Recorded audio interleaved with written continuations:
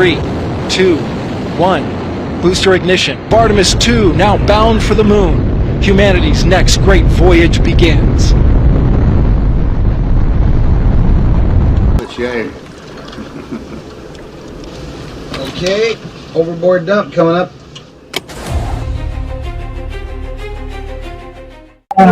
Actually, there is always a redundant chain of excretion systems available on the Artemis. Okay, it is not just the main chain, and it's a redundant chain is also available.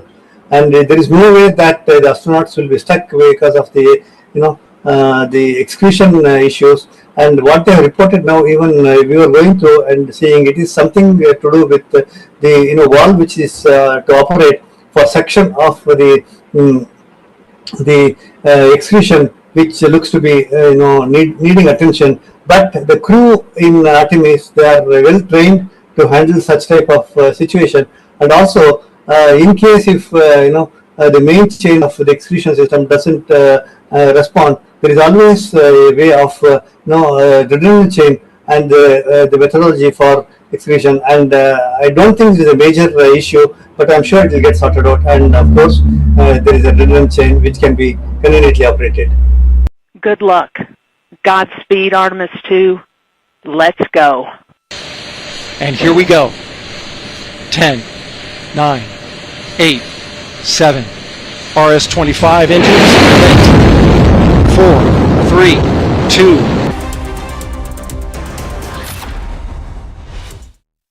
3, 2, 1. Booster ignition. Artemis 2 now bound for the moon. Humanity's next great voyage begins. Shame. Okay, overboard dump coming up.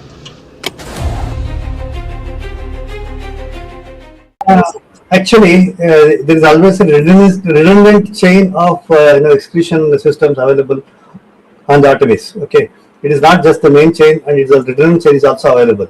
And there is no way that the astronauts will be stuck because of the the excretion issues. And what they have reported now, even we were going through and seeing, it is something to do with the valve which is to operate for section of the excretion, which looks to be needing attention. But the crew in Artemis, they are well trained to handle such type of situation. And also, in case if the main chain of the excretion system doesn't respond, there is always a way of redundant chain and the methodology for excretion. And I don't think it is a major issue, but I'm sure it will get sorted out. And of course, there is a redundant chain which can be conveniently operated. Good luck. Godspeed, Artemis 2. Let's go. And here we go. 10, 9, 8, 7. RS-25 engines lit. 4, 3, 2, 1. Booster ignition. And liftoff. The crew of Artemis 2 now bound for the moon. Humanity's next great voyage begins.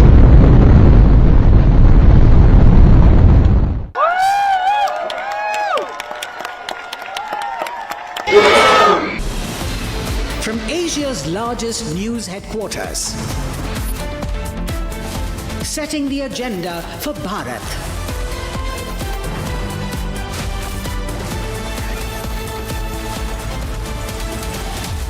You're watching Republic.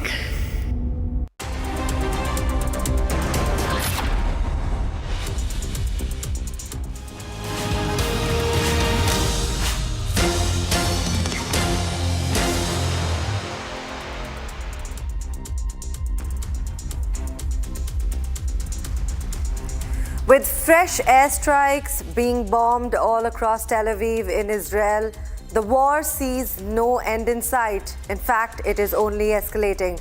My name is Nayan. Welcome to Live This Morning. Let's quickly take you through the headlines of the day.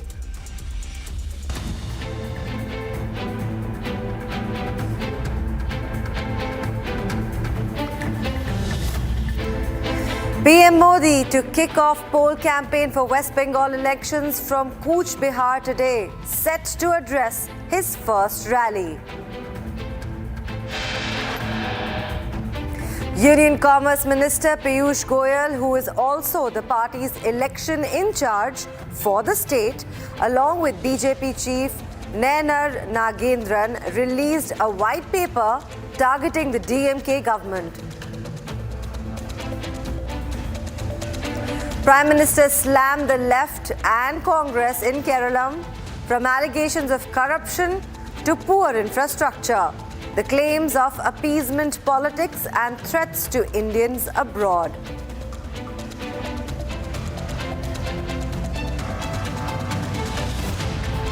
इस Asia के देश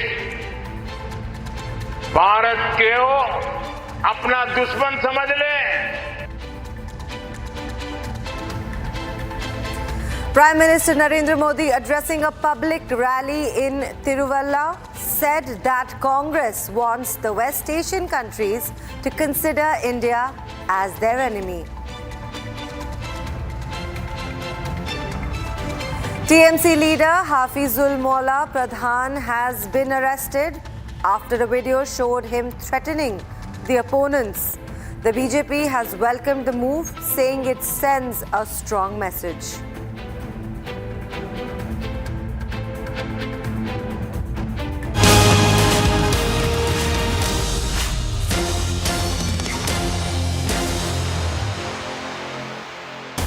All right, viewers, we're getting a breaking news, which is by Donald J. Trump, where in a post he has said that many of the Iran's military leaders who have led them poorly and unwisely are terminated. Along with much else, this massive strike in Tehran, Donald Trump also shared a video on Truth, the social, of Tehran bombing, saying many Iranian generals are terminated. Well, this is not the first time Donald Trump has made such a post on a social media site. It is coming as a fresh post where he is claiming and in fact telling his thoughts that many of the Iranian generals are terminated.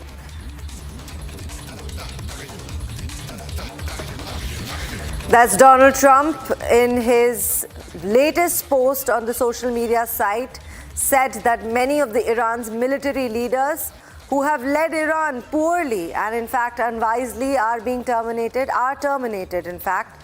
All of this with much else, this massive strike in Tehran can be seen on your television screen. Donald Trump also shared a video on Truth Social of Tehran's bombings, saying many of the Iran's general leaders are terminated.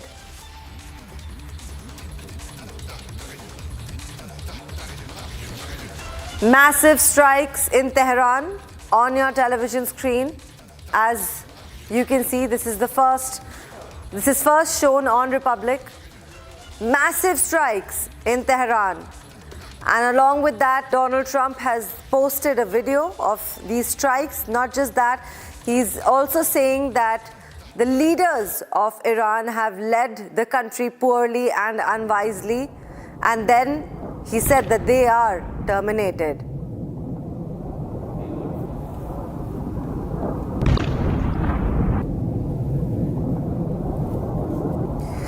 This is a massive strike that you can see on your television screen by Tehran.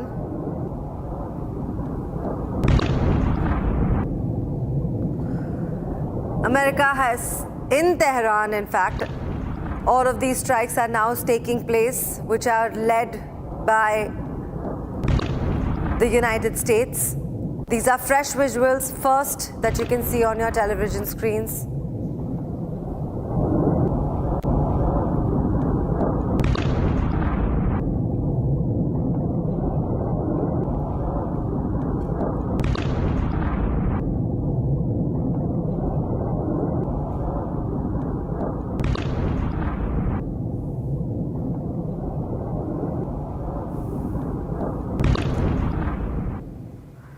Those were indeed some powerful strikes that you saw on your television screen, which were led by the United States on Tehran. But let's take you to Afghanistan, where a powerful earthquake has struck Afghanistan, leaving behind a trail of destruction. At least 9 people have been killed, homes have been crumbled, and families already are struggling to rebuild their lives once again under the buried tragedy. Here's more in this report. Panic and chaos gripped parts of Afghanistan late Friday night as a 5.9 magnitude earthquake struck the country. The tremors were felt across the northern and eastern Afghanistan and even across the border in Pakistan and India. The epicenter was deep in the rugged Hindu Kush mountains that triggered devastation in vulnerable communities.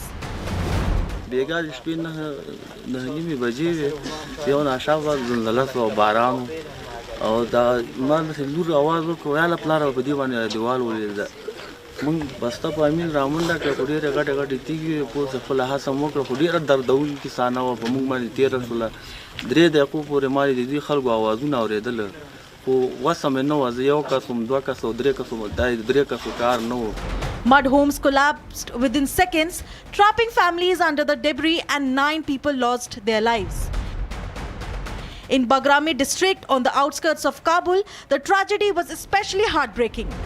بس موږ د خټو د تیګو نه راوباسل او امبولانس ته مرکول او هسپتال ته انتقالول. بلا خیره چې ټوله پلټنه مو وکړله د پلټنې په جریان کې 9 کسه فامیل دی ټول زنانه او ماشومان او نارینه نو په دغه 9 کسانو کې 8 کسه په شهادت ورسېده او یو ماشوم بلا خیره له اوسه پورې ژوندی ده. Families who had just returned after years of displacement now found themselves victims once again. Officials said that dozens of homes have been damaged or destroyed. Afghanistan sits in one of the world's most active seismic zones. Afghanistan is frequently jolted by earthquakes, particularly along the Hindu Kush mountain range near where the Eurasian and Indian tectonic plates meet. Right, but as you know, Iran is not stopping itself from attacking back on Israel. In fact, Iran's missile strikes on Israel have continued with the cluster munition hitting the town of Ramat Gan near Tel Aviv. It has left a residential building heavily damaged. Here's more in this report.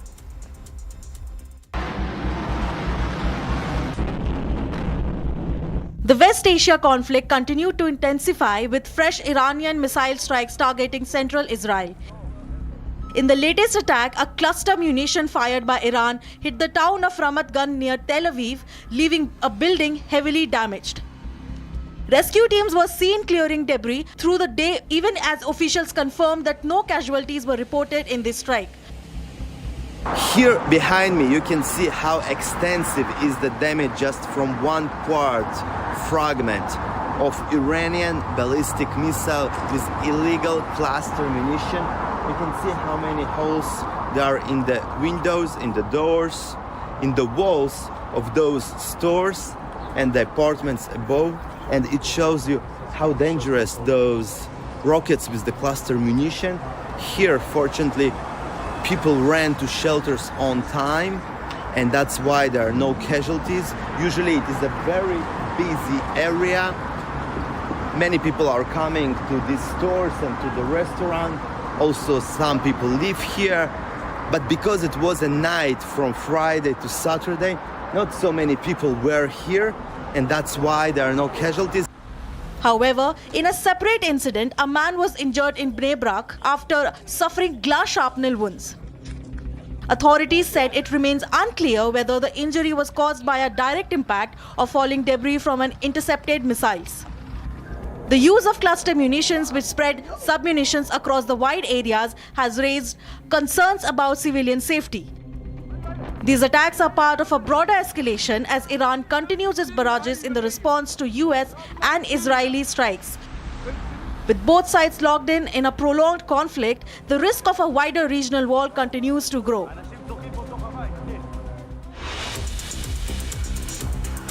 Let's take you to the world of business, where Tata Steel has received a demand notice of nearly 1,755 crore rupees over allegations of excess coal mining.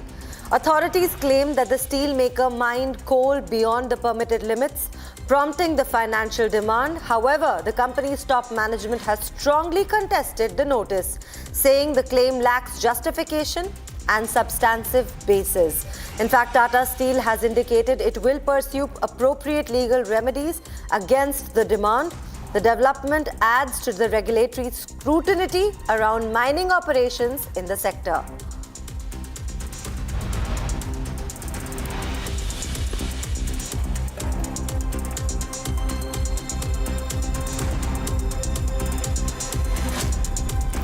India's crude oil supplies remain secure despite the global disruptions and the Ministry of Petroleum and Natural Gas that has said. In fact, the ministry dismissed the reports claiming that the Iranian crude oil cargo was diverted from India to China due to a payment issue, calling it factually incorrect. In fact, the Indian officials have said that the Indian refineries have already secured their crude recruitments, including supplies from Iran. India currently imports oil from more than 40 countries, giving companies the flexibility to source crude based on commercial considerations. In fact, the country consumes around 5.5 million barrels of crude oil per day.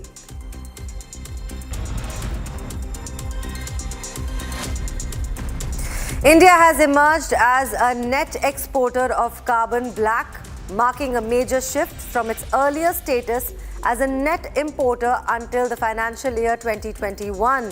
Exports have been growing at a 20% compound annual growth. In fact, significantly, it is faster growing than China's 4%.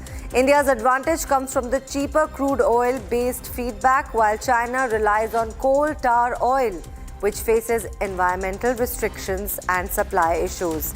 Now, as a result, India's exports to the European Union has jumped from 10,000 tons in the year 2021 to 150,000 tons in the year 2024. This surge has helped India overtake China as the EU's largest carbon black supplier.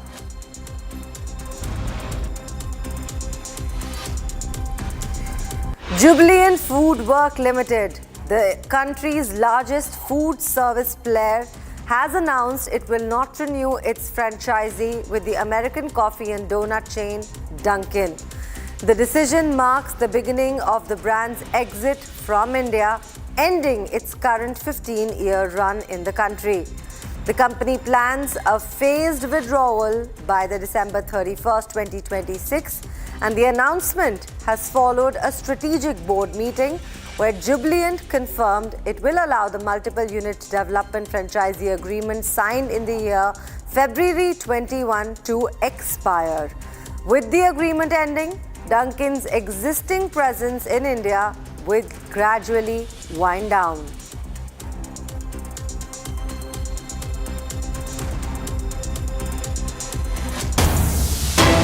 All right, a breaking news coming in with news development. The new documentation of the attack on the Iran's Mahashahr petrochemical facility in Kazakhstan is in the southwestern Iran by the Israeli Air Force. There is a fresh attack that has now taken place, and this is a new documentation on your television screen where attack on the Iran's Mahashahr petrochemical facilities in Kazakhstan, which is in the southwestern part of Iran, by the Israeli Air Forces. Clearly, the war is not stopping or seeing any end in sight, with Iran making these big ballistic missile attacks on Tel Aviv and Israeli forces retaliating as a reaction to the action. Clearly, the war is escalating even further. In fact, what you see on your television screen right now is a big breaking news development where this documentation is the attack of Iran's Mahashahr petrochemical facility in Kazakhstan, which is on the southern western side of Iran, by the Israeli Air Forces. Plumes of smoke can be seen around and across the sky. And there is no downgrading, but in fact escalating of the situation.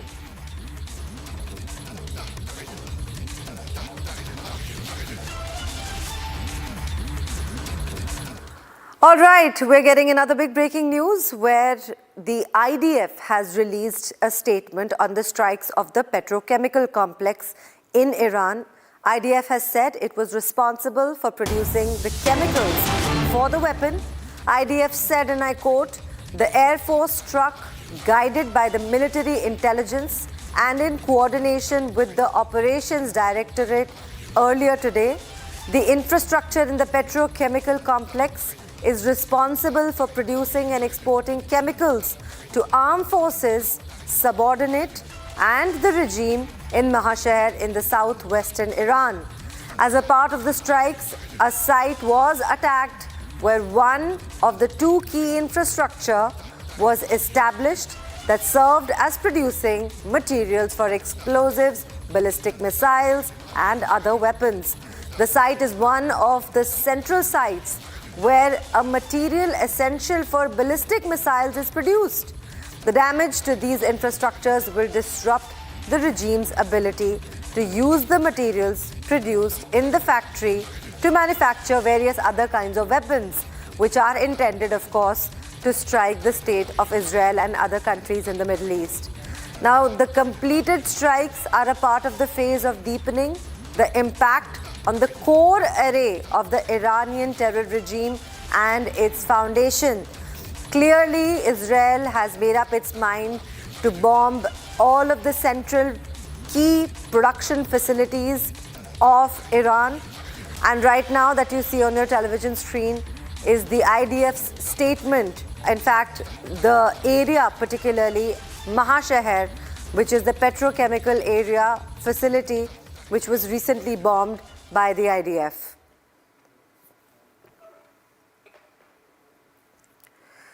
Now, this specific facility produces material for explosives and ballistic missiles and other heavy weapons and machineries. Now, this site is one of the central sites where the essential material for ballistic missiles is produced, which was, in fact, targeted by Israel.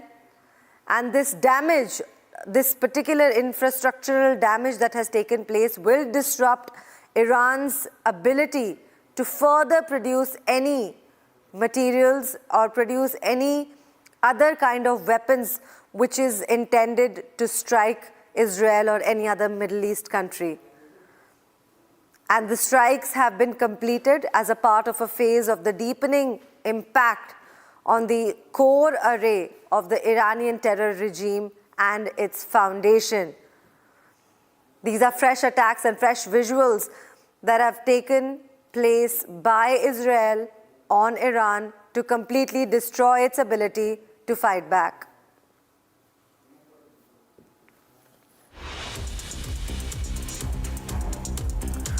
All right, from there, let's take you to the global news. Israeli police has arrested 10 anti-war protesters at the Habima Square late Saturday as the West Asia war is escalating. The demonstrations broke out despite the Home Front Command instructions banning public gatherings.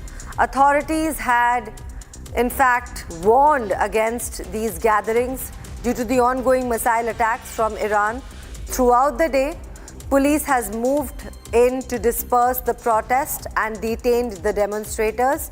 The arrests highlight growing domestic tension in Israel amidst the intensifying conflict.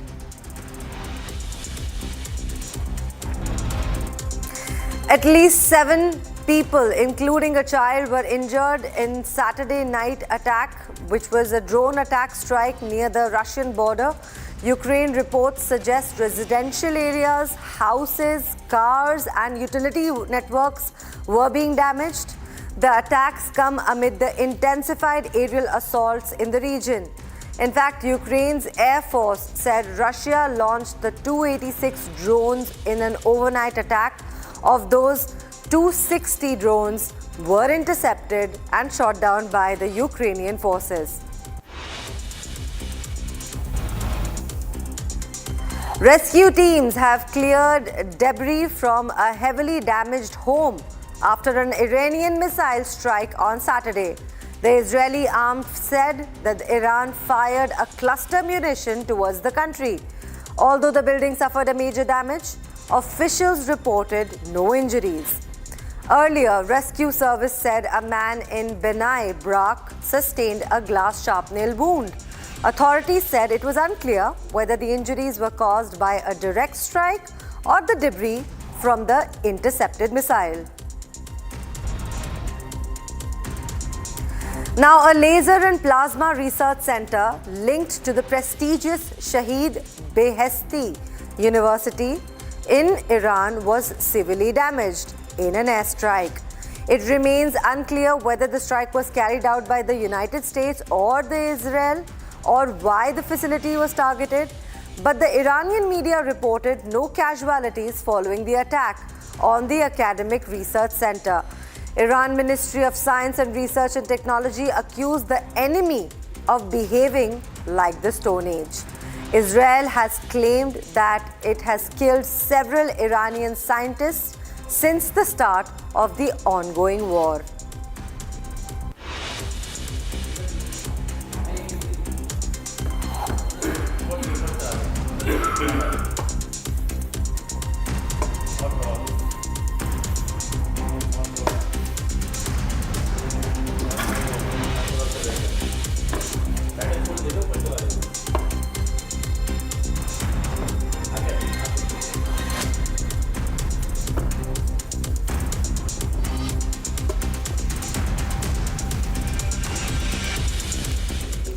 Now, a hospital in Tehran has reportedly damaged due to the shrapnel from explosion due to the Israel's strikings. In fact, the hospital officials have said that no patient inside has been affected at the ward.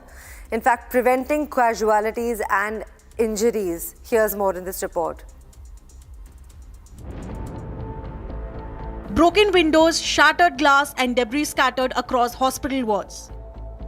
This is what remains inside Iran's psychiatric hospital after explosions due to Israeli strikes. Officials say the hospital was not directly hit but struck by shrapnel from a blast closer to the site. Hospital chief says no one was inside the affected ward at the time. ساعت 23:05 شب در خیابان فدایین اسلام انفجاری اتفاق افتاد که متاسفانه اون موج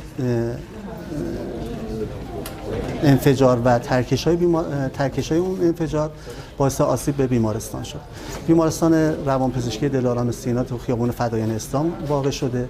یک بیمارستانی با 100 تخت خواب ویژه بیماران اعصاب و روان که بیمارانی که اینجا بستری هستن اکثرا بیماران اضطرابی استرسی و در حقیقت PTSD هستن، بیمارانی که در اثر حوادث قبلی دچار استرس و اضطراب شدن. The incident reportedly happened during Nowruz, likely preventing casualties. Patients have since been transferred to other facilities. ضلع مقابل محل انفجار در حقیقت بیمارا بستری بودن و ضلعی که در حقیقت مجاور محل انفجار بود خوشبختانه در اون شب به خاطر تعطیلات عید بیمار بستری نبود، پرسنل هم حضور نداشتن. ما در اون شب 30 تا بیمار بستری داشتیم که به خاطر شرایطی که ایجاد شده بود برق بیمارستان قطع شده بود، تمام شیشه ها، پنجره ها، درها خورد شده بودن، دیوارا تعداد زیادی از دیوارا فرو ریخته بود، ترکش‌های متعددی به بیمارستان خورده بود. شب بیماران رو به بیمارستان دیگه منتقل کردیم. Just a few days back, Israeli-US strikes hit one of its major pharmaceutical facilities. The site targeted by Israeli-US was a producer of key pharmaceutical material used in cancer treatment. The damage comes as the conflict between Iran, the United States and Israel enters its 6th week, raising concerns over civilian safety. Now, Iran rejects Trump's 48-hour ultimatum as helpless and unbalanced.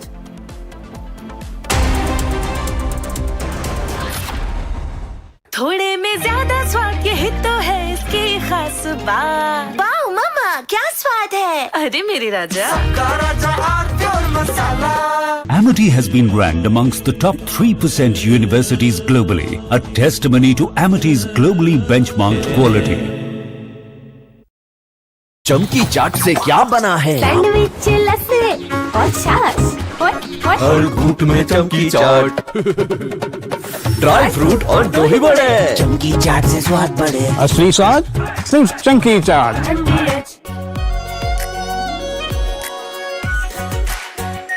Are pure shahi paneer masala, delicious, healthy everyday.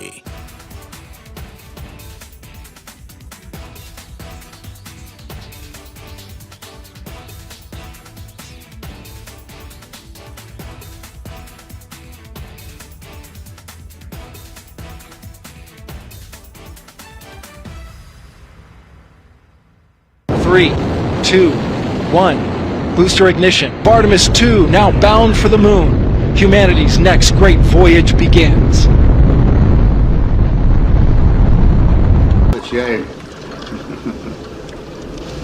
Okay, overboard dump coming up.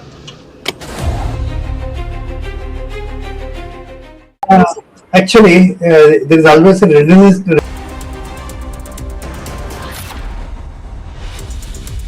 प्यास बुझाए ठंडक लाए सबको भाई जीरा से MTH का जल जीरा जीरा से।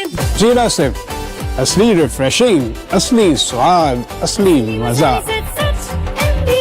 MTH।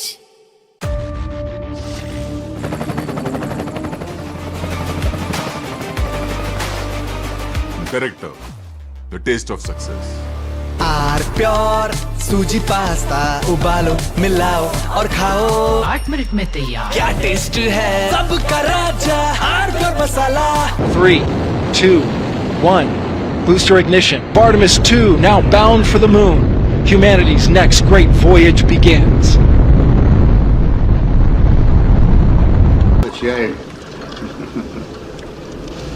Okay, overboard dump coming up.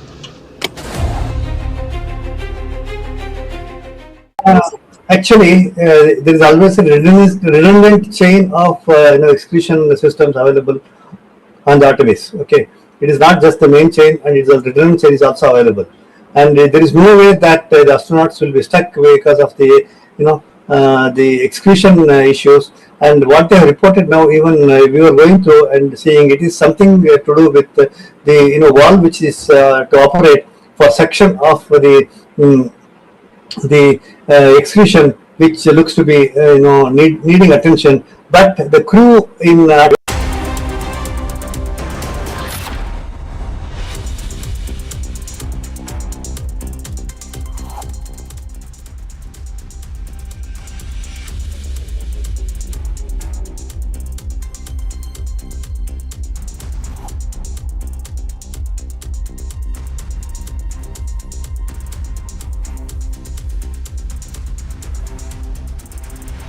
A very warm welcome, viewers. You're watching the Republic TV. This is Shivam Dutt Mehta, and in this bulletin, our top focus will be on the West Asian conflict. We'll get you the latest details of what's unfolding, because as we speak, the search operation for the rescue of the missing pilot continues as we speak, because Iran and US continues to be in the war. Iran has completely rejected the ultimatum that was given by Donald Trump. There are lots of breaking news developments. We'll get you the minute-to-minute updates of what's unfolding in West Asian conflict. But first up, let's have a look at the top headlines of the hour.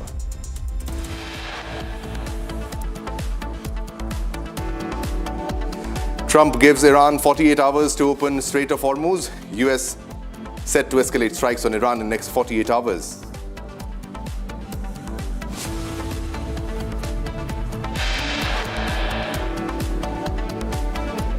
Iran rejects Trump's 48-hour ultimatum as helpless and unbalanced.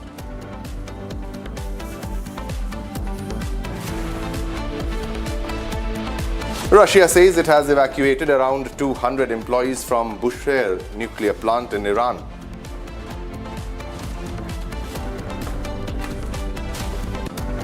US and Iran race to find missing crew member from downed US fighter jet F-15E Strike Eagle.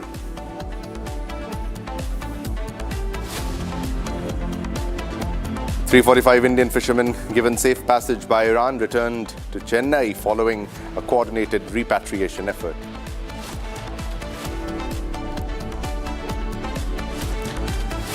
PM Modi to kick off poll campaign for West Bengal elections from Kuch Bihar today, set to address his first rally there.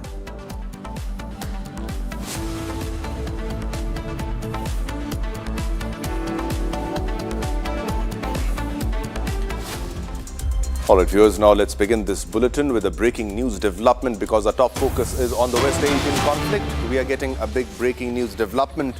This comes from the IDF, the Israeli Defense Forces, which has released a statement and also the images of the strikes it conducted.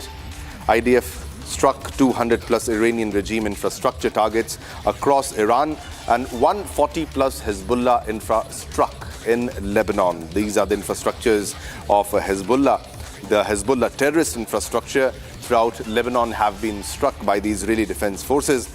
Now, among the targets that were struck in Iran, particularly in Iran, were a Central Islamic IRGC site where a variety of weapons were reportedly stored. Secondly, sites for production, storage and development of ballistic missiles intended to target aircrafts that were stored. IRGC air defense systems that were stored. We'll get you the visuals also. And in Lebanon, Hezbollah terrorist training site was struck and Hezbollah weapons storage was struck. Facilities were struck and launch sites were struck. Hezbollah's Radwan forces headquarters were also struck. So this is the latest that we are getting. And also, these are the images which have been shared by the IDF. Two images, particularly of the strikes which it has conducted, and these are particularly satellite images confirming and drawing boundaries of where exactly the strike took place. Latest coming in from the West Asian conflict zone. The images released by IDF from the strikes in Iran, in Lebanon, because Hezbollah is in Lebanon, Hezbollah is in Beirut. So Israel is striking Hezbollah targets in Lebanon, in Beirut. So these are the strikes which have been conducted in Lebanon, in Beirut, against Hezbollah terrorist infrastructure. Latest visuals and latest images and documentation which has been released by the IDF. 140 plus Hezbollah terrorist infrastructure has been struck in Lebanon, and the list goes on. And also 200 plus Iranian regime infrastructure targets were struck across Iran. Throughout Lebanon, there were strikes. Among the targets struck were in Iran that was struck a Central Islamic IRGC site where a variety of weapons were stored, and also sites for production, storage and development of ballistic missiles intended to target aircraft, IRGC air defense systems. And also in Lebanon, when it comes, Hezbollah terrorist training site, Hezbollah weapons storage facilities and launch sites, Hezbollah's Radwan forces headquarters were also struck. 140 plus Hezbollah terrorist infra struck in Lebanon. These are the latest updates from the war zone. Israel continues to keep striking the infrastructure deep inside Iran, deep in Tehran, in the heart of Iran. And also strikes are being conducted against Hezbollah.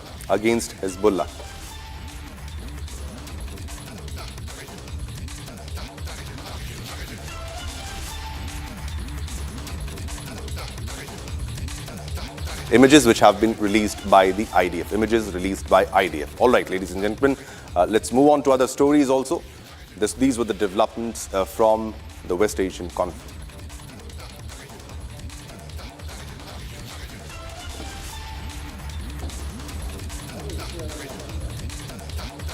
So 140 plus Hezbollah terrorist infra struck in Lebanon. Many infrastructures have been struck of Iran and of Hezbollah, especially in Lebanon and deep inside Iran.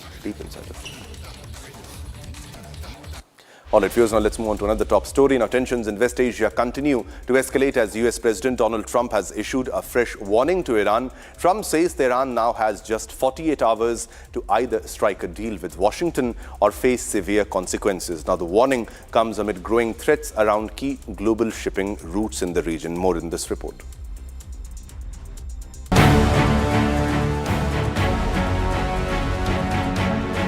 As tensions continue to rise in West Asia, US President Donald Trump has issued a fresh warning to Iran amid the deepening crisis.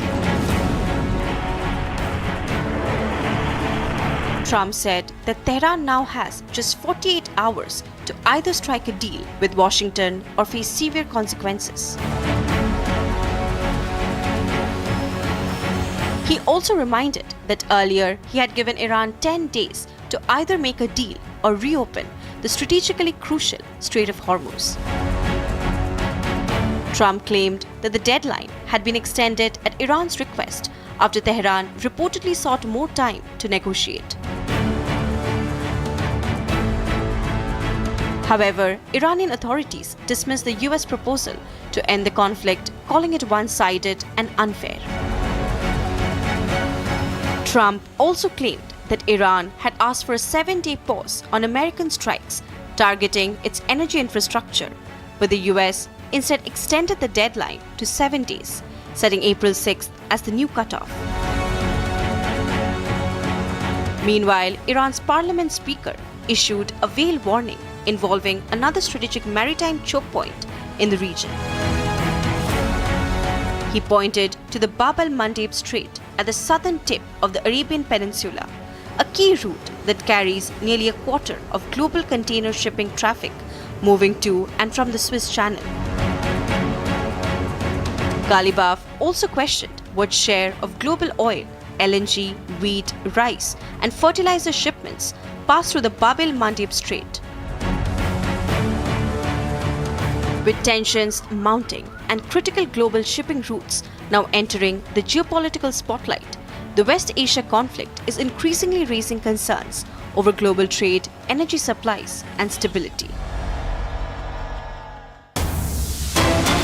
All right, viewers, we are getting another big breaking news development coming in as we speak. Iran has rejected Donald Trump's 48-hour ultimatum to strike a deal or to reopen the Strait of Hormuz, calling it a helpless, nervous, unbalanced, and stupid action. Now, General Ali Abdullahi Aliabadi, representing Iran's Central Military Command, dismissed Trump's threat to destroy the nation's essential infrastructure. And he said that it's a sign of desperation. This comes after Trump warned of severe military consequences if the strait isn't reopened, with his previous 10-day deadline expiring. Iran's defiant stance has escalated tensions. Very big development. Iran is not going to back down, it seems, not listening to Donald Trump, not paying heed to what Donald Trump is saying. All the requests of Donald Trump are falling to the deaf ears of Iran, and now this is the ultimatum by Donald Trump in his own style. But this is again Iran, who is not taking chances, will not take any chances, because it has the experience of being betrayed by United States of America in the previous talks which happened. We must remember that there were ongoing talks between US and Iran, and even then there were strikes which happened.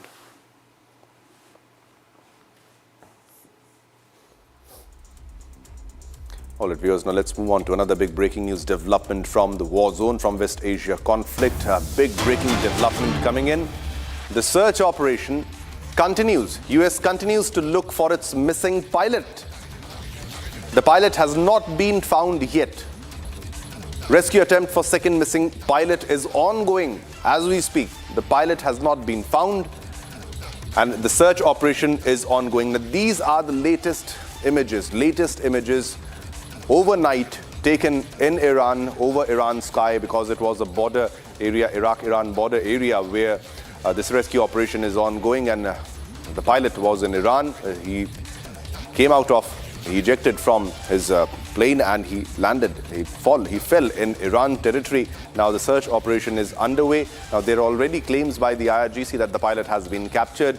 However, there is intelligence with the US that it might not be true, and hence the search continues. The search is on for the missing pilot. The missing pilot search is continuing. These are the images which we fetched a day before yesterday, where a big Hercules is going for a search, is looking for the missing pilot, and it was escorted by the attack helicopters of United States military. And there were attacks, reported attacks on the Black Hawk helicopter also. A UH-60 Black Hawk helicopter was also struck, and it crashed also. And these are also claims, but these have to be verified because US completely denies all these claims. However, an F-15E was struck, and hence this is confirmed because there is already a search, ongoing search for the missing pilot. The US Navy, US Army, US Air Force are working together to search for the missing pilot, to rescue the missing pilot, fighting tooth and nail to search and look for the missing pilot who is in the battlefield and might have been captured by the enemy. However, no confirmation has been received on the capture of the pilot. Now, these are the search operation videos and images. Now, the search op from yesterday, which was continuing with the aircrafts of United States of America. And now the video which we are showing, it also shows that the Iranian police was also firing at the aircraft, at the helicopters also. Now, insane visuals coming in from Iran, because the common people are also fighting. The Iranian police is also fighting like the army soldiers. And there was a search operation which was continuing. It's a very hazardous, a very dangerous search operation there.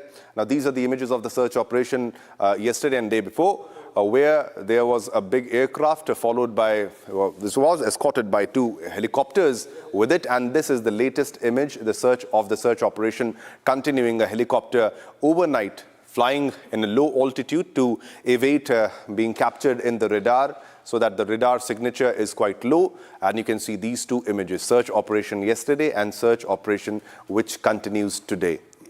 And basically overnight to be on a safer side and to evade the radars.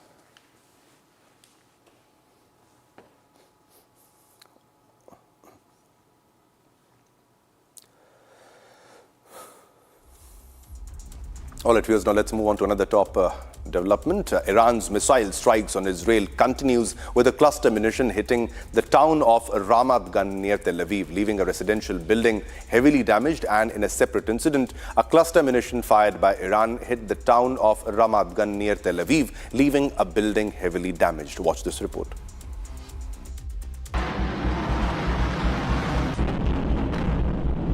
The West Asia conflict continued to intensify, with fresh Iranian missile strikes targeting central Israel.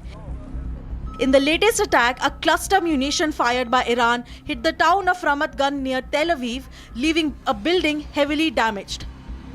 Rescue teams were seen clearing debris through the day, even as officials confirmed that no casualties were reported in this strike.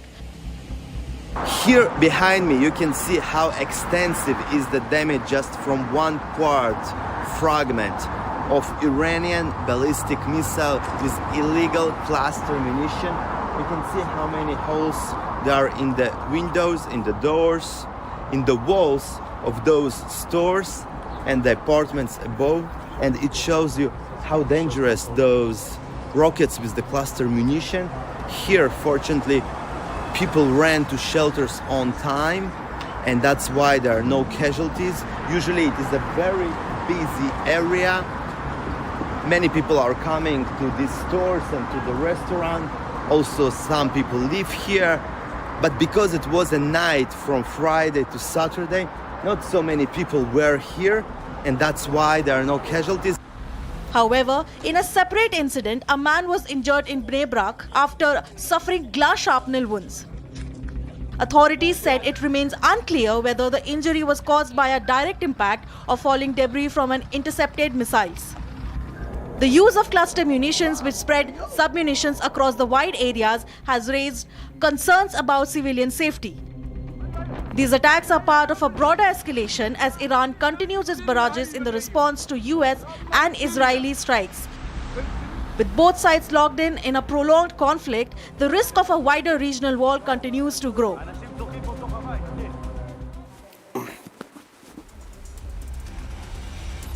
All right, viewers, now let's move on to another top story. Now, a hospital in Tehran was reportedly damaged due to shrapnel from explosion due to Israeli-US strikes. Now, hospital officials say that no patient was inside the affected ward at that time, preventing casualties and injuries. Here's a report on everything we know so far.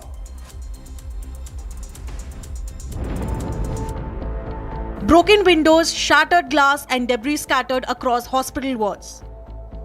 This is what remains inside Iran's psychiatric hospital after explosions due to Israeli strikes. Officials say the hospital was not directly hit but struck by shrapnel from a blast closer to the site. Hospital chief says no one was inside the affected ward at the time.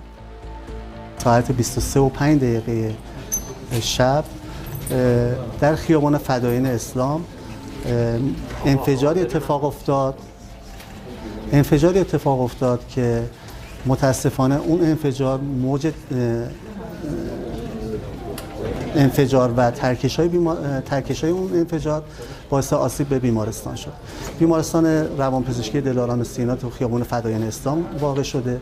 یک بیمارستانی با 100 تخت خواب ویژه بیماران اعصاب و روان که بیمارانی که اینجا بستری هستن اکثرا بیماران اضطرابی استرسی و در حقیقت PTSD هستن، بیمارانی که در اثر حوادث قبلی دچار استرس و اضطراب شدن. The incident reportedly happened during Nowruz, likely preventing casualties. Patients have since been transferred to other facilities. ضلع مقابل محل انفجار در حقیقت بیمارا بستری بودن و ضلعی که در حقیقت مجاور محل انفجار بود خوشبختانه در اون شب به خاطر تعطیلات عید بیمار بستری نبود، پرسنل هم حضور نداشتن. ما در اون شب 30 تا بیمار بستری داشتیم که به خاطر شرایطی که ایجاد شده بود برق بیمارستان قطع شده بود، تمام شیشه ها، پنجره ها، درها خورد شده بودن، دیوارا تعداد زیادی از دیوارا فرو ریخته بود، ترکش های متعددی به بیمارستان خورده بود. شب بیماران رو به بیمارستان دیگه منتقل کردیم. Just a few days back, Israeli-US strikes hit one of its major pharmaceutical facilities. The site targeted by Israeli-US was a producer of key pharmaceutical material used in cancer treatment. The damage comes as the conflict between Iran, the United States and Israel enters its 6th week, raising concerns over civilian safety.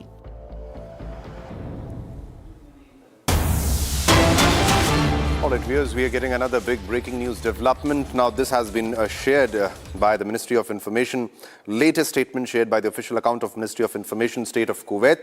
Kuwait Petroleum Corporation has shared that a fire breaks out in Shuaibah oil sector complex following drone attack. And fortunately, there are no human injuries, which have been, no injuries have been reported in this case. Now, these are the visuals, exclusive visuals on your screen. First, on Republic, as you can see, fire breaks out in Kuwait after there was a drone strike in Kuwait Shuaibah oil sector complex. Following attacks, no human injuries have been reported. Now, we'll play the video once again and we'll play it with the nats of the video. Let's listen.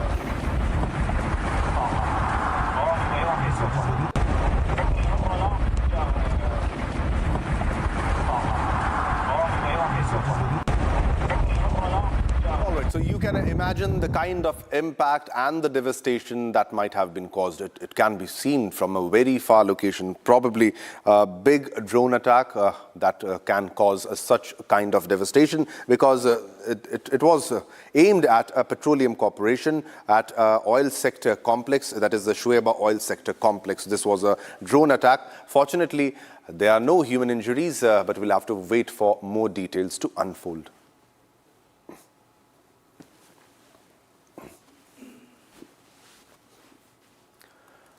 All right, viewers, now from the West Asian conflict, let's move on to another top international stories. Now, a powerful earthquake has struck Afghanistan, leaving behind a trail of destruction. Now, at least 9 people have been killed, homes have crumbled, and families already struggling to rebuild their lives are once again buried under tragedy. More in this report. Panic and chaos gripped parts of Afghanistan late Friday night as a 5.9 magnitude earthquake struck the country. The tremors were felt across the northern and eastern Afghanistan and even across the border in Pakistan and India. The epicenter was deep in the rugged Hindu Kush mountains that triggered devastation in vulnerable communities.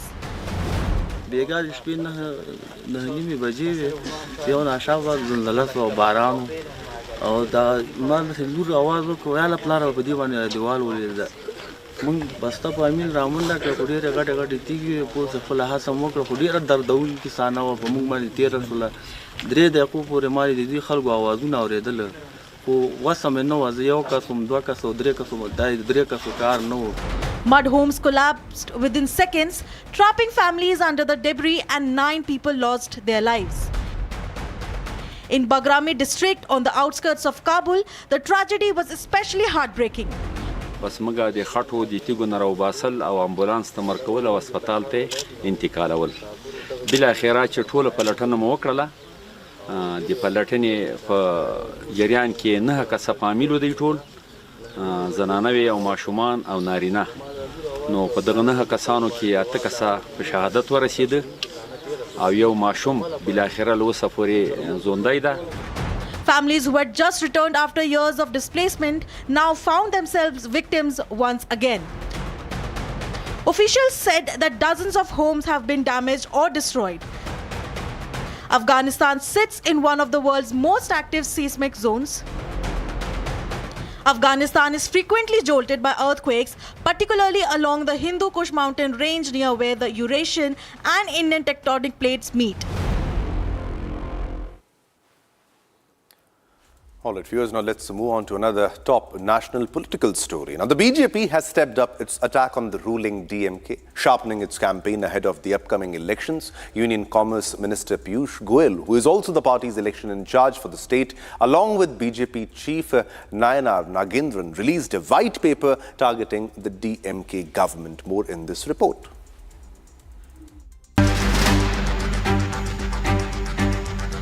With high-stakes battle around the corner in Tamil Nadu, the BJP has intensified its campaign, targeting the ruling DMK.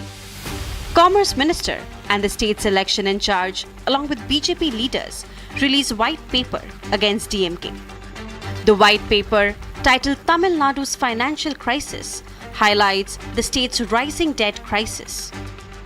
Piyush Goyal questioned DMK chief and Chief Minister M.K. Stalin over the state's rising debt and financial mismanagement. The debt has almost doubled in the last 5 years of DMK government. Revenue deficit, which means they are borrowing money even to pay day-to-day expenses. But where has all this money gone? What assets have you created? What facilities has the common man got? The DMK government has squandered away the people's money. Taking direct aim at Chief Minister M.K. Stalin, Piyush Goyal asked where the state's funds and treasury had gone, despite the state being blessed with industry, farmers, the MSME sector, fishermen and youth. The union minister also said that the state is heading towards bankruptcy under DMK government. Every member of the Stalin family, Thiru M.K. Stalin, Thiru Udaynidhi Stalin, Kanimozi, Thiru Satishan, they all have their hands muddied in this saga of loot and bad governance that the people of Tamil Nadu are suffering. Tamil Nadu is heading towards bankruptcy. He further alleged that the Stalin family is responsible for the Tasmac scam and the spread of drugs in Tamil Nadu, leading to the loss of 5 lakh jobs due to corruption. Which journalist here does not know about the massive Tasmac scam? Are you not worried about your children and the drug menace that is increasing in Tamil Nadu? Are you not aware that now you have to take care of 2 people before you can do any work in Tamil Nadu? It is now not only the family, now the in-laws have also come into picture. They have taken Tamil Nadu to the depth that we have never seen before in Tamil Nadu. Earlier on Tuesday, Piyush Goyal, alongside State President Nayanar Nagendran, released a charge sheet targeting the DMK government ahead of upcoming Tamil Nadu polls. All right, viewers, time to slip into a short commercial break, but don't go anywhere. Coming up next, 345 Indian fishermen given a safe passage by Iran return to Chennai following a coordinated repatriation effort.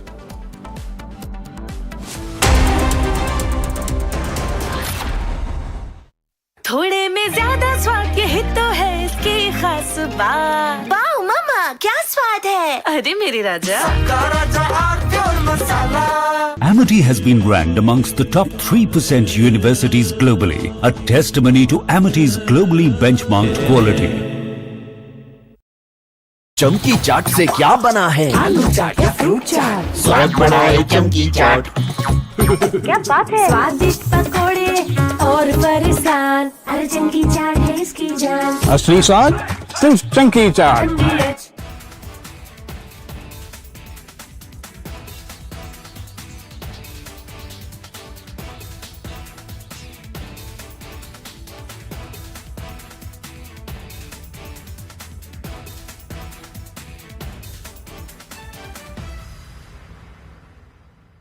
Three, 2, 1. Booster ignition. Artemis 2 now bound for the moon. Humanity's next great voyage begins.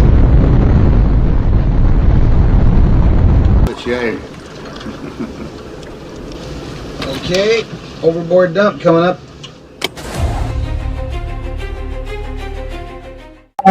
Actually, there is always a redundant chain of excretion systems available on the Artemis. Okay, it is not just the main chain, and it is a redundant chain is also available. And there is no way that the astronauts will be stuck because of the the excretion.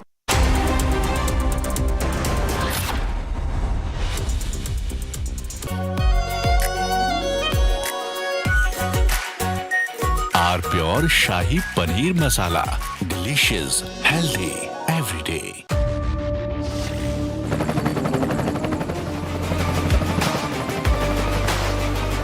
Character, the taste of success.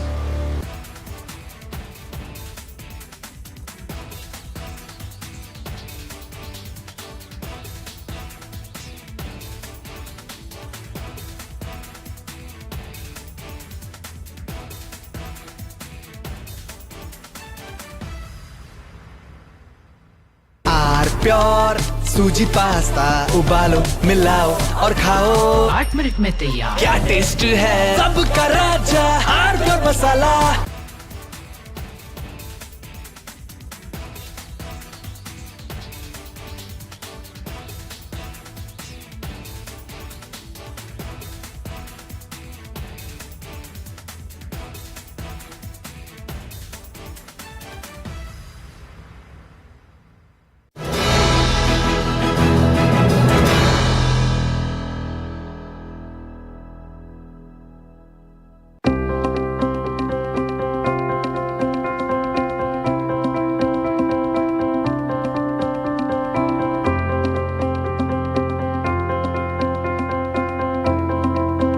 At the VIT-AP University, learning unfolds in many layers. From academics and research to sports and student life, every space on campus contributes to shaping confident and capable individuals.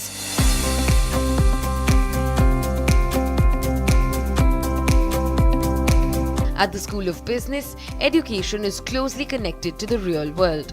The curriculum is designed with inputs from industry experts to keep pace with changing corporate environments.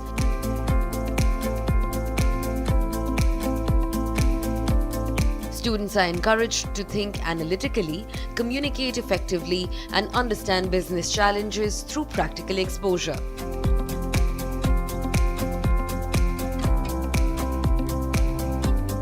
Experiential learning plays a key role through case studies, live projects, simulations, and industry interaction.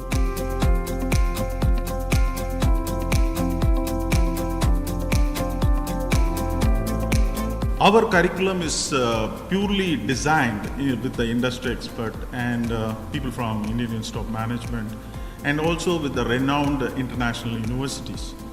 And also we emphasize more on experiential learning, research orientation and global exposure. And also the unique advantage here in VIT AP University is that we have a flexible credit system and a multidisciplinary approach aligned with the national education policy. And we focus more on analytics, innovation, sustainability and entrepreneurship. Hope you know that Amaravati is going to be the new capital. So quantum and Google is investing in cloud. All that is going to add value to our VIT AP School of Business.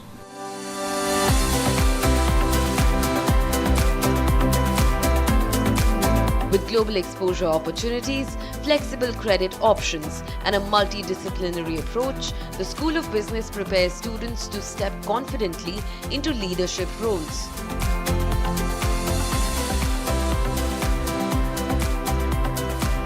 In the Department of Chemistry, students move beyond theory into hands-on experimentation. Modern laboratories allow them to apply concepts, conduct research, and build a strong scientific foundation. This lab is completely the School of Advanced Sciences Research Laboratory, and this lab is dedicated to most of the research equipment and research scholars. And this is we have, apart from the basic facilities, basic and research laboratories, we have state-of-the-art research facility, particularly chemical vapor deposition, as well as rotavapor, and also optical and polarizing microscopic as well. So apart from this one, we have also another instrumentation center which is called Central Instrumentation Facility, operated by the VIT AP University, such that we can have a lot of specialization. Particularly the scholars and faculty are working on energy related sciences as well as sensor related sciences. Most of the people are working, and apart from that, there is a lot of work is also going on computational modeling.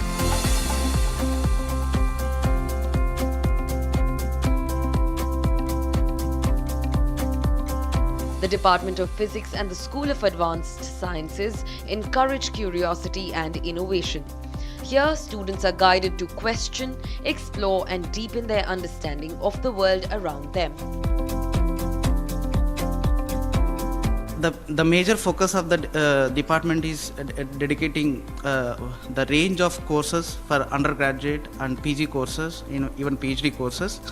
The department is mainly offering MSc Energy Science and Technology in order to weave into the emerging technologies, especially battery science and technology, hydrogen science and technologies, even solar technologies. This will be both. We are going to be fit manpower to fit to strengthen the domains, both collaboration with academic and industry domains. And even still, the university is supporting for high-end equipment, like as I said, for studying about the phase analysis of FESCM. Still, we are under pursuing. It is going to be get into the university in the soon.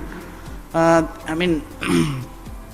how the department is helping to the to solving the problems from the societal to helping to the youngsters to going higher education.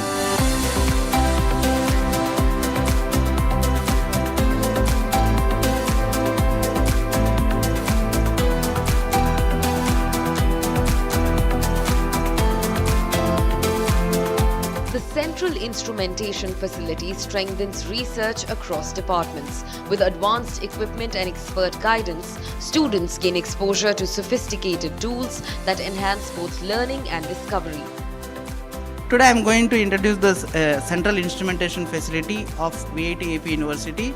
How this center is facilitating for the advanced characterization tools for other schools, like advanced School of Advanced Sciences and Mechanical Engineering and School of Electronics and even School of Computer Science. Okay, this center is majorly on a wide, lot of instruments under this center, namely like FESCM and differential scanning calorimetry and thermal gravitometry analysis, and powder XRD emission and thin film XRD emission. Along with this, we are also adding RFDC magnetron scattering newly to this center.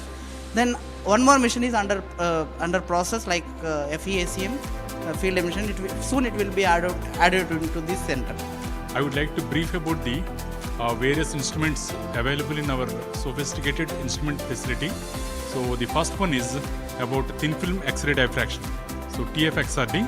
So this is used to identify the phase transitions as well as the purity of the phases, as well as we can lattice parameters also we can find using thin film X-ray diffraction.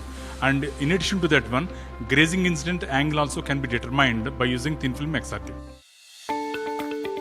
Facilities like these provide students with the confidence to pursue meaningful academic and research goals. Engineering remains a strong foundation at VIT AP. Students work on projects, prototypes, and innovative ideas under the guidance of experienced faculty members. What makes the experience unique is the opportunity to learn across disciplines and explore diverse interests.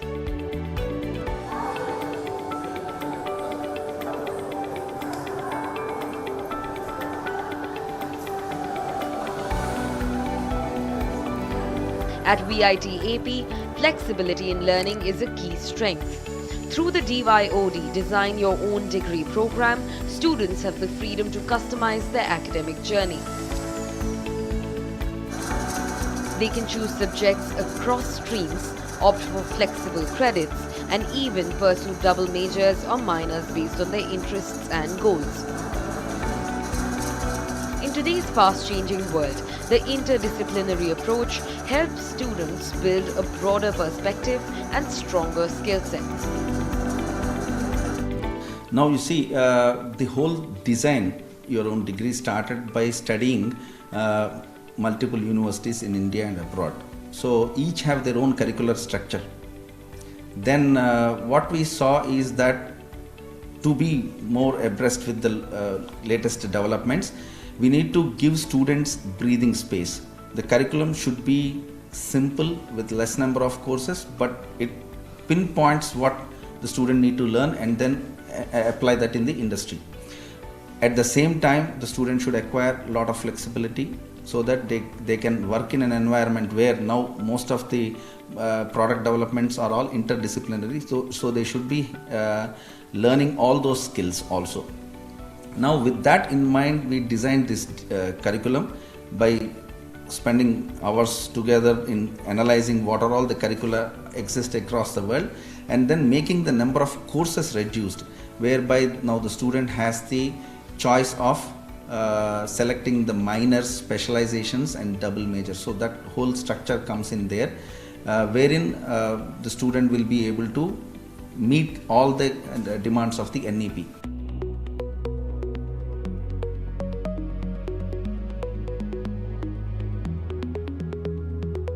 DYOD empowers students to take ownership of their education, designing a path that reflects their aspirations and future plans.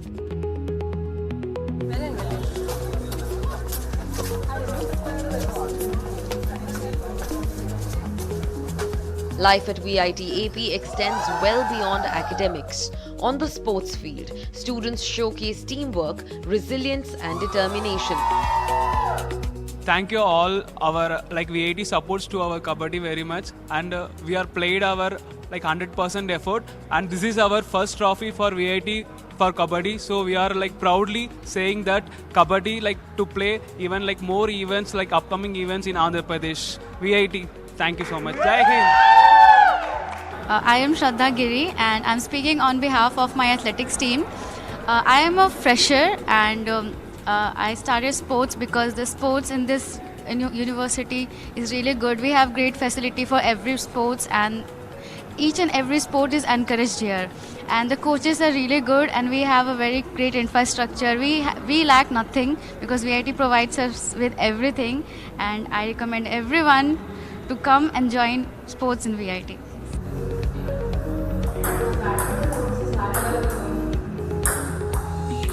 With structured training and dedicated coaching, students are encouraged to pursue sports alongside their studies, maintaining both physical fitness and competitive spirit.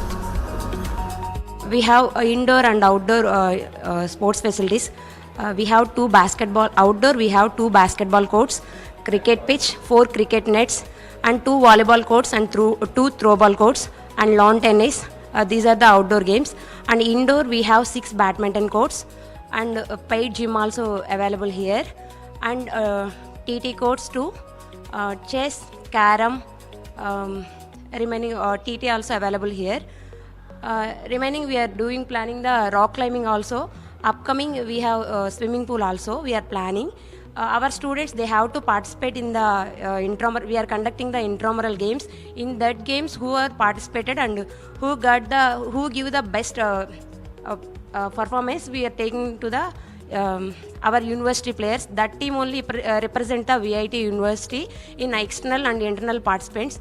So they are going to South Zone and internal Vignan Fest, SRM Fest, like that. They are participating, that students only. In the paid gym, there is a trainer here. So I'm the assistant gym manager here. I'll train the students. And in paid gym also, we have the facility for powerlifting also. Recently, we got national medals in powerlifting. So next upcoming, in additional, we have the rock climbing facility here, and also upcoming there is a swimming pool facility. It is under construction. Very soon it's going to be in operation.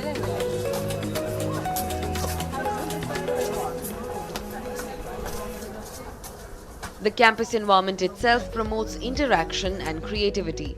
Open spaces and green landscapes offer students moments to reflect, collaborate, and recharge.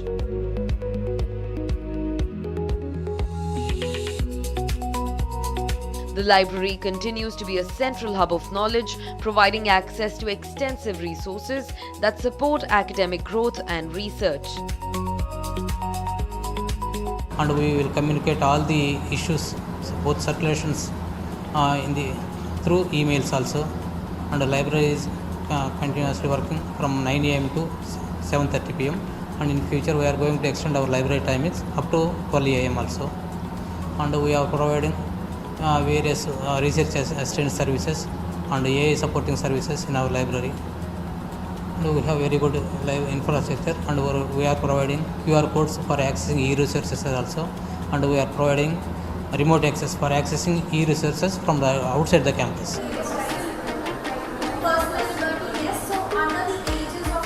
Inside classrooms, interactive teaching methods and close faculty mentorship create a supportive and engaging learning experience.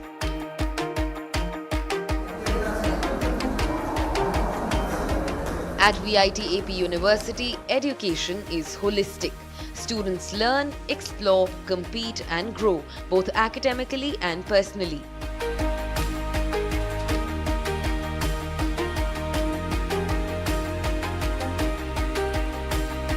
Every experience on campus contributes to shaping confident individuals ready to face the future. Legacy of 3 generations of women in my family. VIT AP University, a place to learn, a chance to grow.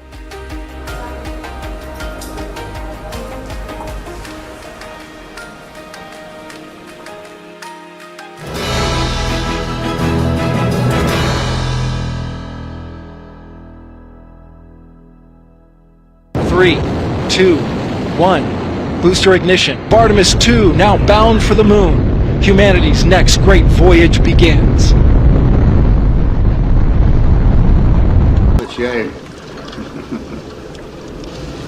Okay, overboard dump coming up.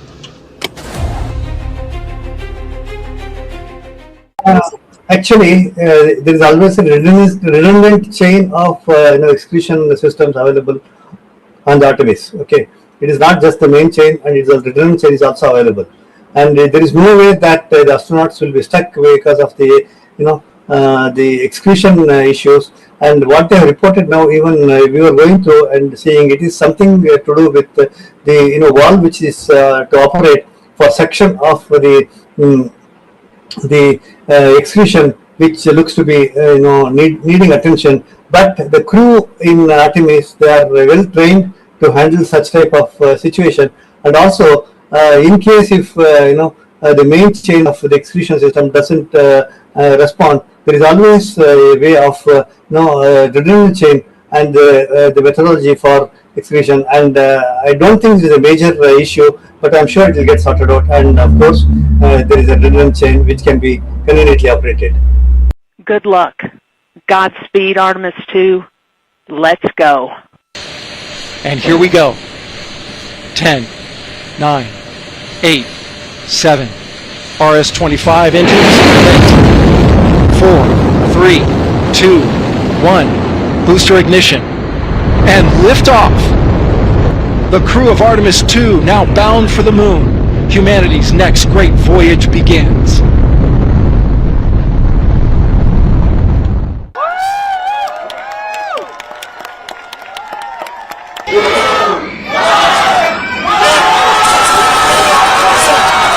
First time it was canceled in February 8th. After that March, we make all the plans, we have all the hype, and it was canceled again. And finally it's happening today. So we are going to celebrate a new milestone for everybody, not only for USA, for the whole planet, for the whole humanity.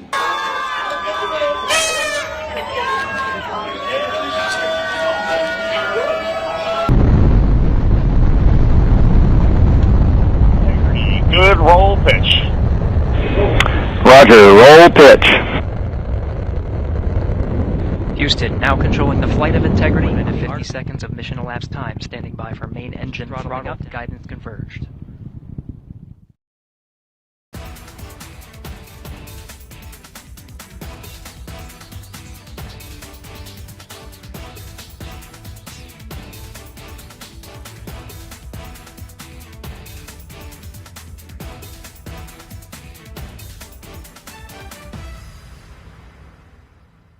Three, 2, 1. Booster ignition. Artemis 2 now bound for the moon. Humanity's next great voyage begins.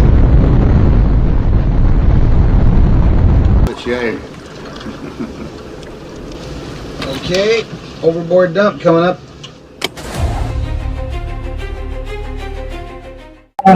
Actually, there is always a redundant chain of execution systems available on the Artemis. Okay, it is not just the main chain, and it's a redundant chain is also available. And there is no way that the astronauts will be stuck because of the the execution issues. And what they have reported now, even we were going through and seeing, it is something to do with the valve which is to operate for section of the execution, which looks to be needing attention. But the crew in Artemis, they are well trained to handle such type of situation. And also, in case if the main chain of the execution system doesn't respond, there is always a way of redundant chain and the methodology for execution. And I don't think it is a major issue, but I'm sure it will get sorted out. And of course, there is a redundant chain which can be conveniently operated. Good luck. Godspeed, Artemis 2. Let's go. And here we go. 10, 9, 8, 7. RS-25 engines lit. 4, 3, 2, 1. Booster ignition. And liftoff. The crew of Artemis 2 now bound for the moon. Humanity's next great voyage begins.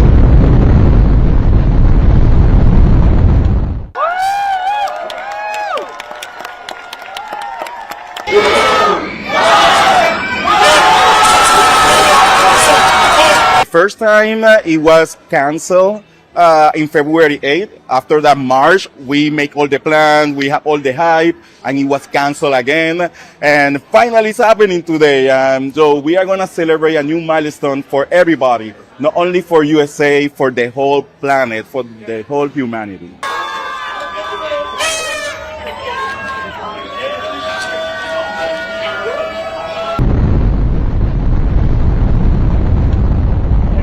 Good roll pitch.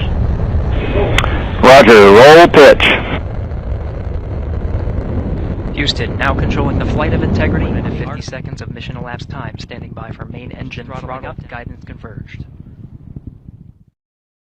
3, 2, 1. Booster ignition. Artemis 2 now bound for the moon. Humanity's next great voyage begins.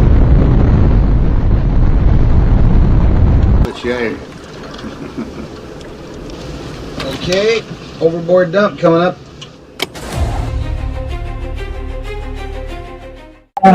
Actually, there is always a redundant chain of execution systems available on the Artemis. Okay, it is not just the main chain, and it's a redundant chain is also available.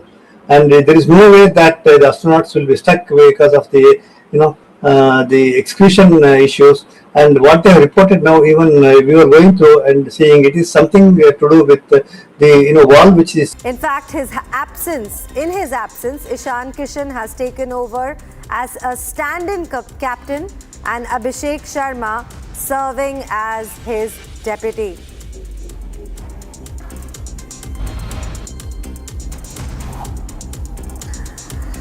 Punjab Kings captain Shreyas Iyer has been fined a 24 lakh rupees sum after his team has found him guilty of maintaining a slow over rate during their IPL 2026 clash against the Chennai Super Kings at the M.A. Chidambaram Stadium. Now, this marked the Punjab Kings' second offence of the season under the IPL Code of Conduct.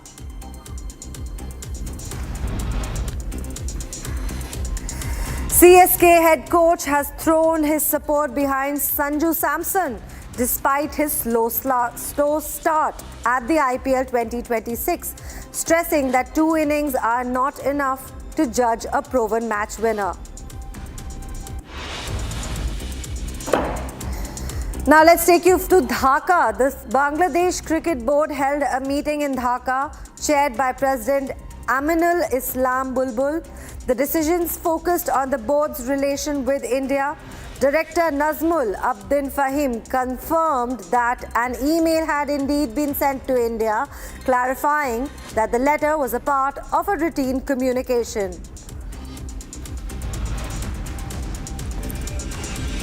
India's riding pugilist Vishwanath Suresh stunned reigning world champion and world number 1 Sanjahar Tashkanbay at Kazakhstan to advance to the men's 50 kg semi-final at the Asian Boxing Championship.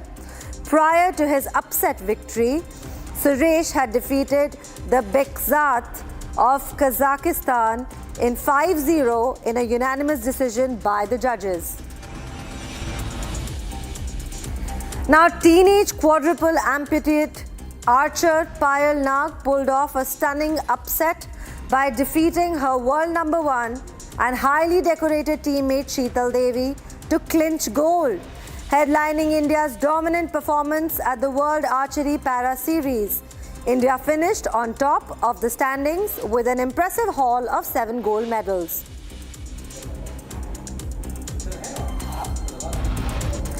During Mumbai Indians' clash against the Delhi Capitals, Rohit Sharma scored 35 runs off the 26 balls, striking just 1 6 in his innings.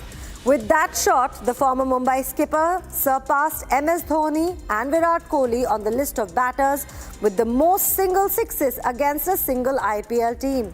Rohit now sits third with 51 sixes against the Delhi Capitals. The top 2 spots belong to Chris Gayle, who smashed 61 sixes against Punjab Kings and 54 against Kolkata Knight Riders.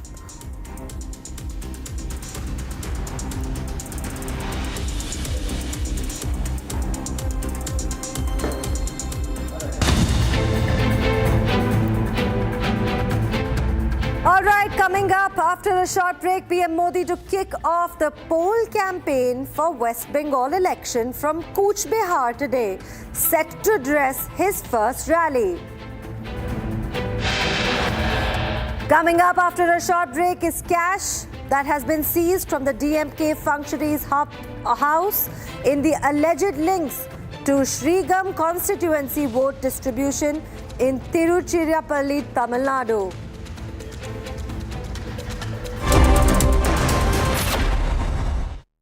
3, 2, 1. Booster ignition. Artemis 2 now bound for the moon. Humanity's next great voyage begins.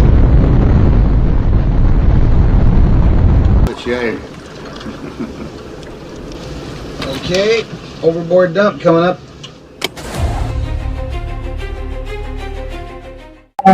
Actually, there is always a redundant chain of execution systems available on the Artemis. Okay, it is not just the main chain, and it's a redundant chain is also available. And there is no way that the astronauts will be stuck because of the the execution issues. And what they have reported now, even we were going through and seeing, it is something to do with the valve which is to operate for section of the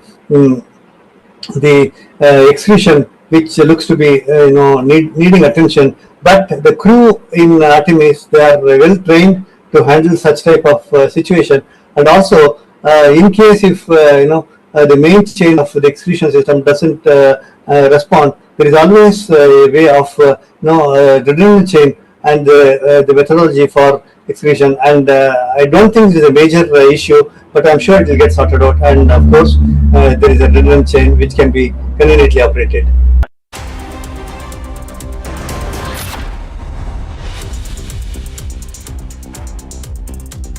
Three, 2, 1. Booster ignition. Artemis 2 now bound for the moon. Humanity's next great voyage begins.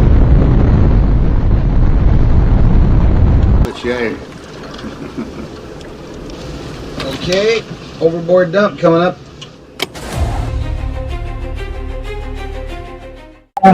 Actually, there is always a redundant chain of execution systems available on the Artemis. Okay, it is not just the main chain, and it's a redundant chain is also available. And there is no way that the astronauts will be stuck because of the the execution issues. And what they have reported now, even we were going through and seeing, it is something to do with the valve which is to operate for section of the execution, which looks to be needing attention. But the crew in Artemis, they are well trained to handle such type of situation.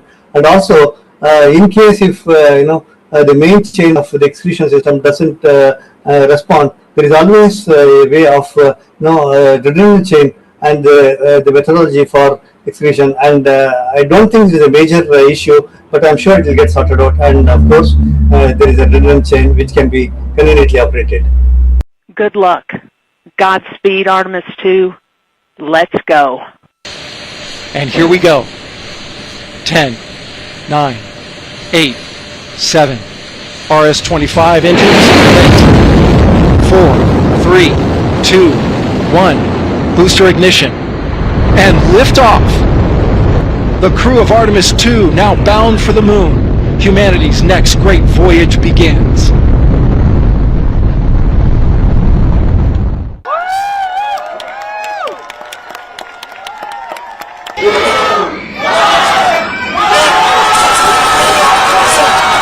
First time it was canceled.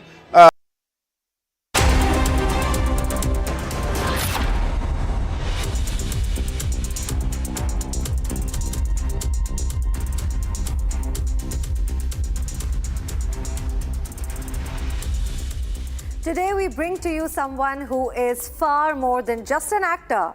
He's a storyteller who breathes life into every character. He's a performer who commands the stage and the screen, and a teacher who shares wisdom beyond the craft. He's an inspiration to millions across the generation, a recipient of some of India's highest honors, a global face of Indian cinema, and a journey that continues to motivate, evolve, and leave a lasting impact. Don't miss this powerful and inspiring conversation with the legend Anupam Kher today at 7 p.m. But let me take you through the headlines before you go anywhere.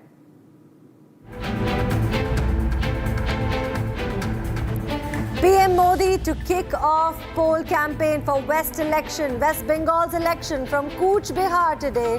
He's set to address his first rally.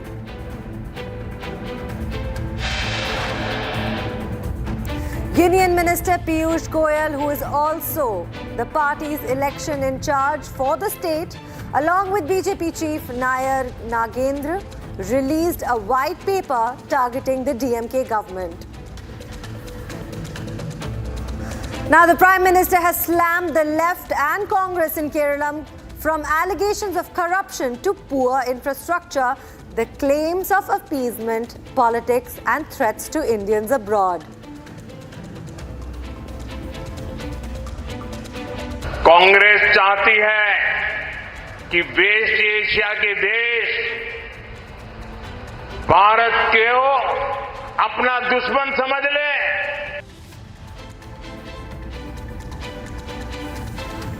In fact, Prime Minister Narendra Modi addressed a public rally in the Tiruvalla, said that the Congress wants the West Asian countries to consider India as their enemy. TMC leader Hafizul Maula Pradhan has been arrested after a video showed him threatening the opponents. The BJP welcomed the move, saying it sends a strong message. Meanwhile, cash has been seized from DMK's functionary house in alleged links to Srirangam constituency votes distribution in Tiruchirappalli in Tamil Nadu.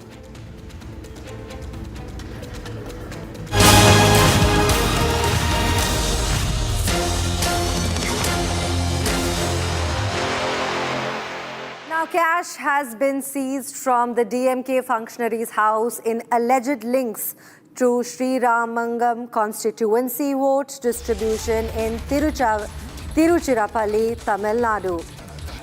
This has been a big breaking news where cash has been seized.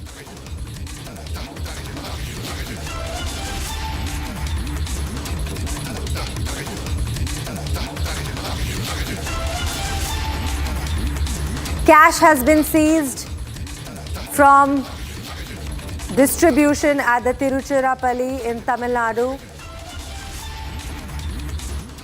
And this is, we have my colleague Sharda who's joined us on the phone line. Sharda, please tell us, what is this whole menace of cash distribution? Well, actually, the election commission had found out that in Tiruchirappalli and Srirangam, multiple amounts of cash were given by DMK's functionaries' house. They also found lump sum of amount of money in the DMK's functionaries' house in the Srirangam constituency, and it was the cash for oaths distributed by the DMK's what the allegations are.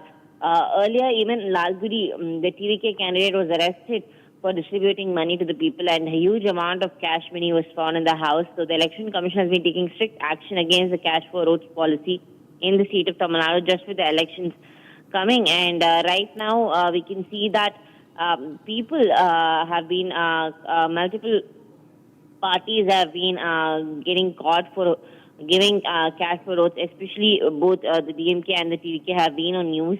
Recently, after EC found multiple videos of them distributing cash in the southern part of the state. Meanwhile, the anti-corruption activities are also taking to the streets to conduct ethical elections and making sure that there's an awareness spread about the menace of the cash for votes in the state of Tamil Nadu. Right. Sharda, this is such a common practice of cash distribution before an election, and it's rightly done that the Election Commission has stepped in. What's more to know on this issue? Well, right now, the information that we have is that the DMK functionaries were involved in giving the cash for votes, and the lump sum of amount was also seized from the DMK functionaries' house in the Srirangam constituency. The police are to file an FIR following the investigations. Only the preliminary investigations are underway. Following then an FIR will be filed, and the accused will also be arrested. In fact, Sharda, I have also received some news that Mr. Stalin's car was checked in this menace. Is it correct?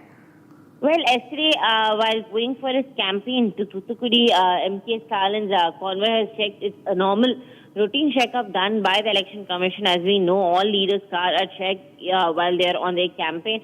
This is the second time that the CM's convoy has been checked by the Election Commission while he was going to a rally in the southern part of the state. Well, it comes as no surprise that so much of cash has been found, but it is very, very, it's a move that's appreciated that this whole incident has been caught by the Election Commission. Sharda, thank you so much for joining us and giving us all of that information. In fact, a fierce political battle is now unfolding in Kerala, with Prime Minister Narendra Modi launching a scathing attack on both the left and the Congress. From allegations of corruption and poor infrastructure to claims of appeasement politics, the threats to Indian abroad. The Prime Minister slammed the left and the Congress in Kerala. Here's more in this report. अब ये पक्का हो चुका है, LDF सरकार के जाने का काउंटडाउन शुरू हो चुका है. Prime Minister Narendra Modi on Saturday intensified the NDA's campaign for the Kerala Assembly polls, sharpening his attacks on the LDF and UDF. Prime Minister Narendra Modi addressed an election rally in Tiruvalla. Ahead of the election, PM Modi exuded confidence, saying that 4th May will be the announcement of the loss of corrupted party from the state. मुझे निकट से केरलम के चुनाव को देखने का अवसर मिला है. मैं पहले भी आया हूं, लेकिन इस बार हवा का रुख कुछ और है, लोगों का मिजाज कुछ और है. केरला में अब सबसे बड़ा परिवर्तन होने जा रहा है. 9 अप्रैल को वोटिंग और 4 मई को दशकों के कुशासन का अंत की घोषणा. अब यह पक्का हो चुका है, एलडीएफ सरकार के जाने का काउंटडाउन शुरू हो चुका है. केरल में पहली बार बीजेपी और एनडीए की सरकार आने वाली है. Targeting the LDF and the Congress, PM accused them of decades of misgovernance. LDF, UDF की सरकारों ने कभी भी इस क्षेत्र की परवाह नहीं की. यहां कनेक्टिंग रोड्स का हाल बेहाल है. मुझे आपके ही साथी बता रहे थे, यहां कई वर्षों से एक भी बड़ा पुल नहीं बना है.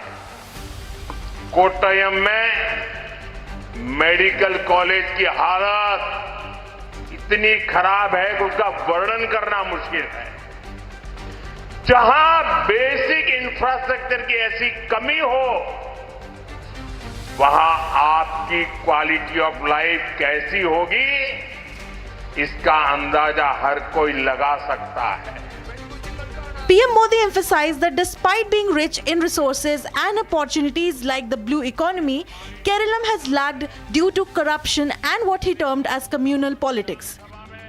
Prime Minister Narendra Modi also accused Congress of making statements that could harm Indians working in West Asia, putting lakhs of expatriates at risk.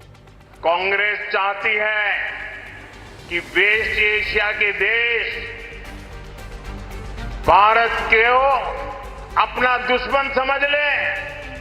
हम यहां कोई ऐसी गलती कर दे, कुछ ऐसा बयान कर दे और गल्फ कंट्री से भारतीयों को वहां से बाहर निकलने के लिए मुसीबत आ जाए. इसलिए कांग्रेस गल्फ कंट्रीज को नाराज करने वाले बयान दे रही है. कांग्रेस चाहती है कि पैनिक फैले और उसे मोदी को गाली देने का मौका मिल जाए. अरे कांग्रेस के लोगों, एलडीएफ के लोगों, यूडीएफ के लोगों, अरे राजनीति अपनी जगह पे है. अरे चुनाव आते जाते रहेंगे.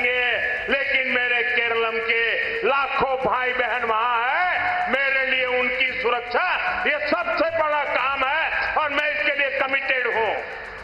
PM Modi also alleged that both left and Congress are indulging in vote bank politics and claimed that incidents targeting communities are on the rise. Left और कांग्रेस दोनों वोट बैंक के लिए कट्टरपंथी लोगों को राजनीति में आगे बढ़ाते हैं। मुनम्बम जैसी घटनाएं केरलम में आम होती जा रही है।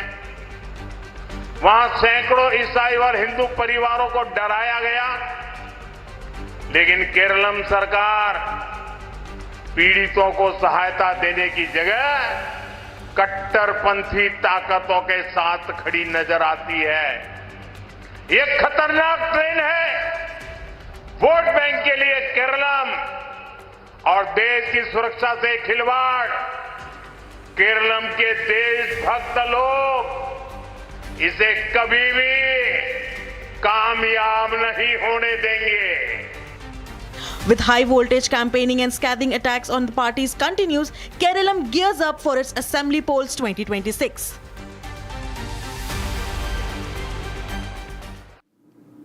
Now, ahead of the Bengal poll, action has been taken against the alleged voter intimidation. TMC leader Hafizul Molla Pradhan has been arrested after a video showed him threatening the opponents. The BJP has welcomed the move, saying it sends a strong message as the Election Commission steps up to its crackdown.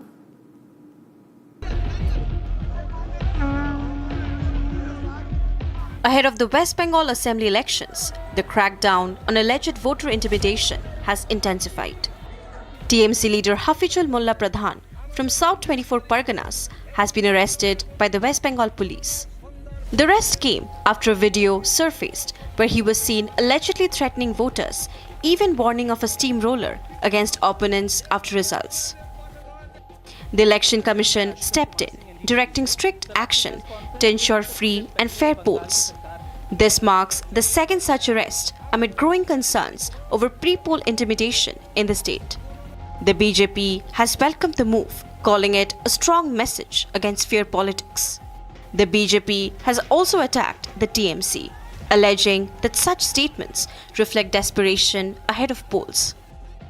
With the poll battle heating up, law enforcement and the Election Commission are now under pressure to ensure a level playing field in West Bengal.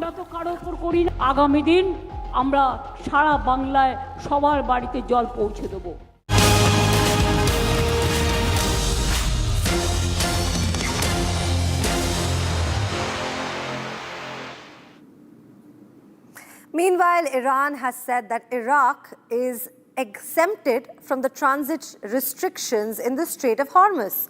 Lieutenant Colonel Ibrahim Zolfghari, Khatam al-Anbiya Central Headquarters spokesperson, said, although we were at the forefront of the battlefield, the hearts and steadfast positions for the proud people of Iraq were also with us. He says, and I quote, your support remains a motivation to increase our determination and perseverance in the path of struggle.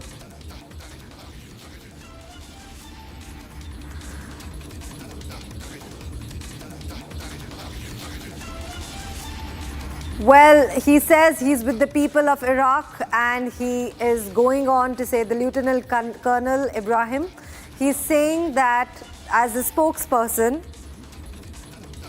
that he is with the people of Iraq and he is going to exempt any of, he's not going to exempt any of the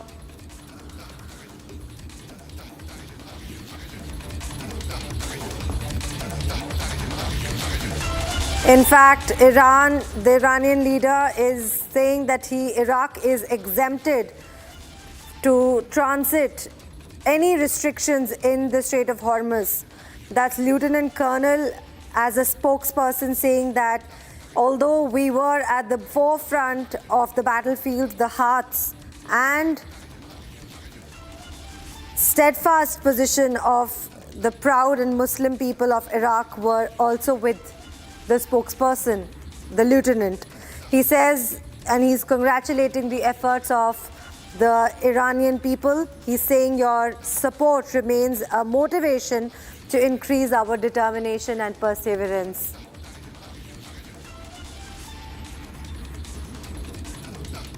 In fact, Iran's missile strikes on Israel are continuing, with a cluster munition hitting the town of Ramat Gan near Tel Aviv. It's leaving the residential buildings heavily damaged. Here's more in this report.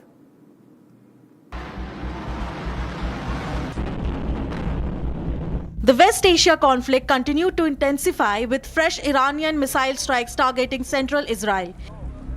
In the latest attack, a cluster munition fired by Iran hit the town of Ramat Gan near Tel Aviv, leaving a building heavily damaged.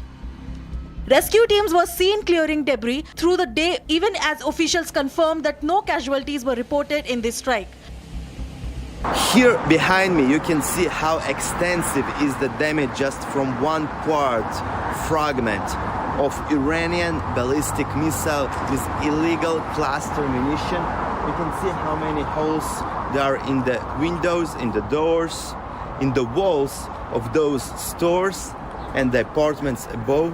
And it shows you how dangerous those rockets with the cluster munition. Here, fortunately, people ran to shelters on time, and that's why there are no casualties. Usually it is a very busy area. Many people are coming to these stores and to the restaurant. Also, some people live here. But because it was a night from Friday to Saturday, not so many people were here, and that's why there are no casualties. However, in a separate incident, a man was injured in Bnei Brak after suffering glass shrapnel wounds. Authorities said it remains unclear whether the injury was caused by a direct impact or falling debris from an intercepted missiles. The use of cluster munitions, which spread submunitions across the wide areas, has raised concerns about civilian safety.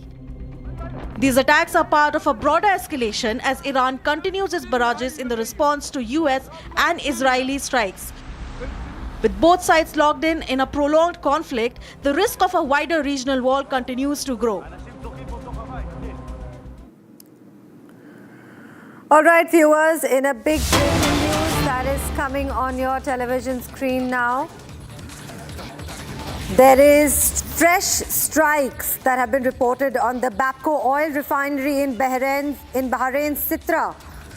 This is a big breaking news that's coming in. The Bapco oil refinery, it is in Bahrain, has been striked by Iran.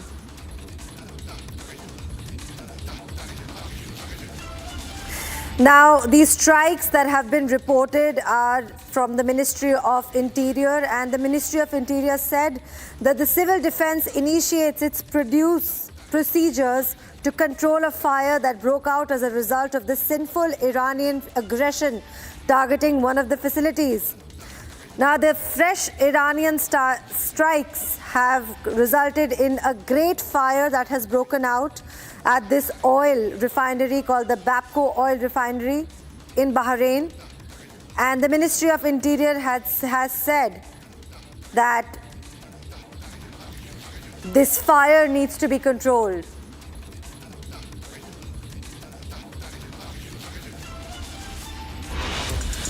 All right, let's take you through the global news, the international headlines for the day. Israeli police has arrested 10 anti-war protesters in Habima Square late Saturday as the West Asia war escalates. The demonstration broke out despite the Home Front Command instructions banning public gatherings. Authorities had warned against the gatherings due to the ongoing missile attacks from Iran throughout the day. Police moved in to disperse the protest and detained demonstrators. The arrest highlights growing domestic tensions in Israel amidst the intensifying conflict. Now, at least 7 people, including a child, were injured in Saturday's night drone strike near the Russian border. Ukraine reports suggest residential areas, houses, cars, utility networks were damaged. The attacks come amidst the intensified aerial assaults in the region. Now, Ukraine's air forces said Russia launched 286 drone attacks in an overnight exchange. Of those, 260 drones were intercepted and shot down by the Ukrainian forces. Rescue teams have cleared debris from the heavily damaged home in an Iranian missile strike on Saturday. The Israeli army said Iran fired a cluster munition towards the country. Although the building suffered a major damage, officials have reported no injuries. Earlier, rescue services said a man in Benai Brak sustained a glass shrapnel wound. Authorities said it was unclear whether the injury was caused by a direct strike or debris of an intercepted missile. Last but not the least, a laser plasma research center linked in the prestigious Shahid Beheshti University in Iran was severely damaged in an airstrike. It remains unclear whether the strike was carried out by the United States or Israel, or why this facility was targeted in the first place. Iranian media reported no casualties following the attack on the academic research center, but Iran's Ministry of Science, Research and Technology accused the enemy of behaving like the Stone Age. Israel has earlier claimed it has killed several Iranian scientists since the start of the war.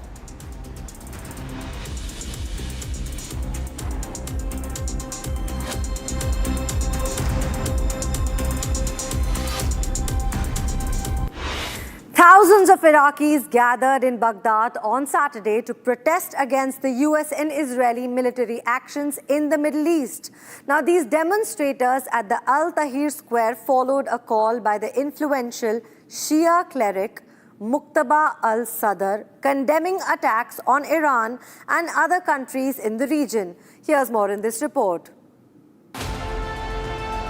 Thousands of Iraqis gathered at Baghdad's Tahrir Square to protest against what they called US-Israeli aggression in the region. Large crowds filled the square carrying Iraqi flags and banners, with security personnel deployed around the protest site.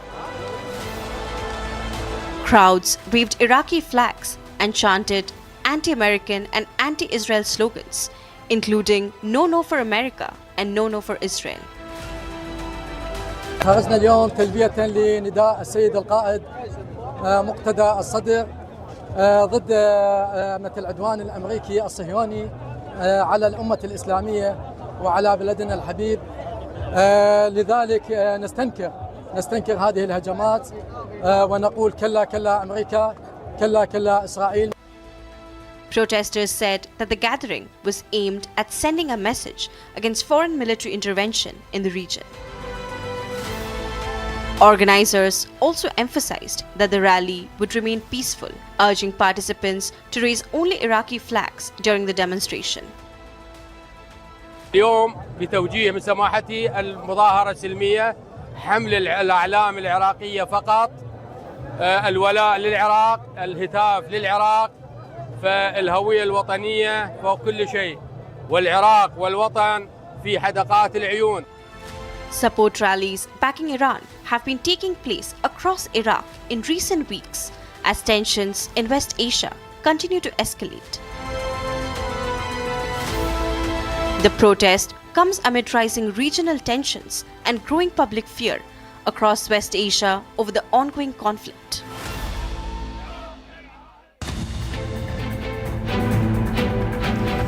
Now, coming up after a short break, cash has been seized from DMK functionaries' house in alleged links to Sri Rangam constituency vote distribution in Tiruchirappalli, Tamil Nadu.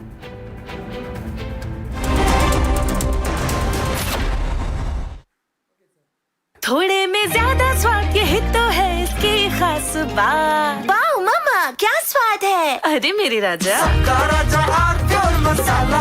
Amity has been ranked amongst the top 3% universities globally, a testimony to Amity's globally benchmarked quality.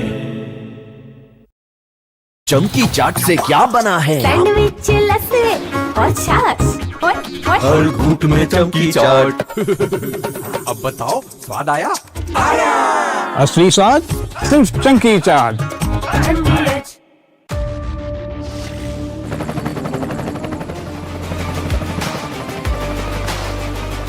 Character, the taste of success.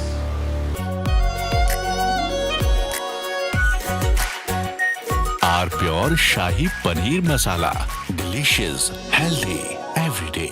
प्यास बुझाए, ठंडक लाए, सबको भाए जीरा SIP. MTH का जल जीरा, जीरा सिप। जीरा सिप, असली रिफ्रेशिंग, असली स्वाद, असली मजा। MTH।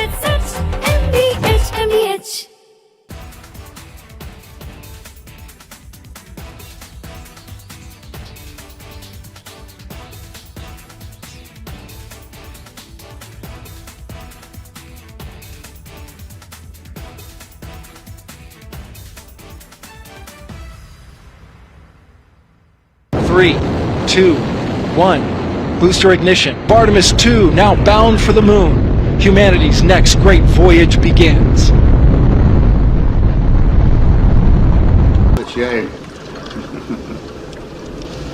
Okay, overboard dump coming up.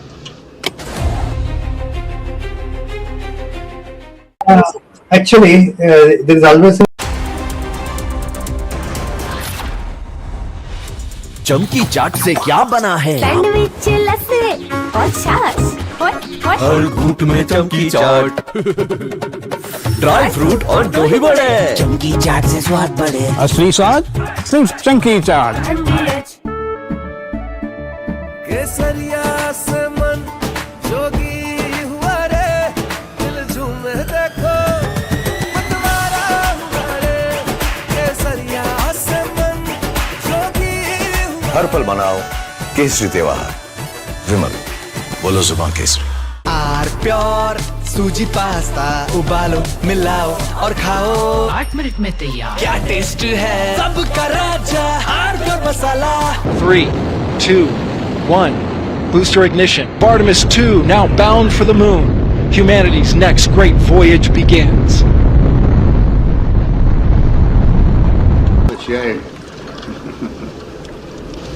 Okay, overboard dump coming up.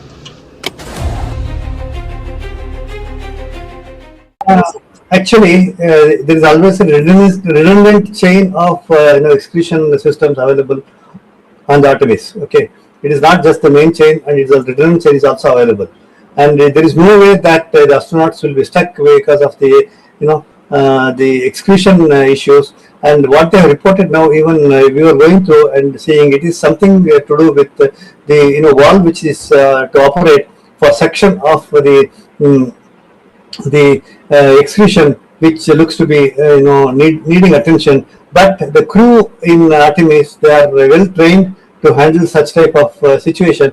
And also, in case if the main chain of the execution system doesn't respond, there is always a way of redundant chain and the methodology for execution. And I don't think this is a major issue, but I'm sure it will get sorted out. And of course, there is a redundant chain which can be conveniently operated.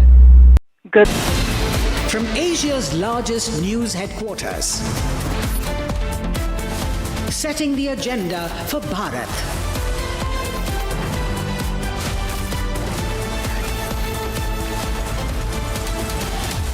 You're watching Republic.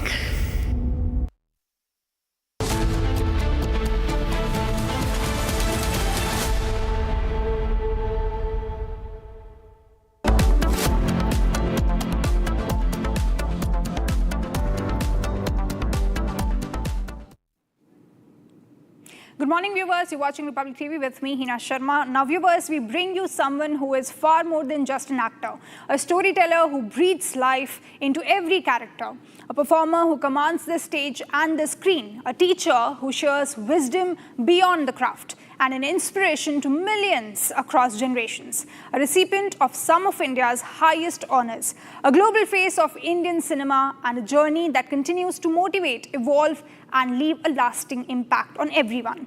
Don't miss this powerful and inspiring conversation with the legend himself, Anupam Kher. Now, let's start with the headlines.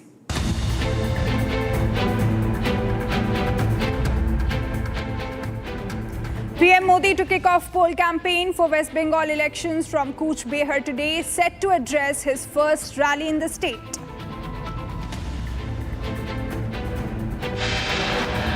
Union Commerce Minister Piyush Goyal, who is also the party's election in charge for Tamil Nadu state, along with BJP chief Nayanar Nagender, released a white paper targeting the MK Stalin-led DMK government. PM Modi slammed the left in Congress in Kerala, from allegations of corruption and poor infrastructure to claims of appeasement politics and threats to Indians abroad.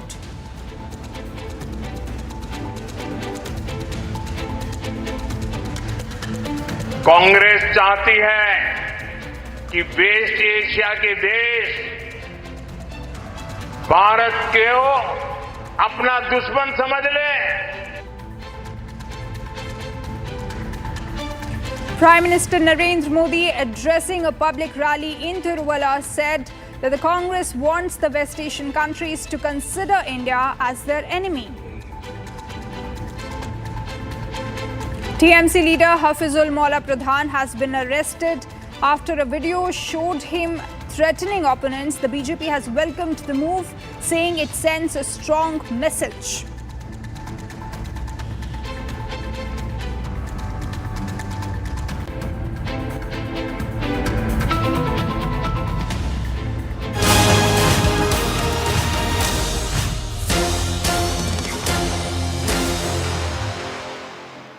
And now, viewers, we are getting a big breaking news from the state of Manipur, where a bomb blast is in fact been reported in Manipur University. Inside Manipur University, a bomb blast was reported in front of a quarter of one professor. Now, fortunately, no casualties were reported in this incident. The incident took place on Saturday night at around 7:40 p.m. Now, the quarter of the professor, namely Premanand, was situated in fact at quarter number 5, Block 8 gate inside Manipur University campus in Imphal. Police have already registered a case and the probe is on in this incident. This is the latest that we're getting you from the state of Manipur, where this low-intensity bomb blast took place inside Manipur University. Now, given the situation, the police have already launched an investigation into the matter and will try to find out what really transpired. How could the bomb, in fact, come inside the Manipur University? This is the latest this morning from the state of Manipur. Remember, Manipur is already a very volatile region given the threats from different militia group present inside the state. But this explosive device detonated at around 7 p.m. Saturday night. All right, I have my colleague Johnson live to get us more details on this. Johnson, a big news from Manipur, a bomb blast taking place inside Manipur University. What is the latest that you have? Yes, this is very, unfortunate incident. Yesterday late night around 7:40 p.m. Which is one, a low intensity blasted inside the campus itself of Manipur University, in the city of Manipur. And also, the bomb blast that took place that is under Imphal West district and under the jurisdiction of the police station. And the bomb blast that took place yesterday was in front of one of the quarter of one professor, whose quarter was residing just near the wall and also near the highway along the road. And also the professor, as per my sources, the name of the professor is by the S1, Sir, Also, as the bomb that blasted was not a very high intensified one, luckily there was no report of casualty. And yes, the bomb blast yesterday, but this was not the first incident. Various bomb threats have been, reported inside the campus of Manipur University also, and this is not the first time. And as bomb blasted yesterday itself, was to the spot and also right. Science investigation has been carried out. Right, Johnson. Of course, not the first time that bomb threats have been received, but this is the first time also when the bomb blast has in fact taken place inside the Manipur University. There were earlier instances also in 2024 given the ethnic tensions and the violence that we continue to see in this state, what is the latest that the police is doing? And of course, no group has so far claimed responsibility for this. Actually, for yesterday bomb blast, as of now, there is no groups that have claimed the incident. But bomb threats have been claimed during the past months. Many bomb threats have been reported inside the Manipur University campus, and also one of the unlawful outfit groups, I should say. So they have claimed, and also in the bomb itself, using one white paper, they have written their outfit name also as they have written clearly the name of their outfit group. So as of now, there is yet to be officially claim. There's no official claim from any insurgent group as of now. But the area is still tense, and the students of this Manipur University and also the teachers, they will be also organizing a student protest today. Right now in the Manipur University campus itself. All right, thank you so much, Johnson, for getting us all of these latest updates. Now, viewers, shifting our focus to West Asia war, we are getting a big breaking news where the second pilot, as per US officials, have been recovered in the incident that took place in Iran, where we saw how two, in fact, jets were downed, F-15E in Iran, and another jet following a heavy firefight. A US government official says that both the pilots are now safe. And the second pilot, in fact, for which the search was going on over Iranian skies, that pilot has also been recovered now. So the second crew member recovered from the downed F-15E jet in Iran following a heavy firefight. Now this comes, in fact, from a statement by US government official. Now both the pilots are safe, is the latest on this particular incident that took place on Friday. Now the most intense combat rescue in decades is over, is what the United States has essentially said. Now, the reports also indicate that the US, in fact, recovered, quote-unquote, recovered the second crew member. So we do not have any information about the well-being of the pilot, because let us understand that this rescue mission, CSAR, Combat Search and Rescue Mission, was already very dangerous as US jets were flying low over the Iranian skies. And now a statement, of course, both pilots are safe, is what the US government is saying, but he was recovered after number of hours passed away after the incident, in fact, took place. So these are reports, in fact, that we are getting citing US government, citing US officials' statements. These are as per reports that both the pilots are safe and they have been recovered. The second crew member, in fact, was recovered in the latest. The first crew member was already recovered. Now, these are the visuals that we are playing out of the debris and the damage that was caused to A-10 and F-15E, two fighter aircraft that US lost. Of course, a big blow to the US military arsenal there. These are the visuals of the destroyed aircraft that we're getting you. But a big breaking news this morning as all right, I have my guest with me, Major General Rajan Kochar, defense expert, joining us to get us his perspective on this. Major General, a very dangerous operation, combat search and rescue operation that was carried out by United States, and now the pilot has been recovered. We do not have any more information, but these are reports citing US officials. Your first reaction on it? Good morning to you and the viewers. It is one of the most daring operations I can ever imagine, because it's being done in an enemy hostile area where the ground forces are also searching for the pilot at the same time. And the danger of your evacuation aircrafts and helicopters, which would have been pressed into service, is also there. So basically, such operations are carried out in a couple of phases. I will just explain that phase one is detection and localization, in which the US ISR satellites tracking plays a very important role. The ejection seat of the aircraft has beacon signals with that. So from those signals, the radars start tracking the exact location where the aircraft has crashed. So they get a rough idea of the area in terms of coordinates where this rescue mission is to be carried out. The second phase is the contact and recovery, which has been achieved right now, where the elite units of the US Air Force para rescue have been inserted here, and in low-flying helicopters, possibly special operation seems to be on ground right now, and it is an operation which has to be carried out with precision and with speed, because you have to locate your pilot before the enemy locates your pilot, and there could be a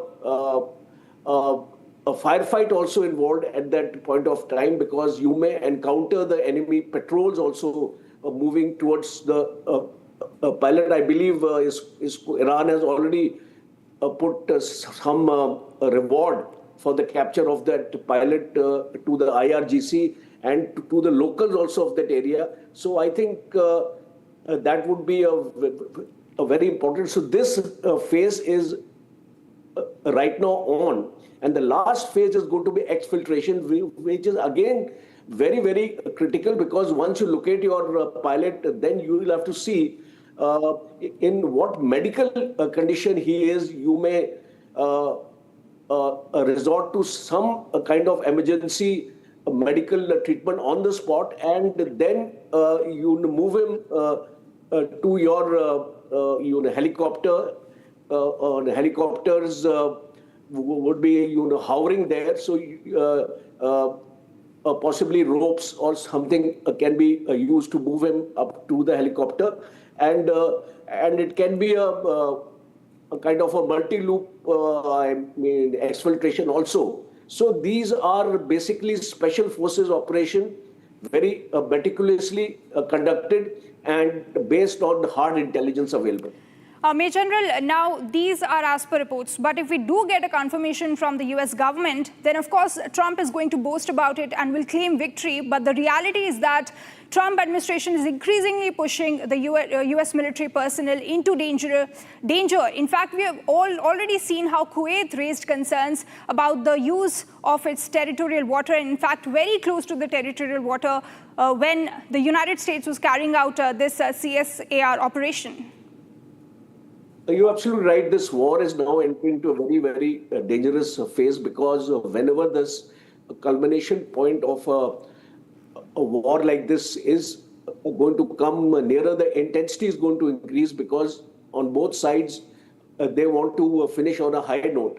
And what is noteworthy is to note here is important is that Donald Trump's statement that he has finished the air defense capability of Iran and he has decimated it has been put to a question now, because of downing of this F-15 aircraft, which clearly shows the Iranian air defense is still very, very active, and they are able to, first of all, locate their aircrafts, pinpoint accuracy, something like a kill chain technology being used here, and possibly China has been a great support to Iran in this, because Beidou 3 satellites have been talked about here, where China is providing satellite intelligence information to Iran, and the Americans are also not able to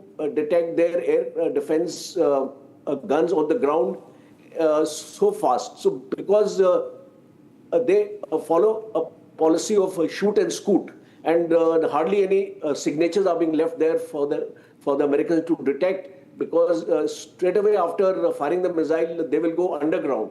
So I think it's a very, very dangerous phase of operation. I'm also told that one of the nuclear sites have been hit, and there is a statement from Iran saying that there is a risk of contamination. So these are very dangerous incidents. shows desperation, I would say, on the part of Trump to inflict maximum civil casualties now, because military targets, I think, are not left any longer. So now he has started addressing the civilian targets as well as the power and the energy centers. Absolutely, Major General. You rightly pointed out about the strike that took place on the Bushehr nuclear site. But I would like to ask you, this is an asymmetric warfare that's going on. And we are seeing United States Mark-A fighter aircraft, for which the United States is very proud of not sharing the technology with other countries, the tech behind the aircraft, but now being shot by Iran like birds. A very good question. And I think it should also be related to the Indian context in which we are going in for 126 Rafale and all these aircrafts. So now the vulnerability of these stealth aircrafts have also been exposed, because F-15 is a stealth aircraft of the United States, a state-of-art 4.5 generation aircraft. So now what we are looking at in terms of warfare is the asymmetric warfare, as you pointed out. And with the saturation of attacks attacks in the form of swarm drones, it is becoming very, very difficult for any air defense system to neutralize each and every drone. So I think from the Indian context also, these lessons need to be assimilated, that it may not be so prudent to go in for the more fighter aircrafts rather than focus on missiles and drones numbers, because numbers are going to be very important. And we have seen in Iran, the numbers have played a big game, and that's why Iran is standing tall after 37, 38 days of war. So I think these are the lessons which we must carry home. Absolutely, Major General. And the 48-hour deadline countdown has also begun. Now, I want to focus now for a second on the Bushehr nuclear threat and the strike and the Iranian response, where Iran has essentially said that the radiation leak will not, in fact, give a dent to Tehran, but will impact the GCC capitals. A big threat by Iran there. You're absolutely right. If you look at location of Bushehr, it's right next to the Persian Gulf.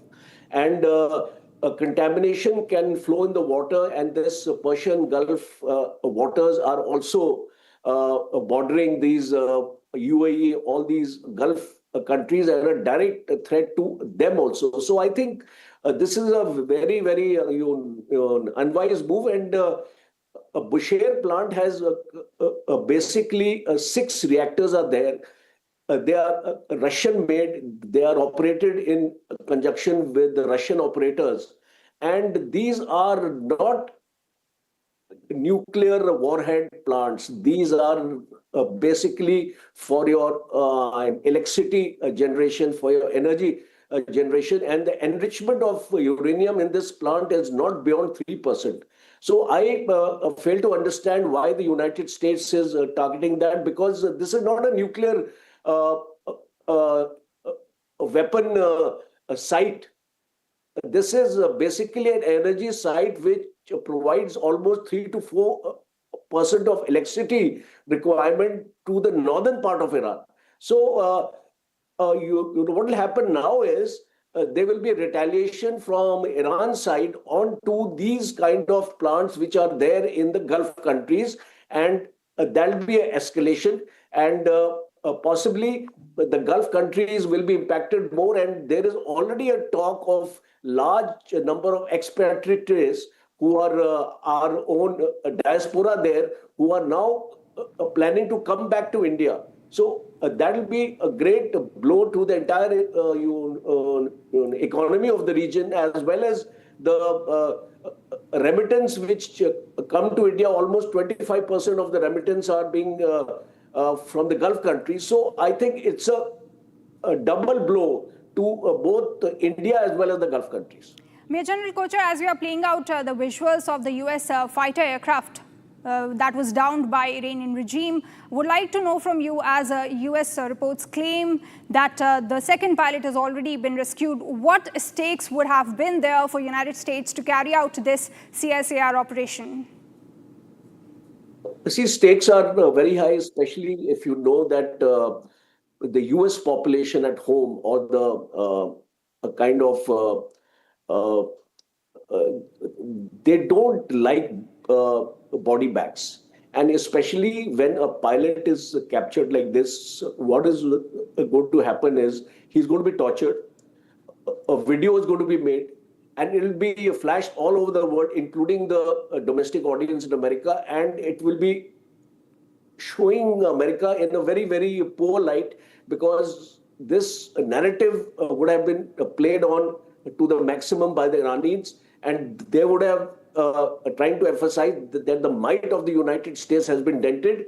The first is the F-15 downing, which is a very, very major issue. And the second is the capture of the pilot. And the pilot would also be made to speak in a language which would be against the administration, and he would be appealing to end the war or something like that, because we have seen such visuals being played in wars before. In the Ukrainian war also we have seen such visuals, and it has a direct impact on the psyche of the people, especially the American people. So the stakes were very high as far as America was concerned, and they were prepared to take their chances. Absolutely, Major General, and it is also going to give a huge blow to United States defense acquisition plans as well. Countries will be looking at these fighter aircraft because now they are being shot by Iran. Would also like to understand from you how it's going to hit the entire defense sector in United States. You see, what happens is the moment such an aircraft is down, the invincibility theory of this aircraft being a stealth fighter in which cannot be hit actually goes for a 6. And then the other contenders, like something which happened to one of the Rafales also, which went down. So something like that will also play up in the industry. And China would like to highlight more because China is a direct competitor in this market. With its JF-20s, JF-35s being sold in the market, and China is looking for buyers. So we will see a direct propaganda now, a video kind of a thing would emanate from China, suggesting that this F-15 is of inferior technology. It will not meet the requirement of the countries in terms of stealth, in terms of survivability in war. So that directly will impact the American defense industry, especially the NATO countries, because 70% of the American hardware is bought by the NATO countries. And now with the relations with the NATO countries also going down, possibly China can find a new market with the NATO countries in the times to come. I know it's loud thinking right now. Kocher, we are getting another big breaking news. Would ask you to please stay for a while. We are getting a big breaking news which is related to this incident that took place. Reports are saying that US is claiming rescue operation is still underway. So a big U-turn there. Team must still, in fact, US claiming that the rescue operation is still underway. This is the latest that we have, and team must still exfiltrate from Iran. All right, so basically the US reports are suggesting, Major General Kocher, that the rescue operation is still underway and the teams who were deployed under these CSAR operations, they are still to get out of the Iranian territory. Major General, your reaction on this? That clearly shows that there is some kind of resistance being encountered in the exfiltration, because it's still speculative. You see, I don't have the exact information to give a very, very clear answer on this, but definitely if it's in the realm of possibilities, we can assume that there would be a kind of detection of these forces on ground when trying to exfiltrate, and there would have been some kind of firefight or some kind of action going on ground to exfiltrate this pilot. Because you see, options are limited. Either you exfiltrate to the bordering friendly country, Iraq is the one, or the Gulf countries. So I exactly don't know the location of this aircraft right now from where the exfiltration is taking place. So the possibilities are either they would like to move to Iraq or they would move to one of the Gulf countries, depending upon the distances involved, because moment if you prolong your journey in the air, you are vulnerable to the air defense systems of Iran also. So this is a very, very difficult operation. As I told you, it is not only exfiltration, because after exfiltration also you are exposed in the air, and that would also be a challenge to move out, though of course the fighter aircraft cover will be provided. Patrolling aircrafts will be there in air to escort these helicopters to safety. But it is, at the same time a very, very running short of time, absolutely here. But thank you so much for your perspective on this big breaking news that we covered this morning. Now, viewers, taking a short break, but don't go anywhere. Coming up, US, in fact, rescue operation is still underway in Iran. This is a big breaking news that we're covering. Taking a short break, coming soon.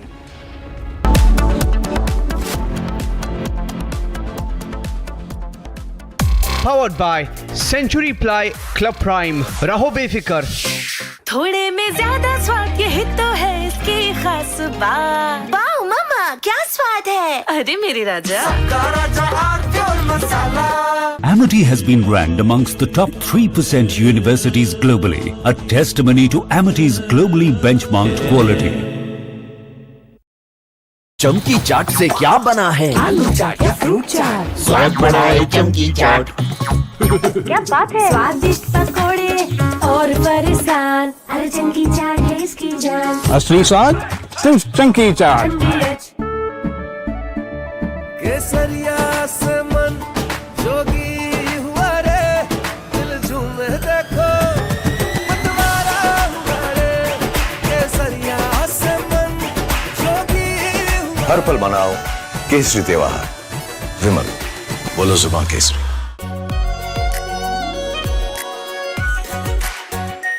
Are pure shahi paneer masala. Delicious, healthy, everyday.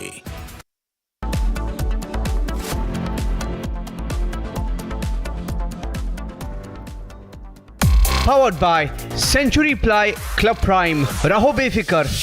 Are pure सूजी pasta. उबालो, मिलाओ और खाओ. 8 minute में तैयार. क्या taste है सबका राजा. आर प्योर मसाला. केसरिया से मन जोगी हुआ रे, दिल झूमे देखो मतवारा हुआ रे. केसरिया से मन जोगी हुआ. हर पल मनाओ केसरी त्योहार. विमल, बोलो जुबान केसरी. प्यास बुझाए, ठंडक लाए, सबको भाए जीरा से. MTH का जलजीरा जीरा से. जीरा से असली रिफ्रेशिंग, असली स्वाद, असली मजा.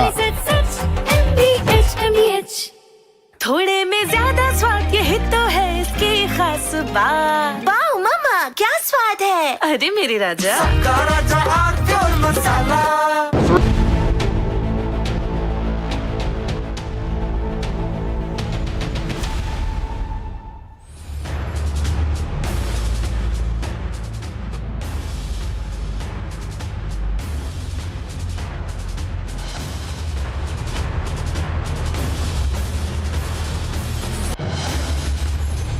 A very warm welcome, viewers. You're watching the latest edition of Republic Defense, and I am Rakshita Mishra with you, getting you the top stories. We have 3 stories lined up for you in this edition. The story number 1 is Pakistan's old pattern is back. The false flag operation propaganda of Pakistan. The moment they develop cold feet, the moment they want to distract from their own crisis, they resort to this rhetoric, this narrative.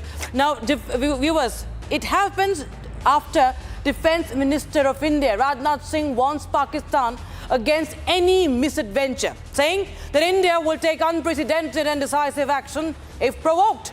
Now, this warning comes after Pakistan alleged, or rather say ran a propaganda that Indian forces will use Pakistani prisoners in India to attempt a false flag operation. A planned narrative that was taken ahead by the Pakistani media, the bots, and it was, of course, masterminded by the ISI. What is crucial here is the timing, viewers. It comes just a few days ahead of 1 year of the cowardly Pahalgam terror attack, and what followed was, of course, total destruction of Pakistani terror bases, that is Operation Sindoor. Security forces are on alert across India, as speculations are high that Pakistan could be planning another terror attacks in guise of propaganda. But Defence Minister Rajnath Singh has made it clear, and so have our service chiefs as well. दोबारा कोई हरकत किया तो उसका परिणाम क्या होगा, यह पाकिस्तान को भी अच्छी तरह से पता है।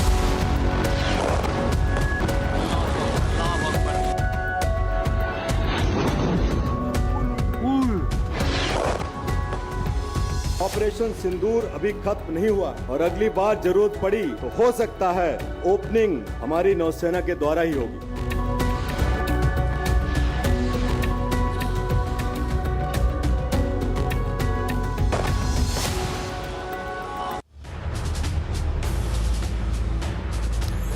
Now, viewers, we'll just tell you actually what is being peddled, who is behind this nefarious design of the Pakistanis. This is not the first time that Pakistan have tried to sell this false flag theory. So these are the three officers of the Pakistani army, the cowardly Pakistani army, that the Lieutenant General Amir Ehsan Nawaz, Major General Muhammad Mushtaq Ali, and Major General Zulfikar Ali Bhatti, they have peddled this idea that there is a potential attack that could take place in India, preemptively labeling it as a false flag operation, which India, they say, would use to attack Pakistan.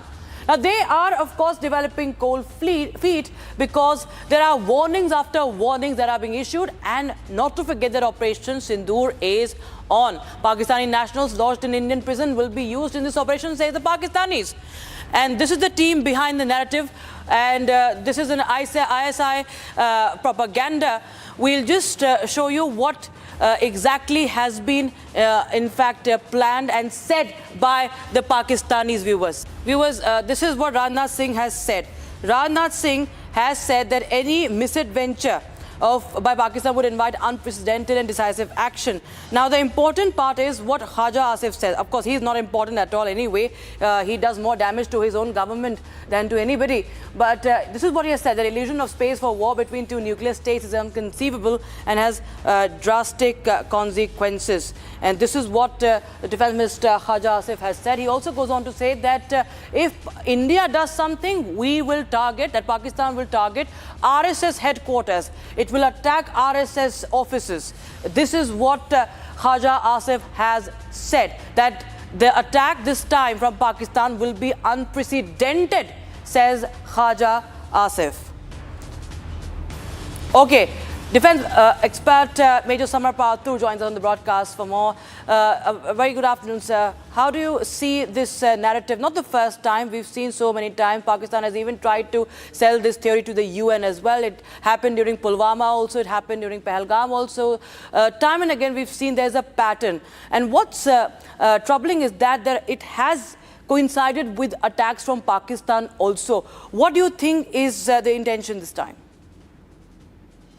What I can anticipate is, Rakshita, that if they claim that there is some false flag operation or anything, whatever theories they're coming up with, I think they're most welcome to give us the information, give us the input or the intelligence, whatever that they have present on them. They can share it with the Indian authorities. They can share it with the United Nations and other international organizations or intelligence agencies with which we have a pact.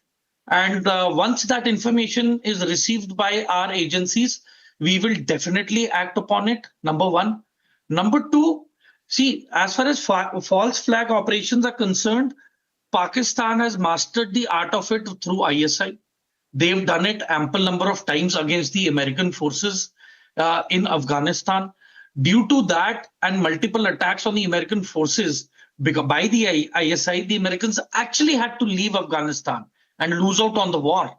So they are the masters in deception, in betrayal rather. And moreover, Rakshita, they've promised their troops to Saudi Arabia. They've promised their troops to the International Stabilization Force. Then they are already at war with Afghanistan. Last year, they've already suffered a lot of damages at the hands of the Indian Army during Ops Sindoor. Within 88 hours, their whole air radar systems went blind and were destroyed. And there are international journals which have been written which claim that Pakistan has actually suffered a very big blow, and none of the Chinese radars or air detection systems worked.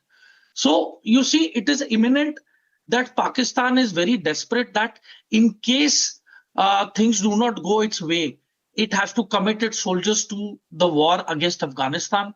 It has to commit its soldiers, approximately 1 lakh in number, with Saudi Arabia.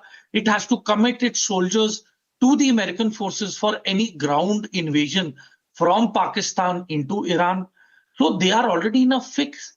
So I think the cheapest bet that Pakistanis are thinking is that they should go in for another very short war with India as an excuse to not send their troops for war. But I insist that the Pakistanis send their troops to the Saudis. You've had a pact with the Saudi Arabians. You must, man up, level up, stick to your word, be a man enough, be man enough and send your troops to the Saudi Arabs so that the GCC countries can actually plan an attack against the Iranians, who've already spread a lot of terrorism and supporting 13 Shia terrorist groups in the Middle East. So I think Pakistan should contribute to the American forces also. It should dedicate its troops to the Americans as well to facilitate a ground offensive from the Pakistani border into Iran. And as far as China is concerned, very wise decision of making Pakistan and Taliban sit face to face together in China for a peace deal, which I certainly think it's very unlikely till there is a solution to the Durand line. So I think Pakistan is definitely in a fix. It already has its hands full, and probably it is so much underwater due to overcommitment that it is unable to come above the surface of water to take a breath, and they are just drowning into this debt. They have the Afghanistan border closed, they have the Iranian border closed, they have the Indian border closed. They do not have LPG gas coming in from Oman or the Middle East. They have the money which is stopped coming from the Arabs, and they have to pay $3 billion back to the UAE itself. And they have the inflation problem. They have the rise in fuel prices. They never had any plans for, creating reserves for their oil and natural resources. So it is in a fix. It's dire straits, dire consequences for Pakistan right now. It is in a fix. And the easiest and shortcut way that it is finding an excuse is that, India might go to war with Pakistan. Hence, Pakistan will not be able to commit its troops to anybody they promised, which I insist and implore is not the case. India is a country of peace. We do not intend to go to war with any nation. And we insist that Pakistan commits its troops to the Saudis and to the Americans and go in and fight against the Iranians, which is a fair and a just war against terrorism. Right. Stay on with us. We have, why Pakistan is also developing coalfield, because we are having the war mock drills also. A week ago, we had a lot of activities in Jaisalmer also when the sirens were being blared. And, I think it sent out, some sort of a message to Pakistan also, while we were just, working on our preparedness as any wise country would. But Pakistan be Pakistan, the cowardly Pakistan it is. Let's take a listen to what the Navy chief has said about Operation Sindoor, what could have happened, how Indian Navy was ready, and also what the Army chief had also said recently. It is now not a hidden fact that we were just minutes away from striking Pakistan from sea when they requested stoppage of kinetic action. Through swift and resolute actions during Off Sindoor, the Indian Navy reinforced the nation's confidence and trust in its capabilities. Besides Off Sindoor and the relentless operational tempo through the year, we were also very proud to showcase the breadth and depth of our operational capabilities to the Honorable Prime Minister during the historic 17 hours overnight embarkation with the Indian Navy on the Western Seaboard. At the same time, the Indian Navy upheld India's commitment as the first responder in the region. भाग्यशाली समझता हूँ कि आज मैं पूरी नगरी में आया और भगवान का आशीर्वाद प्राप्त किया। मेरा मुख्य उद्देश्य था कि मैं भारतीय सेना की तरफ से आशीर्वाद मांगूं भगवान से, ताकि आगे आने वाले दिनों में भगवान का आशीर्वाद भारतीय सेना और उनके सगे संबंधियों के साथ बना रहे। और आज उसी की मैंने एक प्रार्थना की और मुझे यकीन है कि आगे आने वाले दिनों में भगवान के आशीर्वाद से भारतीय सेना बहुत अच्छा करेगी, आगे आने वाले दिनों में और ऊंचा उठेगी और अच्छी कार्रवाई करेगी। मैं दोबारा पूरी नगरी को इसके लिए बहुत बहुत धन्यवाद देना चाहता हूं और सबकी कृपा इस नगरी पर बनी रहे और भगवान को जो उन्होंने संभाल के यहाँ पर रखा हुआ है, ये पूरे भारत देश के लिए बहुत गौरव की बात है और हमें आकर यहाँ पर बहुत ही शांति और पवित्र महसूस होता है। और मेरा कोशिश यही रहेगी कि हर साल यहाँ पर आऊँ और भगवान का आशीर्वाद उनके चरणों में अपना शीश नवाऊं। Major Tur, how do you read this? The recent activities in the past 10 to 12 days have really, stirred a lot of speculations about what's going to happen when you see the chiefs, visiting temples and then, making very, very strong statements, which they always do, of course. But you feel that, is it in wake of what's happening across the globe that it's happening? Or do you feel that it is something that is necessary and Pakistan could be, we should be ready for any misadventure? I mean, if people are able to read between the lines, it is probably going to benefit them itself. But as far as my analysis are concerned, we are a secular military. So visiting various holy places for taking blessings of the God is a routine activity that we all practice and follow. So I think that, moreover, looking at the present global scenario, as you mentioned, I think it is imperative for everyone to, take the blessings of the gods and, to keep the military well-trained and ready for any consequences or eventualities. So that is what the military is for, that the more you bleed the more you sweat and bleed during peace, the less fatalities you will face during war. So basically, we are always ready for operations. We are buckled up to go to war. But yes, we have to even be more cautious to understand the enemy's sinister designs. And keeping in mind the pressure that Pakistan is facing from all around, and it is failing to comply in its diplomacy and other peaceful measures, right. I think it is imperative for India to be ready. Just in case that Pakistan will try to create chaos and trouble in India, so that to find an excuse to go to war and avoid committing. Rightly pointed out to Major Patur. Many thanks. Always a pleasure having you on Republic TV, viewers. Now we quickly shift to how India continues to prepare itself even in the deep sea. Well, this is the destroyer of enemies. It is INS Arindam that is going to be inducted, and we're going to talk about the reaction also that came in from the Defence Minister of India, Rajnath Singh, with that tweet that, of course, again, stirred a lot of speculations. This was about Arindam. Now, we're just going to tell you about INS Taragiri and INS Arindam. Now, it's a big boost to the Eastern Fleet. Indian Navy quietly commissioned its third nuclear-powered submarine, INS Arindam, and a BrahMos-ready stealth frigate, INS Taragiri. A commissioning that was overseen by Defence Minister Rajnath Singh and Navy Chief Admiral Dinesh K. Tripathi. It marked a significant addition to India's deterrence capability. INS Taragiri is the 4th Nilgiri-class stealth-guided frigate equipped with the BrahMos and capable of lethal anti-submarine warfare. We'll just tell you about that, the information about both the vessels. Now, it's a push for self-reliance as well.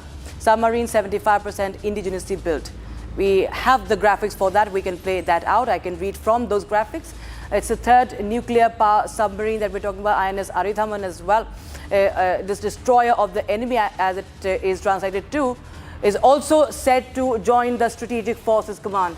So this is indigenously built nuclear powered submarine, and this is the 3rd nuclear submarine to boost deterrence, nuclear powered ballistic missile submarine. And it's a big boost, of course, for India's deep sea operations as well. Big boost to Navy's strike capability. So this is the 3rd nuke submarine. We can go on to now talk about the Taragiri as well, because it's a strong message that is being sent out. In the past 1 year, we've seen that there have been multiple warships that have been commissioned. So this is the 3rd new submarine that's set to join the Strategic Forces Command. We can quickly move to other graphics as well. So this is the BrahMos ready frigate, the Taragiri. This is commissioned on the 3rd of April. And it enters the naval fleet, the Eastern Navy Fleet. So a boost to the Eastern waters. 4th Nilgiri-class stealth-guided missile frigate, INS Taragiri. It's built over 75% of indigenous content, and it's equipped with the lethal anti-submarine warfare, and loaded with the BrahMos missiles for assault. And everybody knows the power of BrahMos. Indigenous rocket launchers on board as well. So it's come fully loaded, and we understand why then our neighbors are having developing cold feet. They are completely getting the nerves. So this is the naval boost for India, viewers. Now we are going to just show you a lowdown of the lineup. INS Aridhaman, INS Taragiri, and of course we have they are all being commissioned just this week, and India, of course, boosting its naval fleet. Now we shift our focus quickly to the final story of the show on our defense, viewers. This is the war that is continuing, and it's escalating.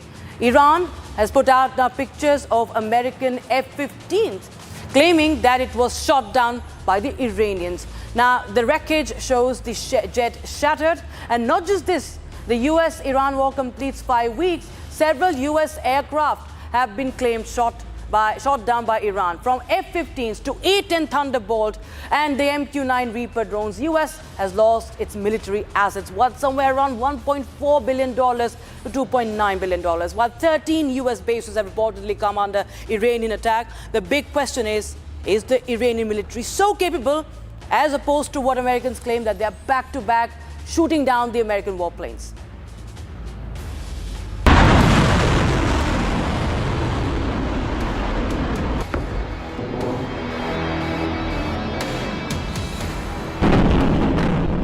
Are systematically dismantling the regime's ability to threaten America or hurting their air force and their missile program at levels never seen before, and annihilating their defense industrial base. We've done all of it. Their Navy is gone, their Air Force is gone, their missiles are just about used up or beaten.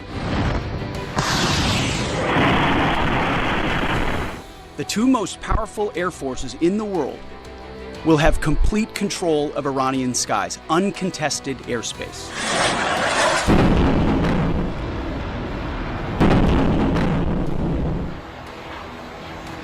Oh my God. As we speak, the Iranians have claimed that first an F-15 fighter jet has been shot down over Iran, and the pilot could have been also captured. One pilot has been rescued, as claimed by America. A-10 Thunderbolt, that is the Warthog, has also been shot down. This is what Iranian media is citing the government to be claiming. 2 US choppers as well hit while searching for the pilot. So there was one Black Hawk as well that was conducting the search operation. The UH-60 UH-60 UH-60 Black Hawk helicopter has been hit. There are multiple videos that are doing the rounds.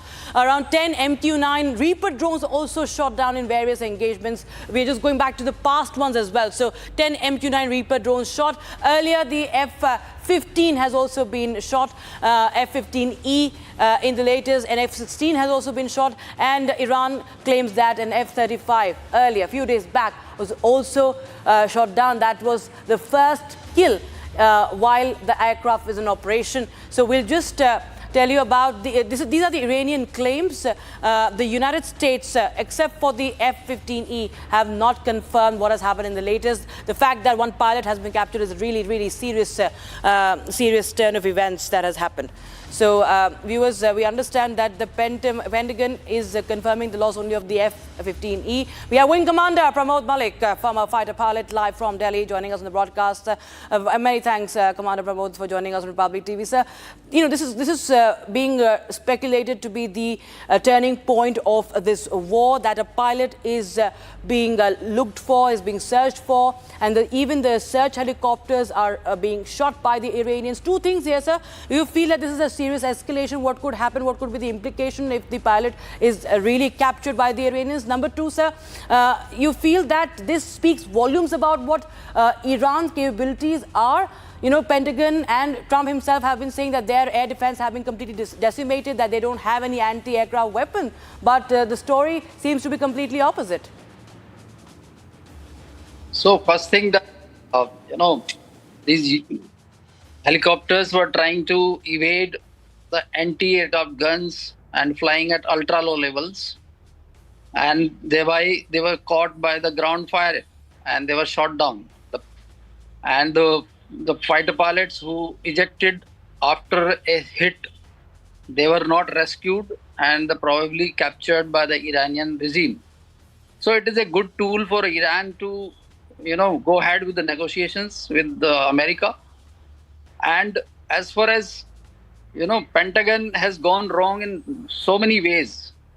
They are exposed. Firstly, they did not prepare. They did not expect that Iranians will have so much of firepower, and they will have their, you know, friends like Russia and China helping them all through. Pentagon yesterday only they said that they have, you know, decimated the air power of Iran. They are, you know, their aeroplanes are flying uncontested, and on the same day, they have shot down F-15, A-10, and 2 helicopters. So their claims have been exposed to the public and in the world forum. Sir, do you feel that this actually, you know, goes on to now show that the United States is really, you know, bearing losses? It might have still an edge. It would be having an edge. US is a mightier force, no doubt in that, sir. But do you feel that, you know, all these statements that are being made that the air defense system have been completely decimated shows that Iran has, you know, a good amount of supplies and aid also as far as their air defense system or even anti-aircraft is concerned, and that this war could even go on for long, and that's why we see that there is no ceasefire also that or any negotiation that has happened till now. Yes, ma'am. It shows that Iranians have a lot of firepower available. That is why they are not moving forward for the negotiation, and they are making America to compromise on that, because America is the one who started it. So it is whatever, their calculations have gone wrong of Pentagon, but it is a good, in terms of Iran, they will be able to negotiate because they still have a lot of firepower available.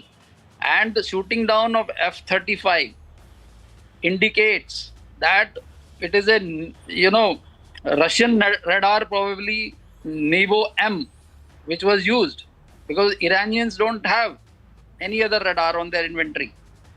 So with this kind of firepower available in the Iranian space, and they are still able to put a lot of targets, neutralize a lot of targets, you know, airborne targets or ground targets, it shows that they are continuing to fight, and which is exposing the Pentagon. people are talking about the Gulf War or the Desert Storm, that America should learn from the past. This analysis is also doing the rounds, but of course we have to wait and watch what happens. Many thanks. Appreciate you joining here, Wing Commander Pramod Malik on Republic Defense. Thank you so much. All right, viewers, that's all we could pack in this edition of Republic Defense, but we continue to bring you all the stories that matter as far as India's security, Indian forces are concerned. We always keep forces first on Republic TV. Thank you so much for watching. Jai Hind.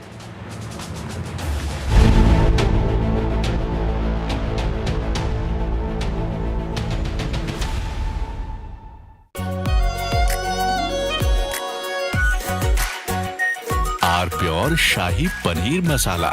Delicious, healthy, every day. Amity has been ranked amongst the top 3% universities globally, a testimony to Amity's globally benchmarked quality. चमकी चाट से क्या बना है? Sandwich, लस्सी और छाछ। हर घूंट में चमकी चाट। अब बताओ, स्वाद आया? आया। असली स्वाद सिर्फ चमकी चाट।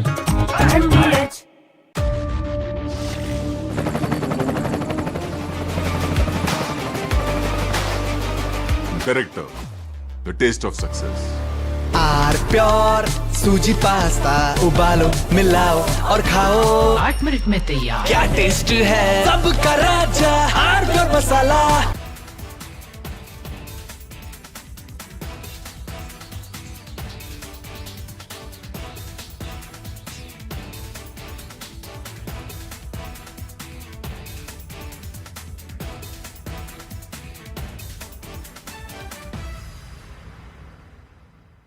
Three, 2, 1. Booster ignition. Artemis 2 now bound for the moon. Humanity's next great voyage begins.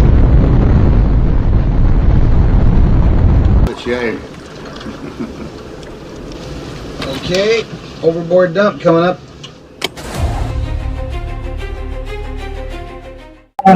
Actually, there is always a redundant chain of excretion systems available on the Artemis. Okay, it is not just the main chain, and it's a redundant chain is also available. And there is no way that the astronauts will be stuck because of the the excretion issues. And what they have reported now, even we were going through and seeing, it is something to do with the valve which is to operate for suction of the excretion, which looks to be needing attention. But the crew in Artemis, they are well trained to handle such type of situation. And also, in case if the main chain of the excretion system doesn't respond, there is always a way of redundant chain and the methodology for excretion. And I don't think it is a major issue, but I'm sure it will get sorted out. And of course, there is a redundant chain which can be conveniently operated. Good luck. Godspeed, Artemis 2. Let's go. And here we go. 10, 9, 8, 7. RS-25 engines ready. 4, 3, 2, 1. Booster ignition. And liftoff. The crew of Artemis 2 now bound for the moon. Humanity's next great voyage begins.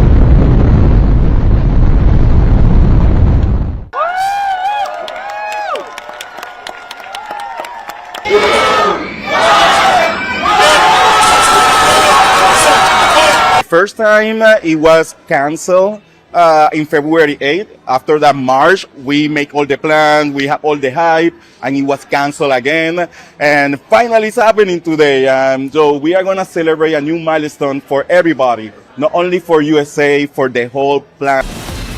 From Asia's largest news headquarters, setting the agenda for Bharat.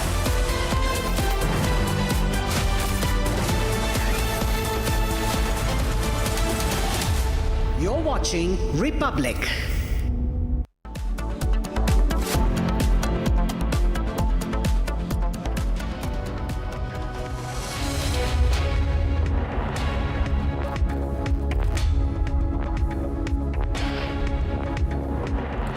A very warm welcome, viewers. You're watching the Republic TV. This is Shivam Dutt Mehta, and the top focus in this bulletin will be the West Asian conflict, because there are a lot of updates that are happening in the West Asian region. We'll get you the latest details of that, because the pilot who was missing of the F-15E aircraft of United States of America has been rescued. But the updates that we are getting, that they are still in Iran and the rescue operation is still underway, and it happened after a very massive firefight. We'll get you all the latest updates on this. We'll get experts and their analysis. But first up, let's have a look at the top headlines of the hour. All right, viewers, let's begin with the first top headline. Trump gives Iran 48 hours to open Strait of Hormuz. US set to escalate strikes on Iran in next 48 hours. Iran rejects Trump's 48-hour ultimatum as helpless and unbalanced.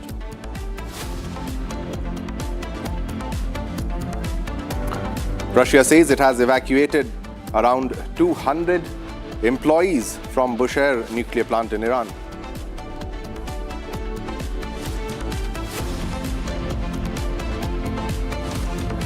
US and Iran race to find missing member, and he has been found, from the downed US fighter jet F-15E Strike Eagle.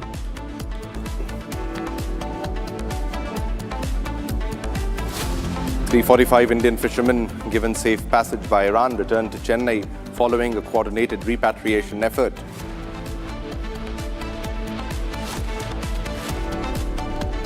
PM Modi to kick off poll campaign for West Bengal elections from Kuch Bihar today, set to address his first rally there.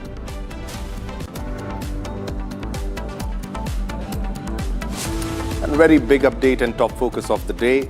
Trump said that US has rescued the second crew member from the downed F-15E jet in Iran.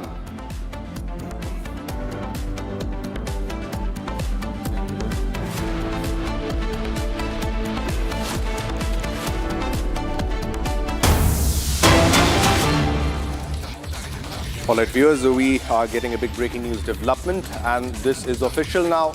Donald Trump has confirmed that second crew member has been recovered. He has been recovered and he is safe and sound. That is Donald Trump claiming that the rescue has been successful. He claims that the second crew member has been rescued and he is safe and sound. The second airman, the pilot, has been rescued of the American F-15E aircraft. Now, this is a very big development, a very big achievement for the United States of America, and a very big sigh of relief, actually, that the missing pilot, the missing airman, has been rescued. It was a massive operation, a very difficult operation. We showed you the visuals also yesterday, how there were aircrafts that were being fired upon by the Iranian police also. They were firing at the helicopters who were reportedly on the search and rescue mission for the missing pilot. Now, it happened in the Iranian territory at the border regions of Iran, Iraq, and this makes it very difficult. IRGC was also claiming that they had captured the pilot. Now, this is the latest claim. We have to wait for the final visuals of the pilot also. However, this is a very big claim, and the updates to this are that they are still in Iran and they have to be evacuated to a very safe place. But the mission has been successful. The mission's objective has been achieved. It was very difficult. Now, Donald Trump has confirmed that he has been evacuated. All right, he has been evacuated. Now, what Donald Trump has said, let me quote him. He said, "We got him, my fellow Americans. Over the past several hours, the United States military pulled off one of the most daring search and rescue ops in US history for one of our incredible crew member officers, who also happens to be a highly respected colonel, and who I am thrilled to let you know is now safe and sound."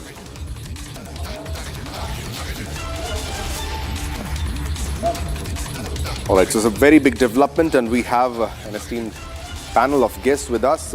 Joining with us to speak on this issue and for the detailed analysis, I would like to welcome, we have with us Air Marshal Anil Chopra. Thanks a lot, sir, for joining and giving us your time. And also we have Major Samar Pal too. Thanks a lot, sir, for your valuable time. But because this issue pertains to the Air Force, let's begin with Air Marshal Anil Chopra with you. How difficult of a task would this have been? We saw the visuals of how the choppers were being fired upon. The Iranian police was firing directly, aiming at the choppers.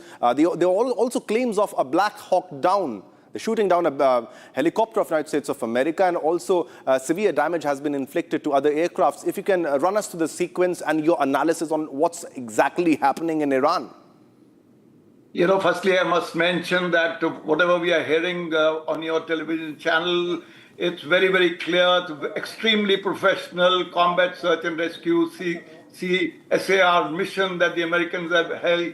You know, it's taken two separate missions to pick up the first and second pilot. You know, I have ejected from a twin-seater aircraft, a Mirage 2000, in the rank of an Air Marshal. And I must mention that when we physically landed on the ground, we were separated by close to 500 meters. And that's quite a distance in enemy territory. The pilots normally are, you know, and the crew, that is the WSO, who was in the second cockpit, they wear a special combat vest which has got some survival equipment, but more than that, it has got a radio set, normally a satellite based. It has got an open channel. If you're in a friendly territory, then you can transmit on the open channel. But if you're in a, you know, adverse or adversary territory, on an enemy territory, you will use the confidential encrypted radio to be able to get into contact, because you have to help the CSR team, which is coming in helicopters. As you said, Black Hawk helicopters were used. They were escorted by 8-10 aircraft to shoot down anybody who's trying to knock these helicopters up. I think a phenomenally professional approach, two separate missions spread over more than 24 hours, and they have been able to recover the two pilots. And hats off to the US military, because it has happened after many, many decades. Last, perhaps, such CSR mission took place maybe in Iraq or during the Vietnam, and I think that's a great job done. Yeah, definitely a very big job that has been achieved, a very big objective that has been achieved. But there were also ground forces that were involved here. Major Samar Paltur, I'm coming to you for your reaction. What exactly do you think, how difficult would this have been for the ground forces? There were ground forces which were involved in the evacuation process, the rescue operation. We also have reports that there was a massive firefight. There was fighting that occurred on ground. How difficult of a task this might have been, but it's a big achievement for the United States of America's military, sir. Well, I certainly feel that, yes, the small teams which were inserted, they deep within the enemy territory. So, and moreover, you know, the search was already on, and they were closing in onto these pilots. And during the rescue, there was one Black Hawk also which got shot down. So, you know, one rescue resulted in eventually two rescue teams moving in. But the, you know, saving grace is that nobody got fatally injured. And moreover, you see the night fighting capability, the designation of the overall area was known to the forces. Had that not been possible, they would have been looking for these pilots in the dark. So they definitely knew the area. And moreover, when they have these IR strobes, so it is easier to rescue a pilot during night than during the day. So that was what was, you know, the fight against time. And I think after the Somalia debacle of Black Hawk Down, I think this one has been one of the most dangerous search and rescue deep within the enemy territory. Number one, insertion could only be done through air, and no ground elements could have reached these pilots at all other than the enemy forces like the Basij force and the Iranian Republican Guard. They were closing in onto this location. However, the air power kept them at bay. They kept them pinned down, and they have taken heavy losses. The Basij forces and the IRGC have been almost decimated in the whole area, especially at night. There are visuals which are coming in that there were convoys of IRGC troops and the Basij forces which were moving to this general area at night when the A-10 Warthogs and other fighter jets engaged them and decimated them. Yeah. So definitely it was something which was on the edge. There is a threat for, you know, surface to air missiles. We all have seen the missile technology, what Iran has acquired from North Korea, Russia, and China. So definitely the threat was real and present, and they've pulled this off. They've definitely used, very outstanding jamming equipment, observation equipment, probably frequency-based soft kill weapons also to keep siege forces away, and the IRDC. So yes, eventually all is well. That ends well, and probably the debriefing will follow within few hours, in which we will get to know even more in detail as to what has happened. But right now it is too early to speculate. Let us give things time, because this is just the heat of battle. It has just begun. And let us not forget, in Desert Storm 1, in the first month of attack in 1991 against Saddam Hussein, the Americans lost 51 aircrafts. So this is nothing to be overwhelmed or be surprised. Once the momentum... Major Tour, this means that they are not completely immune. They are not completely immune as much as they claim. They're not. And definitely Iran possesses the firepower, and they have proved that their air defenses are not completely vanished, not completely gone as the claims are being made by Donald Trump. But definitely this was a much needed victory that Donald Trump required, because there were a series of setbacks that were happening one after the other, one jet falling after the other. There was a report of a Black Hawk being shot down. So this definitely severely impacts the defense sector of the United States military, their Air Force, their Army. Air Marshal Chopra, sir, I'll come to you. If you can run us through what exactly would have happened, how they would have intercepted the jet in this case, what kind of air defense technology or missile technology might have been used, because the US possesses sophisticated jets. They have state-of-the-art technology comparatively to the IRGC. But what exactly helped them in winning over the US military, their aircrafts, Air Marshal Chopra, sir?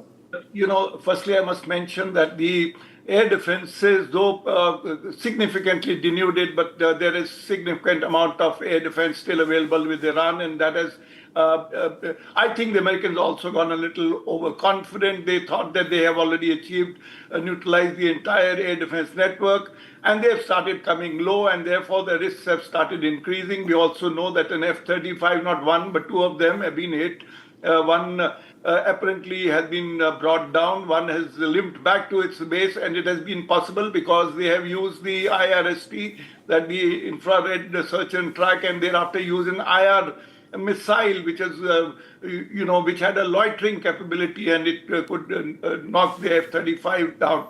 So therefore, there is a significant amount of air defenses. But going back to this boy who has now been picked up, I must mention that,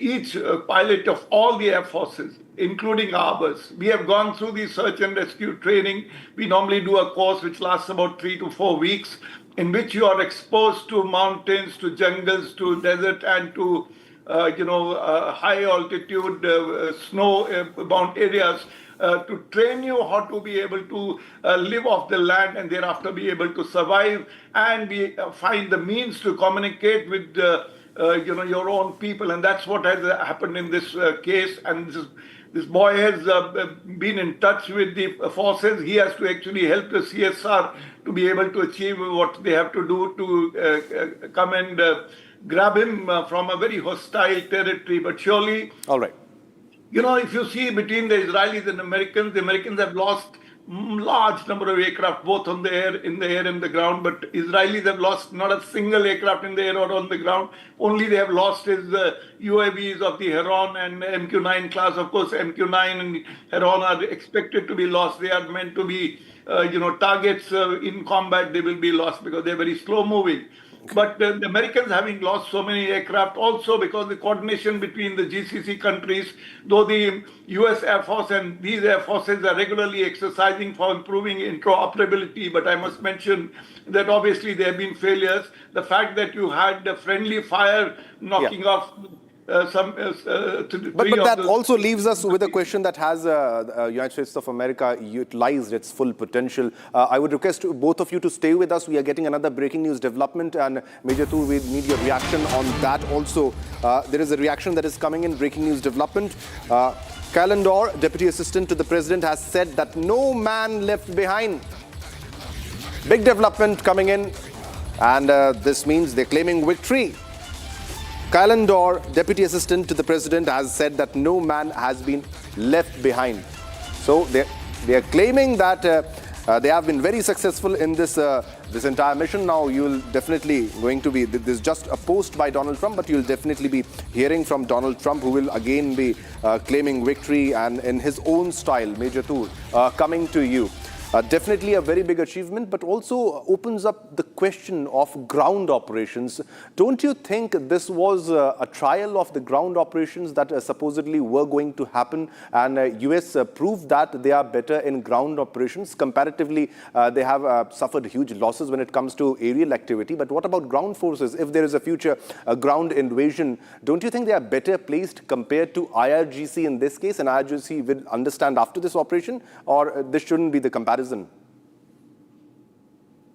I think it will be unfair to compare because the Iranians just have very old small arms systems. They do not have any anti-jamming system, electronic systems, whereas the Americans have already used the frequency-based directed energy weapons, DEWs, during the Venezuela operation. So that is a testimony that the Americans have the capability to see even better in the night. In fact, Anduril is a American company which has come up with a optical helmet in which the vision of the commander is shared simultaneously with the flying UAVs overhead. So you have the UAVs cover. UAVs are already, equipped with EO, electronic optics, which are equipped with infrared. They have the thermal imaging, so there is nothing that can escape them at night. In fact, the helmet that I'm talking about can actually see through walls, can actually see through metal iron containers. And this gives a 360 view degree from the satellite and the logarithms that are there. And then these helmets have communication sensors through which they track one another. So a commander sitting hundreds of kilometers away would exactly see what the ground forces commander is seeing. The same view is being shared to all the UAV drones in the air, the pilots in the air. So everybody is in sync. So this is the level of technology we are talking about. The weapons that they're using are going to be state of the art. Their armor that they wear is state of the art. Yes. The communication systems cannot be, intercepted immediately. It takes time. So you see, with the quality of weapon systems that they have, they are definitely going to go in. Operations are going to be limited. But whatever they have, Major Toor, it's quite expensive, and the war is more costly for United States of America comparatively to the cheaper drones that the IRGC uses. Stay with us, both of you, sir. I have another big breaking news, and Air Marshal Chopra, sir, I'll take your reaction on that. There's a reaction, and as I said, it's definitely a sigh of relief, and it's a sigh of relief that's been confirmed by United States Ambassador to the United Nations, Mike Waltz, who says America breathes a sigh of relief, and more amazing work by brothers in the special operation. So they're praising their brothers, the special forces, because the US special forces were involved in this operation, and there was a massive firefight which also led to the successful evacuation of this missing pilot. All right, we have Air Marshal Chopra also with us. These definitely a sigh of relief, no doubt about that, but also raises the question of there might have been even losses, there can be potential losses when you go to save one fellow of yours. You have been in the Air Force, you know better. How are such rescue operations planned? Do we keep in mind the collateral damage that can take place, or it's mainly about that it's about our self-respect? We have to go there, we have to bring our man back, no matter how many body bags come back. No man left behind. I think it's a great statement. It builds up morale for the armed forces of the US military, which is engaged, the Central Command, which is engaged in the operations over there. And I think we all the armed forces of the world, including ours, we take pride in saying so, that no man must be left behind. So I think that's a very, very big thing you mentioned about, and also Major Toor mentioned about possible ground offensive. I think that's a very, very serious issue. It needs a lot of thinking. The Iranian armed forces are very huge. They're close to 700,000 personnel, which is a very big number. And, to be able to take them on is not going to be easy. They are, I think, the seventh largest military force in the world. So if you were to do an operation, we hear that the Marines, 2,500 of them are being moved closer. But Air Marshal, this is not going to be a complete war between two armies. This is going to be sort of surgical operations like the one that we just saw, where their fellow was rescued. I'll just take a reaction from Major Toor also from this. Can we categorize it and place it as a surgical operation which has been successfully carried out? And what goes behind the planning and the kind of equipments that you carry and the planning that goes behind and the preparations of the collateral damage that also needs to be kept in mind, Major Toor? See, firstly, the planning totally depends upon the distance first. That how in depth is the crash site where it has taken place. Then secondly, the human intelligence and the agents that are available nearest to the crash site, they are contacted. Then the human int is taken from the friendly espionage spies that, you give us the data about it. Then the satellite imagery, a live satellite imagery is then switched on. A dedicated satellite bandwidth is dedicated to that area. So any geostationary satellite would give us the information about that terrain. So the terrain analysis is done immediately. And after doing the terrain analysis and the assessment of the enemy threat and the enemy forces, so then the criticality comes to first ensure that all the routes leading to the area of search and rescue should be cut off. So critical bridges, culverts, roads, or any pathway leading to this general area for search and rescue is bombed and targeted by the Air Force with due deliberation. After that, the helicopters move in because an aircraft cannot land. And other than that, there is a team of pathfinders. They can be airdropped, who can do a halo, which is very unlikely during day because they will be spotted. So ideal condition for a search and rescue is during night. But if it is during day, it is the worst nightmare until and unless it is away from a populated area.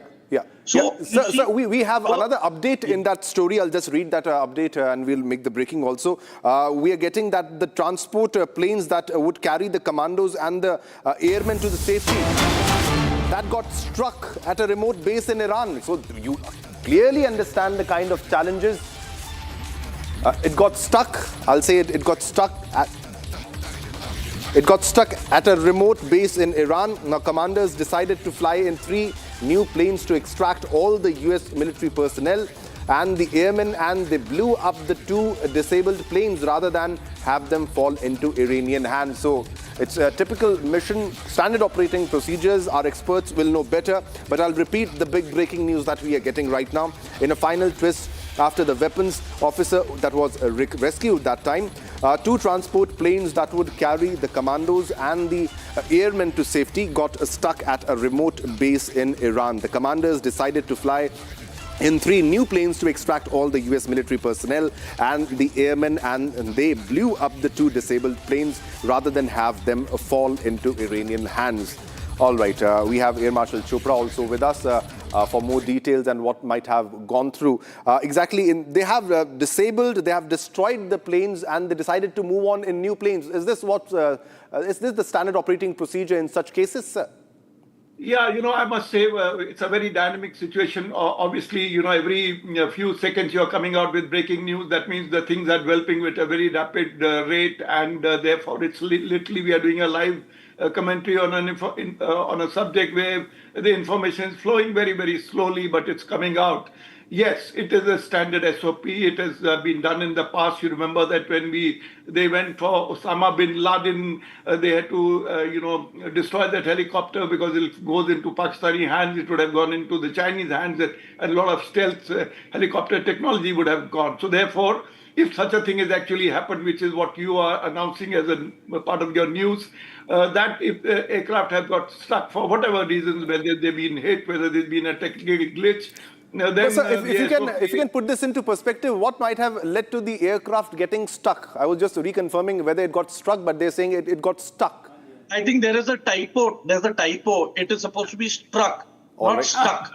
So I think that's a spelling mistake. It could have been hit by multiple rockets. So over to you, sir. I just wanted to. Sir, I'll just repeat because this is what we are getting from our sources. I just asked them, was it struck? They said it was stuck. It did not get struck by a missile, but we definitely will follow up what might have been some technical issue with that. This is the latest that we are getting. But yes, sir, please respond, Major Tur. Yeah. So what Major Tur is saying is absolutely correct, that, whether it's stuck, whether it's been hit, whether it's got a technical glitch, for whatever reason, the aircraft cannot get airborne now. And their commandos, of course, will find their way out. They'll be rescued by a separate group of helicopters. They will be moved out. There'll be a separate ceasefire mission if that be the case. But certainly as an SOP, if you have to leave behind an aircraft, we also remember in 1965 war, one of our Nats got left behind, and much later it was a fully serviceable aircraft that was left behind by our Indian Air Force pilot, and for long the country was questioning why that aircraft had not been destroyed when the pilot got captured. So this is an SOP world over. If these aircraft have actually got stuck for whatever reasons, whether it's because of combat or technical reasons, then that aircraft must be destroyed, because a lot of technology, information, also the stored data in the data boxes that are there nowadays in modern aircraft, that all data will go. It will reveal locations, it will also mention about the missiles and various other things which are fed into the computer. So I think that will be an absolutely natural and normal way for them. But I think as things unfold, we need to hear more before we can comment any further. All right. Thanks a lot, Air Marshal Chopra and Major Tur, for your in-depth analysis on what might have actually unfolded in that location. But a very big development, a very big achievement, and a big sigh of relief for the United States military, and especially for POTUS. That is the President of the United States, Donald Trump. It's time to slip into a short commercial break. But don't go anywhere. We have a lot more lined up just after a short commercial break. Keep watching Republic TV.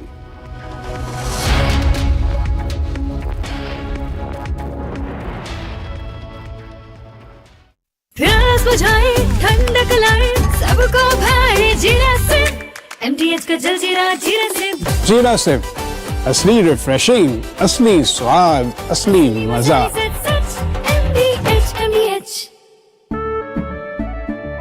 केसरिया से मन जोगी हुआ रे, दिल झूमे देखो मतवारा हुआ रे, केसरिया से मन जोगी हुआ। हर पल मनाओ केसरी त्योहार। विमल, बोलो जुबान केसरी। थोड़े में ज्यादा स्वाद, यही तो है इसकी खास बात। वाओ मामा, क्या स्वाद है। अरे मेरे राजा, सबका राजा आरती और मसाला।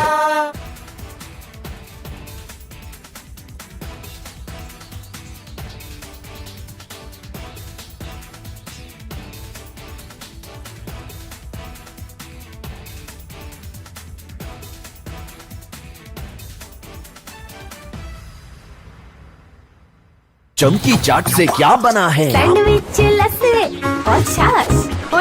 हर घूंट में चमकी चाट, ड्राई फ्रूट और दही बड़े। चमकी चाट से स्वाद बढ़े। असली स्वाद सिर्फ चमकी चाट। 3, 2, 1. Booster ignition. Artemis 2 now bound for the moon.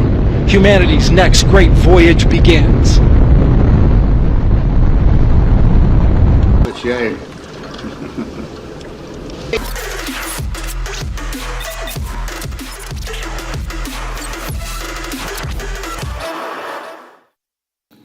Hi there, welcome back to your favorite deep dive show on stories contemporary and consequential for India. This week I picked two, one domestic and one from the neighborhood, but directly connected with our national security.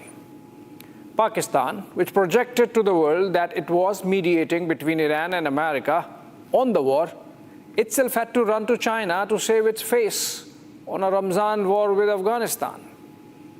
Beijing brokered a truce between Islamabad and Kabul. But the larger question is left open. Is the strategic depth that Pakistan seeks in Afghanistan a mirage that would never materialize? That's our segment number one. In segment 2, we focus on the history of Naxalism and what happened in the 1960s that facilitated the spread of communist violence across a wide swathe of the country from Bengal to Maharashtra. Let's get going.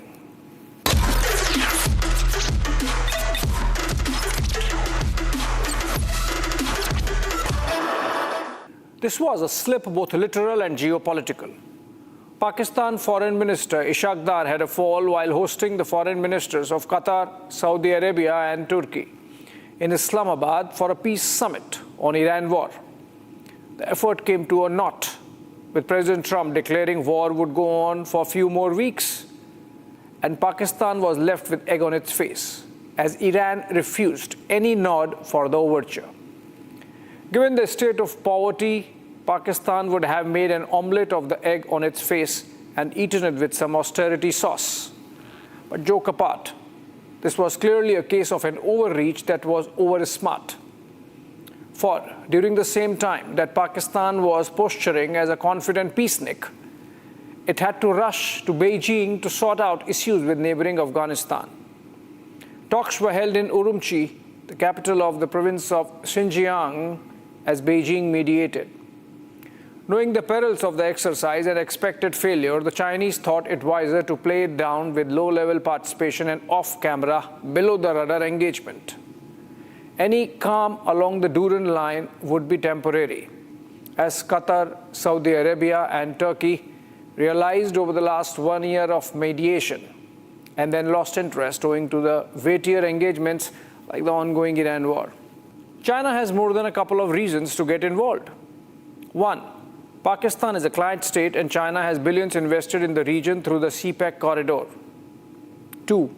China wants to create a space for itself in the vacuum left by America in Afghanistan. 3. It does not want America to come back to the Bagram base outside Kabul.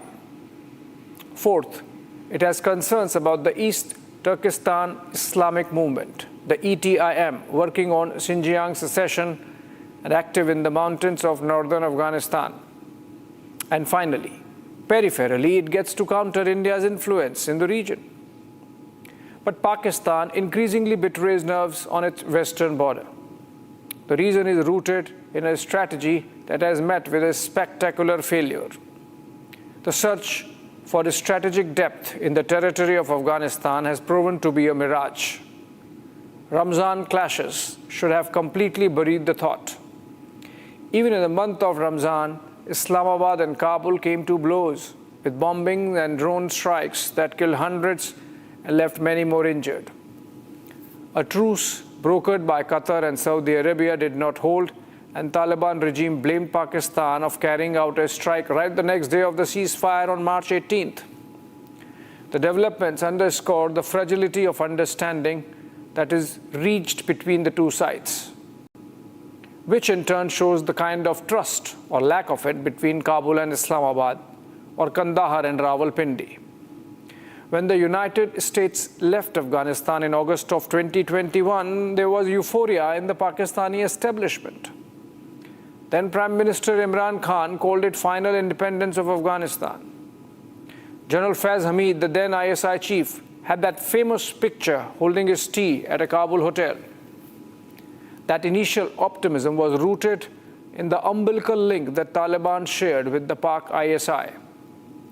There was belief that the Taliban would remain strategically aligned with Islamabad's interests, give it depth vis-à-vis India, and help them tighten the noose around TTP, or the Pakistani Taliban. But reverse seems to have happened. The mullahs of Taliban realized India was not the monster it was made out to be, and that Pak Taliban were brothers in arms when it came to negating the Durand line, a make-believe border according to the Afghans. Once in power, Taliban realized the number of ways in which its bread could be buttered. The government of the Islamic Emirate has since diversified its links beyond Pakistan to engage intensely with Russia and China apart from India. Then there's the double game. Well, when you speak of Pakistan, how can you not speak of a double game?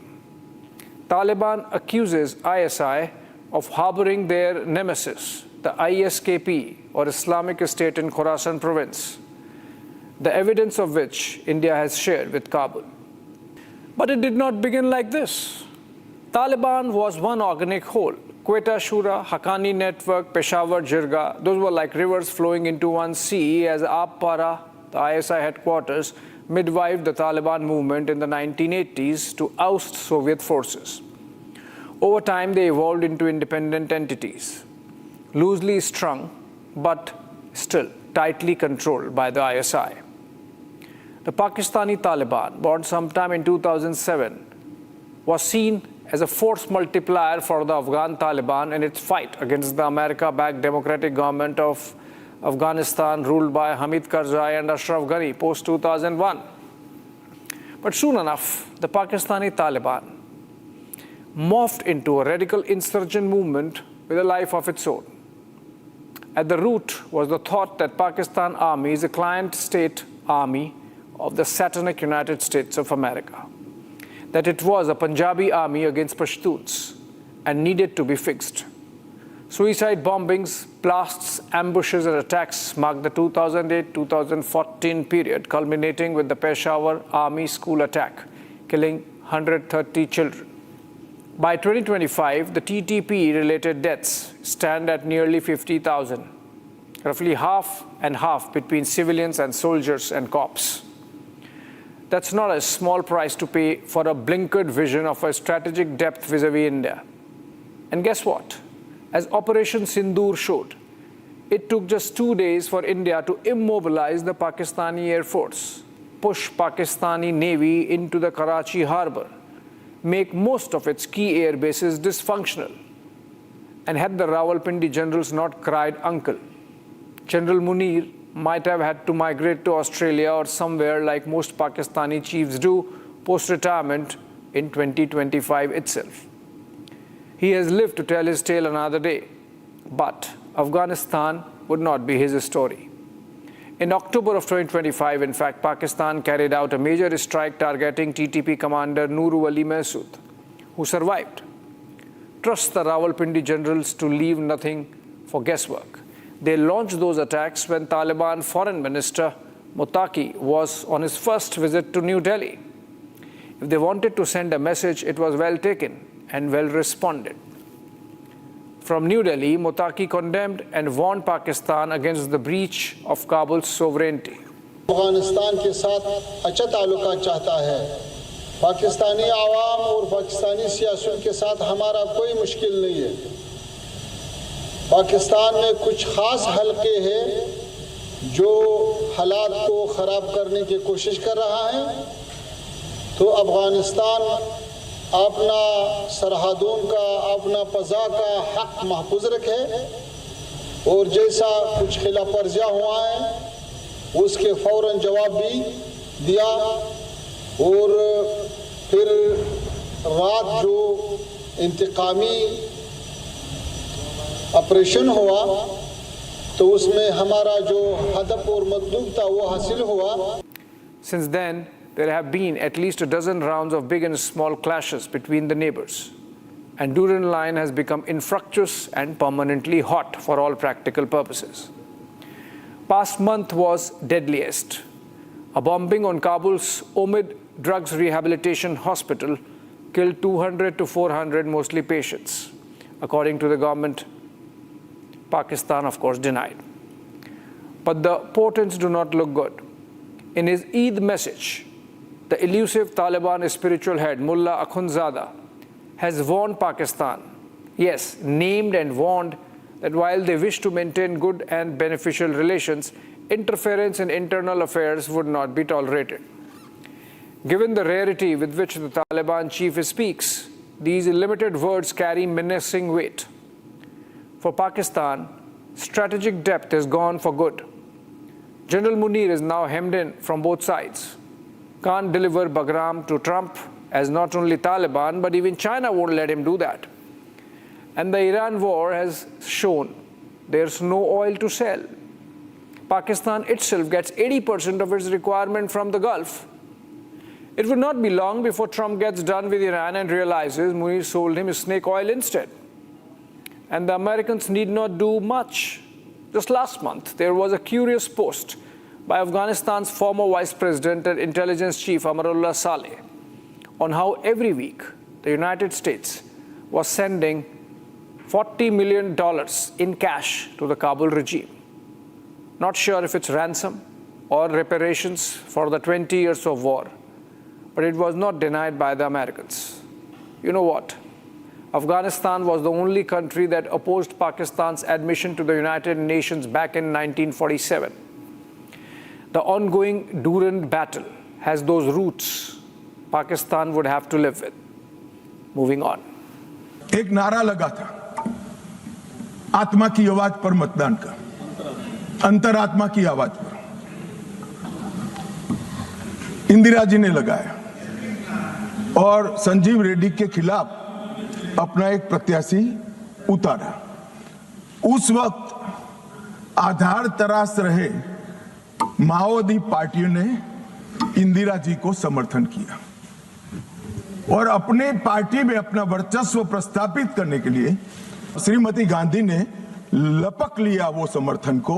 80 तक इंदिरा जी वापिस नहीं आई, वो माओवादी विचारधारा की गिरफ्त में रही।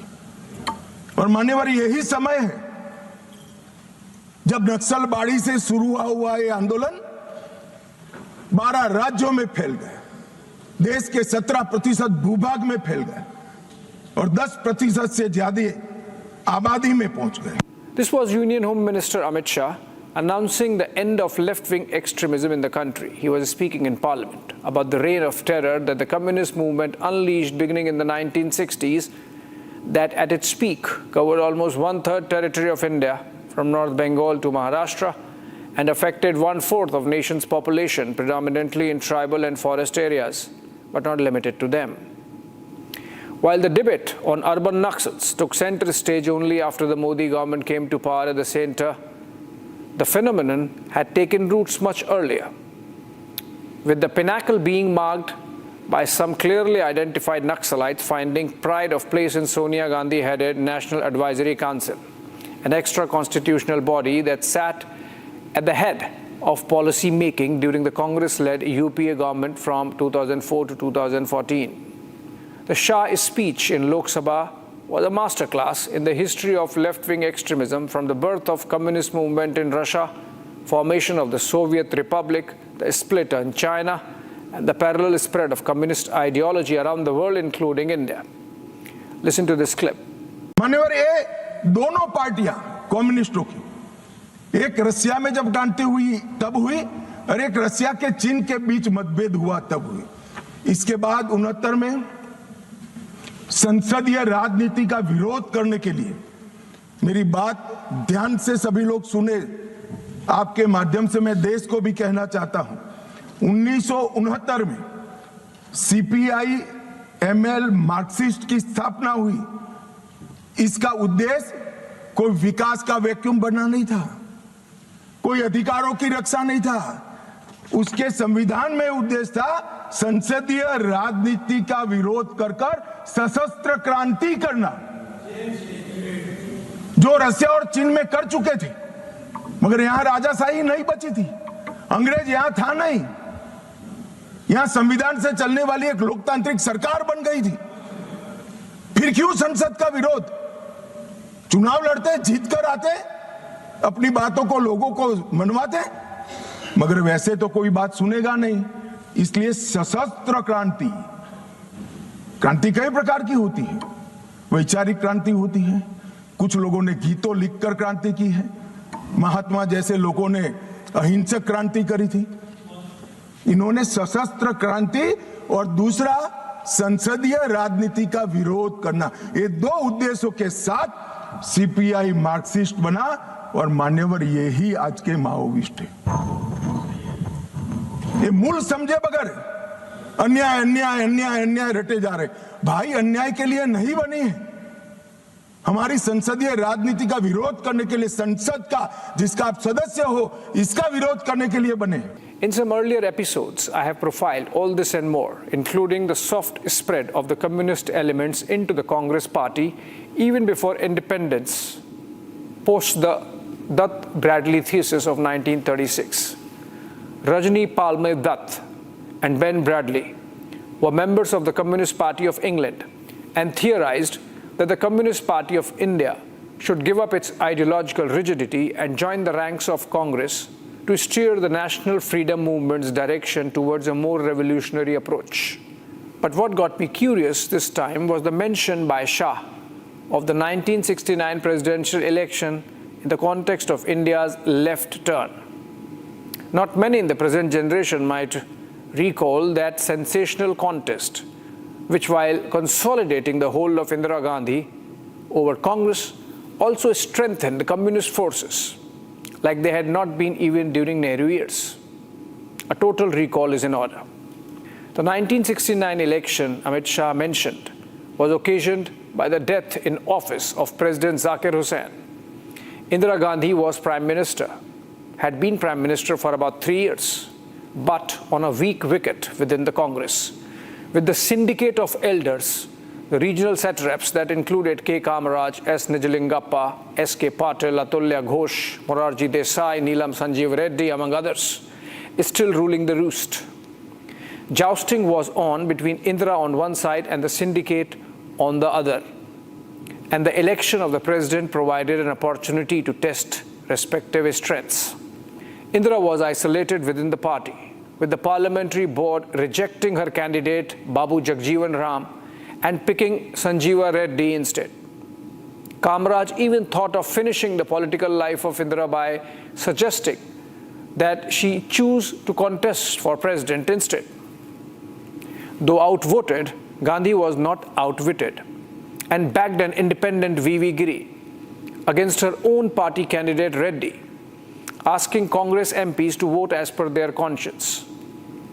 Behind the scenes, obviously, it was communicated that the rising but embattled Nehru dynasty wanted Giri to win, who won by a whisker, but in the process forced a split in the Congress. Indira government fell into a minority and had to take support of the left contingent and the DMK in the parliament to survive till the next general elections in 1972, which she won easily. But not before the communist movement consolidated and seeped into every walk of public life of the country. Fighting the syndicate and dependent on the left, Indira strongly pivoted to leftist policies like nationalization of banks, abolition of privy purses, among other decisions. Nehru's Fabian socialism had been replaced with communist takeover of the party. The Dutt-Bradley thesis of 1936 had completed second successful iteration. This was the exact same time that the left movement itself was going through a churn. The Communist Party had split in 1964, mirroring the split between the Soviet and Chinese Communist parties, with the followers of Mao setting up CPI Marxist or CPIM. Coinciding with the 1969 election was also the formation of the guerrilla movement with a further split of CPM on April 22 that year. This was called the CPI-ML or Marxist-Leninist and believed in armed revolution and overthrow of the Constitution of India. Guess the significance of that date, April 22? It is the birth anniversary of Lenin. Shah's speech on March 30 was the final nail in the coffin of that movement, which has killed perhaps over 1 lakh Indian citizens, including civilians and soldiers, in mostly poor parts of the country over the last 5 decades. In fact, the third iteration of the communist takeover of the Congress came with Sonia Gandhi setting up that NAC I was talking about, the National Advisory Council, which was packed up with urban Naxals and Maoist sympathizers. Not sympathizers, in fact, Maoist ideologues. As Karl Marx had said, history repeats itself, first time as tragedy and second time as farce.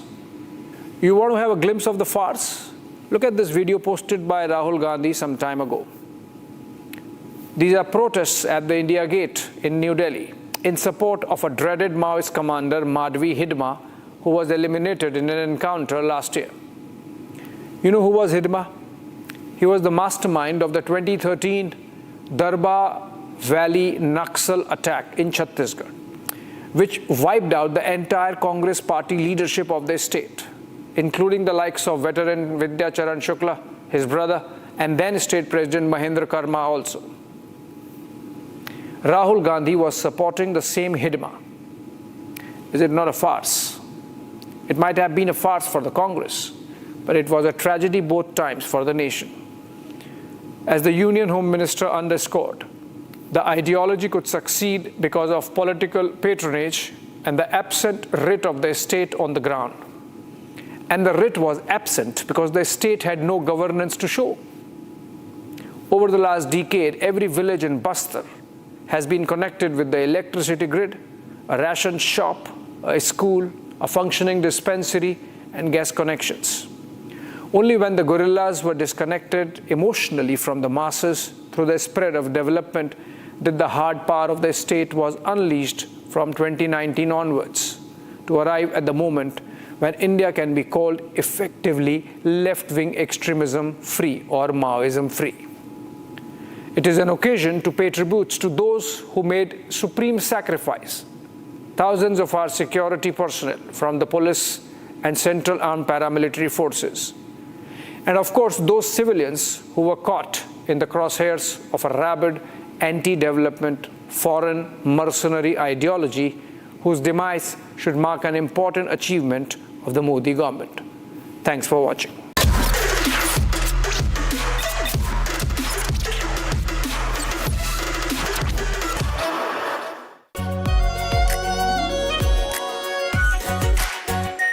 Our pure Shahi Paneer Masala. Delicious, healthy, every day.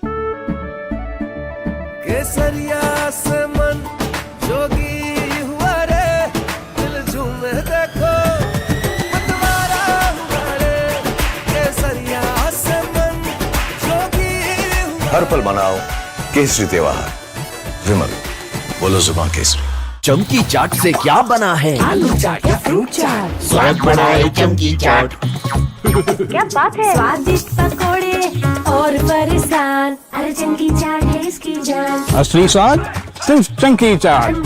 Are pure सूजी pasta उबालो मिलाओ और खाओ 8 minute में तैयार। क्या taste है सबका राजा R pure masala.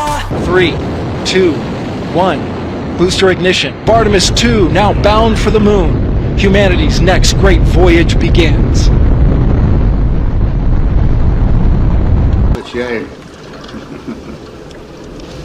Okay, overboard dump coming up.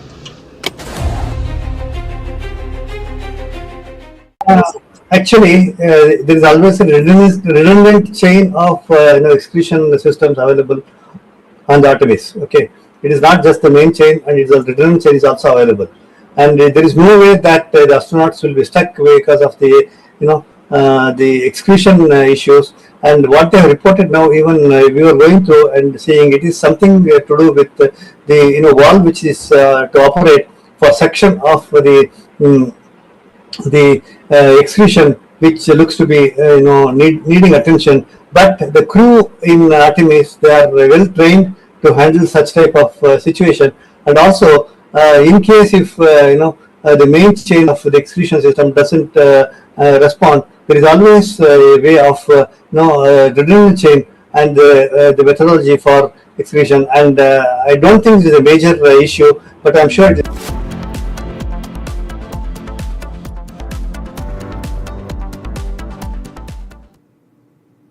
Good morning, viewers. You're watching Republic TV with me, Hina Sharma. Now starting this bulletin with some news from Iran. Now, despite widespread reports of its military infrastructure being dismantled, Iran continues to demonstrate a surprising ability to counter aerial attacks. Take a look at this report that breaks down the reality behind Iran's air defense strategy and analyze the shoot and scoot tactics that experts are questioning now, the narrative of the ongoing conflict. Take a look at this report. Just when Donald Trump thought the US Army had almost finished destroying the Iranian missile facilities, we totally obliterated those nuclear sites. Iranian forces launched a new surprise attack. Now they have a Khordad, the 15, which is claimed that it can target stealth aircraft also, which I think possibly has been used to target the F-15 aircraft of the United States. More than a month has passed away, and Iran is still able to shoot down American aircraft, especially the fighter jets, F-15 in question. The US and the world might think that Iran has a weak air defense system, but the truth is something else. Let's understand the video in two parts.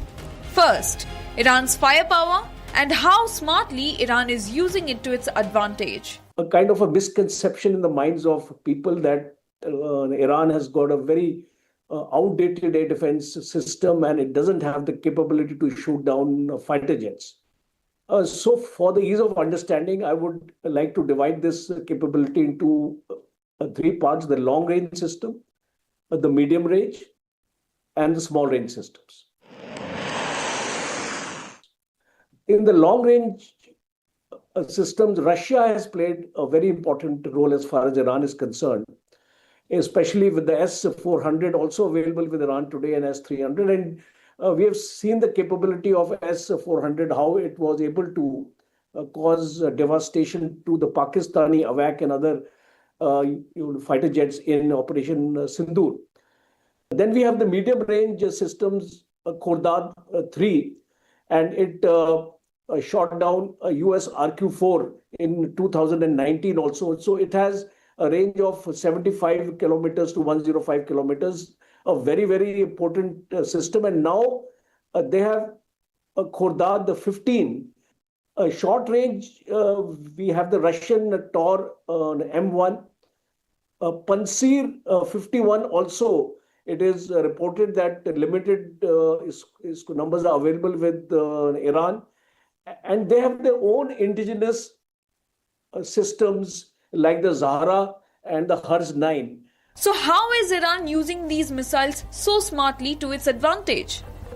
So now we come to the question that in spite of the US claims that everything has been destroyed, as far as the air defense and command control system is concerned, Iran is still able to target these aircraft. So a reason is systems like Khordad, Bawar are road mobile systems.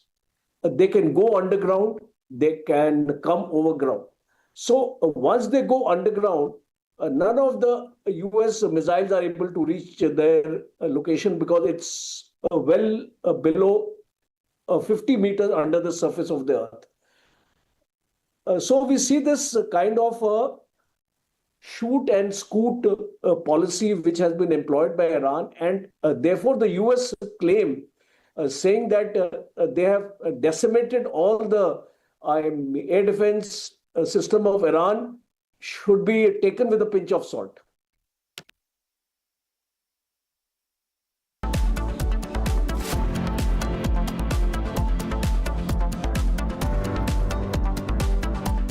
थोड़े में ज्यादा स्वाद यही तो है इसकी खास बात। वाओ मामा क्या स्वाद है? अरे मेरे राजा, सबका राजा आर्टियोर मसाला।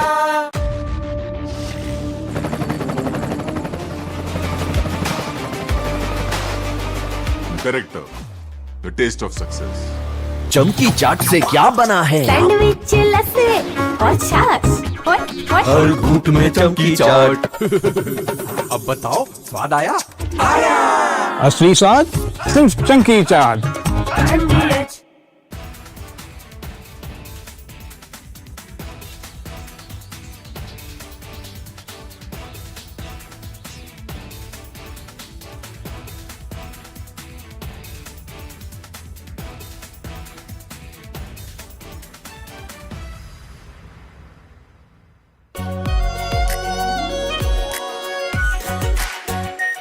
Our pure Shahi Paneer Masala.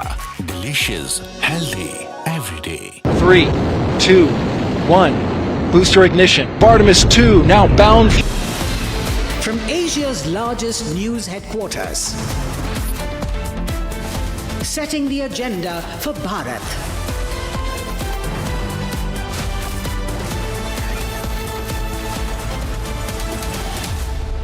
watching Republic.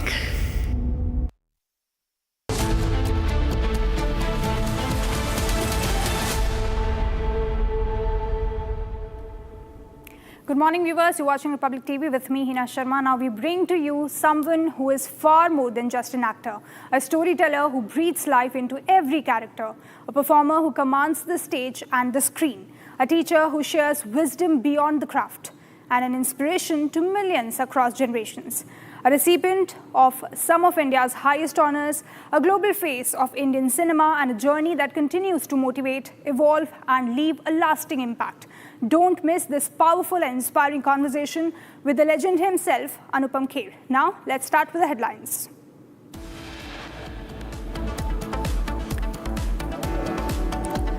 Donald Trump confirms rescue of missing US pilot in Iran after F-15E downing, says we got him safe and sound. Reports say 2 transport planes meant to evacuate crew got stuck at a remote base. US blew them up and flew in new planes to avoid them falling into Iranian hands.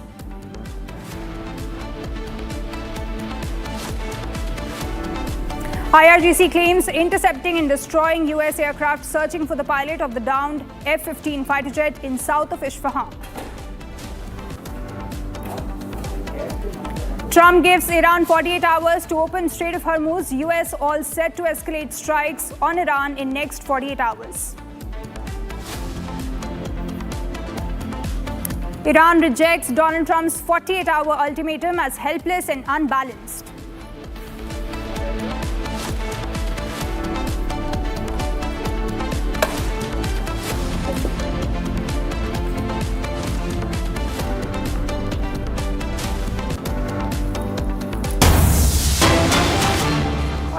We are getting a big breaking news, a final twist in fact after the rescue mission was conducted. Now, as per the twist, the US commandos and pilots who were helping in the rescue mission, they decided to fly in 3 new planes because their planes, the 2 transport aircraft, got stuck at a remote base in Iran. This is a big breaking that we're getting. Now, the 2 planes got disabled, and after the planes got stuck in Iran, of course, in unidentified location, the commandos decided to fly in 3 new airplanes to extract all US military personnel. And in fact, another breaking that we have is that they blew up the 2 disabled planes rather than have them fall into Iranian hands. So a big claim by United States, who is in fact saying that they destroyed both of the transport planes so that it could not fall into Iranian hands. A big breaking right after Donald Trump, in fact, released a statement and talked about how the United States, in a 24-hour operation, rescued the 2nd crew member who got stuck in Iran. Now, of course, these 2 transport airplanes were there to help out with the rescue mission. But now the reports are suggesting that those aircraft transport planes got stuck in Iran in an unidentified location, and in fact were destroyed by US itself so that it could not fall into the hand of Iranian hand in fact. So this is a big news that we are getting at this point in time. So remember, this is very important because early in the morning we received the news that 2nd US crew member in fact was rescued, recovered. There were multiple reports suggesting that the rescue operation is still underway and they were trying to get out of the Iranian territory. But final message from Donald Trump, who says that the rescue mission was successful, and talking about the safety and security of the 2nd crew member, but also said that the crew member sustained injuries but is in good shape as well. So a big breaking we covered this morning, and now this war of narratives, in fact, where United States is claiming that the 2 disabled planes were scraped, were in fact blew up in the Iranian territory so that it could not fall in the Iranian hands. A big news that we are tracking this morning. So remember, viewers, earlier F-15E and in fact another aircraft, A-10, they were downed by Iran. All right, joining me in the studio is Colonel Chairinder Singh, defense analyst, to get us his perspective on this big breaking that we're covering at this point in time. Colonel Singh, this is a big news that we are getting in. Now, of course, a war of narratives will erupt soon. But essentially, United States transport planes absolutely in trouble by United States itself because it did not want to, in fact, let these airplanes get into the hands of the Iranian regime. Your thoughts? Jai Hind, Namaskar. That's a very standard drill for the US. If you can please remember, even this happened in Pakistan when they were trying to take out Osama bin Laden. One of their helicopter got stuck and they had to blow it up. That is the standard drill also from the point of view that the technology does not fall in the hands of the enemy and the other vested interests come in. Also, there is always a concern that why should you allow your weapon system to be known or be a kind of display by the enemy. Just imagine that it's an undestroyed aircraft which Iran may, take it out as a propaganda information warfare that see here it is. And another is that it's a totally destroyed one. So there's a propaganda value, there is a moral value, there is always a technological disclosure should not take place. Your weapon system should not come to be known to the enemy country because Iran is not only Iran. Iran would amount to that the technology, if at all is discovered, analyzed, it would be analyzed by Russia, it will be analyzed by China also. So there is a much bigger picture to it behind this, and US has always been doing that, or at least had been attempting to do that. And I have given you a very live example of Pakistan when they had to destroy their own helicopter which developed some problems. Absolutely. Colonel Singh, would like to understand from you what all transport planes we are talking about. Earlier we saw how there were multiple reports of C-130 Hercules and also Black Hawk helicopters being deployed to rescue these military personnel. What all transport airplanes are we actually talking about? You see, when we talk of Hercules, it's a transport aircraft. The advantage, disadvantage is it's a slower aircraft. And when it is a slower aircraft, it is able to do better vision on ground. But at the same time, it does have a handicap on not being a stealth aircraft. It can be attacked. You are always vulnerable to that. So that's the advantage versus disadvantage. But the better part is it carries a lot of equipment which helps you to identify or communicate with the pilot on ground by into kind of, close communication range. As far as Seahawks are concerned, they are very much required because the moment you are able to pinpoint the location of a pilot, the Seahawks will come into action, which has got special teams in it. They have been training for it. The pilot is also been training for that how to survive behind enemy lines, how to communicate, what all are the drills. But as far as I am concerned, it's a absolute not 100% which Americans would have invested to get this pilot out. It is 1000% that they would have. They would have gone down to any length to save this pilot and bring him back, because that is the importance of it. Not that one pilot capture turns the table, but it does affect the morale. It does affect the ethos of that army, which had, it is with our army also, that we never leave our men behind. And for that, the special forces, which would be in the helicopters, they would have gone down to any extent, faced any kind of fire, may even lose lives, but to save that one life or attempt to save that one life. In this case, they have been successful. As an army man, I can only say I'm very proud of that. Not that I'm a big fan of the operation done by the US, but at the same time, we have to see what would have happened had this pilot come into the hands of the Iranians. It would have, created an absolutely new dimension. Colonel Singh, I would also like to, discuss this further with you, but we are getting another big breaking news that we would like to tell our viewers. So viewers, IRGC intercepted and destroyed US aircraft searching for the pilot of the downed F-15 fighter jet in south of Isfahan. So now we have a location, Colonel Singh. Iran essentially claiming that these planes were destroyed, intercepted first and destroyed by Iranian regime, by IRGC in in the south of Isfahan. Colonel Singh would like to understand from you what all really would have went down in this operation when we have United States saying that, in fact, reports suggesting that this transport planes, they were stuck. What exactly do you mean by stuck? Were they disabled? Was there any technical fault? Or what exactly would have happened as per your speculations? You see, there cannot be any speculations on this. It is only known to the people concerned. There just cannot be any speculation. But I can say it with a lot of responsibility. The aircraft which had come for the rescue went down. It went down for the technical reason, will always be claimed by US. And the Iranians will always say that we have brought it down, we have shot it down. And shooting down doesn't mean that it is disintegrated in air. It would have got crashed on ground, it would have been lying, and that is where I find a logic reason that these special teams and the special forces people who would have been going to rescue the pilot would have found this so-called aircraft on ground, they would have put those charges and they would have destroyed it. Because this is always part of the special forces preparation.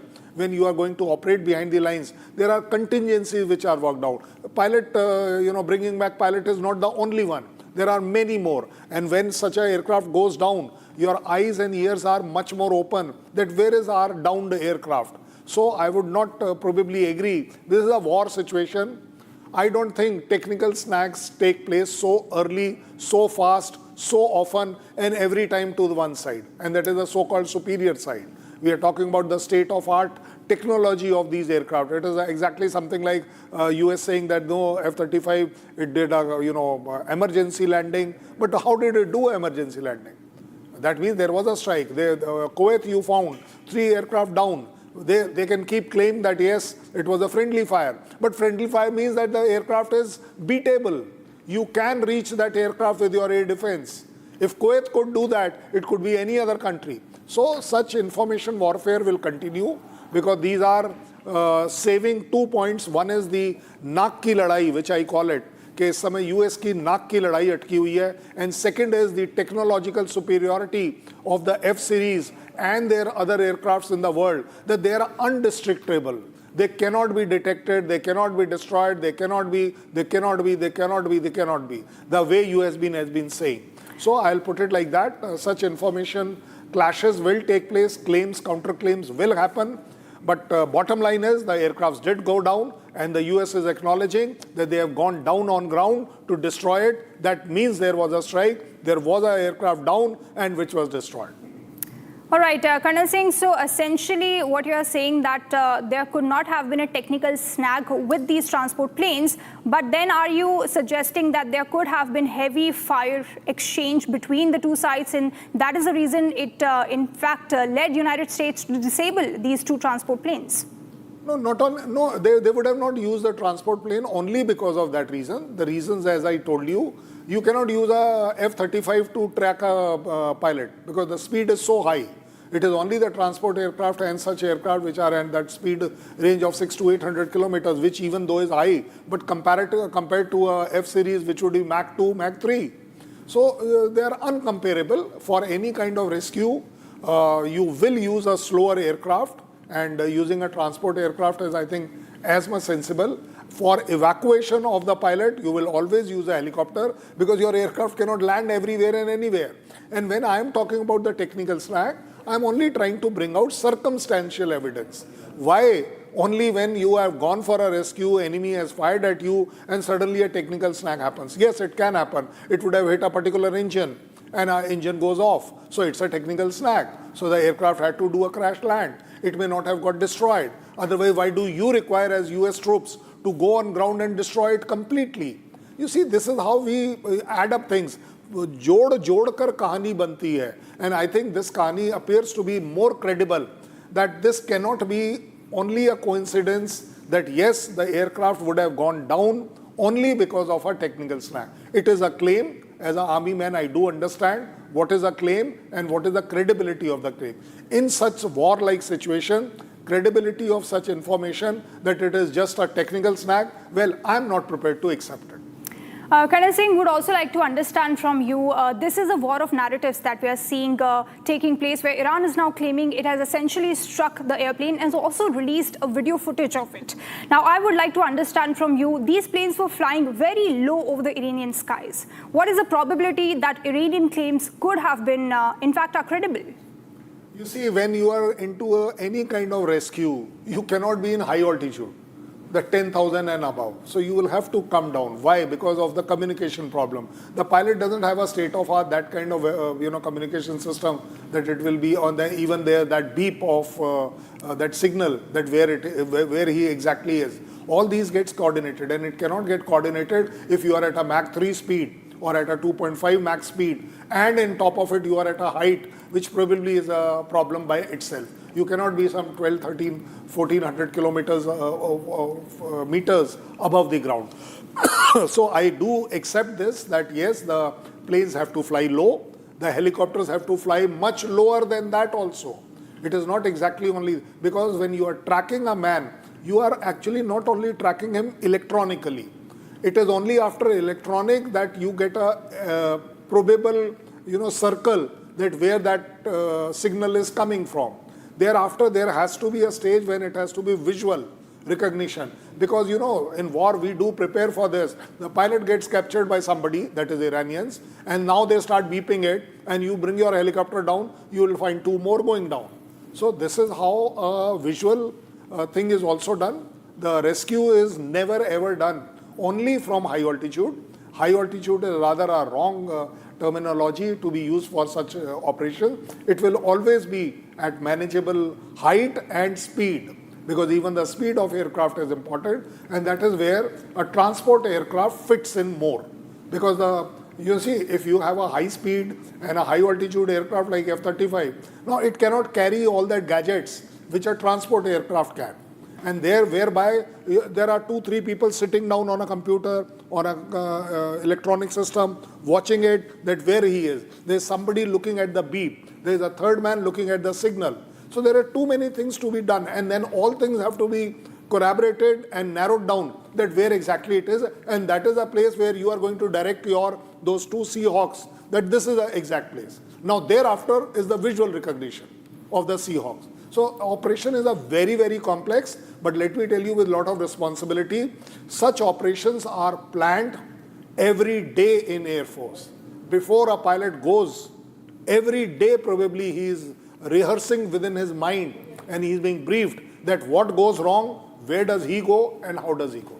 Absolutely, Colonel Singh, and of course a big loss for United States as well, as these aircraft cost around $70 to $100 million per plane. But I would like to thank you for getting us your perspective on this very important news that we're covering this morning. Now, viewers, shifting our focus, despite widespread reports of its military infrastructure being dismantled, Iran now continues to demonstrate a surprising ability to counter aerial attacks. Take a look at this detailed report that breaks down the reality behind Iran's air defense strategy and analyze the shoot and scoot tactics that experts are now questioning the narrative of the ongoing conflict. Take a look at this report.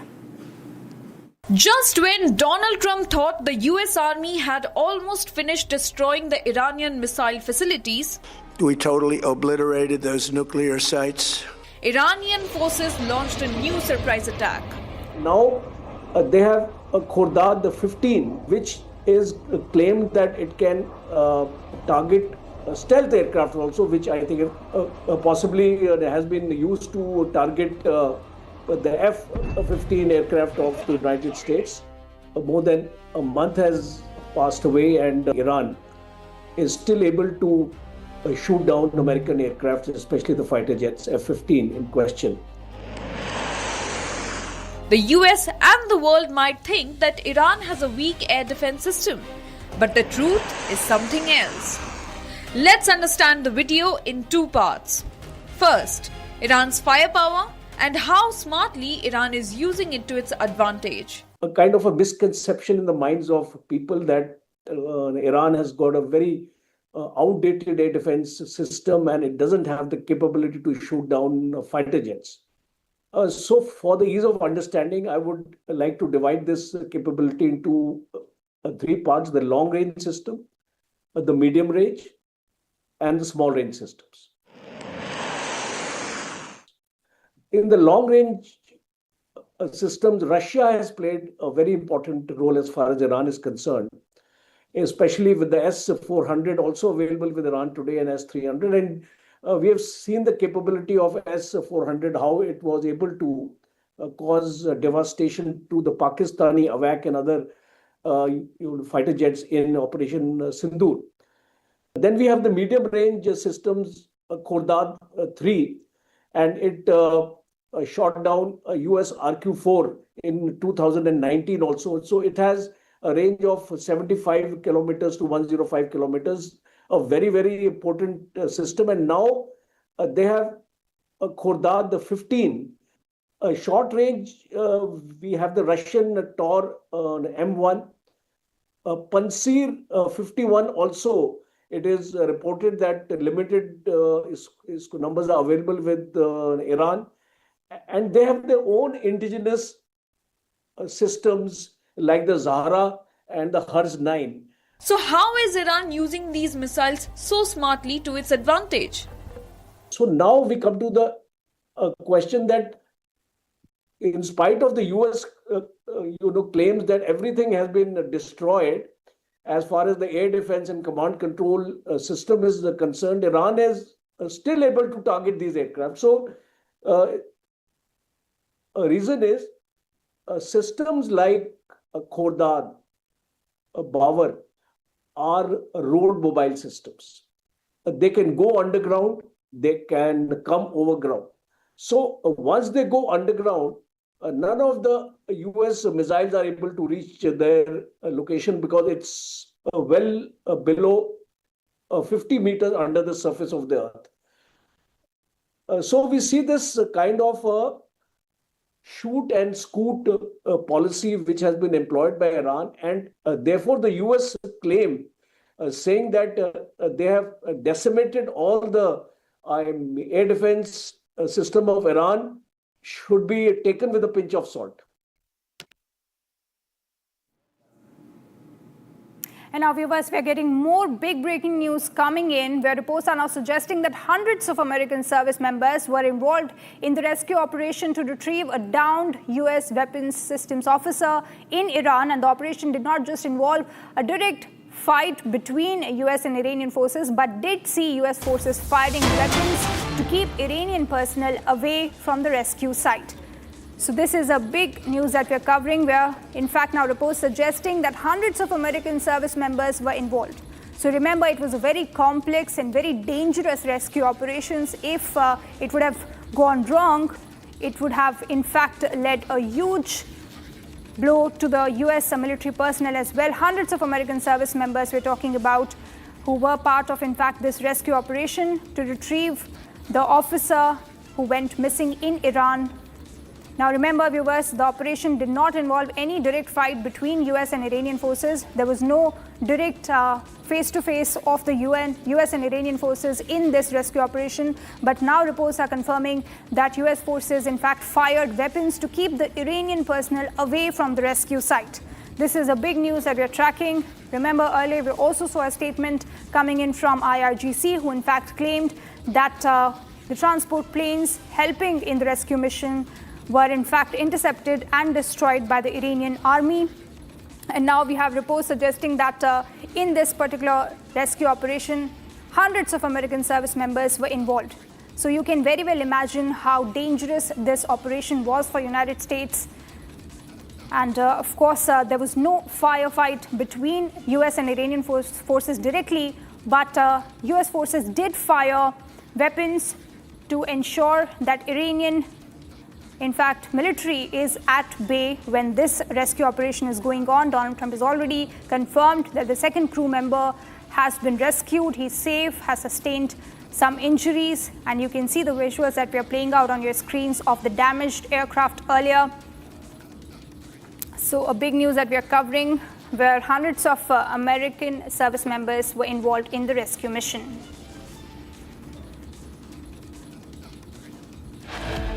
All right, viewers, taking a short break, but coming up, IRGC claims intercepting and destroying US aircraft searching for the pilot of the downed F-15 fighter jet in south of Isfahan.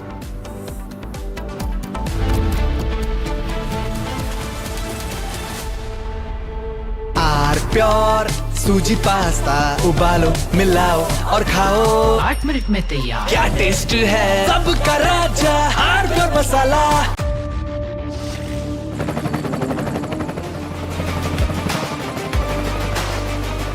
Character, the taste of success. प्यास बुझाए ठंडक लाए सबको भाए जीरा से MTH का जलजीरा जीरा से जीरा से असली रिफ्रेशिंग, असली स्वाद, असली मजा। MTH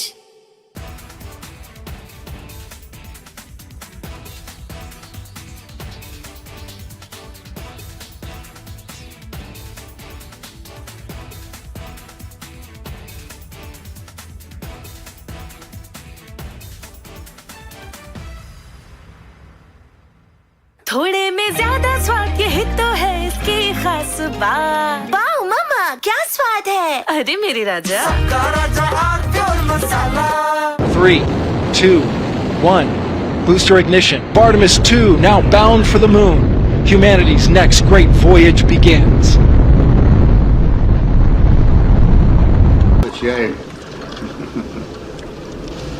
Okay, overboard dump coming up.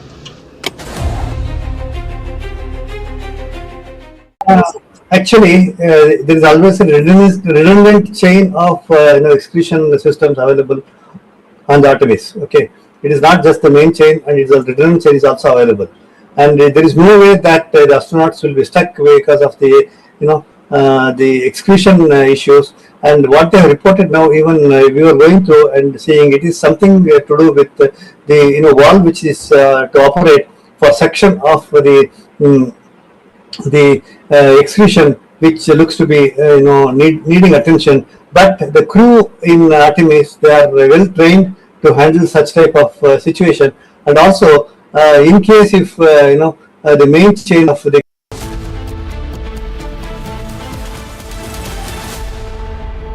चमकी चाट से क्या बना है सैंडविच लस्सी और छाछ हर घूंट में चमकी चाट ड्राई फ्रूट और दही बड़े चमकी चाट से स्वाद बढ़े असली स्वाद सिर्फ चमकी चाट केसरिया से मन जोगी हुआ रे दिल झूमे देखो मतवारा हुआ रे केसरिया से मन जोगी हर पल मनाओ केसरी त्योहार विमल बोलो जुबान Kesari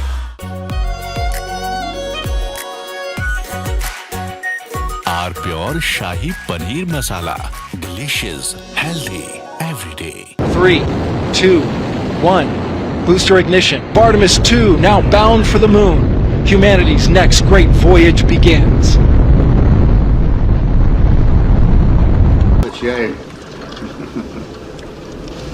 Okay, overboard dump coming up.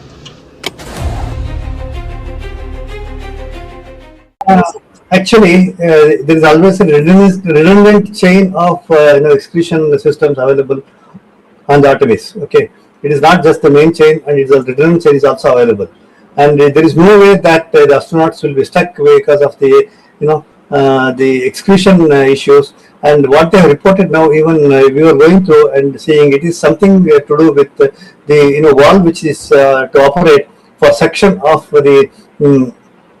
the excretion, which looks to be needing attention. But the crew in Artemis, they are well trained to handle such type of situation. And also, in case if the main chain of the excretion system doesn't respond, there is always a way of redundant chain and the methodology for excretion. And I don't think it is a major issue, but I'm sure it will get sorted out. And of course, there is a redundant chain which can be conveniently operated. Good luck. Godspeed, Artemis 2. Let's go. And here we go.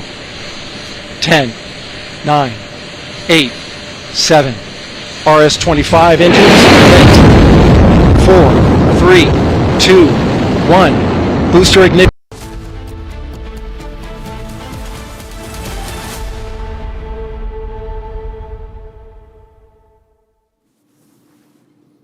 Well, it is a very warm welcome. You're watching Republic TV. This is Shivam Dutt Mehta. Now, we bring you someone who is far more than just an actor.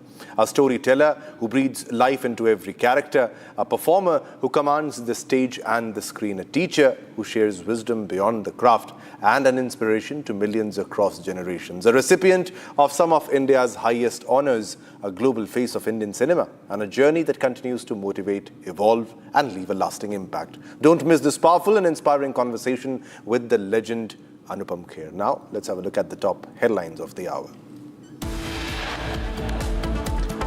Donald Trump confirms rescue of missing US pilot in Iran after F-15E. Downing says we got him safe and sound.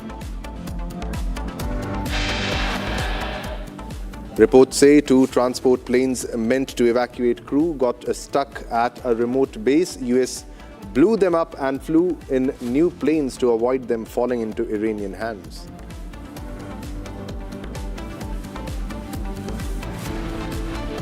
IRGC claims intercepting and destroying US aircrafts searching for the pilot of the downed F-15 fighter jet in south of Isfahan.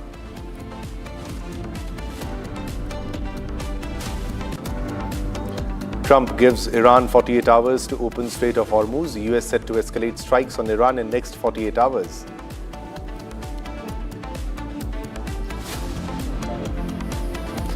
And Iran rejects Trump's 48-hour ultimatum, calls it helpless and unbalanced.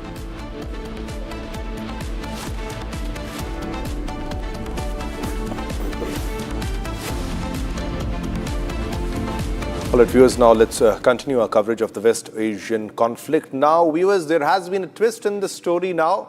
US media is reporting that Washington launched a disinformation campaign inside Iran to deceive Tehran into believing that the missing pilot has been found. So this is another claim. US misleads Tehran on pilot's status. This is quite I don't know how to put this because there's a very big twist, viewers. There has been a new twist in the story now. US media is reporting that Washington launched a disinformation campaign inside Iran to deceive Tehran into believing the missing pilot had been found. This is the latest that we are getting. It's a very big development. Big development here that this is a disinformation campaign by the United States. Now, there were reports that the pilot has been rescued and that there were claims that the pilot has been rescued and also that they have been evacuated from Iran. There were 2 planes involved which were stuck, so they have been destroyed.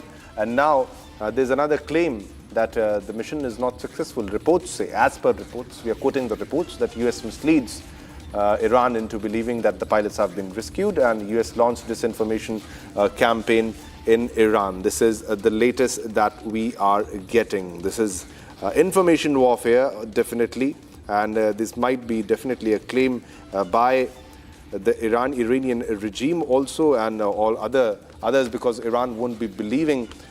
This is coming from US media. These are US media reports. Deception campaign in Iran before daring US rescue mission, sources say. According to a senior administration official, prior to locating the officer and the US military's daring rescue, the CIA first launched a deception campaign spreading word inside Iran that US forces had already found him and were moving him on the ground for exfiltration out of the country. While the Iranians were confused and uncertain of what was happening, the agency used its unique capabilities.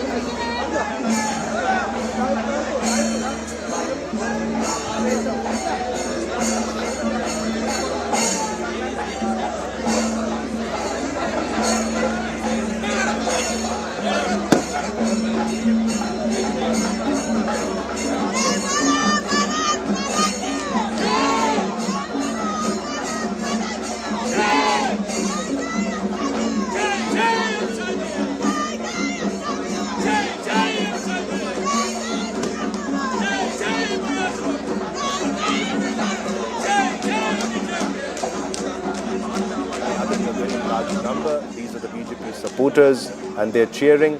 And let's listen into the nats also. Let's listen to the audio also.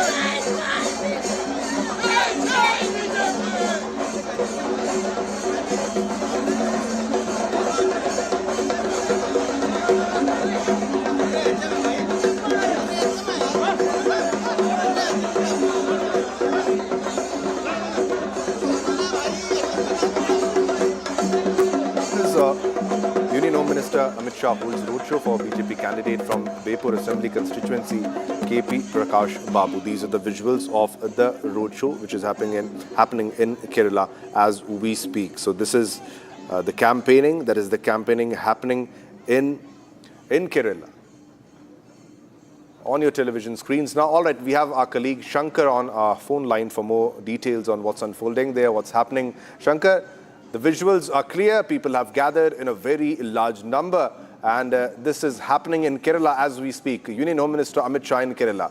More details, please, Shankar.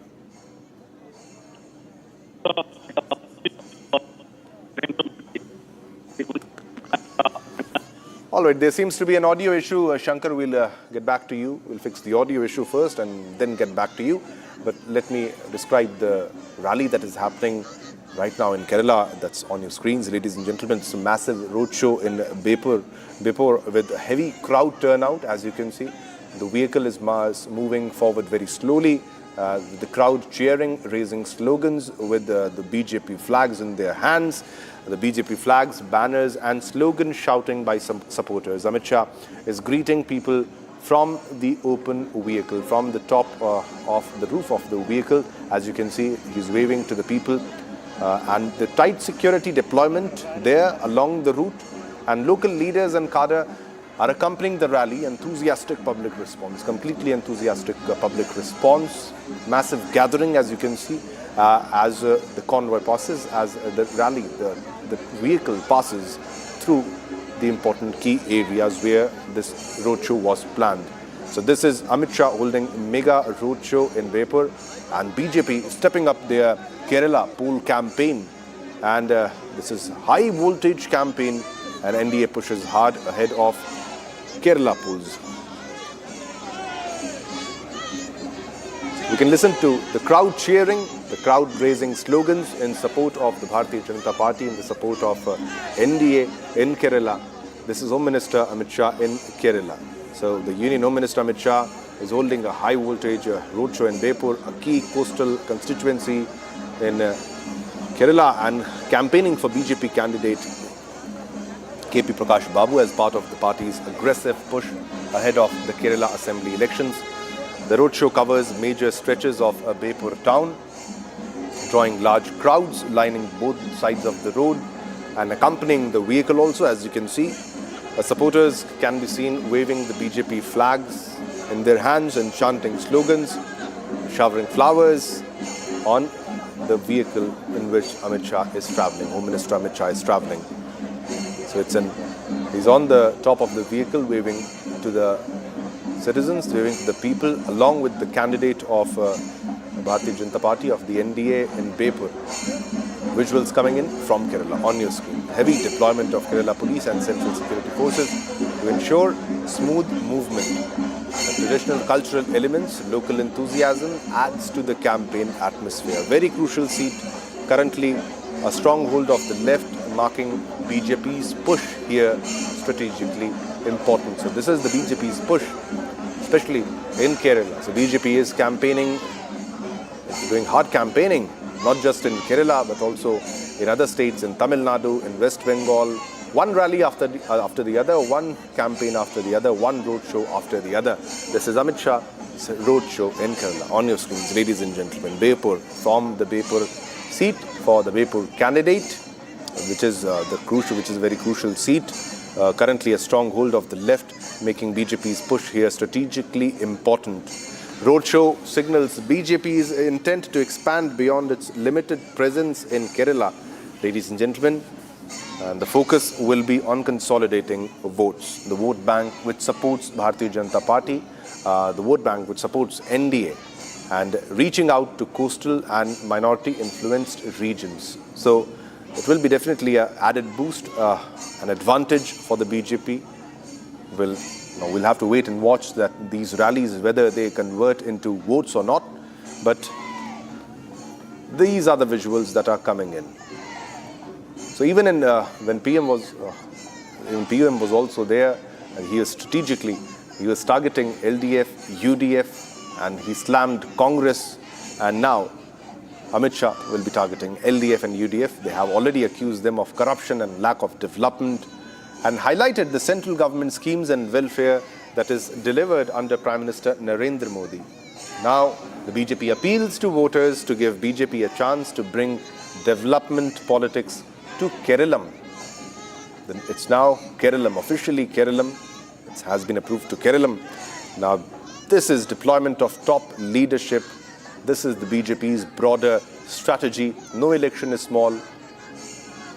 BJP is fighting hard and putting in all the efforts that are required so that there might be a dramatic shift in the voter sentiment, attempting to convert growing vote share into actual seats. Now there has been a steady increase also of the BJP strongholds.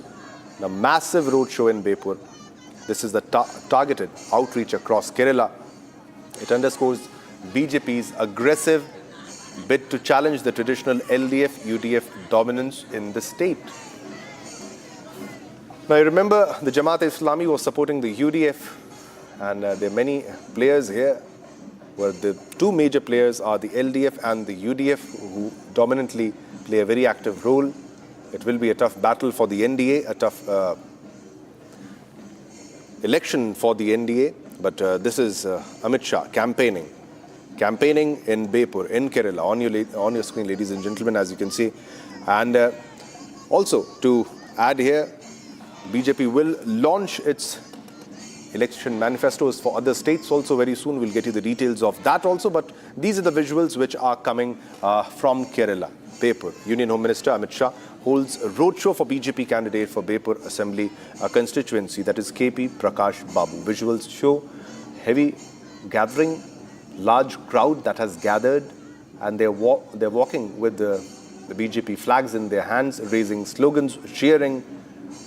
Visuals coming in shows massive support for the Bharatiya Janata Party in Kerala. Live visuals on your screen, ladies and gentlemen. This is our continued campaign of elections, the assembly elections, which will cover 4 states and 1 union territory.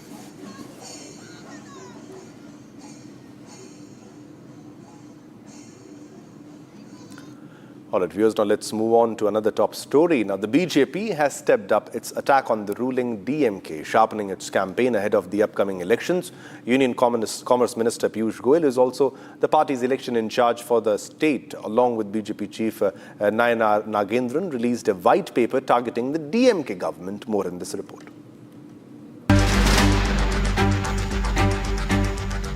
With a high-stakes battle around the corner in Tamil Nadu, the BJP has intensified its campaign, targeting the ruling DMK. Commerce Minister and the state's election in charge, along with BJP leaders, released white paper against DMK. The white paper, titled Tamil Nadu's Financial Crisis, highlights the state's rising debt crisis. Piyush Goyal questioned DMK chief and Chief Minister M.K. Stalin over the state's rising debt and financial mismanagement. The debt has almost doubled in the last 5 years of DMK government. Revenue deficit, which means they are borrowing money even to pay day-to-day expenses. But where has all this money gone? What assets have you created? What facilities has the common man got? The DMK government has squandered away the people's money. Taking direct aim at Chief Minister M.K. Stalin, Piyush Goyal asked where the state's funds and treasury had gone, despite the state being blessed with industry, farmers, the MSME sector, fishermen and youth. The union minister also said that the state is heading towards bankruptcy under DMK government. Every member of the Stalin family, Thiru M.K. Stalin, Thiru Udaynidhi Stalin, Kanimozi, Thiru Satishan, they all have their hands muddied in this saga of loot and bad governance that the people of Tamil Nadu are suffering. Tamil Nadu is heading towards bankruptcy. He further alleged that the Stalin family is responsible for the Tasmac scam and the spread of drugs in Tamil Nadu, leading to the loss of 5 lakh jobs due to corruption. Which journalist here does not know about the massive Tasmac scam? Are you not worried about your children and the drug menace that is increasing in Tamil Nadu?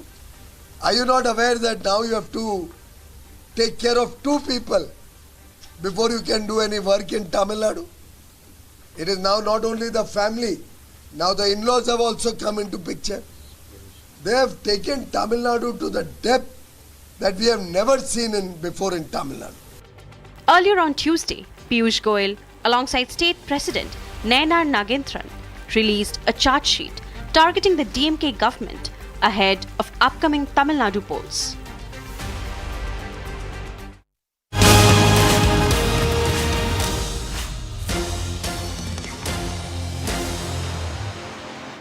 All right, viewers, now let's move on to another top breaking news development from the world of politics, because the 4 states and 1 union territory are set to go to elections. Now, BJP to launch its election manifesto for West Bengal on 10th April after PM's 3 rallies on 9th April. This is a very big development coming in from the perspective of elections in West Bengal. BJP to launch its election manifesto for West Bengal on 10th April after PM's 3 rallies on 9th April. So BJP is campaigning pretty hard when it comes to West Bengal.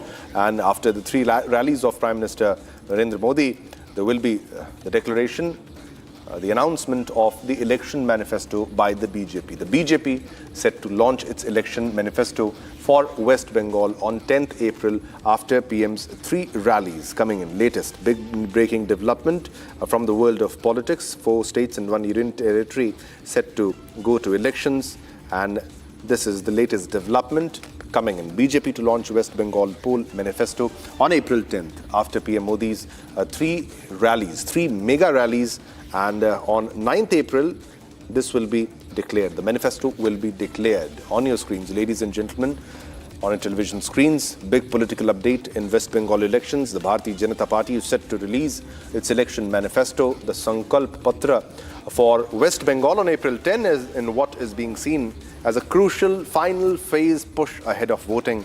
This comes immediately after Prime Minister Narendra Modi's high voltage campaign blitz on April 9th, where he is expected to address 3 major rallies across key regions of the state. The manifesto being strategically delayed to align with the peak of BJP's campaign momentum. So it will be declared at the peak of BJP's campaign momentum. That is after Prime Minister's rallies, 3 rallies of Prime Minister Narendra Modi. So April 9 is also politically significant as it marks the end of nomination withdrawal for phase 2 seats and making it a turning point in the campaign narrative. BJP aims to set the narrative after PM Modi's rallies, using the manifesto to reinforce messaging on governance versus TMC, development infrastructure, law and order, and the charges of corruptions against the TMC, which have been leveled by the Bharatiya Janata Party all along. Now, this is the latest, which is coming from the elections, the 2026 verdict. We'll have to wait and watch what will be there in the manifesto. A few days left for the announcement of the BJP's manifesto in West Bengal. It is definitely going to be a very tough battle, especially for the Trinamool Congress also. Anti-incumbency in play, and also BJP also campaigning very hard, as you can see. Shubhendu Adhikari campaigning, the leader of opposition campaigning, Amit Shah is campaigning, Prime Minister Narendra Modi is campaigning, and you can see all top senior leaders are going, like the leaders of West Bengal especially, are going door to door in their campaigning, holding road shows, meeting the common citizens and knowing their issues in person. Now, these are the visuals coming in from West Bengal. BJP set to launch their election manifesto on April 10th. After the 3 rallies of Prime Minister Narendra Modi on April 9th, this will be the manifesto of the Bharatiya Janata Party will be declared after a little bit delay. And it's also important to note that the April 9 is also politically significant as it marks the end of the nomination withdrawal for phase 2 seats, making it a turning point in the campaign narrative. 3 important mega rallies of Prime Minister Narendra Modi, and then the BJP declares the manifesto in Bengal. Now, what all will be there in the manifesto, that we will have to wait and watch, but definitely the issues of corruptions will be dealt with. The issue of jobs must definitely have a mention, and also the issue of women's security. All right, viewers, now let's move on to another top story. The Uttar Pradesh anti-terrorist squad has busted a terror module allegedly operating under the directions of Pakistani handlers, arresting 4 individuals for planning arson attacks on railway infrastructures and conducting reconnaissance of key installations across multiple cities. Here's a report. Uttar Pradesh anti-terrorist squad have foiled a major terror plot. The police arrested 4 terror suspects who were planning for major terror activities. The accused were linked to a Pakistan-based terror network were apprehended near Lucknow railway station. Intelligence revealed that the gang was in contact with handlers in Pakistan and Afghanistan. The accused conducted reconnaissance of sensitive locations, transmitted information to the handlers, and planned acts of arson and explosions. Investigation revealed that the gang had previously carried out arson incidents and received payments from Pakistan handlers for these acts. The accused were produced before a court yesterday. NIA court has granted a 5-day remand for the accused. This swift action by the ATS has thwarted potential large-scale damage within the state and exposing a criminal gang involved in anti-national activities.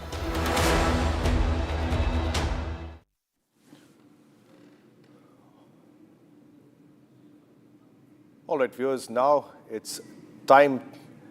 We'll go to a short commercial break, but these are the visuals also. We are getting you the top national stories and international stories, and we showed you the visuals of also, and the news also of the US pilot who was rescued as per the claims of United States. Now, again, let's slip into a short commercial break.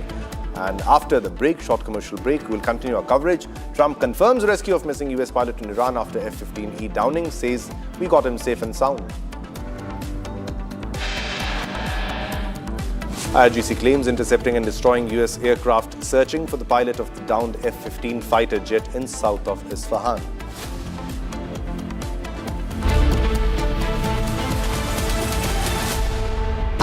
Pure सूजी pasta उबालो मिलाओ और खाओ 8 minute में तैयार क्या taste है सबका राजा R pure masala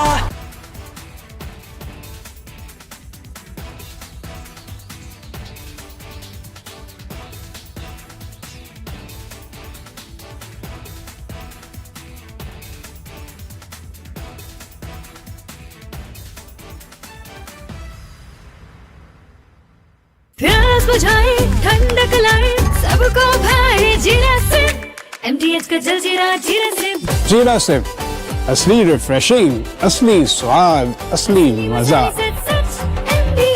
MTH 3, 2, 1. Booster ignition. Artemis 2 now bound for the moon. Humanity's next great voyage begins.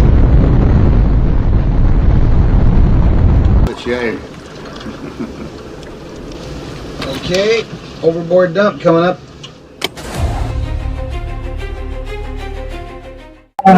Actually, there is always a redundant chain of execution systems available on the Artemis. Okay, it is not just the main chain, and it's a redundant chain is also available.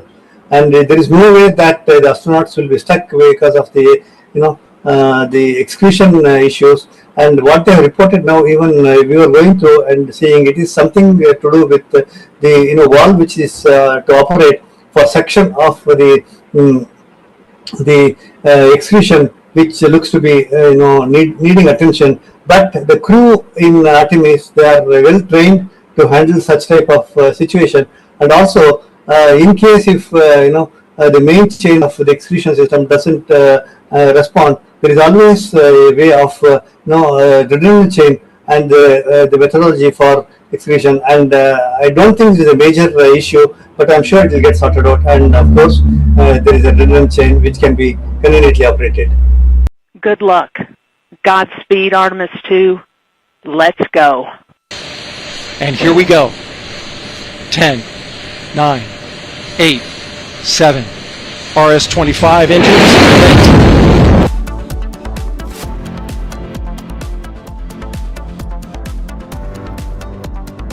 चमकी चाट से क्या बना है? आलू चाट या fruit चाट, स्वाद बनाए चमकी चाट।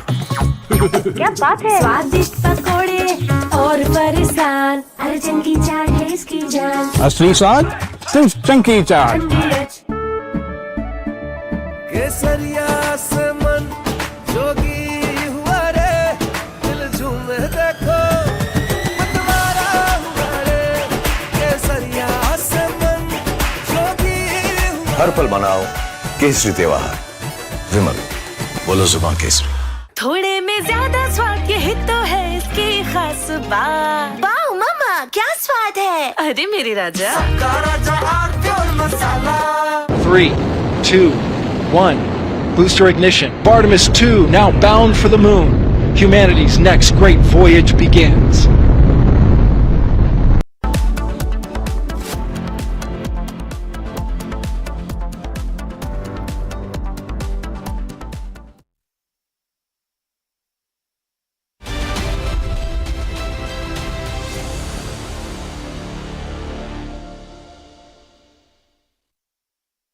And once again, a very good afternoon, ladies and gentlemen, and welcome to this latest edition of Legends, presented by TVS Motor Company, co-powered by Radico Spirit of Excellence, Krupanidhi Group of Institutions, shaping leaders, fostering innovation, empowering the future.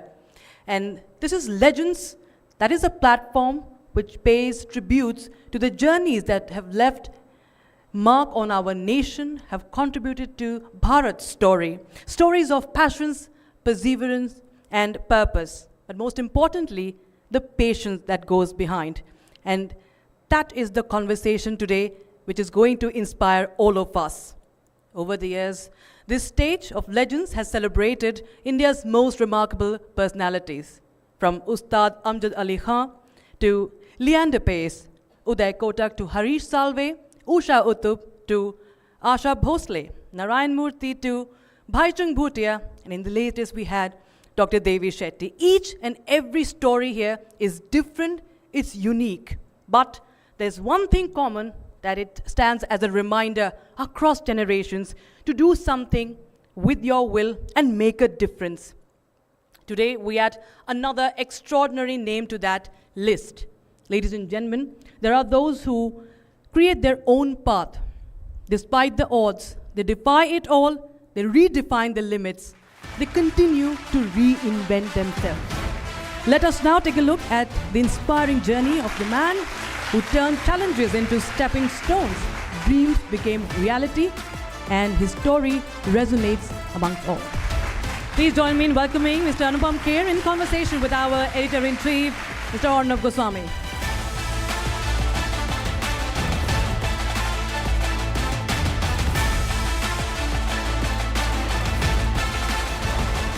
Anupam ji, it's a full house on a Wednesday afternoon. Bahut dhanyawad. A lot of people from Republic Network also in this audience today. Very excited to see you. And you've flown all the way from Mumbai for this today after recording a video with your mother this morning. You just said that. So you took a lot of effort. First of all, it's always a pleasure to come and meet you and Charu and everybody else over here. We've known each other for many years. I think what is common between you and me is we are self-made people and we believe in a certain philosophy of kuch bhi ho sakta hai.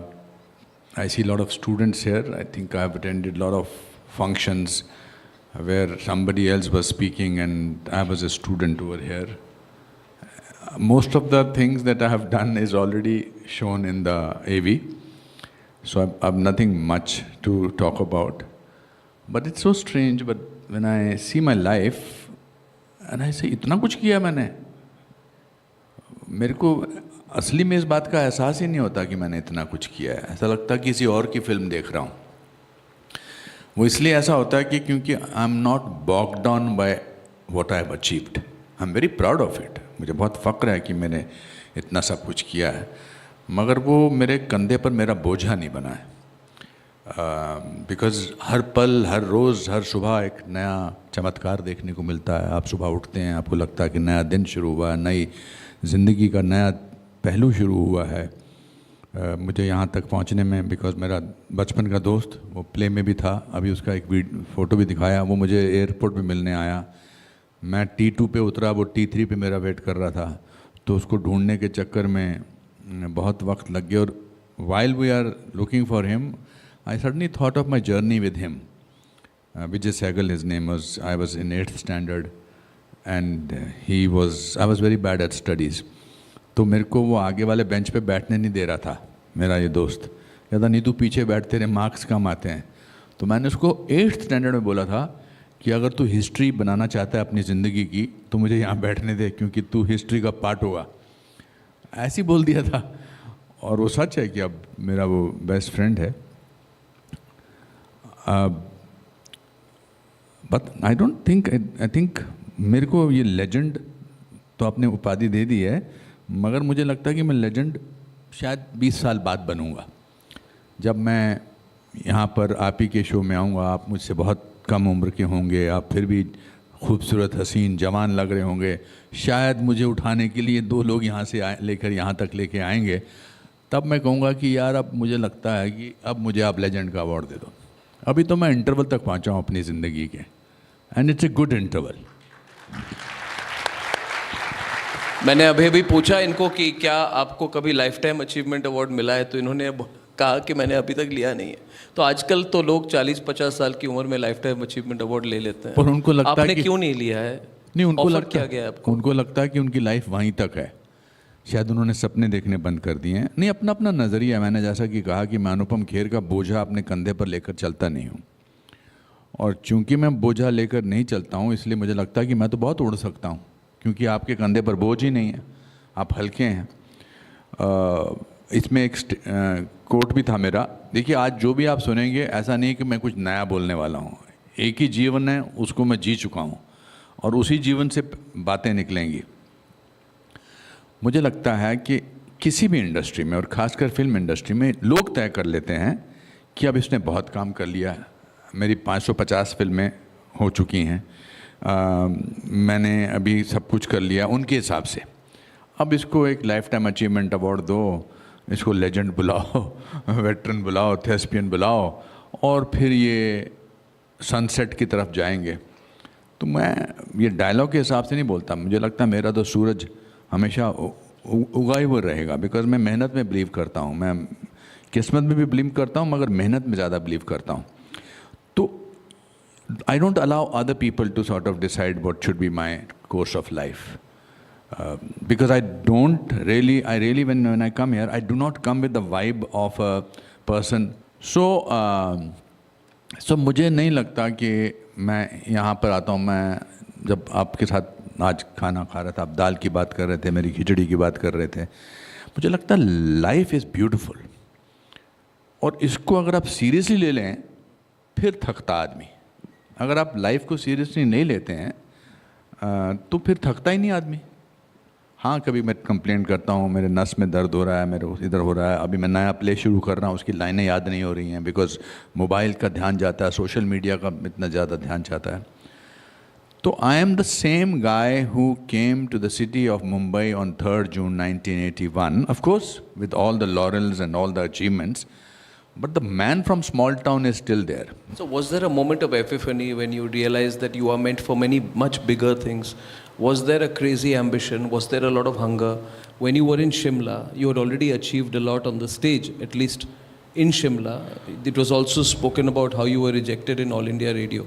But एक बात हर young person wants to know that behind every great person, आप अपने आप को legend कहें ना कहें, behind every great person, there is a moment when you realize that you're meant to be great, that you're destined for something bigger.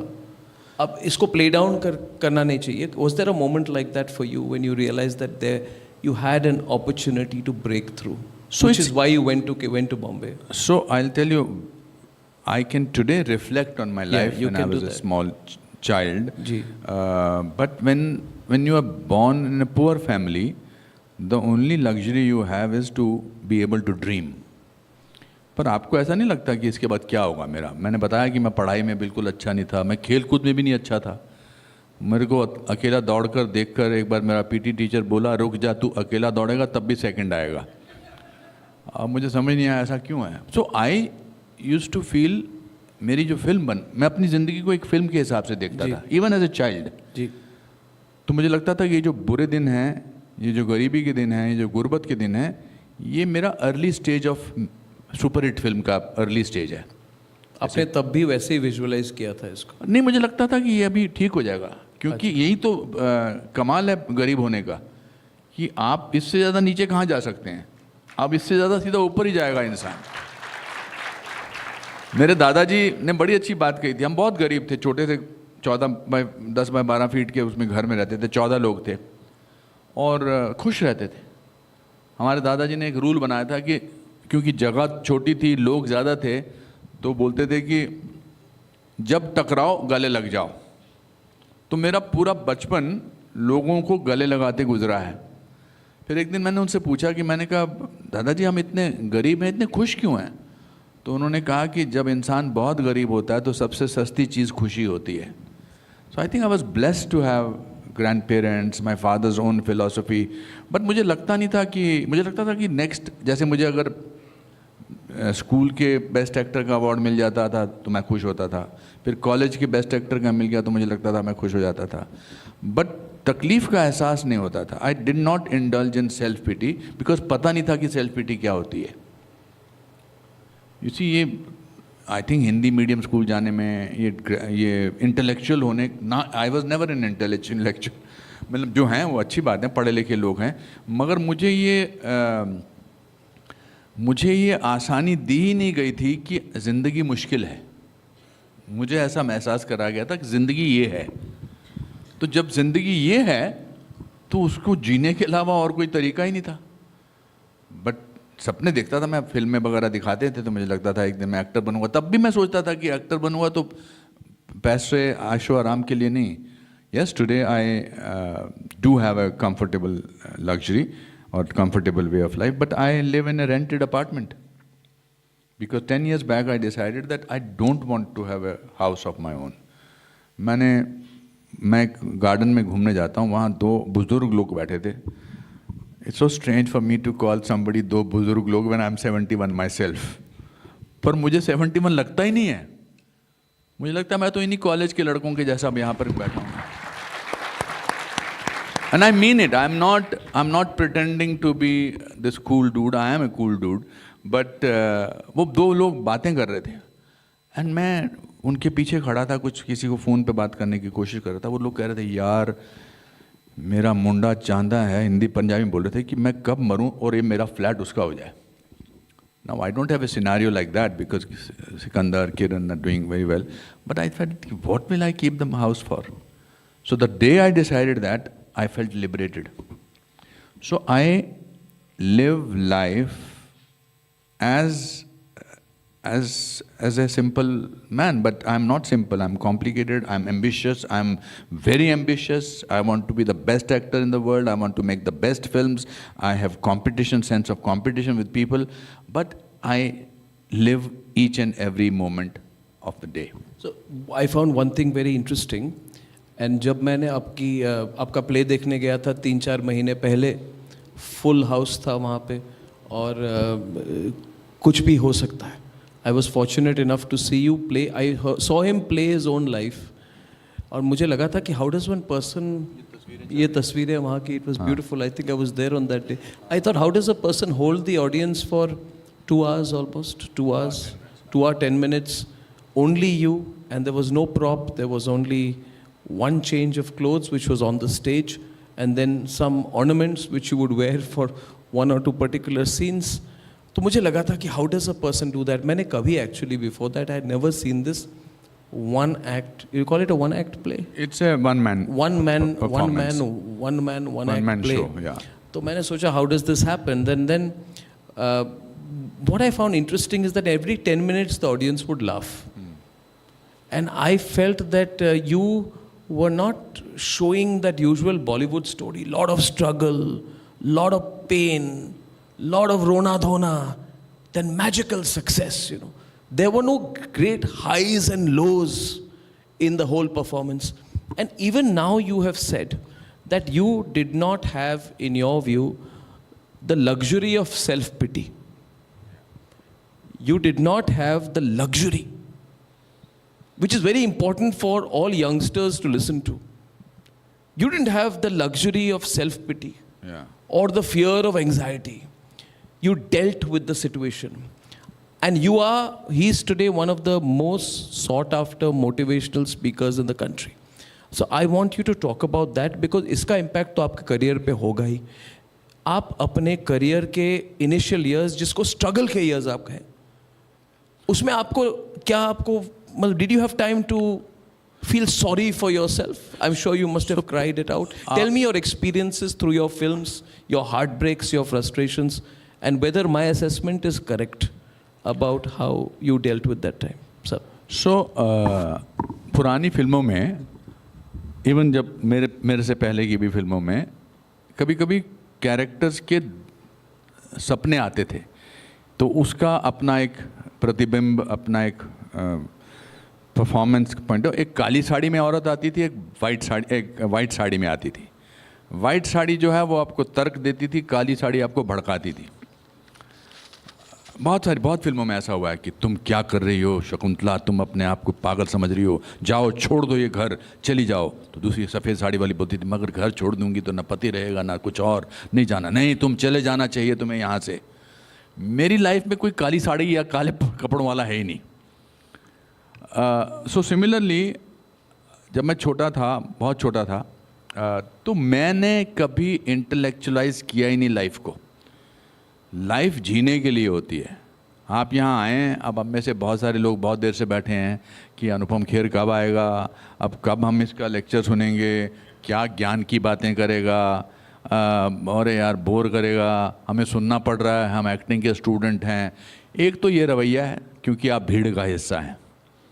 आप में से अगर कोई ऐसा बैठा है या बैठी हैं कि यार इन बातों से मेरे को एक सीख मिलेगी और मैं उस सीख को अपनी ज़िंदगी में अप्लाई करूँगा, तो वो आगे जाकर अनुपम खेर बन सकता है, वरना आप केवल भीड़ का हिस्सा बने रहेंगे. आई was a very inquisitive, I was A mediocre boy, very bad at the studies, but मेरे को हर चीज़ में कुछ मुझे लगता था कि जैसे धुंध पड़ती थी शिमला में, मैं सोचता था कि देखो, मैं सोचता था कि जब मुझसे कोई पूछता था ना कहाँ के रहने वाले हो, तो मैं शिमला का ऐसा बोलता था जैसे शिमला ना हुआ स्विट्ज़रलैंड हो गया, बिकॉज मुझे स्पेशल लगता था. So I think first of all you have to feel that you have special. मैं स्कूल के बेंच पे अपना नाम गढ़ता था, प्रकार बोलते ना, क्या कहते हैं उसको अंग्रेजी में, कंपस, प्रकार, उससे मैं अपना नाम लिखता था. मतलब कब 9th 10th में अनुपम खेर सैट हेयर. मैं ज़िंदगी में नहीं कभी सोचा था. वो चीरियोज़ बुक ऑफ फेमस पीपल होती थी एस्ट्रोलॉजी की, उसमें 15 नाम होते थे, people born on 7th March. By the way 7th मार्च इनका बर्थडे है, 7th मार्च मेरा बर्थडे है. तो इनको तो तभी पता लग गया था कि अनुपम खेर 7 मार्च को पैदा हुआ, तो मेरा भी कुछ होने वाला है. तो मैं 15वें के बाद 16वां नंबर अपना लिखता था.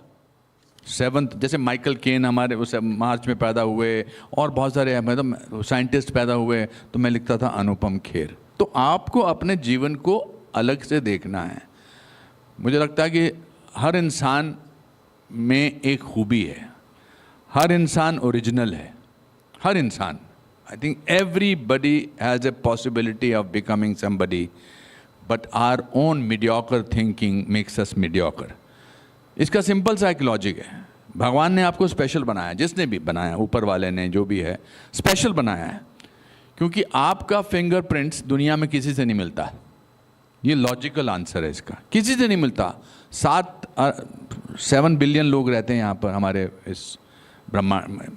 7 बिलियन में से आपका किसी से मिलता नहीं. इसका मतलब जिसने भी आपको बनाया है, तराशा है, संवारा है, एक नया दृष्टिकोण दिया है, उसने ये सोच के दिया है कि आप स्पेशल हो और आप कुछ बन सकते हो.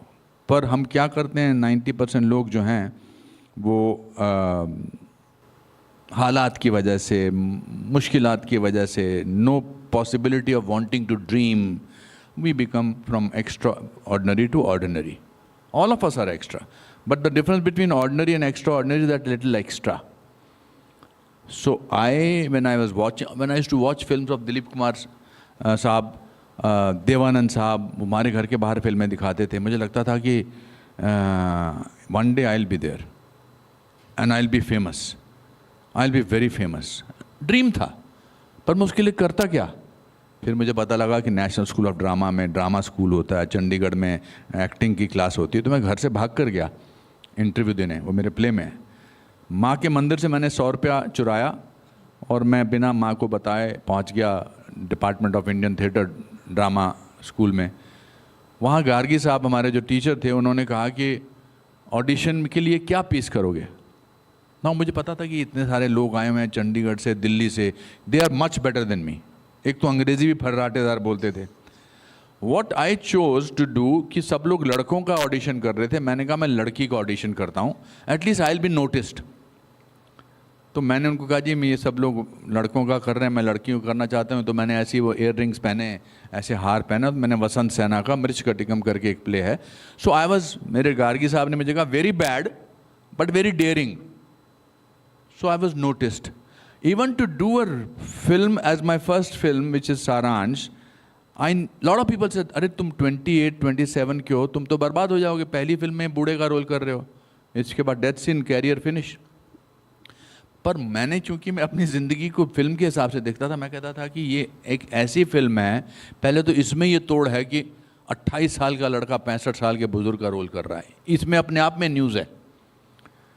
और फिर मुझे इस बात का एहसास था कि 41 ईयर की उम्र में ये पोस्टर लगा होगा रिपब्लिक के मेरे लेजेंड के प्रोग्राम में. ये है वो पोस्टर, 28 साल की उम्र में ये बोलते हैं. So I saw my life playing. ये होगा. मुझे अंग्रेजी नहीं आती थी, अभी भी नहीं आती है. इसको मैनिफेस्टेशन कहते हैं. मैनिफेस्टेशन. अब पता लगा कि मैनिफेस्टेशन नहीं, अब पता लगा मैनिफेस्टेशन होता है, अब पता लगा सीक्रेट किताब लिखी जाती है, अब पता लिखा जाता है कि मैंने कहीं एक जगह पढ़ी थी एक बात बड़ी अच्छी, उसमें लिखा था कि कहानी के अंत में सब कुछ ठीक हो जाता है, और अगर ठीक ना हो तो समझो कहानी खत्म नहीं हुई. बहुत साल बाद मैंने जब ओशो की किताब पढ़ी थी, आचार्य रजनीश की किताब, उन्होंने बड़ा अच्छा लिखा था यार. उन्होंने कहा था कि if you try you risk failure, if you don't you ensure it. तो मेरे को अंग्रेज़ी नहीं आती थी, मेरी अंग्रेज़ी बहुत ख़राब थी. हमारे पूरे ख़ानदान में कोई बहुत 1-2 लोग ही ग्रेजुएट थे. तो जब मैं बॉम्बे गया, I was a gold medallist from a drama school. Gold medallist, सारे literature, Russian plays, American plays, Bertolt Brecht, Stanislavski, Arthur Miller, Tennessee Williams, सब जानता था. सब रशियन पढ़ लेता था, लिख लेता था, बोल नहीं पाता था. और जब मैं मुंबई पहुंचा तो मुझे लगा कि यार मेरे से ज़्यादा डफर लोग हैं, ये अंग्रेज़ी में बात करते हैं तो कुछ बोलते हैं, और मेरे को ज़्यादा पता है इनसे, मगर मैं बोलता नहीं हूँ तो मुझको समझ में नहीं आता. तो मैंने अपने एक चाचा जी को ख़त लिखा जो ओनली ग्रेजुएट थे हमारे फैमिली में. मैंने कहा चाचा जी मुझे अंग्रेज़ी नहीं आती, क्या करूं? तो उन्होंने कहा बेटा किसी भी लैंग्वेज को सीखने का तरीका बोलना शुरू करो. तो मैंने डिसाइड किया कि मैं 4 बजे से लेकर 6 बजे तक सिर्फ अंग्रेज़ी में बात करूंगा, चाहे कुछ भी हो जाए. तो मेरे सारे दोस्त 4 से 6 तक भाग जाते थे, आ गया अंग्रेज़ी में बर्बाद करने आ गया. But I manage to learn. The other thing was that I had no fear of failure. I genuinely had no fear of failure. So I think these are the factors which make you different from other people. आज के जो पीढ़ी है जिसमें मैं भी शामिल हूँ, imagine fear of fear is bigger than the fear itself.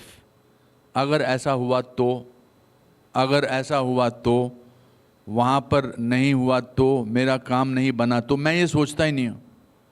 Because Gita में दादाजी ने सिखाया था कि कर्म किए जा, फल की इच्छा मत कर. आज और एक्टिंग भी सोचने से नहीं आती है, करने से आती है. मैं सोच रहा हूँ, हमारी क्लास में एक लड़का था रमन, वो एक ही एक्टिंग करता था. रमन, आपके इमेजिन करो सीन है, आपकी मदर की डेथ हो गई, डायलॉग बोलो, माँ माँ तुम कहाँ चली गई माँ. रमन, अब तुम्हारी 10 लाख रुपए की लॉटरी लगी है, बोलो डायलॉग बोलो, मेरी 10 लाख रुपए की लॉटरी लगी है. तो हमारे टीचर उनको कहते थे, क्या कर रहे हो रमन? कहता जी यहाँ तो बहुत कुछ हो रहा है, यहाँ नहीं आ रहा है. So I think you need to first decide that I want to be completely different from the rest of the people. If I have survived in this 41 years, it's because I have decided to be different. Different but no less. ये tagline है Tanvi the great की. I am different but no less. But in the backstory of सारांश, वो सारांश वाली story हमारे audience को आप बताइए, क्योंकि फियर ऑफ फेलियर आप कह रहे हैं आपका नहीं था, मगर आपने शायद उस प्ले में या फिर कहीं व्यक्तिगत तौर से मुझे बताया होगा that when you were preparing and you were told that you are getting the role for Saransh, you were 28-year-old, must have been 1984-85 at that time, you were getting the role of the 65-year-old man who has lost his son. And last minute में आपको बताया गया कि Sanjeev Kumar will get the role, you will not get the role. And 1983-84 Sanjeev Kumar must have been a superstar. He was. He was a superstar. Yeah. I still think he's one of the best ever actors of Correct. our time. You know, I forgot the name of the movie where he played the role of an editor. एक movie था where he played the role of a journalist also. Great film. Right. But when you heard that Sanjeev Kumar has got the role, और उसने उस बार आपने अपने play में इसको, you played it out how you reacted to Mahesh Bhatt.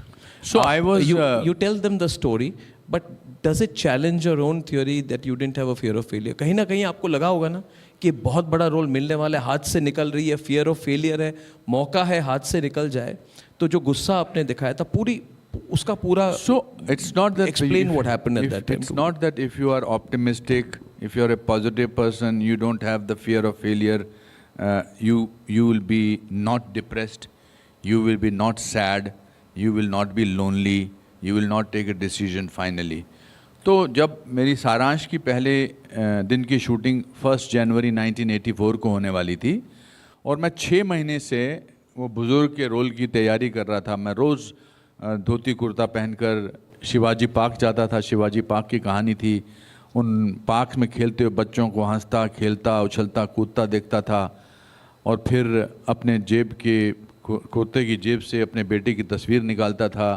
तस्वीर को कुर्ते के कॉर्नर से साफ़ करता था, आँखों से लगाता था और अपनी जेब में डालता था.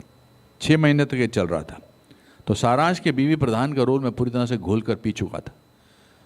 तो 20 दिसंबर को 1983 को 10 दिन शूटिंग से पहले मेरा एक क्लासमेट सुहास खांड के आता है और मुझसे कहता है कि यार मैंने कल राजश्री में एक अफवाह सुनी है और मैंने ये अफवाह सुनी है कि सारांश के बीवी प्रधान का रोल से तेरे को निकाल दिया गया है और संजीव कुमार को ले लिया गया है.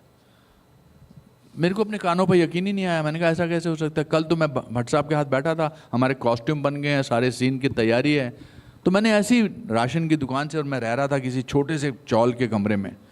मैंने फ़ोन किया भट्ट साहब को और उन्होंने बड़ा कैजुअली बोला, हाँ Anupam, producers have decided to take established actor like Sanjeev Kumar. You are a newcomer, you do the other old man's role. That's not very good, but at least do it. You will be working. Okay, bye. On the phone. Phone रख दिया. उन्होंने decision ले लिया था इतनी आसानी से. तब मुझे लगा कि ये सिटी मुझे डिज़र्व नहीं करती है, मैं इस सिटी में रहूँगा ही नहीं. क्योंकि भट्ट साहब मुझे लगता था कि एक कमिटेड किस्म के फिल्म मेकर थे और 6 महीने से उन्होंने मुझे देखा था. मैं रोज़ ये रिहर्सल करता था, एक एक डायलॉग बोल के सुनाता था और फिर मैंने कहा मैं इस शहर को छोड़ देता हूँ। ये तब ये काश काश काश फिल्म की कहानी है उस ज़माने। तो मैं पूरा सामान अपना पैक करके एक टैक्सी में लेकर मैंने छोड़ दिया, डिसाइड कर लिया कि मैं शहर छोड़ रहा हूँ। और मैं फिर मुझे लगा कि नहीं, अब मैं भट्ट साहब को बता सकता हूँ कि उनके बारे में क्या सोचता हूँ, क्योंकि मेरे दादा कहा करते थे, if you want to be equal with anybody don't expect anything from that person, it is your expectation from the other person which gets you manipulated. अब मुझे इनसे भट्ट साहब से कुछ चाहिए नहीं, क्योंकि मैं तो ये शहर छोड़ के जा रहा हूँ। अब मैं भट्ट साहब को बोल देता हूँ कि मैं उनको क्या सा इंसान समझता हूँ। तो मैं उनके घर पहुँच गया, मैंने दरवाज़ा खटखटाया, उन्होंने कहा कि come on, very good Anupam, you are taking it so sportingly, you must understand that Sanjeev Kumar is such a huge star, now he will work with you and you will work with him, you will be also noticed and और ये उस आदमी को बोल रहे हैं जिसने 6 महीने से वो रोल की तैयारी की है। You'll be also noticed and you must understand the producers do not want to spend so much money on a newcomer, so that's why, okay। मैंने कहा भट्ट साहब एक मिनट, मैं उनको घर की खिड़की के पास ले गया। मैंने कहा वो देख रहे हैं नीचे टैक्सी मेरा सामान है, मैं यहाँ से जा रहा हूँ। अरे कहीं पे चला जाऊँ, दिल्ली, लखनऊ, शिमला, लेकिन जाने से पहले मैं आपको एक बात बताना चाहता हूँ, आप 1 नंबर के फ्रॉड हैं, 1 नंबर के चीट हैं। आप पिछले 6 साल से मुझे कह रहे हैं कि सारांश के बीवी प्रधान का रोल मैं कर रहा हूं, अब आप कहते हैं कि वो रोल संजीव कुमार करेगा। आप सत्य पे फिल्म बना रहे हैं, लेकिन आपके अंदर सत्य नहीं है। आप में इतनी हिम्मत नहीं कि आप राजश्री प्रोडक्शन को फोन करके बोल दो कि ये रोल अनुपम खेर ही करेगा। और मैं आपको एक बात और बताना चाहता हूं भट्ट साहब, कि संजीव कुमार मुझसे बेटर रोल नहीं कर सकते हैं। और फिर मुझे समझ नहीं आ रहा था मैं अपनी डायलॉग को एंड कैसे करूं, क्योंकि डायलॉग एंड पे खड़ा होता ना। जब मुझे कुछ समझ नहीं आया तो फिर मैंने कहा, और मैं ब्राह्मण हूं, मैं आपको श्राप देता हूं।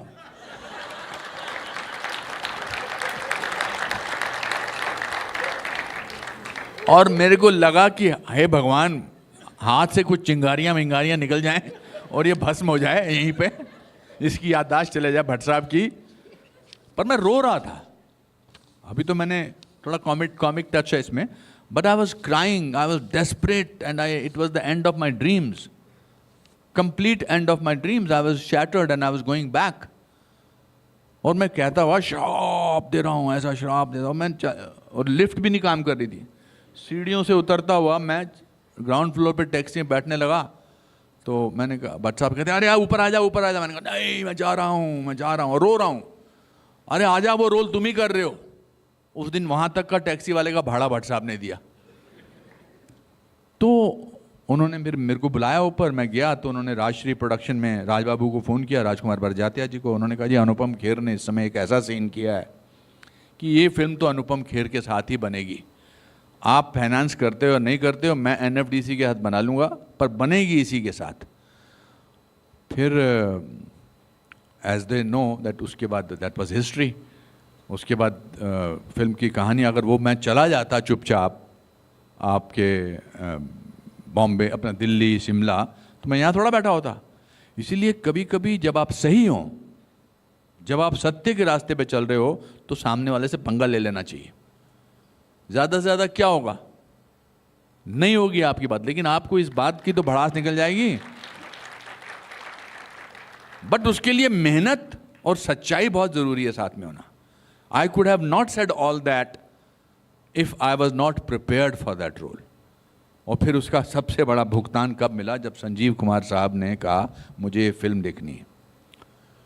तो संजीव कुमार साहब के लिए स्पेशल ट्रायल रखा गया अपना राजश्री प्रोडक्शन के स्टूडियो में, और अभी फिल्म रिलीज़ नहीं हुई थी। और उन्होंने कहा मैं अकेला देखूंगा फिल्म। तो मैंने सोचा था कि मेरे साथ बैठ के देखेंगे, at whatever it is, he was Sanjeev Kumar, my idol. मतलब 9 दिन 9 रातें, मतलब परिचय, कितने नहीं, परिचय में दूसरे थे, जितेंद्र जी थे, मतलब खामोश, सब फिल्में। उन्होंने कहा अकेला देखूंगा। तो मैं, वो जो ऑपरेटर होता है उसकी जहाँ से पिक्चर दिखाते हैं, मैं उसके अंदर घुस गया और उधर से देख रहा हूँ उनके reaction. And by the end of the film he was lying on the floor crying. on the floor. Nobody has the guts to go inside and sort of tell him because he was howling, जोर जोर से रो रहे थे. तो मैंने कहा बाहर आए और फिर बोले हमारे घर चलो. अच्छा, उस समय तक मेरे को कोई काम नहीं मिला था बिकॉज मेरी फिल्म रिलीज़ नहीं हुई थी. तो मैंने सोचा ये संजीव कुमार मुझे घर ले जाने को बोल रहे हैं और ये वहाँ जाके तो नहीं बोलेंगे कि अच्छा नहीं किया. तो मैं गया. He open a bottle of whisky. I don't drink, so उन्होंने डाला. तो मैंने कहा पहले पी जाओ, थोड़ा सा देखते हैं क्या है. And then he told mister Bhatt sahab, he said Mahesh, I could have not done this role as well as Anupam Kher has done. But that's also greatness. सच को भट्ट साहब की फिल्म डैडी में एक बड़ा अच्छा डायलॉग था कि सच को सच बनाने के लिए दो लोगों की ज़रूरत होती है. एक जो सच बोल सके, दूसरा जो सच सुन सके. So it needed a person like Sanjeev Kumar to be able. फिर उन्होंने राजश्री वालों को फ़ोन किया कि सारांश का ट्रेलर मैं प्रेजेंट करूँगा. तो first time in the history of cinema there was a star who said I have seen a film, I must tell you, please go and watch this film, here is the trailer of the film. So I think it's Is he the actor who's been your greatest role model? Do you have one? कोई एक? I think Dilip Saab was a very fine actor, I think. I think to be able to be a realistic actor, to do film realistically, in 1940s and 1950s, Dilip Saab, Balraj Sahni, Motilal ji, I think hats off to them. Because बाकी तो cinema होता ही रहता था ना. बाकी बहुत अच्छे थे. मैं देवानंद की तरह डायलॉग होता है, दिल्ली से कलकत्ता, कलकत्ता से मद्रास, मद्रास से बॉम्बे, बॉम्बे से न्यूयॉर्क, न्यूयॉर्क से लंदन, जो भी पूछता है राजू वाइट कहाँ है, मैं बहुत करता था. तो दिलीप साहब को जब मैं अपना देवानंद साहब को जब मैं मिलने गया, हाँ, तो मतलब आप बोल रहे थे ना कि हर मौके पर आपका सामना डिसअपॉइंटमेंट से होगा. The idea is not to give up. हर मौके पर तो मैं जब बॉम्बे गया तो मैं वहाँ पर एक एक्टिंग स्कूल खोला था. किसी ने ऐसा बोला था और मैंने वहाँ अप्लाई किया था एज ए टीचर. और उन्होंने कहा था हम आपको 5,000 रुपये देंगे और रहने के लिए घर देंगे, आप यहाँ आकर टीचिंग करो. I did not know that was a fraud. I did not know that ad that had come in Indian Express and in Screen newspaper actually was a scam. क्योंकि 100 रुपया में आपको फॉर्म भरना था और उसमें नसीरुद्दीन शाह, शबाना आज़मी, ओमपुरी, इन सब के नाम लिखे थे as they are are patrons and they are are people who will help us, advisers. तो मैंने कहा ये तो कमाल के लोग हैं. मैंने अप्लाई कर दिया. तो जब मैं 3 जून 1981 को वीटी स्टेशन पहुंचा, मुझे लगा वो लेने आएगा. कोई लेने नहीं आया था एंड कोई था ही नहीं. And within 2 hours I got to know that this was a scam, this was a fraud. And अब मैं क्या करूं. फिर मैं अपने दोस्त के घर रहा, सुहास के घर, उसी सुहास के घर. तो उसके घर में जब 7 दिन रहा तो उसने कहा यार 7 दिन बहुत होते हैं मुंबई में किसी के घर रहने के लिए, अब तू अपनी जगह ढूंढ ले. तो फाइनली मुझे एक जगह मिल गई विच वॉज एक धोबन जो थी, मेरी मकान मालकिन थी, उसके 3 बच्चे थे. तो उसके एक कमरे में मैं और 3 और स्ट्रगलिंग एक्टर्स सोते थे. बीच में एक पर्दा था, पर्दे के इस तरफ किचन था और किचन में उसकी फैमिली सोती थी, 3 बच्चे और माँ. तो बड़ा बुरा हाल था, पंखा था नहीं, जून का महीना था, हालत ख़राब थी. मैं वही गोल्ड मेडलिस्ट, ड्रामा स्कूल, मैं सोच रहा मैं कहाँ फंस गया, कहाँ आ गया मैं. तो नेक्स्ट डे मैंने उसके बेटे से, धोबन के बेटे से अपना एड्रेस मांगा. मैंने कहा इधर का एड्रेस तो दो, क्या है. तो उसके बेटे ने कुछ स्क्रिबल करके लिखा. तो जब मैंने वो पेपर पढ़ा तो मैं हंस पड़ा ज़ोर से. तो मैंने कहा अब दुनिया की कोई ताकत मुझे नहीं रोक सकती. आप जानते मेरा पहला एड्रेस मुंबई में क्या था? अनुपम खेर, 2/15, खेरवाड़ी, खेर नगर, खेर रोड, बांद्रा ईस्ट. मैं जब देवानंद साहब को मिलने गया ना तो मैं उन दोनों बायोडाटा बनाते थे हम, बायोडाटा. तो उन्होंने एड्रेस पढ़ा, कहता अनुपम कोई नहीं रोक सकता, तुम्हारा पहला एड्रेस ही है अनुपम खेर, खेरवाड़ी. सो I think Dilip sahab was very good. Dilip साहब कि मैंने स्कूल से भाग के गोपी फिल्म देखी थी, राम और श्याम देखी थी. और फिर then I get crashed into a party by Screen newspaper with the help of my one journalist friend. मेरे जर्नलिस्ट बहुत अच्छे फ्रेंड थे, Ali Peter John. Ali Peter John was a very famous columnist जो लिखते थे, तो मैंने उसको कहा, उसने कहा चलो तुम पीछे के दरवाजे से आ जाना और तुम इस पार्टी में आ जाना। तो हम 2-3 दोस्त चले गए। हमने, मेरे को याद है, मेरे पास एक प्ले का सूट था, एक प्ले मैंने किया था 3 पेनी ओपेरा, उसमें एक वाइट और ब्लैक स्ट्राइप का सूट था जो मैंने प्रोडक्शन से ले लिया था, उसके मैंने बड़े फ़ायदे उठाए थे।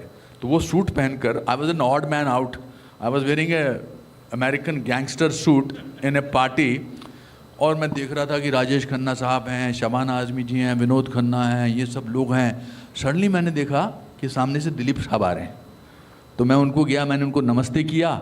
उनको लगा मैं कोई उनकी पुरानी जान पहचान का आदमी हूँ। उन्होंने मेरा हाथ अपने बगल में रखा और बोले भाई कहाँ रहते हो, बहुत दिनों बाद दिखाई दिए। मैंने कहा यहीं रहता हूँ जी। तो मैंने भी उनकी गलतफहमी दूर करने की कोशिश नहीं की।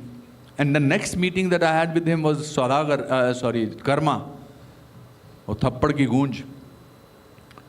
सो my first encounter was on the day with him, and this is the time.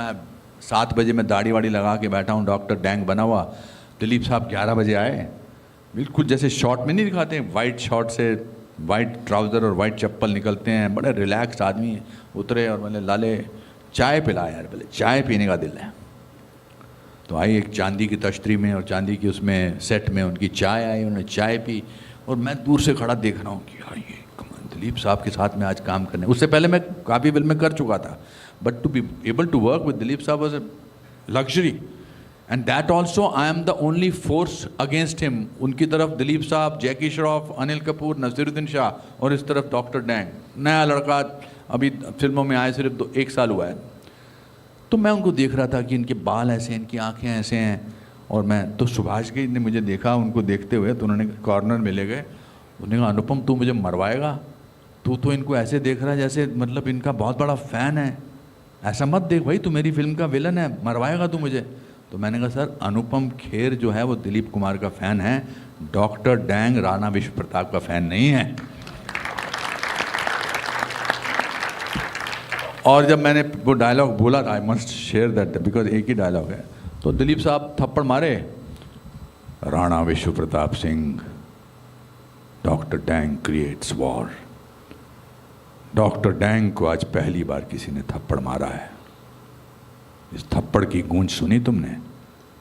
अब जब तक तुम जिंदा रहोगे इस गूंज की गूंज तुम्हें सुनाई देगी राणा, मुझे तुम्हारा यह थप्पड़ कभी भूलेगा नहीं। ये बोला मैंने, तो ताली मारो ना।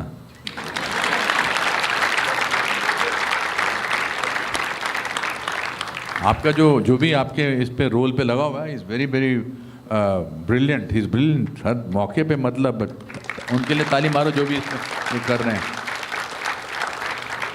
ये सीन देखने के बाद दिलीप साहब ने मेरे सामने सुभाष घई साहब से कहा कि लाले बड़ा डेंजरस एक्टर आया है, he will go far.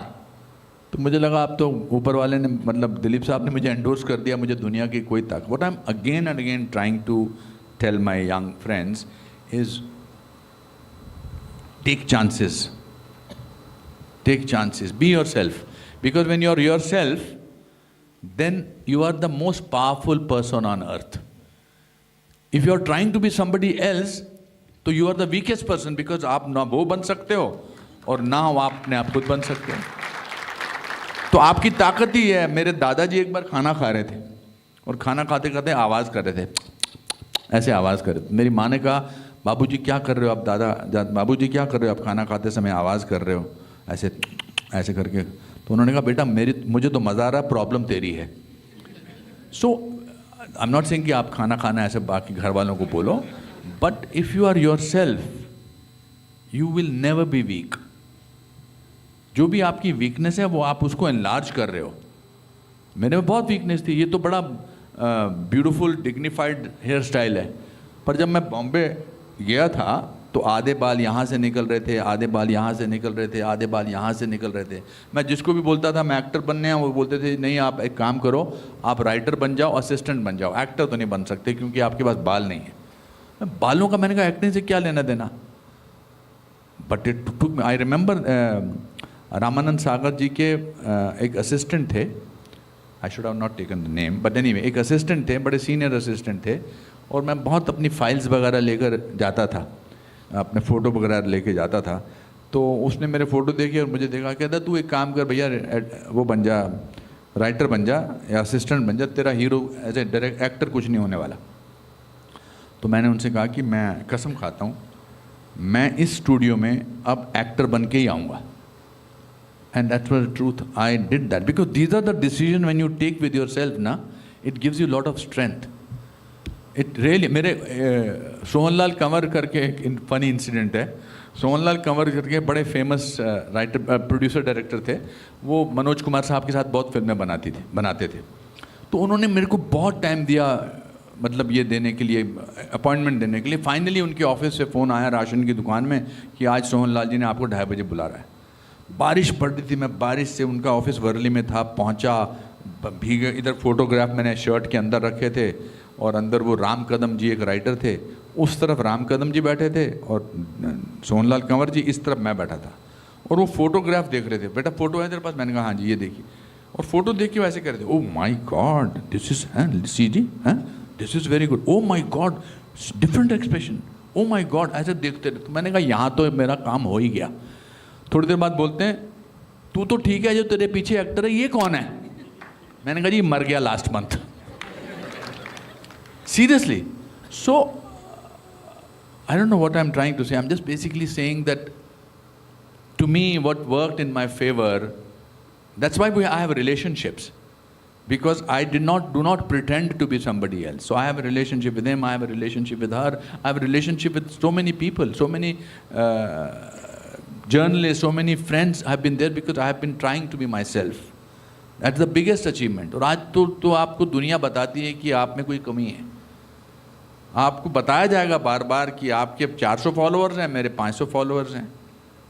We are in a world of social media. Constantly you are made to feel inferior, constantly made to feel somebody is doing better than you. So where do you draw your strength from? From your own self.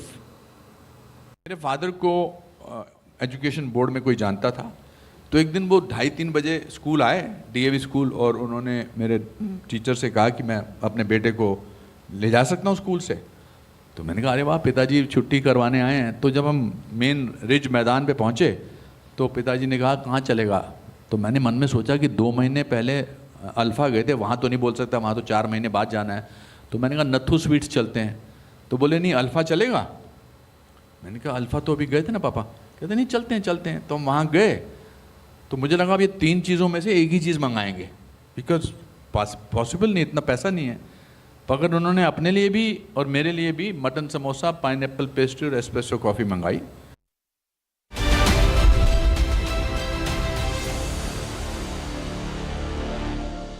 थोड़े में ज्यादा स्वाद, यही तो है इसकी खास बात। वाओ मम्मा क्या स्वाद है, अरे मेरे राजा।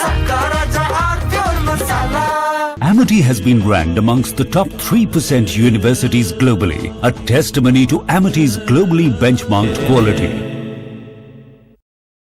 चमकी चाट से क्या बना है? आलू चाट या फ्रूट चाट, स्वाद बनाए चमकी चाट। क्या बात है, स्वादिष्ट पकोड़े और फरसान, अरे चमकी चाट है इसकी जान। असली स्वाद सिर्फ चमकी चाट।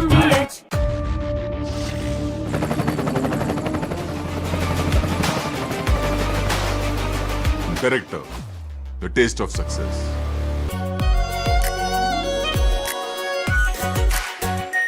Our pure Shahi Paneer Masala. Delicious, healthy, every day.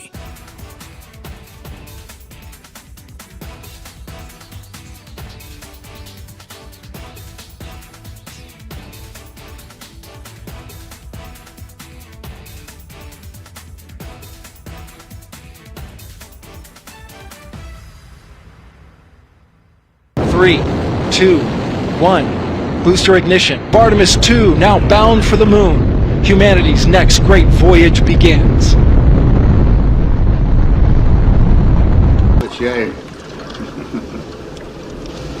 Okay, overboard dump coming up.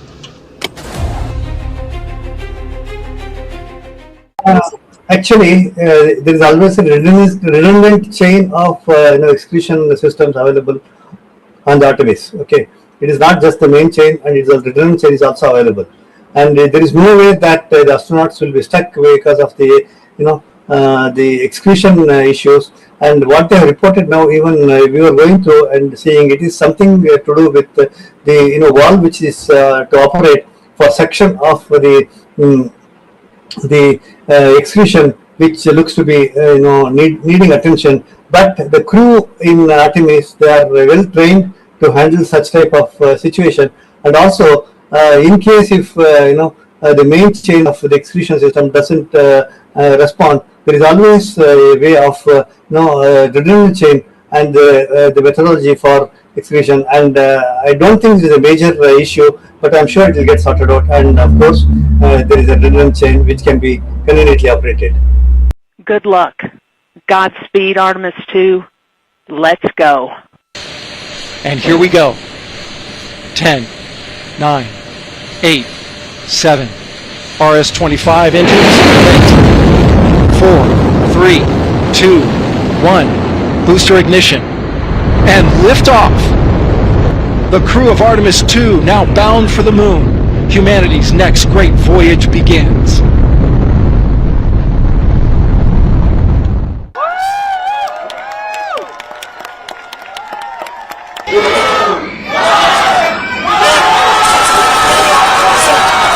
First time it was canceled in February 8th. After that March, we make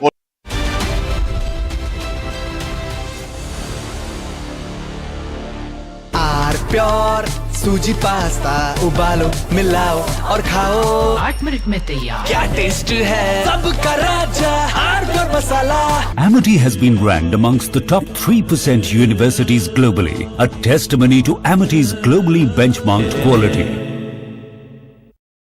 प्यास बुझाए ठंडक लाए सबको भाए जीरा से MTH का जलजीरा जीरा से जीरा से असली रिफ्रेशिंग, असली स्वाद, असली मजा।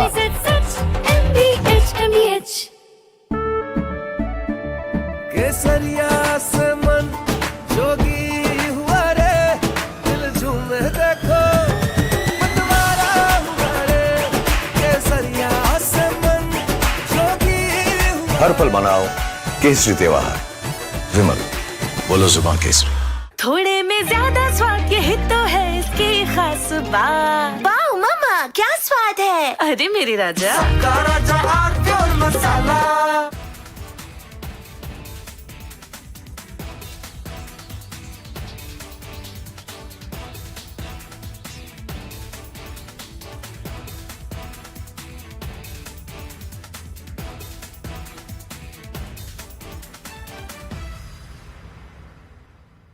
Three, 2, 1.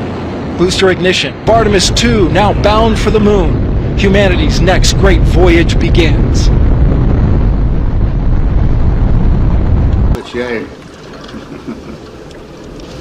Okay, overboard dump coming up.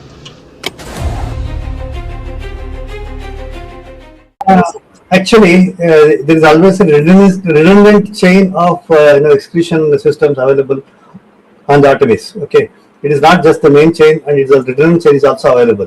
And there is no way that the astronauts will be stuck because of the the excretion issues. And what they have reported now, even we were going through and seeing it is something to do with the valve which is to operate for section of the excretion, which looks to be needing attention. But the crew in Artemis, they are well trained to handle such type of situation. And also, in case if the main chain of the excretion system doesn't respond, there is always a way of redundant chain and the methodology for excretion. And I don't think this is a major issue, but I'm sure it will get sorted out. And of course, there is a redundant chain which can be conveniently operated. Good luck. Godspeed, Artemis 2. Let's go. And here we go.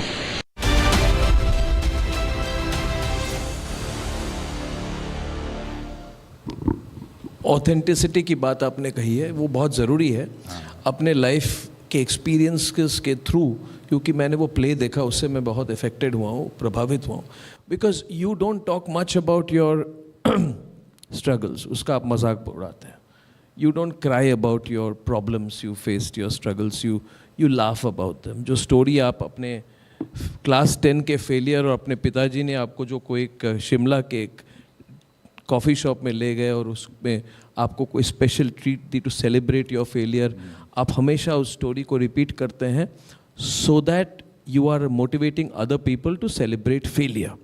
ये बहुत बड़ी सीख है. इसके बारे में भी आप ज़रूर वो स्टोरी भी शेयर कीजिएगा. मगर एक दूसरा सवाल था मेरा सवाल था कि आज in today's day and as nobody wants to be themselves. ये शायद मेरी जनरलाइजेशन है. मेरी जनरेशन की हो सकता है. To someone 20 years younger I will feel, oh, you're not trying to be yourself. But maybe when I was 25 years old, maybe I was also not trying to be myself. But what I liked about your play is that आपने अपना सबसे ज़्यादा मजाक तब उड़ाया जब you were not sure of yourself, because you say you got early success. And एक phase आया when you wanted to be someone else which was not the original Anupam Kher.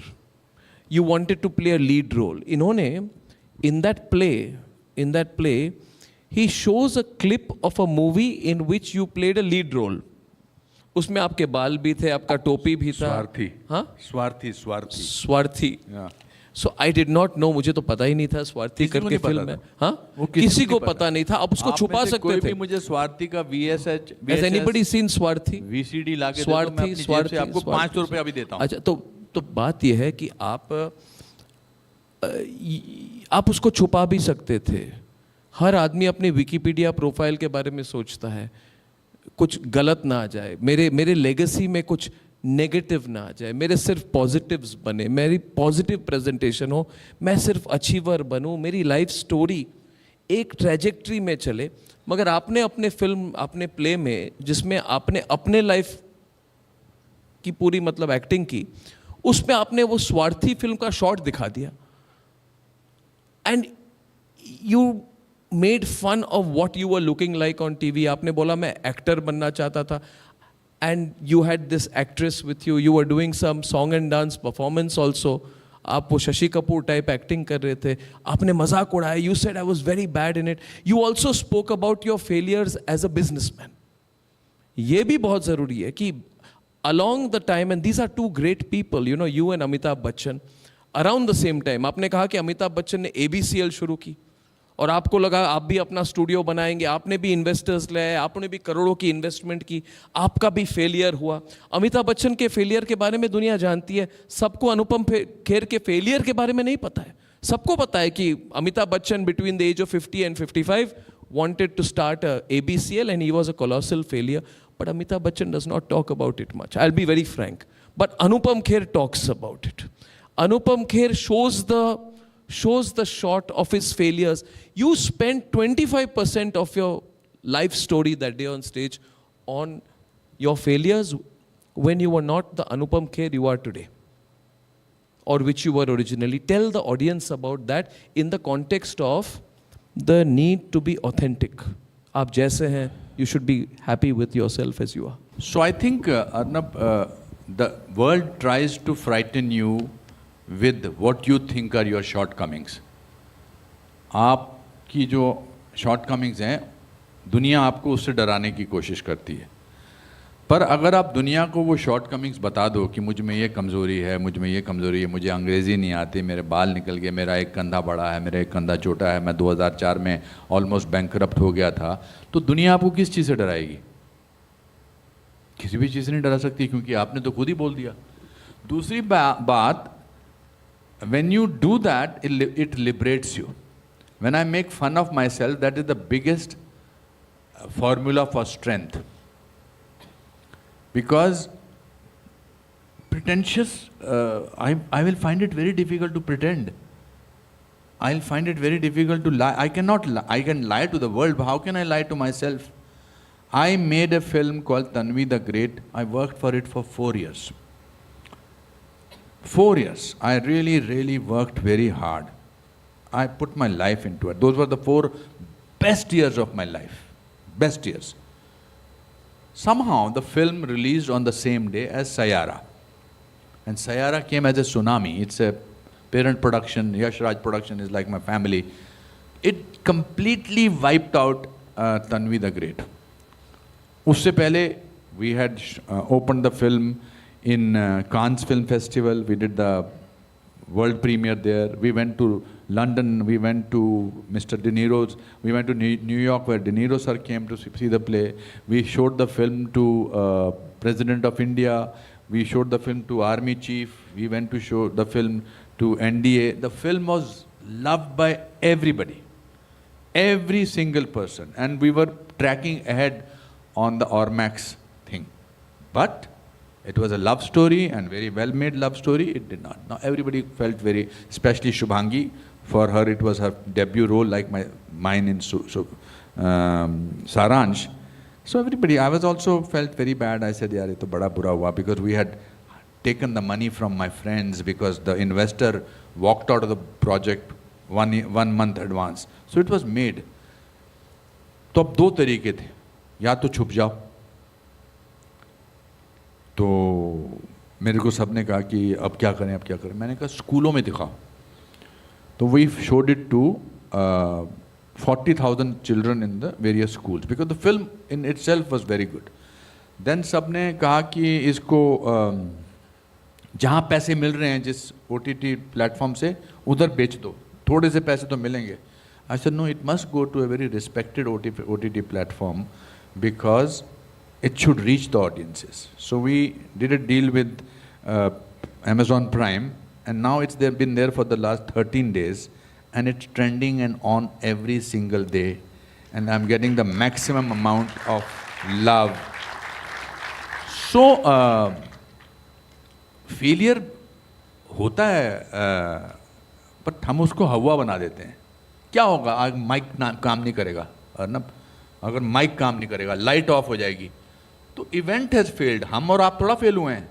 मैं खड़ा होकर सबसे बात करना शुरू कर दूंगा. तो दुनिया की कोई ताकत मुझको रोक नहीं सकती है as long as I give up. तो उस संदर्भ में मेरे पिताजी ने मुझे 10th स्टैंडर्ड में क्या ज्ञान दिया था. मेरे पिताजी कोई बहुत ही पढ़े लिखे किस्म के इंसान नहीं थे. Was just a clerk in the forest department. तो दो इस कहानी के दो पहलू हैं. एक तो हम 14 लोग साथ में रहते थे. तो 6 महीने में एक बार हम शिमला में एक थोड़ा हाई सोसाइटी का एक रेस्टोरेंट था, उसका नाम था अल्फ़ा रेस्टोरेंट. तो उस अल्फ़ा रेस्टोरेंट में 6 महीने में एक बार मैं, मेरे पिताजी, मेरा छोटा भाई राजू, मेरी माँ, हम चारों अकेले जाते थे. और वहाँ पर फिक्स्ड मेन्यू होता था, मटन समोसा, पाइनएप्पल पेस्ट्री और एस्प्रेसो कॉफ़ी. और ये खाते थे, चारों चुपचाप रहते थे. 1 घंटा बैठते थे, कोई बात नहीं करता था. बट हमारे लिए वो दिन दिवाली से बड़ा था, होली से बड़ा था, न्यू ईयर से बड़ा था, क्योंकि हम फैमिली के इमीडिएट 4 लोग साथ में बैठे. पिताजी साथ में बैठे, माताजी बैठे, एक दूसरे को देख रहे हैं, इधर उधर देख रहे हैं. कोई इंटेलेक्चुअल नॉर्मल कॉन्वर्सेशन नहीं हो रहा, बट खा रहे हैं. और जब बिल आता था तो पिताजी उसमें 50 पैसे डालते थे, सबको दिखाते हुए, देखो 50 पैसे मैंने डाले हैं. तो अभी 2 महीने पहले हम अल्फ़ा जा चुके थे. अब मेरे मन में था कि अब 4 महीने बाद हमको अल्फ़ा जाना है.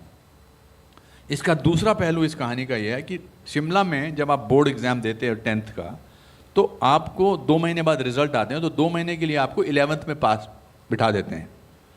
तो आप 11th में बैठते हैं. फिर अगर रिजल्ट आए और आप फेल हो गए तो आपको वापस 10th में लाया जाता है.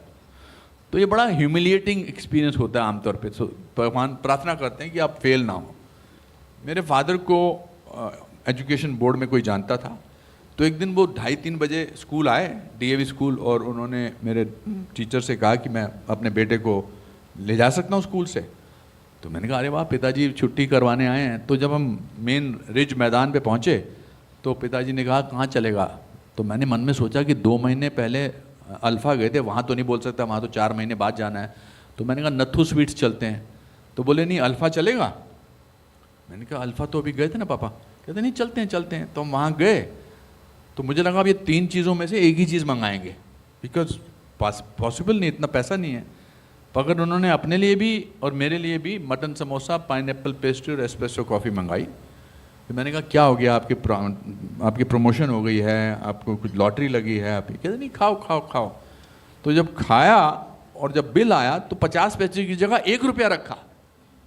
अब मैं थोड़ा झटका खा गया. मैंने कहा मेरी माँ से लड़ रहे थे कल रात को, आज छोड़ने वाले तो नहीं है उसको, मुझे बता रहे हैं लिटरली. मैंने कहा पापा ये आप क्या कर रहे हो, ये क्यों ऐसा कर रहे हो. तो उन्होंने कहा मैं एजुकेशन बोर्ड गया था तेरा रिजल्ट पता करने, तू फेल हो गया है। मैं फेल हो गया हूँ?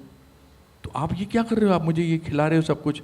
कहते हाँ, ज़िंदगी में कभी फेल होगा तो तू हमेशा पाइनएप्पल पेस्ट्री, मटन समोसा और एस्प्रेसो कॉफ़ी मंगा लेना। Failure is an event, never a person. Enjoy.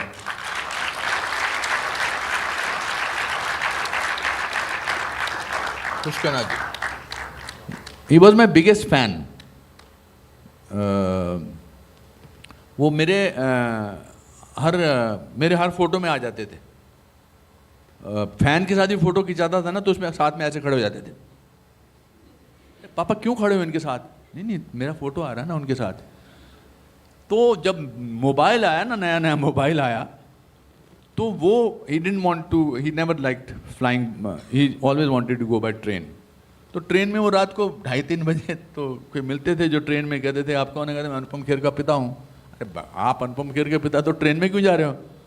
तो मेरे को 2:30 बजे, 2 बजे, 3 बजे फ़ोन आता था, अरे यार बिट्टू, ये मेरा घर का नाम इस बिट्टू, अरे ये जैन साहब बैठे हैं, ये यकीन नहीं कर रहे कि मैं तेरा बहादुर हूँ।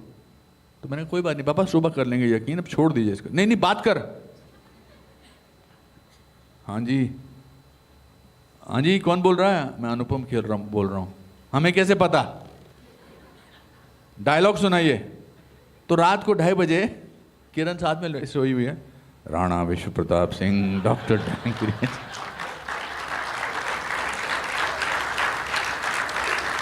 करता था। बिकॉज एक दिन मैंने फ़ोन नहीं उठाया था फादर का, एक दिन फ़ोन नहीं उठाया था, तो उन्होंने मुझे फ़ोन करके बोला था कि यार तू फ़ोन नहीं उठाता तो मुझे अच्छा नहीं लगता।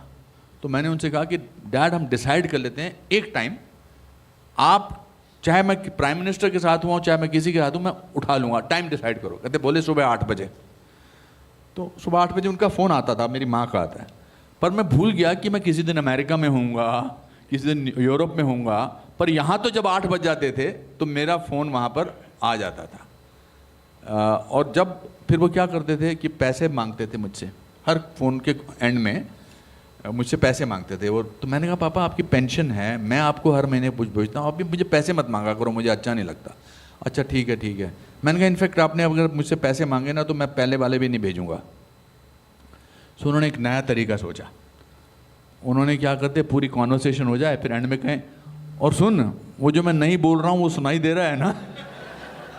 But after he passed away we did his prayer ceremony as a celebration of his life rather than mourning of his death. तो एक तो हमने बॉम्बे में की थी, हमने सबको बोला था रंग बिरंगे कपड़े पहन कर आओ, फिर मैंने एक रॉक बैंड मंगाया था वगैरह वगैरह, क्योंकि मेरी माँ और मेरे पिताजी 59 साल तक मैरिड थे और मैं नहीं चाहता था कि 59 साल के साथ शादी हो तो आप सिर्फ हस्बैंड नहीं खोते हो या वाइफ नहीं खोते हो, आप दोस्त खोते हो, पार्टनर खोते हो, एक हैबिट खोते हो। तो I wanted my mother to feel she was married to somebody, even though he was a clerk, but somebody good. So I called all my friends and I told them my funniest stories of my father. Everybody was rolling down on the ground, and on that night my mother told me, thank you तूने इनकी prayer meeting ऐसे celebrate की, I think I was married to a great man. So that was fantastic. तो जब उनकी prayer meeting हमने शिमला में की तो prayer meeting ख़त्म हो गई, जिसको चौथा या 13वीं बोलते हैं। अब सब लोग चले गए तो 20 परिवार के लोग बैठे हुए हैं। तो मैं उनके पास जाके कहा, मैंने कहा प्रेयर सेरेमनी ख़त्म हो गई, आप लोग चलिए। कहते नहीं, हम आपको बताना चाहते हैं कि पिछले 15 साल से आपके पिताजी हमारा घर चला रहे हैं। तो वो जो पैसा मांगते थे ना, that was for those families. So when you are surrounded by such people, also I find, sorry I am making this answer longer, also I find inspiration in common people, in normal people. I find the source of inspiration. Everybody can inspire you. The gentleman who came to pick me up from Republic, he was insistent कि नहीं आप इसी, मैं बीच में बोला था कि चल मेट्रो से चलते हैं, बहुत टाइम लग रहा है। I was coming by metro. हम वो नेवी नगर से मेट्रो लेने वाले थे, मेट्रो फिर उन्होंने कहा नहीं 2 बार चेंज करनी पड़ेगी, फिर वहाँ से आपको गाड़ी पे। His sincerity was something inspirational. The person who takes, there is so many sources of inspiration in life that you suddenly feel there is so much to do in life. और ये Life is very beautiful, to be very honest. It's very beautiful. And we are lucky we are born in this country. And I mean it. मैं दुनिया के almost हर शहर में गया हूँ और न्यूयॉर्क में तो मैं 3 साल रहा भी हूँ. जो स्वाद, जो अपनापन, कितना ही कुछ कह लें लोग, भारतवर्ष में है ना, वो कहीं भी नहीं आपको मिल सकता है. जो आज़ादी, जो सुख, जो भाईचारा, जो सुकून, जो अपनापन, जो कुछ करने की गुजारिश, जो कुछ बनने की जो आपकी आकांक्षा है, वो इस देश में सबसे ज़्यादा है और आपकी मेहनत को सराहा जाएगा. I am happy to be born in India. It's such a beautiful country. Question everybody wants to know. Tell us about your relationship with your mother. ये जो वीडियोस आप बना रहे हैं, कितने साल हो गए इसके? ये इसकी शुरुआत कैसे हुई? इससे this is bringing a lot of joy to people's lives. बहुत लोग ये भी कहते हैं अनुपम खेर का कि कैसी रिलेशनशिप है, एक तरह से सब लोग आइडेंटिफाई भी करते हैं. नहीं, उसके बड़ा फ़र्क पड़ा है. मेरी मदर भी देखती हैं वही वीडियोस. करेक्ट. हाँ, तो आप बताइए ये कैसे बना. और ये वही था कि जब मेरे फादर चल बसे तो मैं नहीं चाहता था कि हमारी मदर इस बात का उनको अभाव नजर. ऑफ कोर्स जो चला जाता है वो चला जाता है, उससे तो कुछ नहीं कर सकते आप, मगर she should feel like a queen because she is. So जब मैंने डिसाइड किया कि मैं किराए के मकान में रहूँगा तो, और मदर को नहीं बताया, मदर को आज तक नहीं बताया. 2 चीज़ें आज तक नहीं बताई है कि सतीश कौशिक जा चुका है, मदर को आज तक नहीं बताया, और मैंने मकान किराए का लिया, आज तक नहीं बताया. I tell her something which is not right, which will give her grief. So एक दिन मैंने उनसे कहा, आज से 7-8 साल पहले, मैंने कहा माता जी आपकी तो ऐश हो गई, अभी आपके बेटे अच्छे कर रहे हैं, आपको आप पटरानी की तरह, महारानी की तरह बैठते हो, अभी कुछ चाहिए लाइफ में? तो मुझे लगा आप नहीं बोलेंगे, कुछ नहीं चाहिए. बोलती हैं कि मैं सारी ज़िंदगी शिमला में किराए के मकान में रही हूँ, मुझे वहाँ मेरा मकान चाहिए. मैंने कहा वी डोंट लिव देयर. कहते नहीं, एक सिम्बॉलिकली मुझे वहाँ घर चाहिए ताकि मैं रहूँ, कहूँ वहाँ जाके 2 महीने रहूँगी और मैं दुनिया से कहूँगी कि मैं इस घर की मालकिन हूँ, मुझे मालकिन की फीलिंग आनी चाहिए. मैंने कहा ये भी घर आपका, ये राजू का घर, मेरा घर? नहीं, यहाँ ये तुम्हारा है, मालकिन की फीलिंग नहीं आती. सो मैंने एक ब्रोकर को बोला कि भाई एक घर ढूंढ, कहती 1 बेडरूम हॉल चाहिए और कुछ नहीं चाहिए. मैंने कहा ढूंढ भाई, और उसको मत बताना कि अनुपम खेर ढूंढ रहा है, अननेसेसरी भाव बढ़ जाएगा जो भी है. तो उसने फाइनली एक घर देखा जो मुझे दिखाता था फेस टाइम पे ब्रोकर, मुझे पसंद. तो एक घर उसने देखा which was actually an 8 bedroom hall, but 1 bedroom hall की एंट्रेंस पीछे से थी. मैंने कहा ये अच्छा, ये पहाड़ नज़र आ रहे हैं सामने से, she will feel very happy about it. तो फिर वो फिक्स हो गया. और मेरी जो उसने मेरे मकान मालिक, अच्छा जिस मकान में वो रहता था उसमें वो बंदा जो रह रहा था, जिसने बेच रहा था, वो अपनी माँ के लिए वहाँ रह रहा था. So his mother had died, so he wanted to shift to Australia. So he waited till his mother was alive. अब उसको पता लगा कि ये अपनी माँ के लिए कोई घर ले रहा है, तो उसने कहा मेरी बात कराओ, ऐसा कौन सा इंसान है जो अपनी माँ के लिए घर ले रहा है. तो मैंने फ़ोन उठा लिया जब उसने कहा जी बात करना चाहते हैं. तो मैंने बात करी, मैंने कहा आप अपनी माँ के लिए ले रहे हो तो मैं आपको 20% डिस्काउंट देना चाहता हूँ. 1 मिनट, आपकी आवाज़ जानी पहचानी है, आप कौन है? मेरे को बोलता है.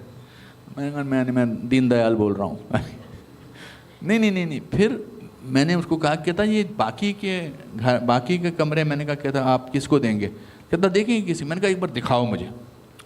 तो ही showed me, then I told the broker take all the 8 rooms because it's not right. Then उन्होंने कहा नहीं आपकी आवाज़. फिर मैंने उसको फाइनली कहा कि I'm अनुपम खेर, 20% और rebate because I'm a great admirer. But when I told my mother कि उस घर में 8 बेडरूम हैं तो पागल हो गई और मेरे गुस्से हो गई. 8 बेडरूमों की मैं लाइट कैसे ऑफ करूँगी, नलका कैसे बंद करूँगी, तू पागल हो गया है. So I decided one day, she was talking to me and she was making sense, something like that. Native wisdom जो माँ बाप की होती है. तो मैं ऐसे बैठे वीडियो बनाया और मैंने वो सोशल मीडिया पे अपने डाला. She has no camera consciousness. It went viral. तो मेरी भूख, आई थॉट मेरी वजह से तो वायरल हुआ नहीं, मेरी माँ की वजह से वायरल होता हूँ, बनाता हूँ एक और. But you know what has happened in the last 7, 8 years now that I'm making videos with her.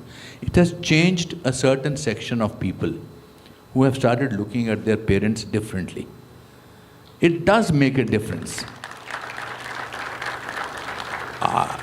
You are, jitne bhi yahan baithe hain, you are only happening if you are careful and if you are loving towards your parents. Otherwise, this whole nonsense about I'm cool, etc. No, if you are very good to your parents, you're cool. If you're honest, you're cool. If you are punctual, you're cool. If you're yourself, you're cool. And start with your parents. I do a comic item. कभी-कभी मेरे कुछ 15-20 लोग बैठे होते हैं, तो I do a small comic item. कि माँ बाप का फ़ोन आता है आपके वर्क प्लेस में. May I take this? हाँ मामा, हाँ पापा, बाद में फ़ोन करता हूँ, अरे बाद में फ़ोन करता हूँ ना, हाँ ठीक है, ओके बाय मॉम, बाय, हाँ ऐसे. अब मोहब्बत का फ़ोन आ गया.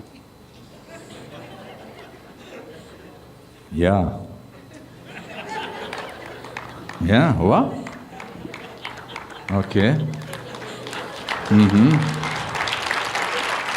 No, that's not true. Don't be ridiculous. No, everybody is around. Okay. Yeah. Okay. आ रहा हूँ. Yeah, what? Yeah. Okay. Yeah.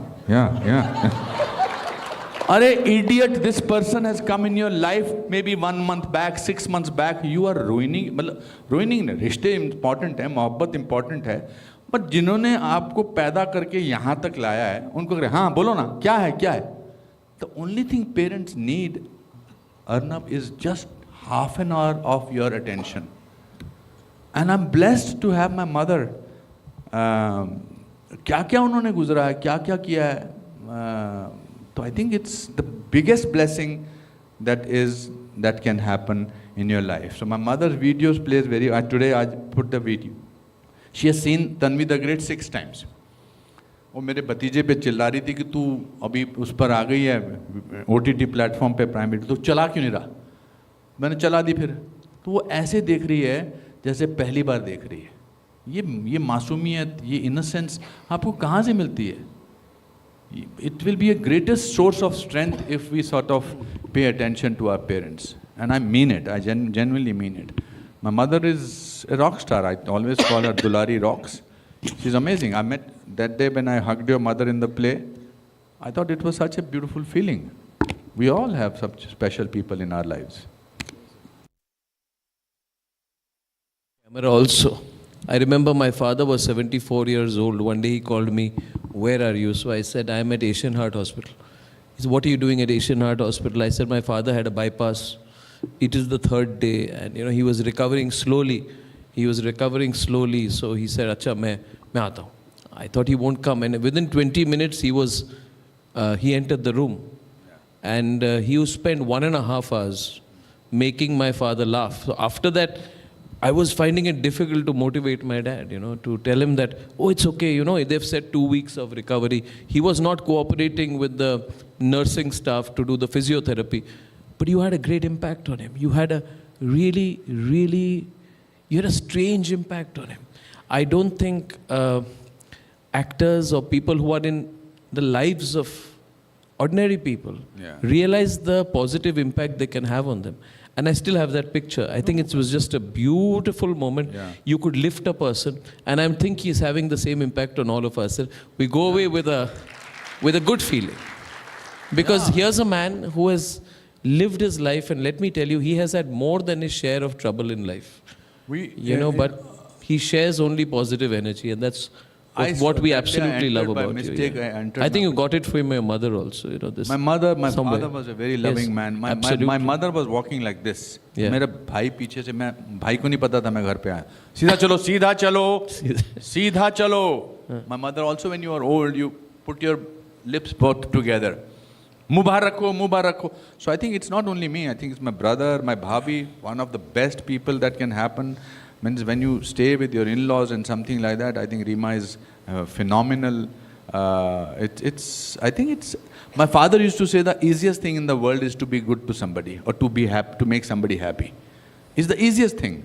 कल किसी का बर्थडे था जो उसने मेरे साथ 20-22 साल पहले एक फिल्म की थी, 20-22 साल पहले. उसका मुझे 5-6 दिन पहले फ़ोन आया कि मेरा बर्थडे है, मुझे सरप्राइज़ दे दो प्लीज़ प्लीज़ प्लीज़. तो मुश्किल था मेरे लिए, प्रॉब्लम थी, मैं कहीं और था, मेरी रिहर्सल चल रही थी, मैं वापस घर जा रहा था. उसने कहा था 5 से 7 के बीच में. तो मैंने एड्रेस धीरे से पढ़ा, उसमें लिखा था मैरियट. तो मुझे लगा मैरियट, उसमें ये नहीं लिखा था कि मैरियट के सामने वाली बिल्डिंग में. सो मैं मैरियट चला गया. तो मैंने कहा यहाँ पर C37 में कोई पार्टी चल रही है. इधर कहता यहाँ तो कोई C37 नहीं है. फिर मैंने उसको फ़ोन किया and then I reached here. तो उसके घर में हवन चल रहा था. But I am trying to say he was so happy. His mother, his father was a old-time actor, but he was so happy that he sent me a 2-minute message today that how amazing it was to be. So what I did for your father was nothing. I did it for myself because because it's a sense of you need to give courage to people sometimes when they are going through tough times, and your own son can be it may be a little difficult for him to give that courage to him. It needs an outsider. So I felt मुझे क्या लगता, आधा घंटा लगेगा मुझे पहुंचने तक आपके यहाँ तक. तो इसमें कोई परेशानी की बात नहीं. I'm not trying to say that I'm the best person in the world or something like that, but I try. And as Osho says, if you try, you risk failure. If you don't, you ensure it. It's a beautiful possibility. I have a message for you from someone special in your family. If I can play that, please. A surprise message for you. What are you saying? अभी मेरे को रुलाना मत. नहीं रुलाना नहीं है बस. मेरे को रोना आता है जब we thought you people get to know about you from people around you. मेरे प्यारे भाई बिट्टू नमस्कार. आप थोड़ा सा तो सरप्राइज हुए होंगे इस तरह रिपब्लिक टीवी पे मुझे देखकर, मेरा वीडियो देखकर. मुझसे रिपब्लिक टीवी वालों ने कहा कि मैं एक वीडियो बना के दूं जो वो वहाँ पे चलाएंगे अपने रिपब्लिक टीवी पे. आप वहाँ होंगे और वो आप थोड़ा सा सरप्राइज हुए. तो मैं बहुत शुक्रगुजार हूँ रिपब्लिक टीवी का जिन्होंने मुझसे ऐसा कहा. मैं आपसे कुछ बातें शेयर करना चाहता हूँ मेरे भाई. सबसे पहले तो मैं आपसे बहुत प्यार करता हूँ. जिंदगी में मैंने बहुत कुछ सीखा है आपसे. आप मेरे राम हैं और मैं आपका लक्ष्मण. मैं हर जगह वहां पीछे पीछे आपके चलूंगा जहां आपके कदम चलेंगे. आपसे जिंदगी में बहुत कुछ सीखा. मेहनत कैसे करते हैं, लगन किसे कहते हैं और प्यार कैसे करते हैं, ये सब चीजें मैंने आप ही से सीखी है. माँ बाप की सेवा, भाई बहन से प्यार, दोस्तों से प्यार मोहब्बत, और कभी भी कभी किसी बात का घमंड न करना. I just want to say thank you, brother, that you have taught me so many things. मैं ज़्यादा बात नहीं कर पाऊँगा because I think I am getting emotional. So I love you and thank you, Republic TV.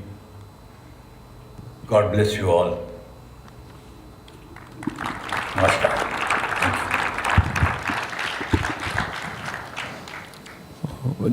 This is not aimed at making you emotional. I just feel that what you are as a person is known by people closest to you. Absolutely. I think the whole credit goes to my brother for being the way he is, or our relationship. I think for him to accept a more successful brother is a very difficult and a very giving thing. And we are thick, touchwood, as two brothers, because both of us have decided that position, money is not important. As children, brothers and sisters are so close to each other. And then something happens when they grow, they become each other's enemies, which is so ridiculous. Means I remember playing with him, so I told Herman, my CEO, and I told Kiran, never ask me how much money, how much help I am giving to my brother. And I must say that Kiran has never, ever asked me what it is like that. I think my parents stay with them because हमारे उनके यहाँ बच्चे वगैरह हैं. That's amazing. And he's very giving. He's very much more magnanimous than I am. And that's why I get a little emotional when because we don't express directly, ना? यहाँ उसको बोलने लगा थोड़ी देर के लिए तो उसको वो हो जाएगा. तो I think रिलेशनशिप, हम दोनों शिमला में बैठ के गाने गाते थे, सजन रे झूठ मत बोलो, खुदा के पास जाना है. हम दोनों घूमते थे, हम दोनों इतने थिक थे. और फिर मैंने देखा 4-4, 3-3 भाइयों को, बहनों को एक दूसरे का ऑलमोस्ट खून करते हुए.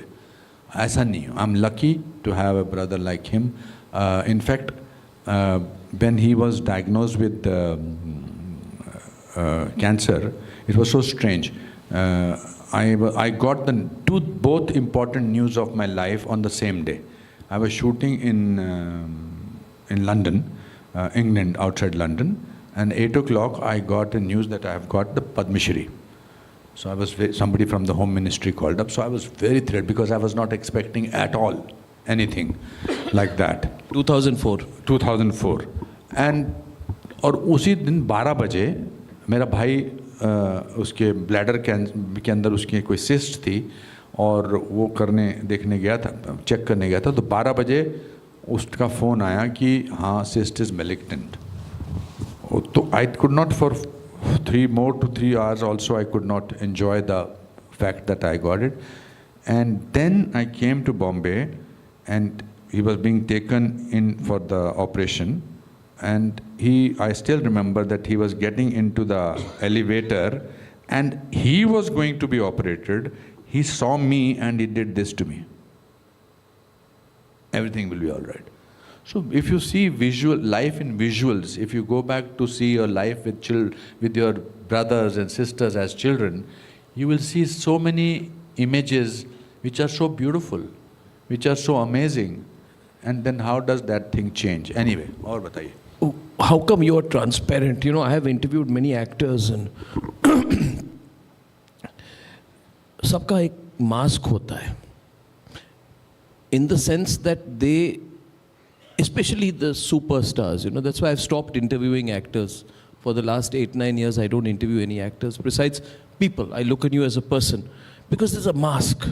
You expect to be treated in a certain way. Then if you are asked normal questions like when will you retire, I once remember, मैं मुंबई आया था, मैं जानता नहीं था, एक बहुत बड़े एक्टर थे जो उस समय 45 साल के थे और आज भी वो कभी 20 साल हो गए, अभी भी 55 साल के ही हैं. तो उनको मैंने पूछा कि when will you retire? And the person got very angry. मुझे पता ही नहीं था. And then they wrote a blog on Rediff that today's reporters don't show respect. What kind of a question is this? And I've interviewed many actors, including some I really admire, including Amitabh Bachchan 2-3 times. But I've always found like a line. और आप बहुत transparent हैं. Are you different? Because I've not found another actor who opens up on their life as much as you do. Not wanting to sort of pass a judgment on actors. No, generally. No, I'm just saying that. I'm just trying to reframe my this thing. Yeah. I think they do it to remain powerful, and my being completely transparent is my power. Oh, that's wonderfully said. Beautiful. Yeah. I like that. Yeah, that's true. I am. My power is that I'm who I am, and I'm proud to be the fact. मुझे कुछ छुपाने को नहीं है, और छुपा के मैं क्या कर लूँगा? Unfortunately, इस profession में कभी-कभी लगता है, but I think it really liberates you if you are yourself if you are vulnerable. Yeah. Because it is your vulnerability which makes me. It's my vulnerability which makes me still wanting to give my best to my performances. Yes, superb. If I become a certain kind of a person, it will show in my performance. I am doing, every decade, 4 decades, I have done 4 different plays. When I got into movies, I did a play called Salgira with Kiran. Then I did a play called Kuch Bhi Ho Sakta Hai. For 20 years, I'm still doing it. Then I did a play called मेरा वो मतलब नहीं था. This decade I decided to do a play because the play makes me frightened. Because उसमें 1.5-2 घंटे की लाइनें याद करनी हैं. It's called जाने पहचाने अनजाने. तो I think मैं वो ना होता as an actor if I was not transparent. I am still lucid, I am still learning, and I am still have a possibility of doing better. अगर मैं एक जामा पहन लूँ, मैं एक मास्क पहन लूँ, जिसको मास्क जो कहते हैं, जो मास्क नहीं होता मगर मास्क होता है, तो वही एक्सप्रेशन नजर आएंगे जो उस चेहरे, जो उस मास्क पर बने हुए हैं. और रोना आना, वल्नरेबल होना, ये तो सबसे बड़ी आपका गहना है as an actor. That means आप स्टिल, आपके अंदर एक दिल जो है वो धड़क रहा है, जो रियल है. और मेरे father, I'll tell this story and then yes, please. So my father unfortunately got a disease. We are talking about fathers today. Yeah. कि उनको ऐसी एक बीमारी हो गई अनफॉर्चुनेटली, कुछ पता नहीं क्या खाने से, एंटीबायोटिक्स वगैरह खाने से, कि उनके लिए खाना जो था वो रेत हो गया और पानी जो था वो तेज़ाब हो गया. तो खाना खाते थे, उनको लगता था रेत उनके मुँह, तो वो बड़े वायलेंटली मना करते थे. और पानी पीते तो ऐसा लगता था तेज़ाब वो पी रहे हैं, एसिड पी रहे हैं, तो फेंकते. तो ही ऑलमोस्ट स्टार्व टू डेथ. तो फिर डॉक्टर्स के पास उन्होंने, पहले उनको डॉक्टर्स के नली से खाना देते थे. Then they said take him home. And he was with my brother, and I had told my brother, if my father wants to say something ever or wants to communicate with me, just call me wherever I am. So I remember I was at some place at Goa, we were traveling, and my brother के 5-6 missed calls थे. तो मैंने उसको कहा, उसने कहा he wants to say something. So I ran back. I sort of took a flight, went there. So he was lying down, very skeleton, very thin. And there was a paper on his chest and a pen. And he looked at me, and he had a very naughty glint in his eyes. And he hit the thing and he started writing something on that paper. And he wrote for almost 10 minutes, 15 minutes. ऐसा लगा आधा घंटा लिखते जा रहे हैं और मुझे भी देखते जा रहे हैं. और फाइनली उन्होंने ऐसे पेपर फेंक दिया, बिकॉज उनकी शक्ति नहीं थी. और अब उन्होंने मुझे कहा कि ये पेपर उठाओ और पढ़ो मैंने क्या लिखा, मतलब इशारों से. तो मैंने पेपर उठाया. Now he is looking at me कि जो मैंने लिखा है इसका जवाब दे. तो मैंने पेपर में सिर्फ लाइंस थी. There were no words, because he did not have the energy to write the sentence और write the words. So I looked at it. I give a very casual, मतलब जनरलाइज्ड आंसर. आई सेड हाँ पापा बिल्कुल, of course क्या बातें कर रहे हो, हाँ बिल्कुल, ऐसे कुछ. So he got a little disappointed. Then he called me to his mouth, and I took my ear very close to his mouth. And for a person who was going to die in the next 20 minutes, his last 2 words were, live life. So how can you not listen to your dying father and not live life? So that's what I think makes it imper. I don't know. Means I get angry, as I told you, I get upset, I get demoralized. But I think अगर आप किसी चीज़ को काम से, दिल से करो, honesty से करो, उसका परिणाम आपको ज़रूर मिलता है और बहुत मज़ा आता है.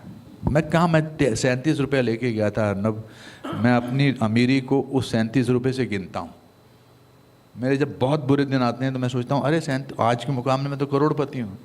मैं आपके ऑफिस में बैठा अपनी ज़िंदगी की कहानी सुना रहा हूँ. I am the luckiest man on earth. I am the luckiest man because God has given me so much. कितना दिया है 550 फिल्में करने की ताकत. अभी भी लगाऊं, अभी भी बोलता हूँ लेजेंड मत बुलाओ, लाइफ टाइम अचीवमेंट अवार्ड नहीं चाहिए, पद्मश्री, पद्म भूषण, इतने सारे अवार्ड्स मिलते चले जा रहे हैं. I am humbled, but I am wanting to do more and more. But the life that you have dealt with or you spent should teach you. And it has taught me that being humble is beautiful, that being transparent is beautiful, being a good man is very wonderful, it's very important. तो I think कभी कभी interview देते वक्त आपको अपने क्या आपने सीखा है वो एक इंटरव्यू देते वक्त आता है.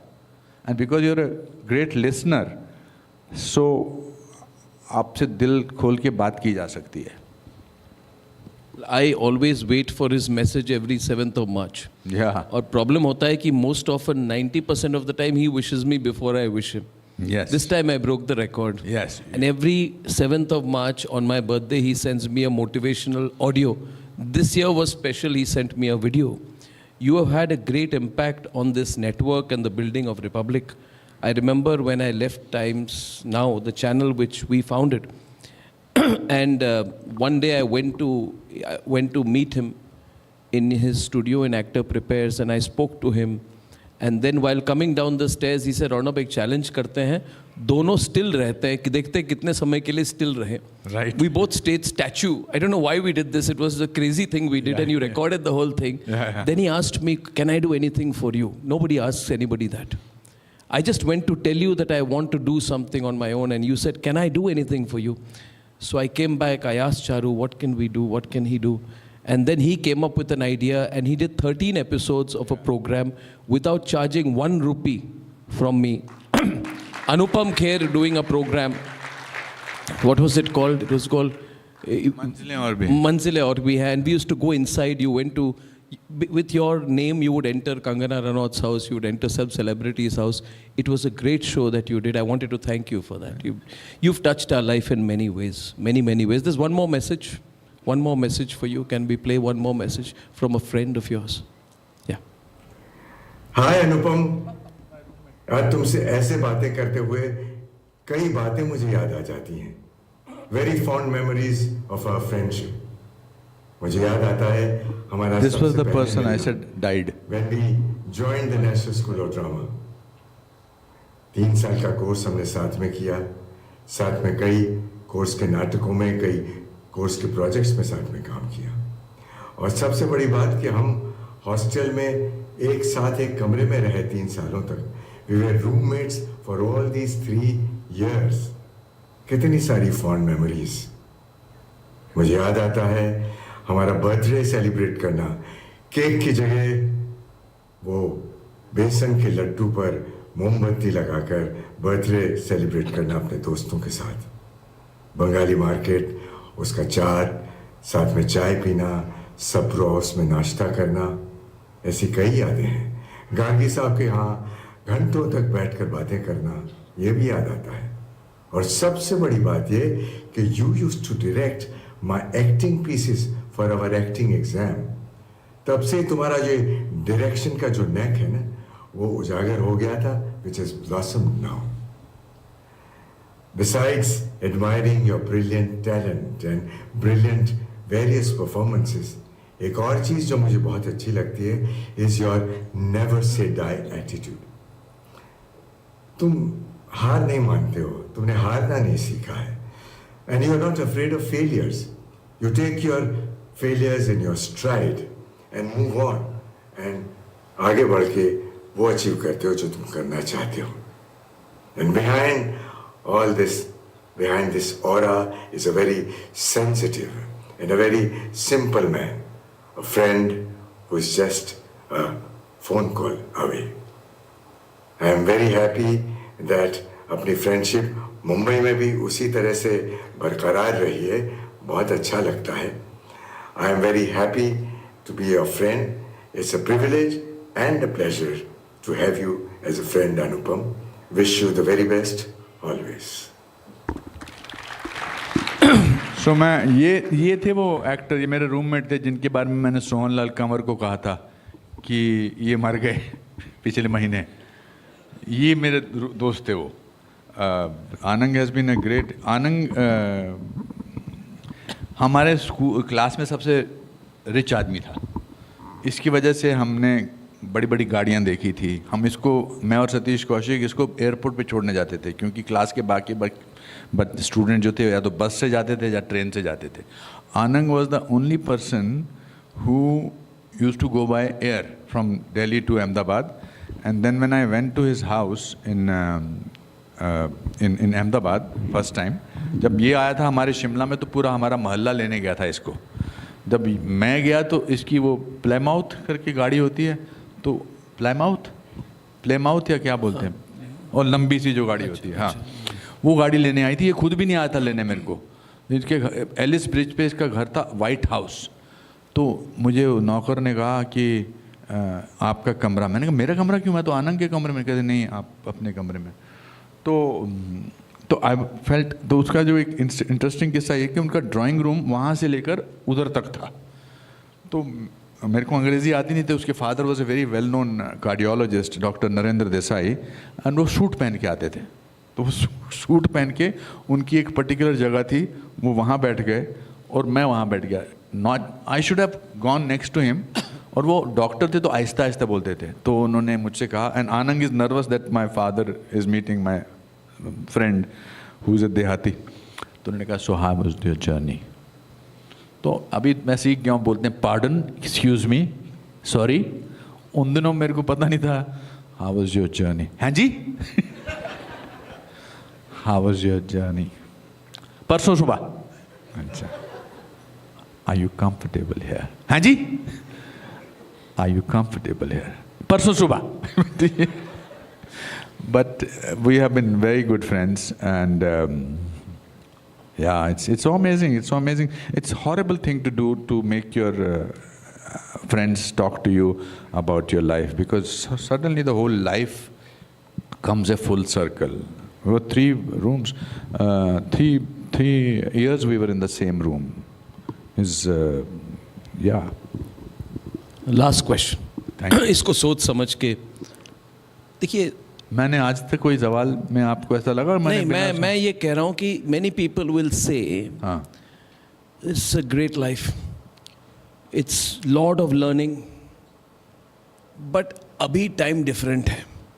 This is a general observation. So suppose Anupam Kher, you were born in 1997 और आप आज 28 साल के होते हैं। जैसे आप सारांश जब आपको मिली 1984 या 83 में, तो आप 28 इयर्स के थे।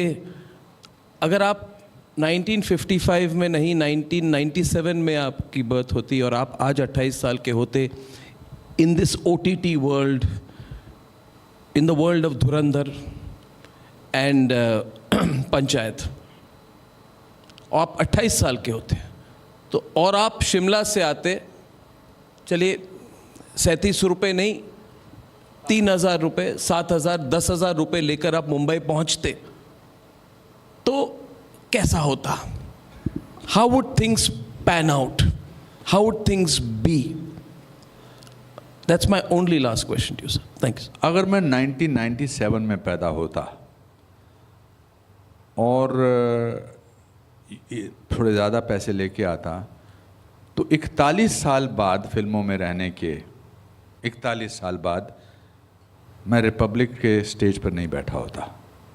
वो टाइम अलग था, वो भूख अलग थी, बहुत भूखा था में अंदर, वो भूख अभी भी है।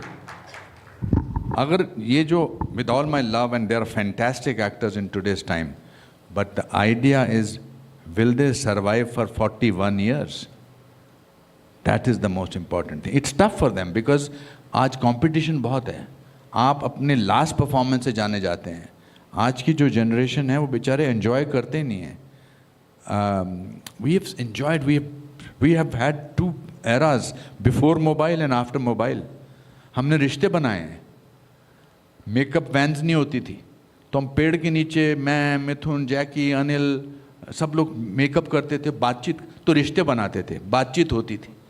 आजकल लोगों के मैनेजर्स हैं, लोगों के मीडिया मैनेजर्स हैं, ये मैनेजर हैं, बॉडीगार्ड्स हैं, फलाना दिमका है, उनको दूसरे रिश्ते, दूसरे किसी को एक्टर से रिश्ता बनाना नहीं आता। और ऑडियंस के पास यंत्र है ये मोबाइल, वो पहले 10 मिनट में देख के बोलते थे बकवास, मैसेज भेजना शुरू कर देते हैं। But everybody has this own life, and why am I thinking that I am not born in 97? I will be a relevant actor all my life because I am a relevant person. I do not carry the burden of Anupam Kher on my shoulders. I am a newcomer. I will start my life from today. I learn so much from people, from this thing. As long as you learn from people, as long as you are alive in terms of as a person, as long as you can listen to your father saying, live life, as long as your grandfather can tell you when you are very poor, the cheapest luxury is available is happiness. As long as you remember what Father told you, that failure is an event, never a person, there is no difference that is going to be happening for Anupam Kher who came in 1981 or 1997.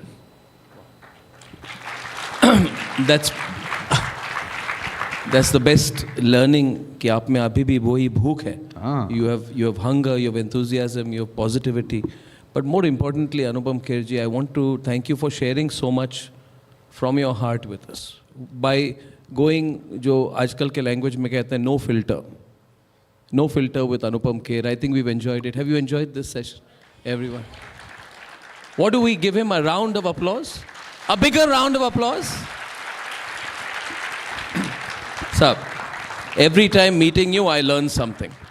And every time I meet you, I feel there's a long way to go in our friendship as well. Thank you very much. There is a certain amount of sincerity, love that you have for me. And that really plays a very important role. You genuinely like me very much. And we don't talk to each other but we are like a pause button on a tape recorder. The relationship starts where you left that.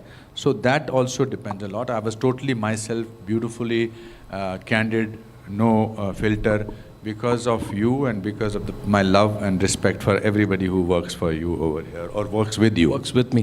This whole network loves you and the country loves you as well. Very much, sir. Thank you. Thank you very much. Thank you so much. Thank you. Thank you, everyone. Thank you special to the front row people. They were so... Yes, they were so wonderful. Thank you, ma'am. Thank you, sir.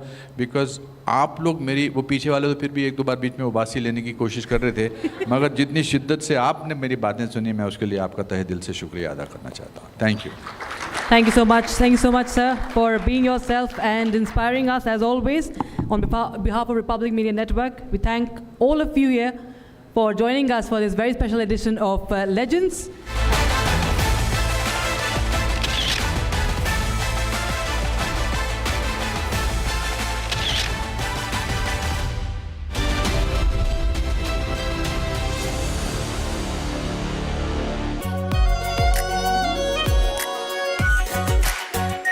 Our pure Shahi Paneer Masala. Delicious, healthy, every day. Amity has been ranked amongst the top 3% universities globally, a testimony to Amity's globally benchmarked quality. चमकी चाट से क्या बना है? Sandwich लस्सी और छाछ हर घूंट में चमकी चाट ड्राई फ्रूट और दही बड़े चमकी चाट से स्वाद बढ़े असली स्वाद सिर्फ चमकी चाट केसरिया से मन जोगी हुआ रे दिल झूमे देखो मतवारा हुआ रे केसरिया से मन जोगी हुआ हर पल मनाओ केसरी त्योहार विमल बोलो जुबान केसरी आर प्योर सूजी पास्ता उबालो मिलाओ और खाओ 8 मिनट में तैयार क्या टेस्ट है सबका राजा R pure masala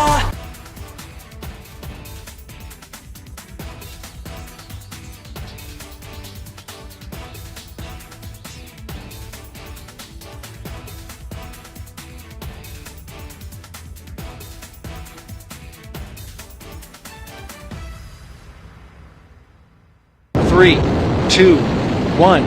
Booster ignition. Artemis 2 now bound for the moon. Humanity's next great voyage begins.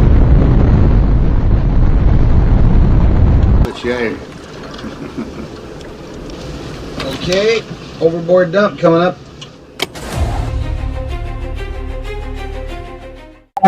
Actually, there is always a redundant chain of excretion systems available on the Artemis. Okay, it is not just the main chain, and it's a redundant chain is also available.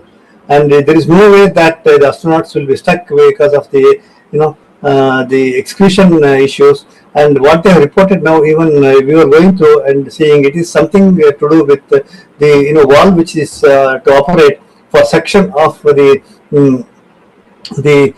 excretion, which looks to be needing attention. But the crew in Artemis, they are well trained to handle such type of situation.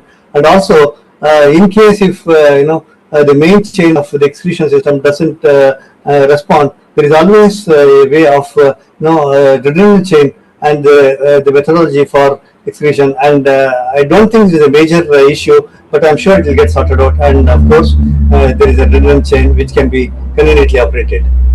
Good luck. Godspeed, Artemis 2. Let's go.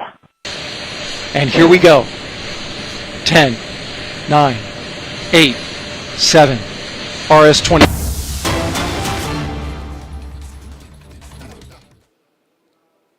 Hello and welcome viewers. We are cutting into a very big breaking news that we are getting at this point in time, where Iran has revealed the name of the plane that it was in fact intercepted and downed by the Iranian regime. The IRGC has claimed that it was in fact US's C-130 support plane that was downed in Isfahan. Now viewers, a while ago we told you that Iran had claimed that it intercepted and downed a rescue aircraft in south of Isfahan, and now Iran is saying that the plane downed was in fact C-130 support plane.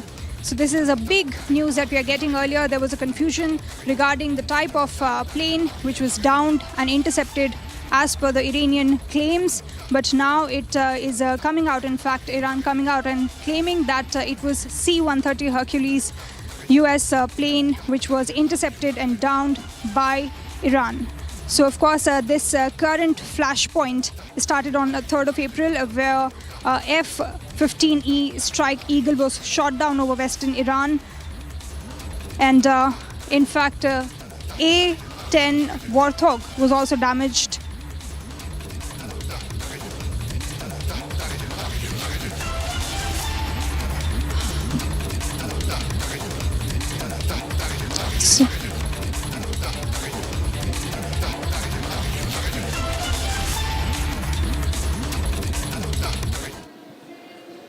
And now viewers, another big breaking news that we are tracking at this point in time, in fact, which happened earlier, that a strike took place near the Bushehr nuclear facility in Iran, raising fresh concerns about nuclear risks in this war in West Asia. Now remember, Iran has come out with a very strict and stringent statement saying that it is only going to escalate and it will not harm Tehran, but it will impact greatly the GCC capitals. We have a full report. Take a look.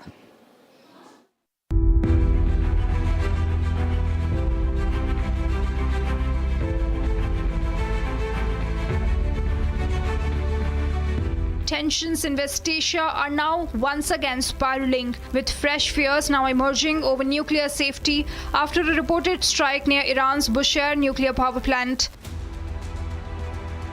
Iran informed the watchdog International Atomic Energy Agency that a projectile struck close to the nuclear facility, marking the 4th such incident in recent weeks. One member of the site's physical protection staff killed by projectile fragments, while a building on the premises suffered damage from debris. IAEA said that there has been no increase in radiation levels so far.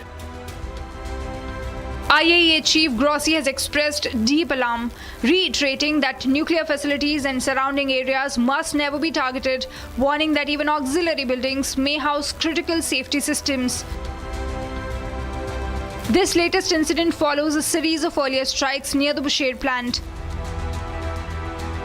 Tehran has reacted sharply, with Iran's Foreign Minister Abbas Araghchi directly blaming the US and Israel for the repeated attacks. In a strong statement, Araghchi questioned what he called Western double standards, recalling the global outrage over military activity near Ukraine's Zaporizhzhia nuclear plant. He claimed that Bushehr has now been targeted 4 times, warning that any radioactive fallout would not impact Iran, but it could threaten lives across the Gulf capitals.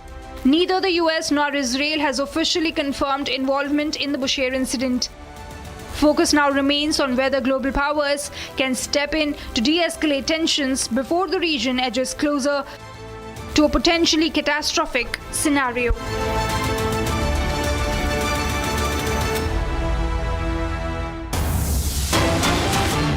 We are getting another big breaking news where we are getting to know that Iran has shot down an MQ-9 Reaper drone in Isfahan in the Iranian skies. Now remember, this is a claim right after a claim that a transport plane C-130 Hercules was struck by Iran, and it was intercepted and destroyed by IRGC. And this is another breaking news that we are covering where Iran has claimed that one MQ-9 Reaper drone in fact was downed by Iran. Now, Iran has also said that the MQ-9 Reaper drone was downed with the help of modern air defense system. So this is a big update by IRGC. Now, also remember a huge dent to the US military arsenal, back-to-back damage and destruction to the US military.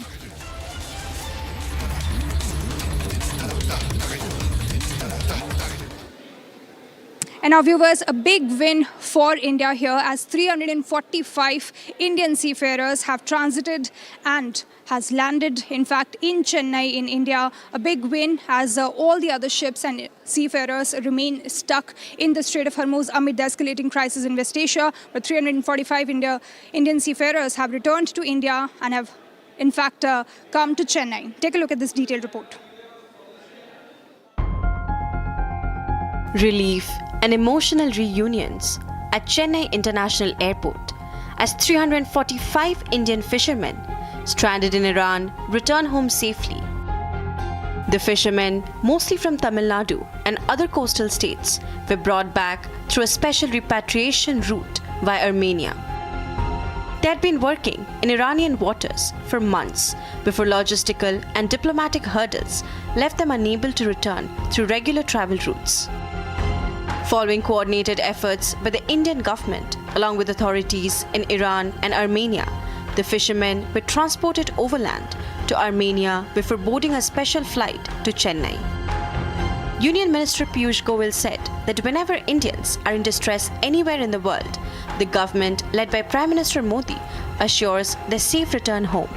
Our brothers and sisters who are suffering in Iran are coming back home to their families, to their motherland.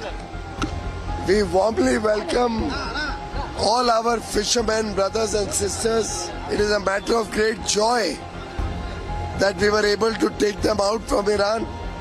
It was a very difficult journey. They had to go 20 hours to Armenia, another country.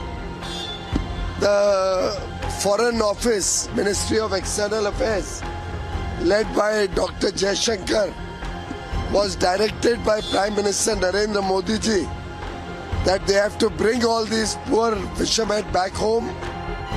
Many of the fishermen expressed relief and gratitude after finally reuniting with their families following months of uncertainty. The successful return of the fishermen highlights India's diplomatic outreach and continued efforts to protect the welfare of its citizens working abroad.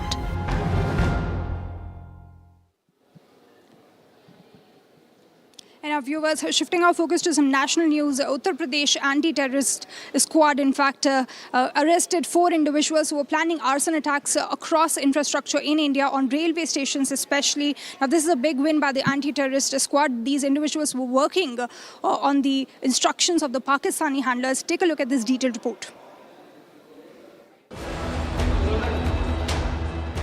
Uttar Pradesh anti-terrorist squad have foiled a major terror plot. The police arrested 4 terror suspects who were planning for major terror activities. The accused were linked to a Pakistan-based terror network, were apprehended near Lucknow railway station. Intelligence revealed that the gang was in contact with handlers in Pakistan and Afghanistan. The accused conducted reconnaissance of sensitive locations, transmitted information to their handlers, and planned acts of arson and explosions. Investigation revealed that the gang had previously carried out arson incidents and received payments from Pakistan handlers for these acts. The accused were produced before a court yesterday. NIA court has granted a 5-day remand for the accused. This swift action by the ATS has thwarted potential large-scale damage within the state and exposing a criminal gang involved in anti-national activities. And so, viewers, a big tragedy averted here in Uttar Pradesh on the action of the anti-terrorist squad. But taking a short break, don't go anywhere. Coming up, Donald Trump confirms the rescue of 2nd crew member after F-15E downed. Says we got him safe and sound. IRGC claims intercepting and destroying US aircraft searching for the pilot of the downed F-15 fighter jet in south of Isfahan.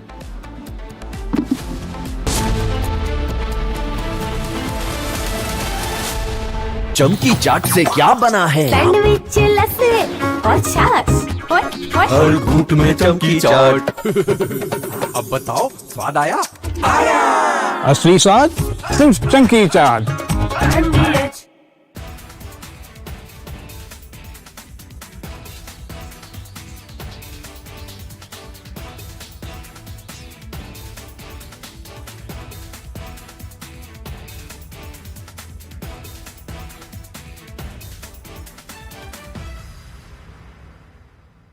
थोड़े में ज्यादा स्वाद, यही तो है इसकी खास बात। वाओ मम्मा क्या स्वाद है, अरे मेरे राजा। 3, 2, 1. Booster ignition. Artemis 2 now bound for the moon. Humanity's next great voyage begins.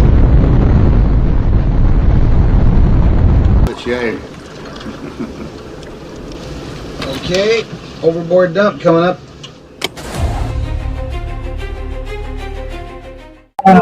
Actually, there is always a redundant chain of excretion systems available on the Artemis. Okay, it is not just the main chain, and it's a redundant chain is also available.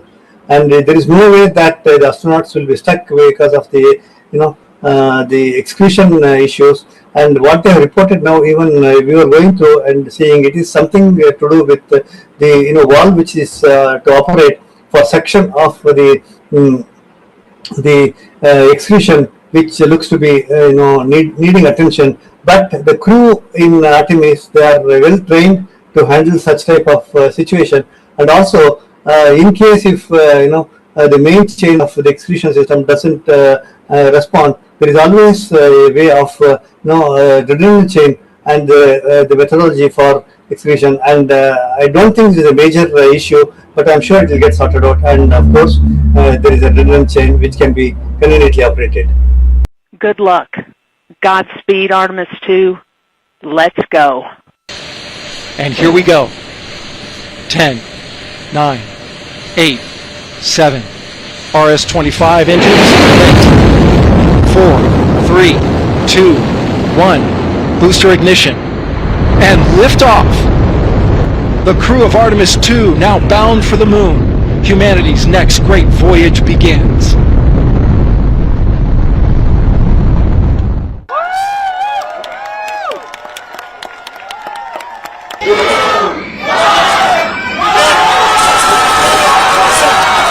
First time it was canceled in February 8th. After that March, we make all the plans, we have all the hype, and it was canceled again. And finally it's happening today. So we are going to celebrate a new milestone for everybody.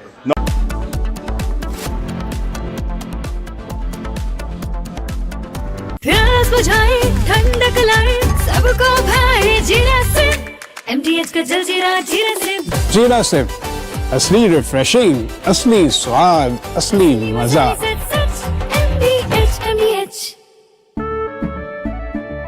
केसरिया से मन जोगी हुआ रे, दिल झूमे देखो मतवारा हुआ रे। केसरिया से मन जोगी हुआ। हर पल मनाओ केसरी त्योहार। विमल, बोलो जुबान Kesari.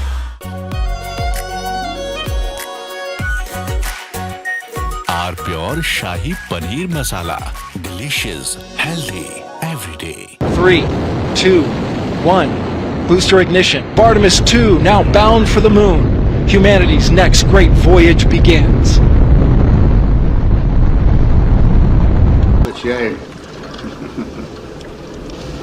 Okay, overboard dump coming up.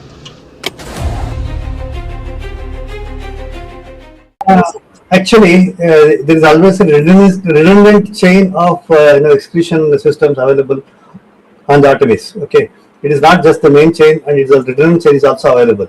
And there is no way that the astronauts will be stuck because of the the excretion issues. And what they have reported now, even we were going through and seeing, it is something to do with the valve which is to operate for section of the excretion, which looks to be needing attention. But the crew in Artemis, they are well trained to handle such type of situation. And also, in case if the main chain of the execution system doesn't respond, there is always a way of redundant chain and the methodology for execution. And I don't think it is a major issue. But from Asia's largest news headquarters, setting the agenda for Bharat.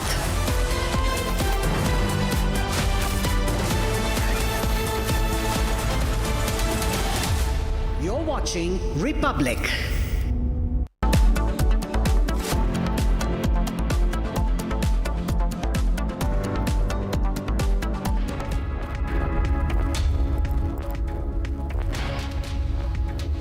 A very warm welcome, viewers. You're watching the Republic TV. This is Shivam Dutt Mehta, and we continue our coverage of the West Asian conflict, bringing you minute-to-minute updates of what's exactly unfolding in the West Asian region, the war that is ongoing between Iran and the United States of America. Now, in the latest series of events, the pilot that was missing, the second pilot that was missing of the downed US aircraft, the F-15E, has been recovered, has been rescued by the special forces of United States military. We'll get you all the updates on what exactly happened, what unfolded. Was there a massive gunfight as we are being told or not? We'll get you all the exclusive updates on this and a lot more. But first up, let's have a look at the top headlines of the hour. Donald Trump confirms rescue of missing US pilot in Iran after F-15E downing, says we got him safe and sound.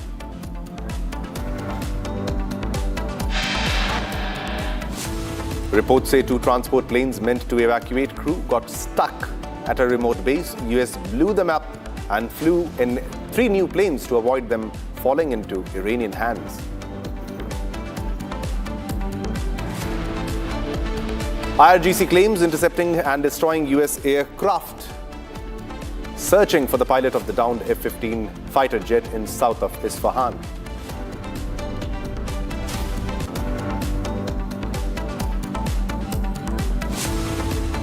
Trump gives Iran 48 hours to open Strait of Hormuz. US set to escalate strikes on Iran in next 48 hours.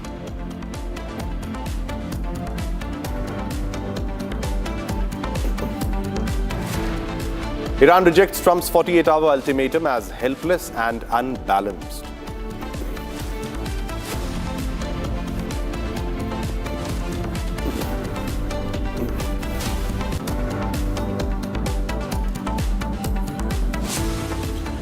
All right, viewers, now in what was called as a daring and complex operation, the US military pulled off a stunning rescue of 2 F-15E Strike Eagle pilots who were downed in the Iranian territory. Now, the mission, hailed by Donald Trump as unprecedented and history-making, involved hundreds of American service members and a sophisticated web of military strategies, deception, and international cooperation.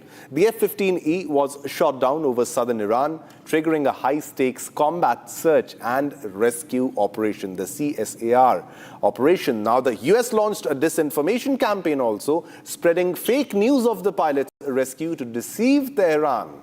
And that was the winning move. Meanwhile, US forces set up a remote base inside Iran with Israeli intelligence providing crucial support. Now, as Iranian forces closed in, US aircraft swooped in to extract the pilots. US forces fired warning shots to keep Iranian personnel at bay, but there was no major firefight according to some reports. Now, the rescued pilots were then flown to safety, but not before 2 stranded US planes were destroyed by US soldiers themselves to prevent them from falling into Iranian hands. Now, on the other hand, the IRGC claimed to have shot down a US Black Hawk helicopter and intercepted a search aircraft, but US officials denied any major confrontation. Now, the operation's twists and turns, including the destruction of the stranded aircraft and alleged Iranian police firing at US planes, underscores the mission's complexity, with Iran offering a reward for the pilot's capture. The US pulled off a remarkable job. Now, one which Trump called one of the most daring search and rescue operations in US history. So this was definitely one of the most daring rescue operations that was done. All right, we have an esteemed guest with us who other than a veteran, who other than somebody who understands the Air Force, the aircrafts, the fighter jets. I warmly welcome Mr. Group Captain Augustine Vinod, Group Captain retired fighter pilot, who served during the Kargil War. Sir, thanks a lot for your service. It's because of people like you that the country is safe, and we will definitely be needing your analysis on what unfolded in US, the military action that was done inside Iranian territory. Warm welcome, sir. Thanks for having me on your show. Yes, sir. To begin with, sir, were you tracking what unfolded in that location? Now, it was a very massive operation, a very dangerous one indeed, and it is a very big sigh of relief for the US military. They have successfully rescued their fighter pilot in the CSAR mission. Your first take on what must have unfolded there? So let's do one thing. Let's look at it chronologically. Okay. So that viewers who understand, who are seeing the program, understand what happened right from the start. Okay. So the first part is F-15s going down in a province which is a landlocked province.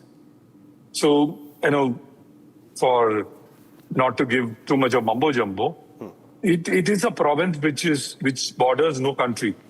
It's like Madhya Pradesh or Uttar Pradesh, or Madhya Pradesh for that matter. So it has states around it, and F-15s were doing low-altitude mission, low-altitude search and strike of the fielded military forces, radars, tanks, the leapfrogging tactical support systems. So that is why they came low. Now, they were given to understand air defense systems are completely out. So they thought they were enjoying air supremacy. But what they enjoyed was not air supremacy, a slightly lesser degree of air control, what we call in our parlance as maybe air superiority. Now, what is the difference? Okay. Difference is you may have certain air defense elements, especially guns-free air defense elements like an attack gun or a shoulder-fired missile. Let me take viewers in our context.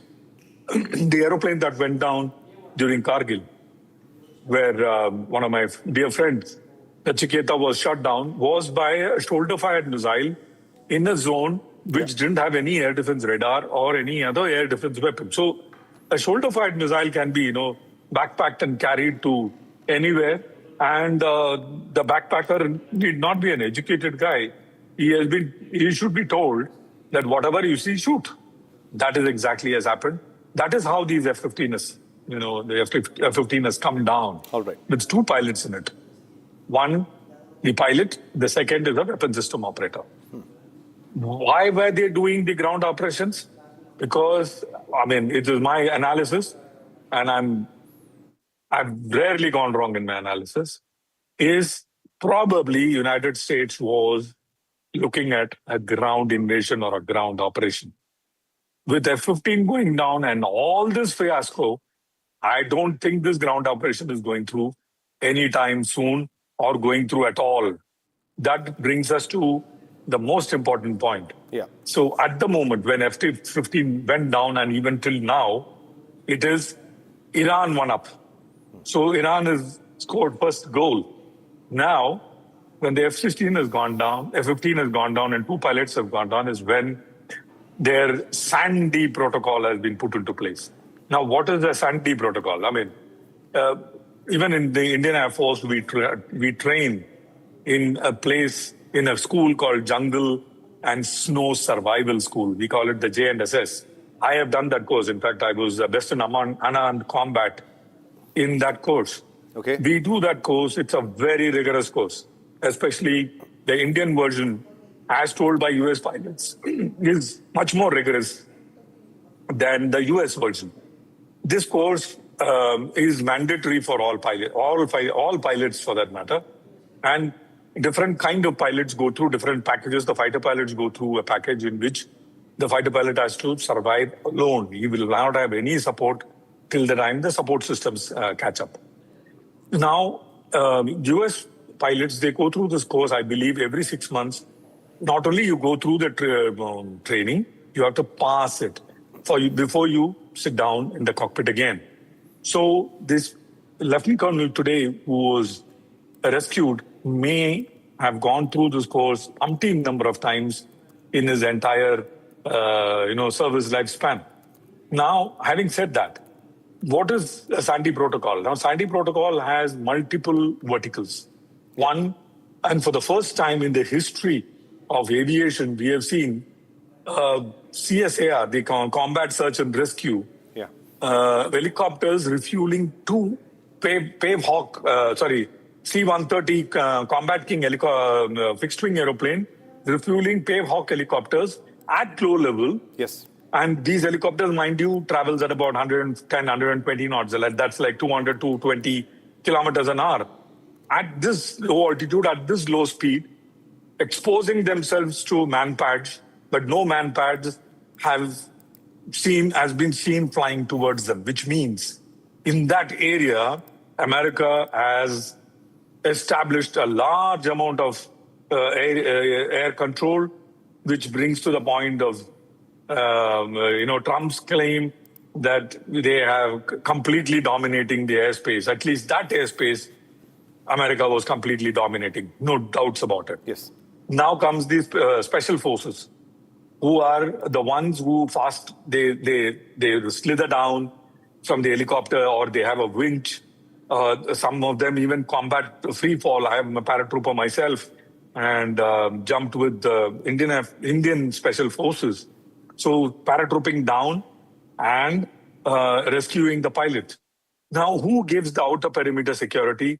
Who provides security where the closing in enemy forces, in this case the Iranian Republican Guards, do not come closer to the pilot, is A-10 Warthog.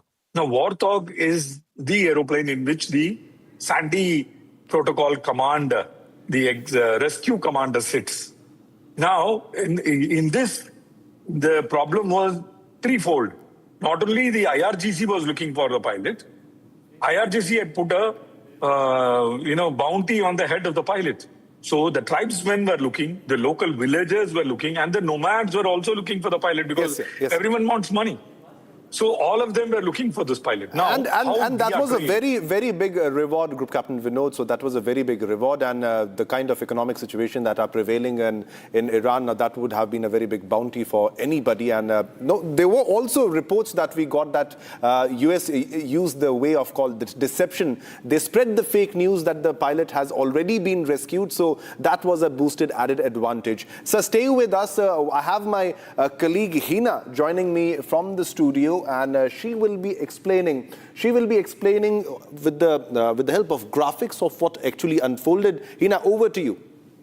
Absolutely, Shivam. So I'll just ask the people to play the graphics here, and we'll show exactly what Donald Trump has claimed. So this is what Donald Trump has claimed about the success, quote-unquote, success of the entire rescue operation. Remember, this is CSAR. We are talking about Combat Search and Rescue Operation. Now, the first claim that Donald Trump has made is that the second F-15 pilot was rescued from Iran. This is the first claim, the breaking news that we covered this morning. And after that, Trump claimed that F-15 pilot was safe and sound. But in addition to that, he also claimed that he was in fact injured also during this entire incident. Now, another claim that Donald Trump has made is that dozens of lethal US aircraft rescued pilots. So we are not talking about a single aircraft. In fact, multiple aircraft were deployed to carry out this very dangerous and complex combat search and rescue mission. And Donald Trump also claimed about this rescue operation that it was without any single US casualty. So a big statement there. Remember, the pilot, the second crew member, in fact, was rescued. He was safe, but he was also injured during the incident. And this claim that no US military personnel, in fact, were killed in this incident. And the last claim that Donald Trump made is that the rescue operation is a proof of US air dominance. So in fact, boasting about the quote-unquote success of the US rescue mission. And now, viewers, will tell you more about the rescue operation and what the twist is there in this rescue operation. So the two planes got stuck during rescue operation. This is a claim that was made by US media. Media reports saying that 2 planes. We are talking about transport planes. They got stuck during the rescue operation is what the US media is claiming. And on the other side, we have IRGC claims, who is in fact claiming that US rescue aircraft was intercepted and downed. So these are 2 claims, in fact, claims and counterclaims. At one side, we have US media saying that jets were destroyed rather than have them fall in Iranian hands. So in fact, they said that they blew up the transport planes because they did not want these transport planes to go into the hands of the Iranian regime. And on the other side, we have IRGC claiming that US search aircraft was destroyed in the south of Isfahan. Remember, a very important place in Iran that carries the nuclear facility. And now we have, in fact, more news. All right, we have F-15 rescue plot. So let's understand what the media reports, in fact, talked about this rescue operation. In fact, the media reports claim that CIA used deception campaign in Iran. That essentially means that CIA wanted to give out this information to the public that the US military personnel, the crew member, was rescued, but in fact, he was not rescued. So it was a deception plot, in fact, being conspired by the CIA. And we also have US media reports claiming that hundreds of US service members were involved in the operation. So hundreds of US military service members. You can very well understand from this that how dangerous this could have panned out if it would have gone absolutely wrong. And now we have more US media reports saying that rescue operation did not involve air fight with Iran. So no direct face-off, no direct fight between US and Iran, but the rescue operation did not involve air fight with Iran. So essentially, just the firing done by the United States to ensure that the Iranian regime, the IRGC, is kept at bay.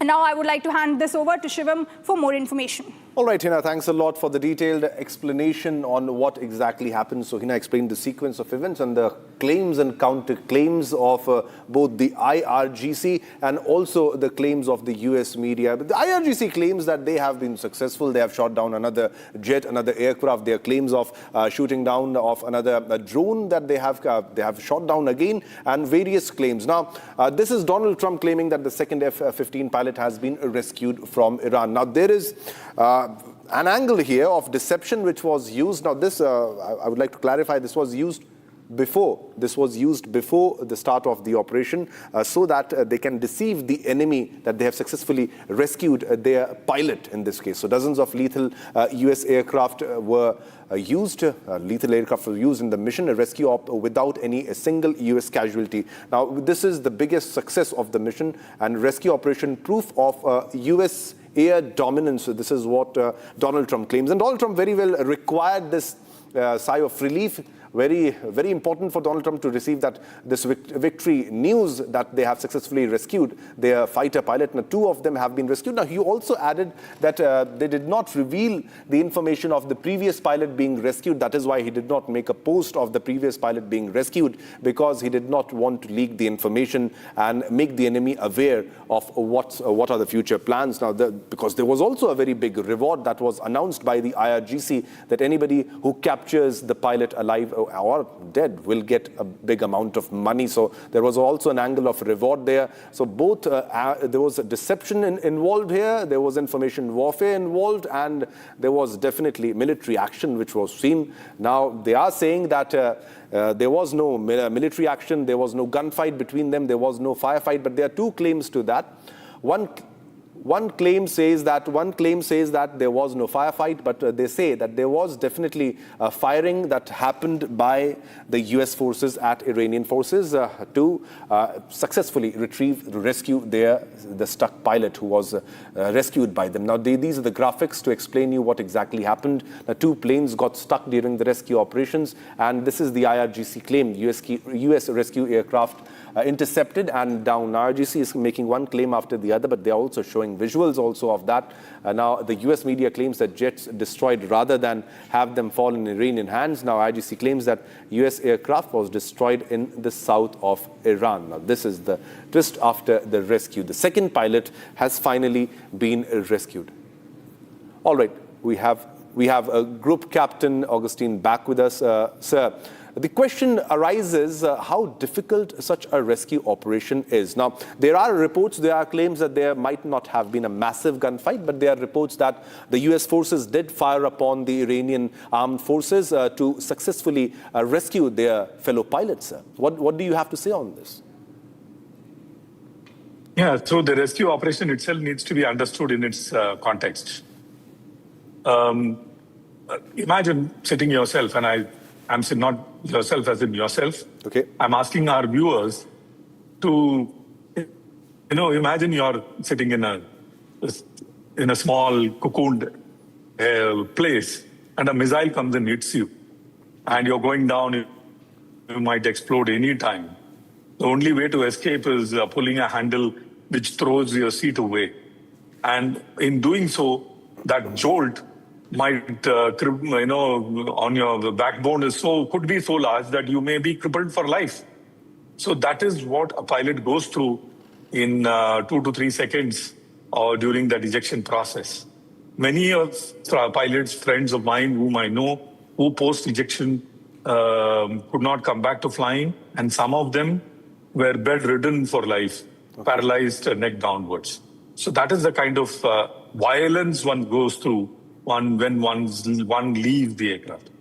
Now, when you come out of the aircraft, more often than not, your canopy, the parachute is colored orange.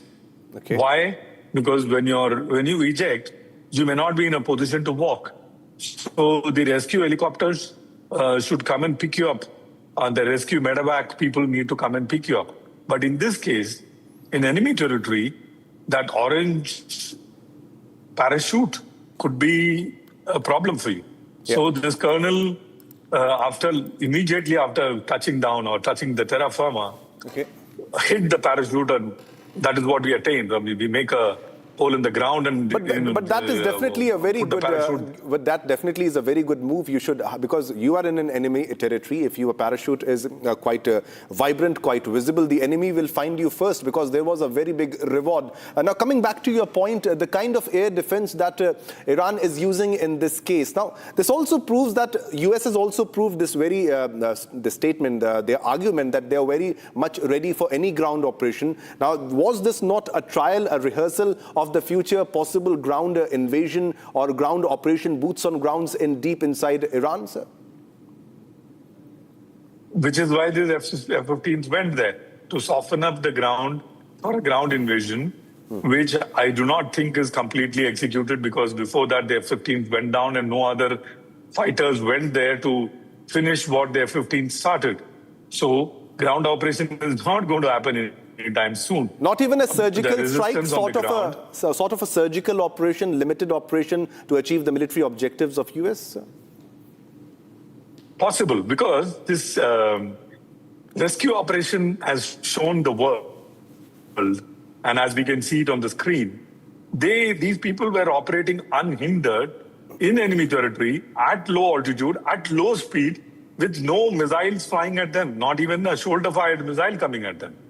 So it is possible that some kind of a surgical kind of an operation can happen, but a full-blown ground invasion, I think they have to do some more softening, which these F-15s were doing, and that got sort of truncated.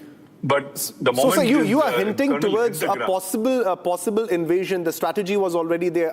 You think that supposedly there are plans of boots on ground if such an operation is being taken place with the help of F-15s and other aircrafts? Possible ground invasion can't be ruled out, sir?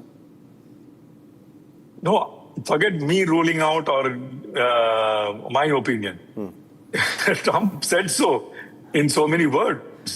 But he makes U-turn every now and then. You never know when Donald Trump is going to make a U-turn. This was he's suffering very big losses as we speak. Iranian regime has proved that their drones are much more better compared to their F-35s or F-22 Raptors. And the US military is fighting a very expensive war compared to what the Iranian regime is fighting. As a military analyst also, sir, as a fighter pilot, where do you think there should be a comparison between the Iranian regime's air force or their air power and the air power of US military, US Air Force?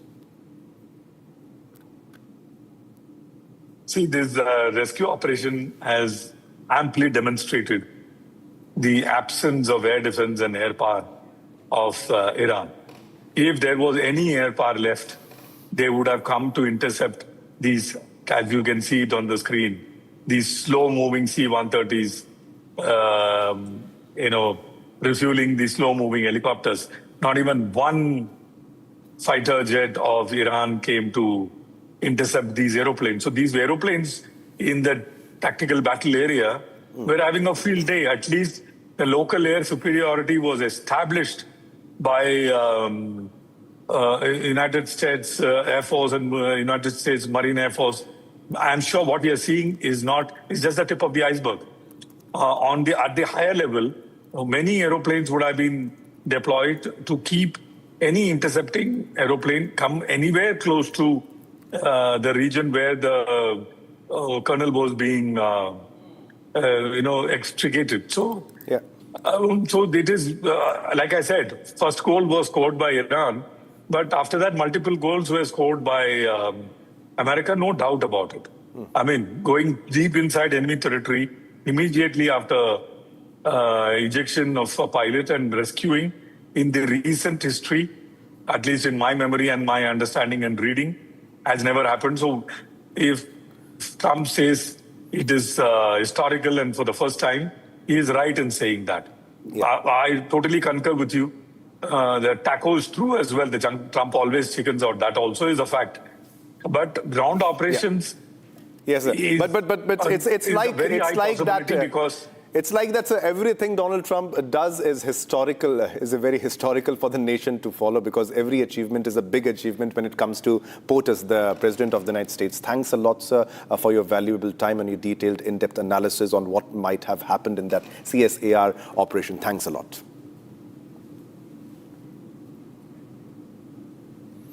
All right, viewers, now it's time to slip into a short commercial break, but don't go anywhere. There's a lot more lined up after the short commercial break. Coming up, PM Modi to kick off poll campaign for West Bengal elections from Kuch Bihar today, set to address his rally there.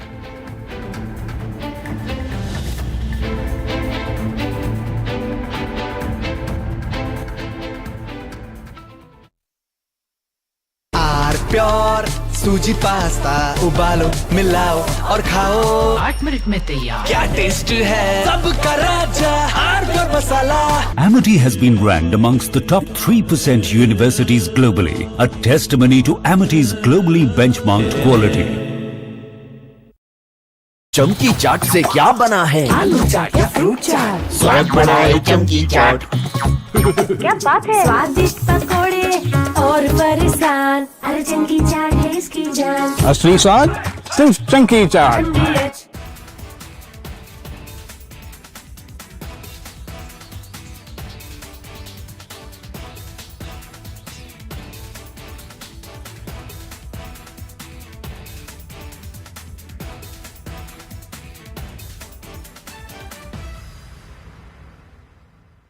Three, 2, 1. Booster ignition. Artemis 2 now bound for the moon. Humanity's next great voyage begins.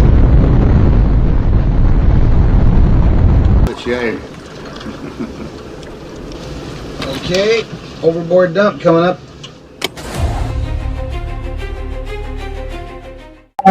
Actually, there is always a redundant chain of excretion systems available on the Artemis. Okay, it is not just the main chain, and it's a redundant chain is also available. And there is no way that the astronauts will be stuck because of the the excretion issues. And what they have reported now, even we were going through and seeing, it is something to do with the valve which is to operate for section of the excretion, which looks to be needing attention. But the crew in Artemis, they are well trained to handle such type of situation. And also, in case if the main chain of the excretion system doesn't respond, there is always a way of redundant chain and the methodology for excretion. And I don't think it is a major issue, but I'm sure it will get sorted out. And of course, there is a redundant chain which can be conveniently operated. Good luck. Godspeed, Artemis 2. Let's go. And here we go. 10, 9, 8, 7. RS-25 engines lit. 4, 3, 2, 1. Booster ignition. And liftoff. The crew of Artemis 2 now bound for the moon. Humanity's next great voyage begins.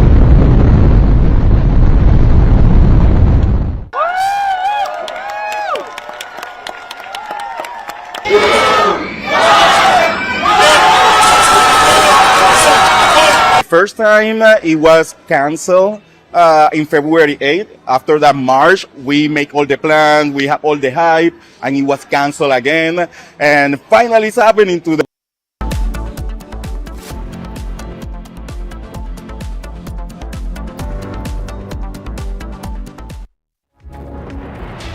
चमकी चाट से क्या बना है? Sandwich लस्सी और छाछ और हर घूंट में चमकी चाट ड्राई फ्रूट और दही बड़े चमकी चाट से स्वाद बढ़े असली स्वाद सिर्फ चंकी चाट केसरिया से मन जोगी हुआ रे दिल झूमे देखो मतवारा हुआ रे केसरिया से मन जोगी हुआ हर पल मनाओ केसरी त्योहार विमल बोलो जुबान केसरी थोड़े में ज्यादा स्वाद यही तो है इसकी खास बात वाओ मामा क्या स्वाद है अरे मेरे राजा सबका राजा आर्टियोर मसाला 3, 2, 1. Booster ignition. Artemis 2 now bound for the moon. Humanity's next great voyage begins.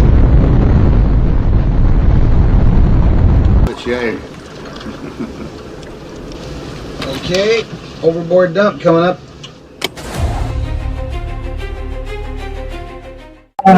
Actually, there is always a redundant chain of execution systems available on the Artemis. Okay, it is not just the main chain, and it is a redundant chain is also available, and there is no way that.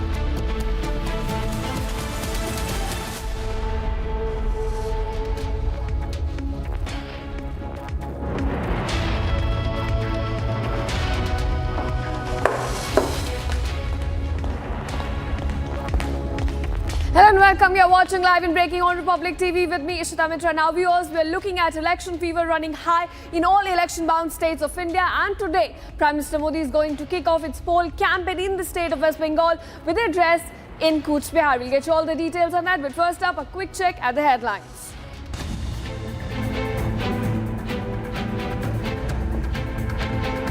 NDA's major Kerala push. Union Home Minister Shah holds a mega roadshow in Kozhikode ahead of assembly polls.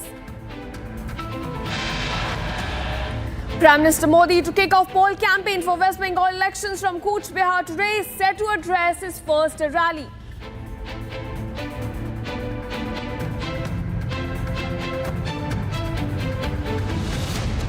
BJP to release manifesto for Bengal polls on April 10th. Manifesto after Prime Minister's back-to-back rallies on April 9th.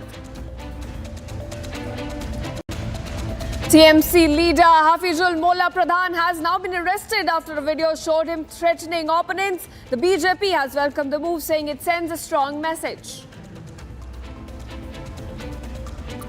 Union Commerce Minister Piyush Goyal, who is also the party's election in charge for the state, along with BJP Chief Nayan Nagendran, releases a white paper targeting the DMK government.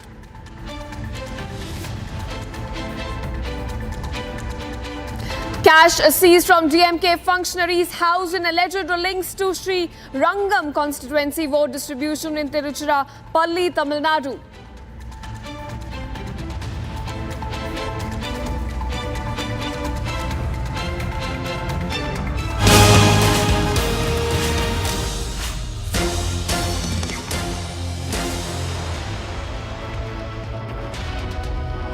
All right, viewers, now starting with the latest developments we're getting from the election-bound state of West Bengal. Now, BJP is preparing for the launch of its election manifesto on April 10th. We're looking at back-to-back rallies being addressed by the Prime Minister on April 9th as well. And even today, in Kuch Bihar, he's all set to address a mega road show. So the election manifesto will be launched on April 10th, comes after back-to-back rallies that Prime Minister will be holding, in fact, 3 rallies on April 9th. And the day for the release of manifesto is now being released by the BJP, and it's April 10th. We are inching to about two-phase election in the state of West Bengal with the D-Day on May 4th. This is when the results will come in. And now the release of election manifesto, the date for it is already out. BJP will be releasing its election manifesto on April 10th.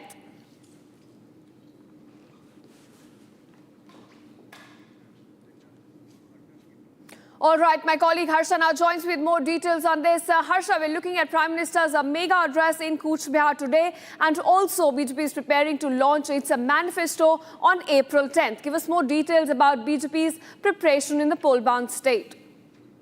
Yes, you rightly pointed out, and when the elections is very near, the elections are in two phases on 23rd and 29th of April, and not very far right now. Therefore, the pitch, the peak, the intensity, all have been, started at 100% speed by Bharatiya Janata Party. Today, Prime Minister Narendra Modi is in Cooch Behar in North Bengal region, and his three rallies in Asansol Uttar, Haldia and Siuri has already been planned by the BJP strategy department. And not only Prime Minister Narendra Modi, let me tell you, all the firebrand leaders, all the star campaigners of BJP have already started arriving in West Bengal. They have already started focusing in the given areas to them. Like North Bengal is a major place where their attention and the focus of Bharatiya Janata Party is to not forget. Today, Prime Minister Narendra Modi is in North Bengal only, and his next three rallies are also focusing on the region around North Bengal, which is Siuri, Haldia and Asansol Uttar region.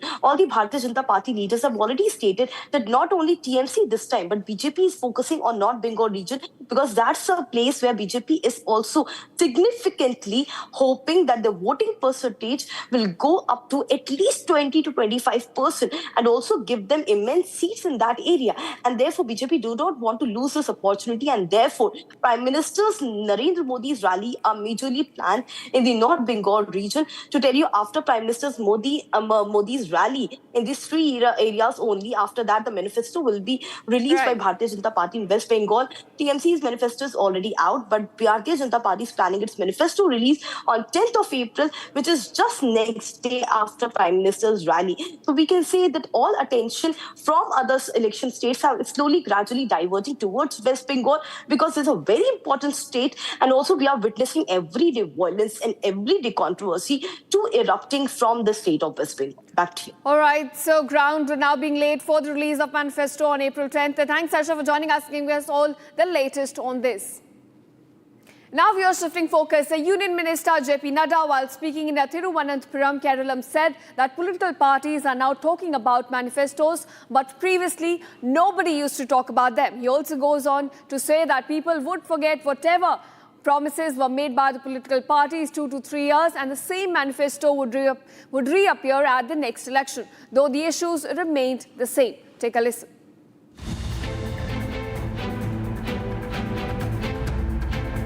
First, all political parties are talking about manifestos.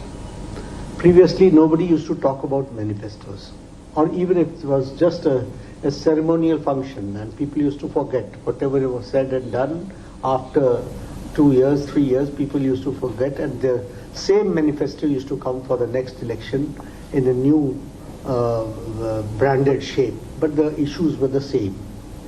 But now he developed a culture which we say a responsive government, a responsible government, a proactive government, and an accountable government. So it is for the first time now that the political scenario has changed, that every political party has now to give its report card. And at least the NDA, the BJP, has been doing so. And we have been saying what we said, we did it. And what we did not say, even that we have done it. So that is the difference which we have to understand as far as the political culture is concerned. All right, viewers, now moving on to another breaking news we're getting at this hour now. Election Commission has seized more than 650 crore worth of illegal assets ahead of crucial polls. The Election Commission on this regard says in order to ensure inducement of free election, ECI has now seized more than 650 crore worth of illegal cash, liquor, drugs, precious metals and freebies so far. We are looking at major major raid being conducted by the Election Commission ahead of crucial elections in 4 states and 1 union territory. And this time, assets worth rupees 650 crore have been seized, including cash, liquor, drugs, precious metals, as well as illegal freebies. Now, in its effort to ensure that these elections are inducement-free, there are no freebies given to people to influence the voting pattern. Election Commission working hard to ensure that and also conducting multiple raids in that direction. Now we're looking at rupees 650 crore assets being seized all across the nation. We're looking at illegal cash, freebies, liquor, drugs, precious metals now all being seized by the Election Commission as it ramps up its efforts to ensure that these elections are free and fair and conducted in democratic spirit. All right, viewers, we're looking at major illegal cash, precious metals, drugs, liquor, all being seized by the Election Commission of India ahead of the crucial elections which are set to take place in 4 states and 1 union territory. Now, Election Commission working hard to ensure that these elections are free and fair of all inducement, all freebies, and that conducted in democratic spirit.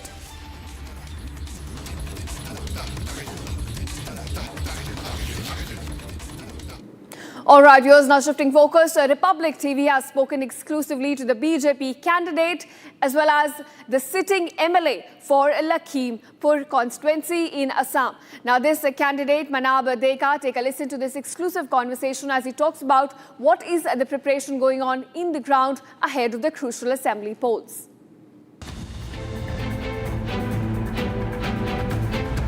आज आप लोग का manifesto भी release हो गया है। आप भी हमारे साथ जब कल आपसे बात हुआ था तब आपने भी बोला था कि डेमोग्राफी के इशू मुद्दे इन्फिल्ट्रेशन के मुद्दा पर आपने बात किया था। आज मैनिफेस्टो में वो 2 संकल्प सबसे ऊपर देखने को वही मैं आपको बोला कि हम लोगों का जो असम जो आगे बढ़ रहा है 3 एंगल पे हो रहा है काम।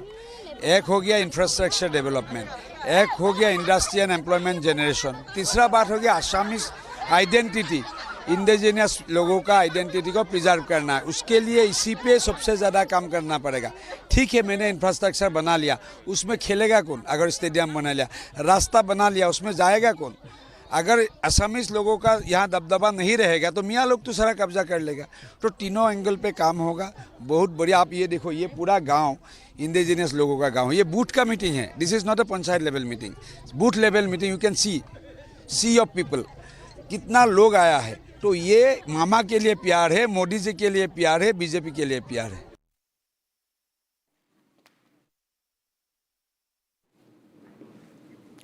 All right, viewers, now moving on to developments we're getting from the war zone in West Asia. Now, there are more breaking news coming in at this hour talking about more attacks that have now taken place all across West Asia. This time, Iran claims that plane downed in Isfahan, a US plane. It was, in fact, a C-130 support plane.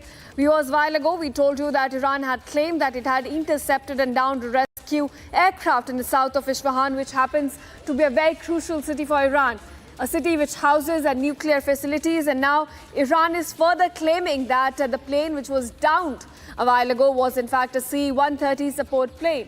Now, viewers, there were reports that when 2 US pilots were in fact trapped in Iran, US was sending several planes for the rescue operations, and C-130 was one of them. And now Iran is claiming that it downed the same plane, the same support plane that had come to rescue the pilot C-130 south of Isfahan. It has also released a few images of showing the charred parts of the plane south of Isfahan.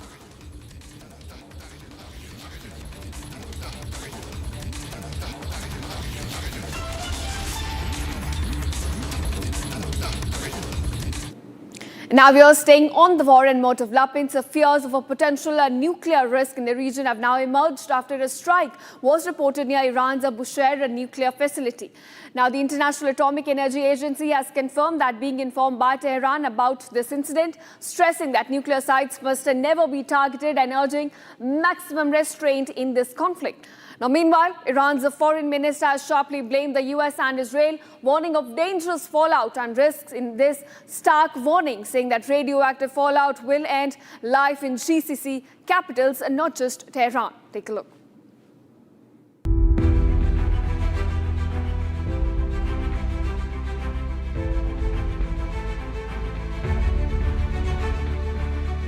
Tensions in West Asia are now once again spiraling, with fresh fears now emerging over nuclear safety after a reported strike near Iran's Bushehr nuclear power plant. Iran informed the watchdog International Atomic Energy Agency that a projectile struck close to the nuclear facility, marking the fourth such incident in recent weeks. One member of the site's physical protection staff killed by projectile fragments, while a building on the premises suffered damage from debris. IAEA said that there has been no increase in radiation levels so far. IAEA Chief Grossi has expressed deep alarm, reiterating that nuclear facilities and surrounding areas must never be targeted, warning that even auxiliary buildings may house critical safety systems. This latest incident follows a series of earlier strikes near the Bushehr plant. Tehran has reacted sharply, with Iran's Foreign Minister Abbas Araghchi directly blaming the US and Israel for the repeated attacks. In a strong statement, Araghchi questioned what he called Western double standards, recalling the global outrage over military activity near Ukraine's Zaporizhzhia nuclear plant. He claimed that Bushehr has now been targeted 4 times, warning that any radioactive fallout would not impact Iran, but it could threaten lives across the Gulf capitals. Neither the US nor Israel has officially confirmed involvement in the Bushehr incident. Focus now remains on whether global powers can step in to de-escalate tensions before the region edges closer to a potentially catastrophic scenario.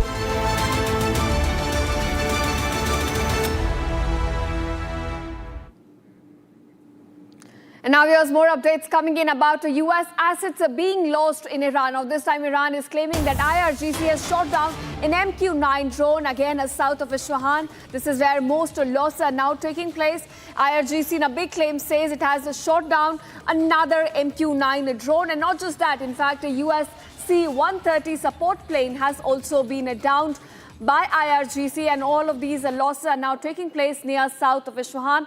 In fact, this is where rescue ops were also underway for the 2 pilots who had ejected from the F-15 downed plane. Now we're looking at more and more losses being occurred on the sides of United States. Remember, one MQ-9 drone costs over $16 million to $30 million. And this is the drone that's now been shot by IRGC. It has also released the image of the downed MQ-9 drone, which is now on your screen, showing you another loss that has taken place for the United States.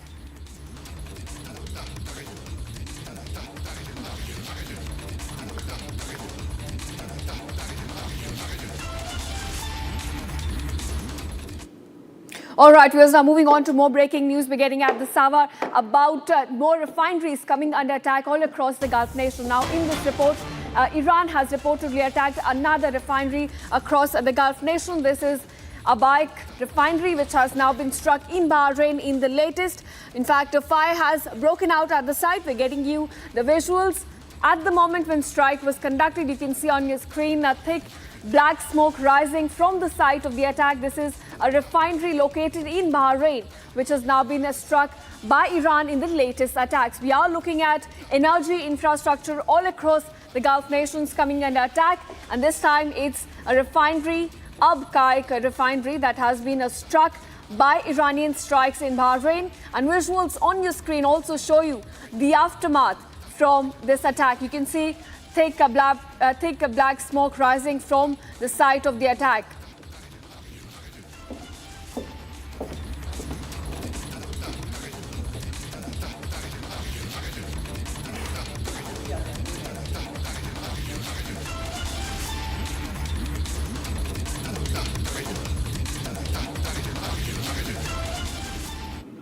All right, viewers, now let's talk about what's happening inside Israel. We are looking at Iran ramping attacks, but also not just attacks on residential areas, but all across the military infra as well. We're looking at attacks taking place in the cities of Haifa, Jerusalem, as well as Tel Aviv, all the residential areas being hit not just by ballistic missiles, but also cluster munitions. So in this report, we get you a ground report showing you what's exactly unfolding on the streets of Israel. Take a look.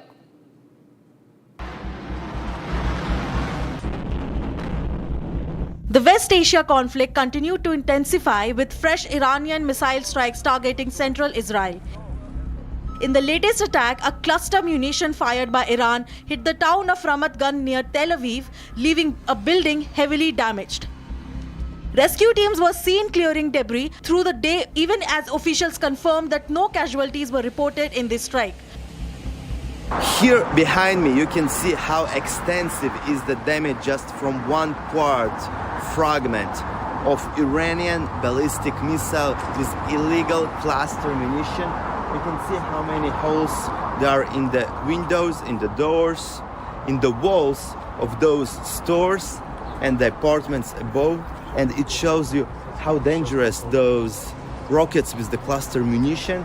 Here, fortunately, people ran to shelters on time, and that's why there are no casualties. Usually it is a very busy area. Many people are coming to these stores and to the restaurant. Also, some people live here. But because it was a night from Friday to Saturday, not so many people were here, and that's why there are no casualties. However, in a separate incident, a man was injured in Bnei Brak after suffering glass shrapnel wounds. Authorities said it remains unclear whether the injury was caused by a direct impact or falling debris from an intercepted missiles. The use of cluster munitions, which spread submunitions across the wide areas, has raised concerns about civilian safety. These attacks are part of a broader escalation as Iran continues its barrages in the response to US and Israeli strikes. With both sides locked in a prolonged conflict, the risk of a wider regional war continues to grow. All right, viewers, now on day 37 of the conflict in West Asia, Iran, despite all the attacks, is still emerging resilient. Now, despite the widespread reports of military infrastructure being dismantled, Iran continues to demonstrate a surprising ability to counter aerial attacks. Now, take a look at this report that breaks down the reality behind Iran's air defense strategy and analyzes the shoot-and-scoot tactics, which experts are now questioning as the narrative of the ongoing conflict continues to show Iran with an upper hand. Take a look.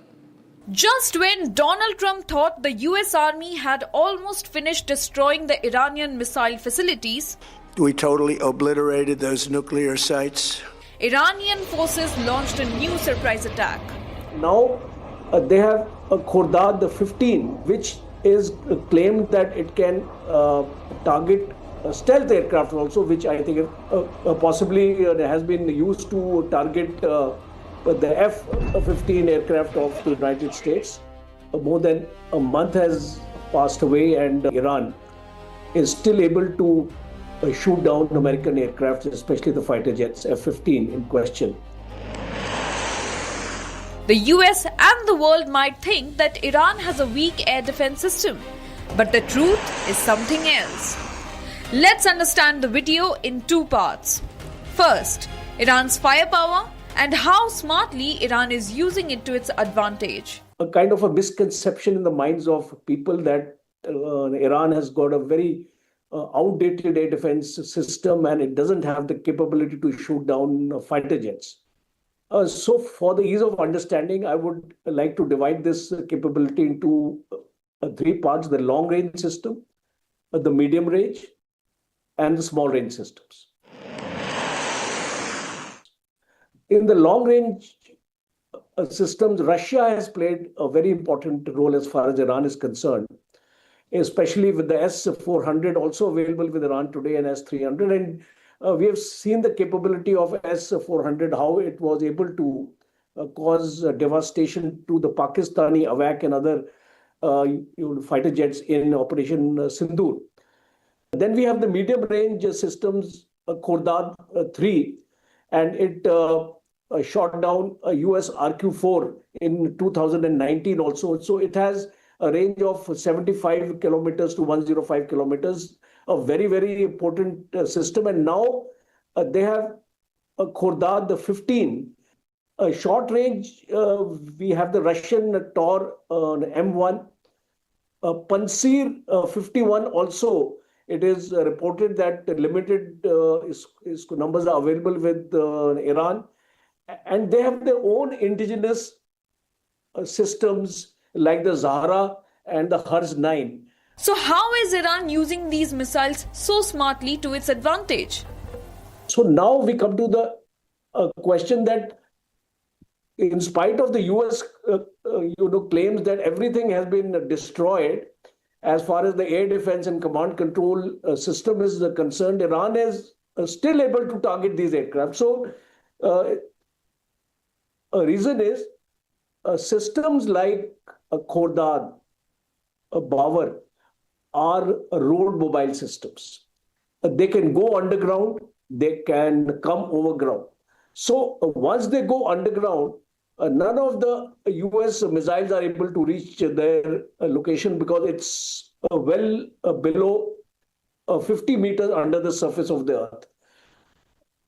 So we see this kind of a shoot and scoot policy which has been employed by Iran, and therefore the US claim saying that they have decimated all the air defense system of Iran should be taken with a pinch of salt. All right, viewers, so that's all we could pack in this edition of Live in Breaking. Thank you so much for watching, and don't go anywhere. Our coverage on elections continue on the other side as Prime Minister Modi kicks off poll campaign for the election-bound state of West Bengal and set to address his first rally from Kuwait, Bihar.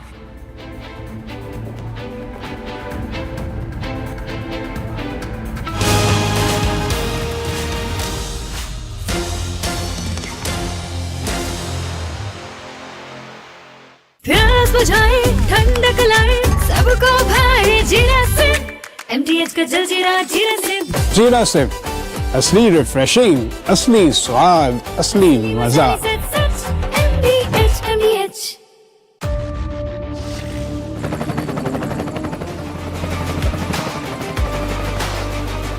Character, the taste of success.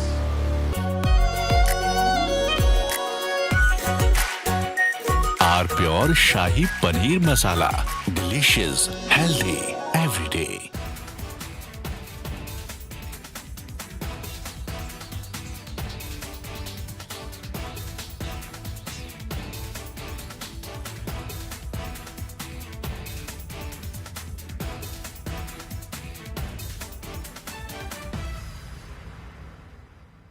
Three, 2, 1.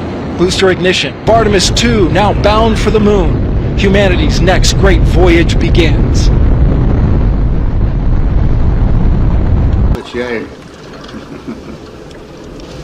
Okay, overboard dump coming up.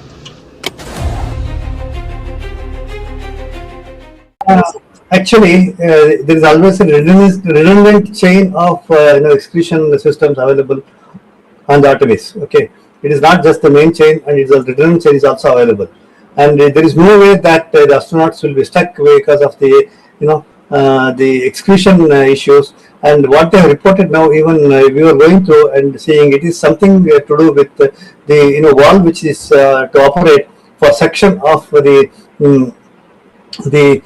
excretion, which looks to be needing attention. But the crew in Artemis, they are well trained to handle such type of situation, and also in case if the main chain of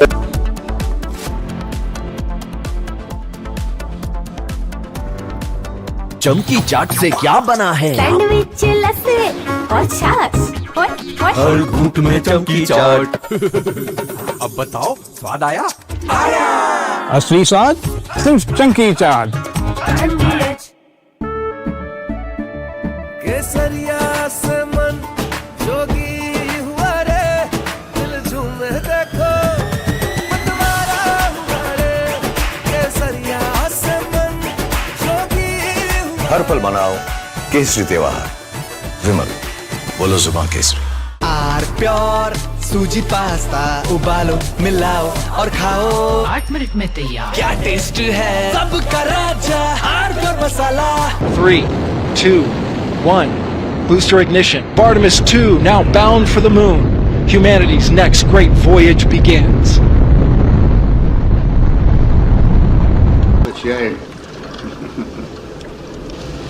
Okay, overboard dump coming up.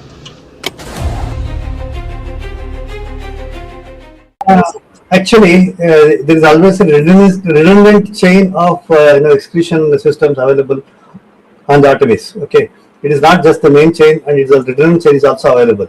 And there is no way that the astronauts will be stuck because of the the excretion issues. And what they have reported now, even we were going through and seeing, it is something to do with the valve which is to operate for section of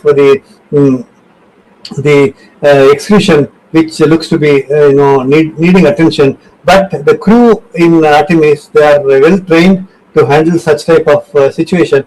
And also, in case if the main chain of the excretion system doesn't respond, there is always a way of redundant chain and the methodology for excretion. And I don't think it is a major issue, but I'm sure it will get sorted out. And of course, there is a redundant chain which can be conveniently operated. Good luck. Godspeed, Artemis 2. Let's go. And here we go. 10, 9, 8, 7. RS-25 engines. 4, 3, 2, 1. Booster ignition. And liftoff.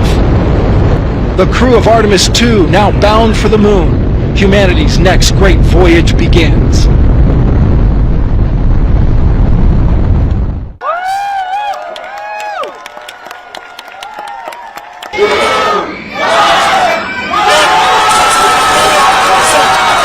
First time it was canceled in February 8th. After that March, we from Asia's largest news headquarters, setting the agenda for Bharat.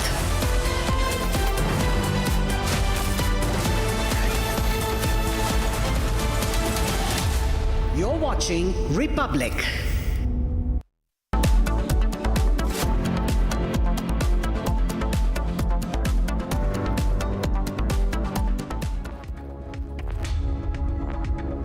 Hello and welcome. You're watching live and breaking on Republic TV with me, Ishita Mitra. Now, viewers, on day 37 of the war in West Asia, Donald Trump claims that a second US pilot has now returned safe and sound, and this as 48 hours deadline still looms over Iran. Now, the big question, what happens next in this conflict? We'll get you all the updates, but first up, a quick check at the headlines.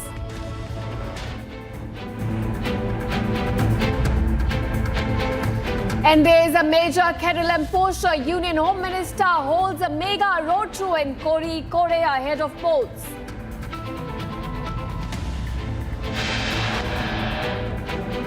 Prime Minister to kick off poll campaign for West Bengal elections from Kuwait, Bihar today is set to address his first rally.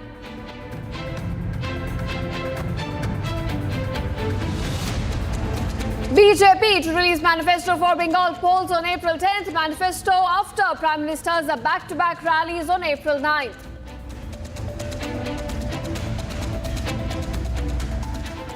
TMC leader Hafizul Mullah Pradhan has now been arrested after a video shows him threatening opponents. Now the BJP welcomes the move, saying it does send a strong message. Union Commerce Minister Piyush Goyal, who is also the party election in charge for the state, along with BJP Chief Nayan Nagendran, releases a white paper targeting the DMK government. Cash seized from DMK functionaries housed in alleged links to Sri Rangam constituency vote distribution in Tiruchirappalli, Tamil Nadu.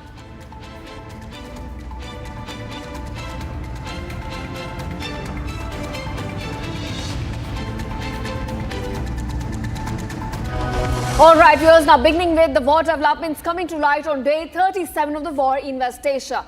Now, Israel claims that more than 90 terrorists were eliminated in the 146th Division's forces since the start of the operation. The 146th Division forces have now been operating in southern Lebanon over the past few weeks, and they continue to expand the focused ground activity to protect the residents of the north.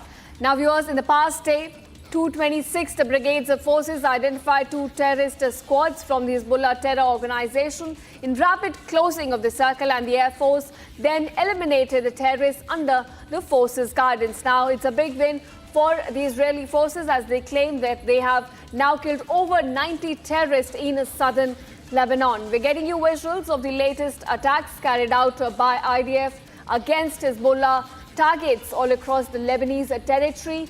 And in the latest, the attacks have now claimed the lives of over 90 Hezbollah terrorists in southern Lebanon.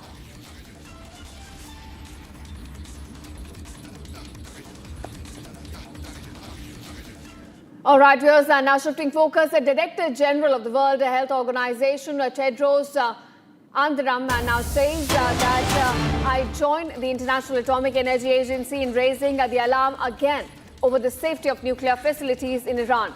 Now, the latest attacks involving the Bushehr nuclear power plant is a stark reminder a strike could trigger a nuclear accident with health impacts that would devastate generations.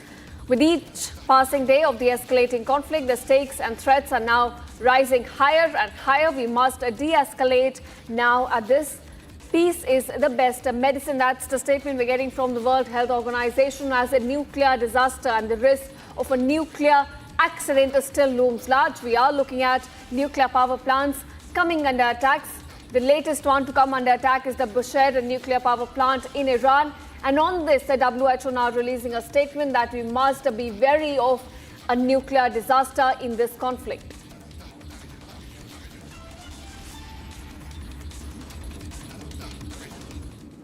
All right, viewers, now fears of a potential nuclear risk in the region have remained high. This after the strike was reported near Iran's Bushehr nuclear facility. Now, the International Atomic Energy Agency has confirmed that after being informed about the latest strikes by Tehran, it has stressed that nuclear sites must never be targeted while urging a maximum restraint on both the sides.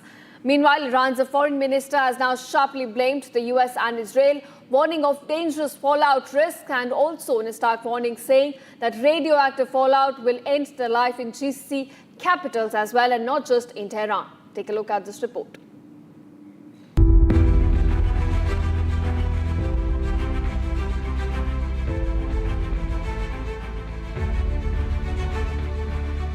Tensions in West Asia are now once again spiraling, with fresh fears now emerging over nuclear safety after a reported strike near Iran's Bushehr nuclear power plant. Iran informed the watchdog International Atomic Energy Agency that a projectile struck close to the nuclear facility, marking the 4th such incident in recent weeks. One member of the site's physical protection staff killed by projectile fragments, while a building on the premises suffered damage from debris. IAEA said that there has been no increase in radiation levels so far. IAEA Chief Grossi has expressed deep alarm, reiterating that nuclear facilities and surrounding areas must never be targeted, warning that even auxiliary buildings may house critical safety systems.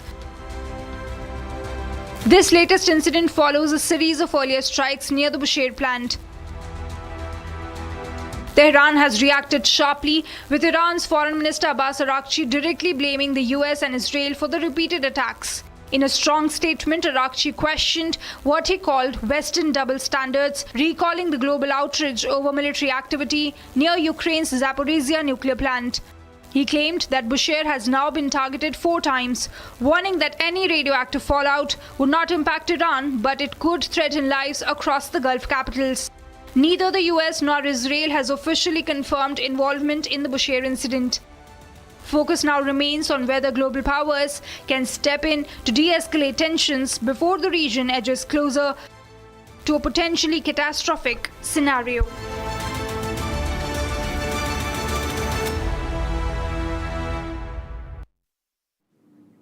All right, here's now Ibrahim Zulfikari, the spokesperson of Central Headquarters of Khatam Al-Anbiya, has now commented on the downed airplane pilot. Now, the operation that the US Army calls a rescue operation, which was planned as a deception and quick withdrawal under the pretext of rescuing a pilot whose plane was in fact downed by the IRGC at an abandoned airport south of Isfahan, failed due to a rapid and timely intervention by the armed forces of the Islamic Republic of Iran. Now, that's the statement coming in by the IRGC regarding the rescue operation conducted by the US forces. The second pilot, in fact, has now been rescued by American forces. It was a very complex and challenging operation that took place in treacherous mountains of Iran. But now Donald Trump says the second pilot has been rescued. He's sound and safe and currently recovering.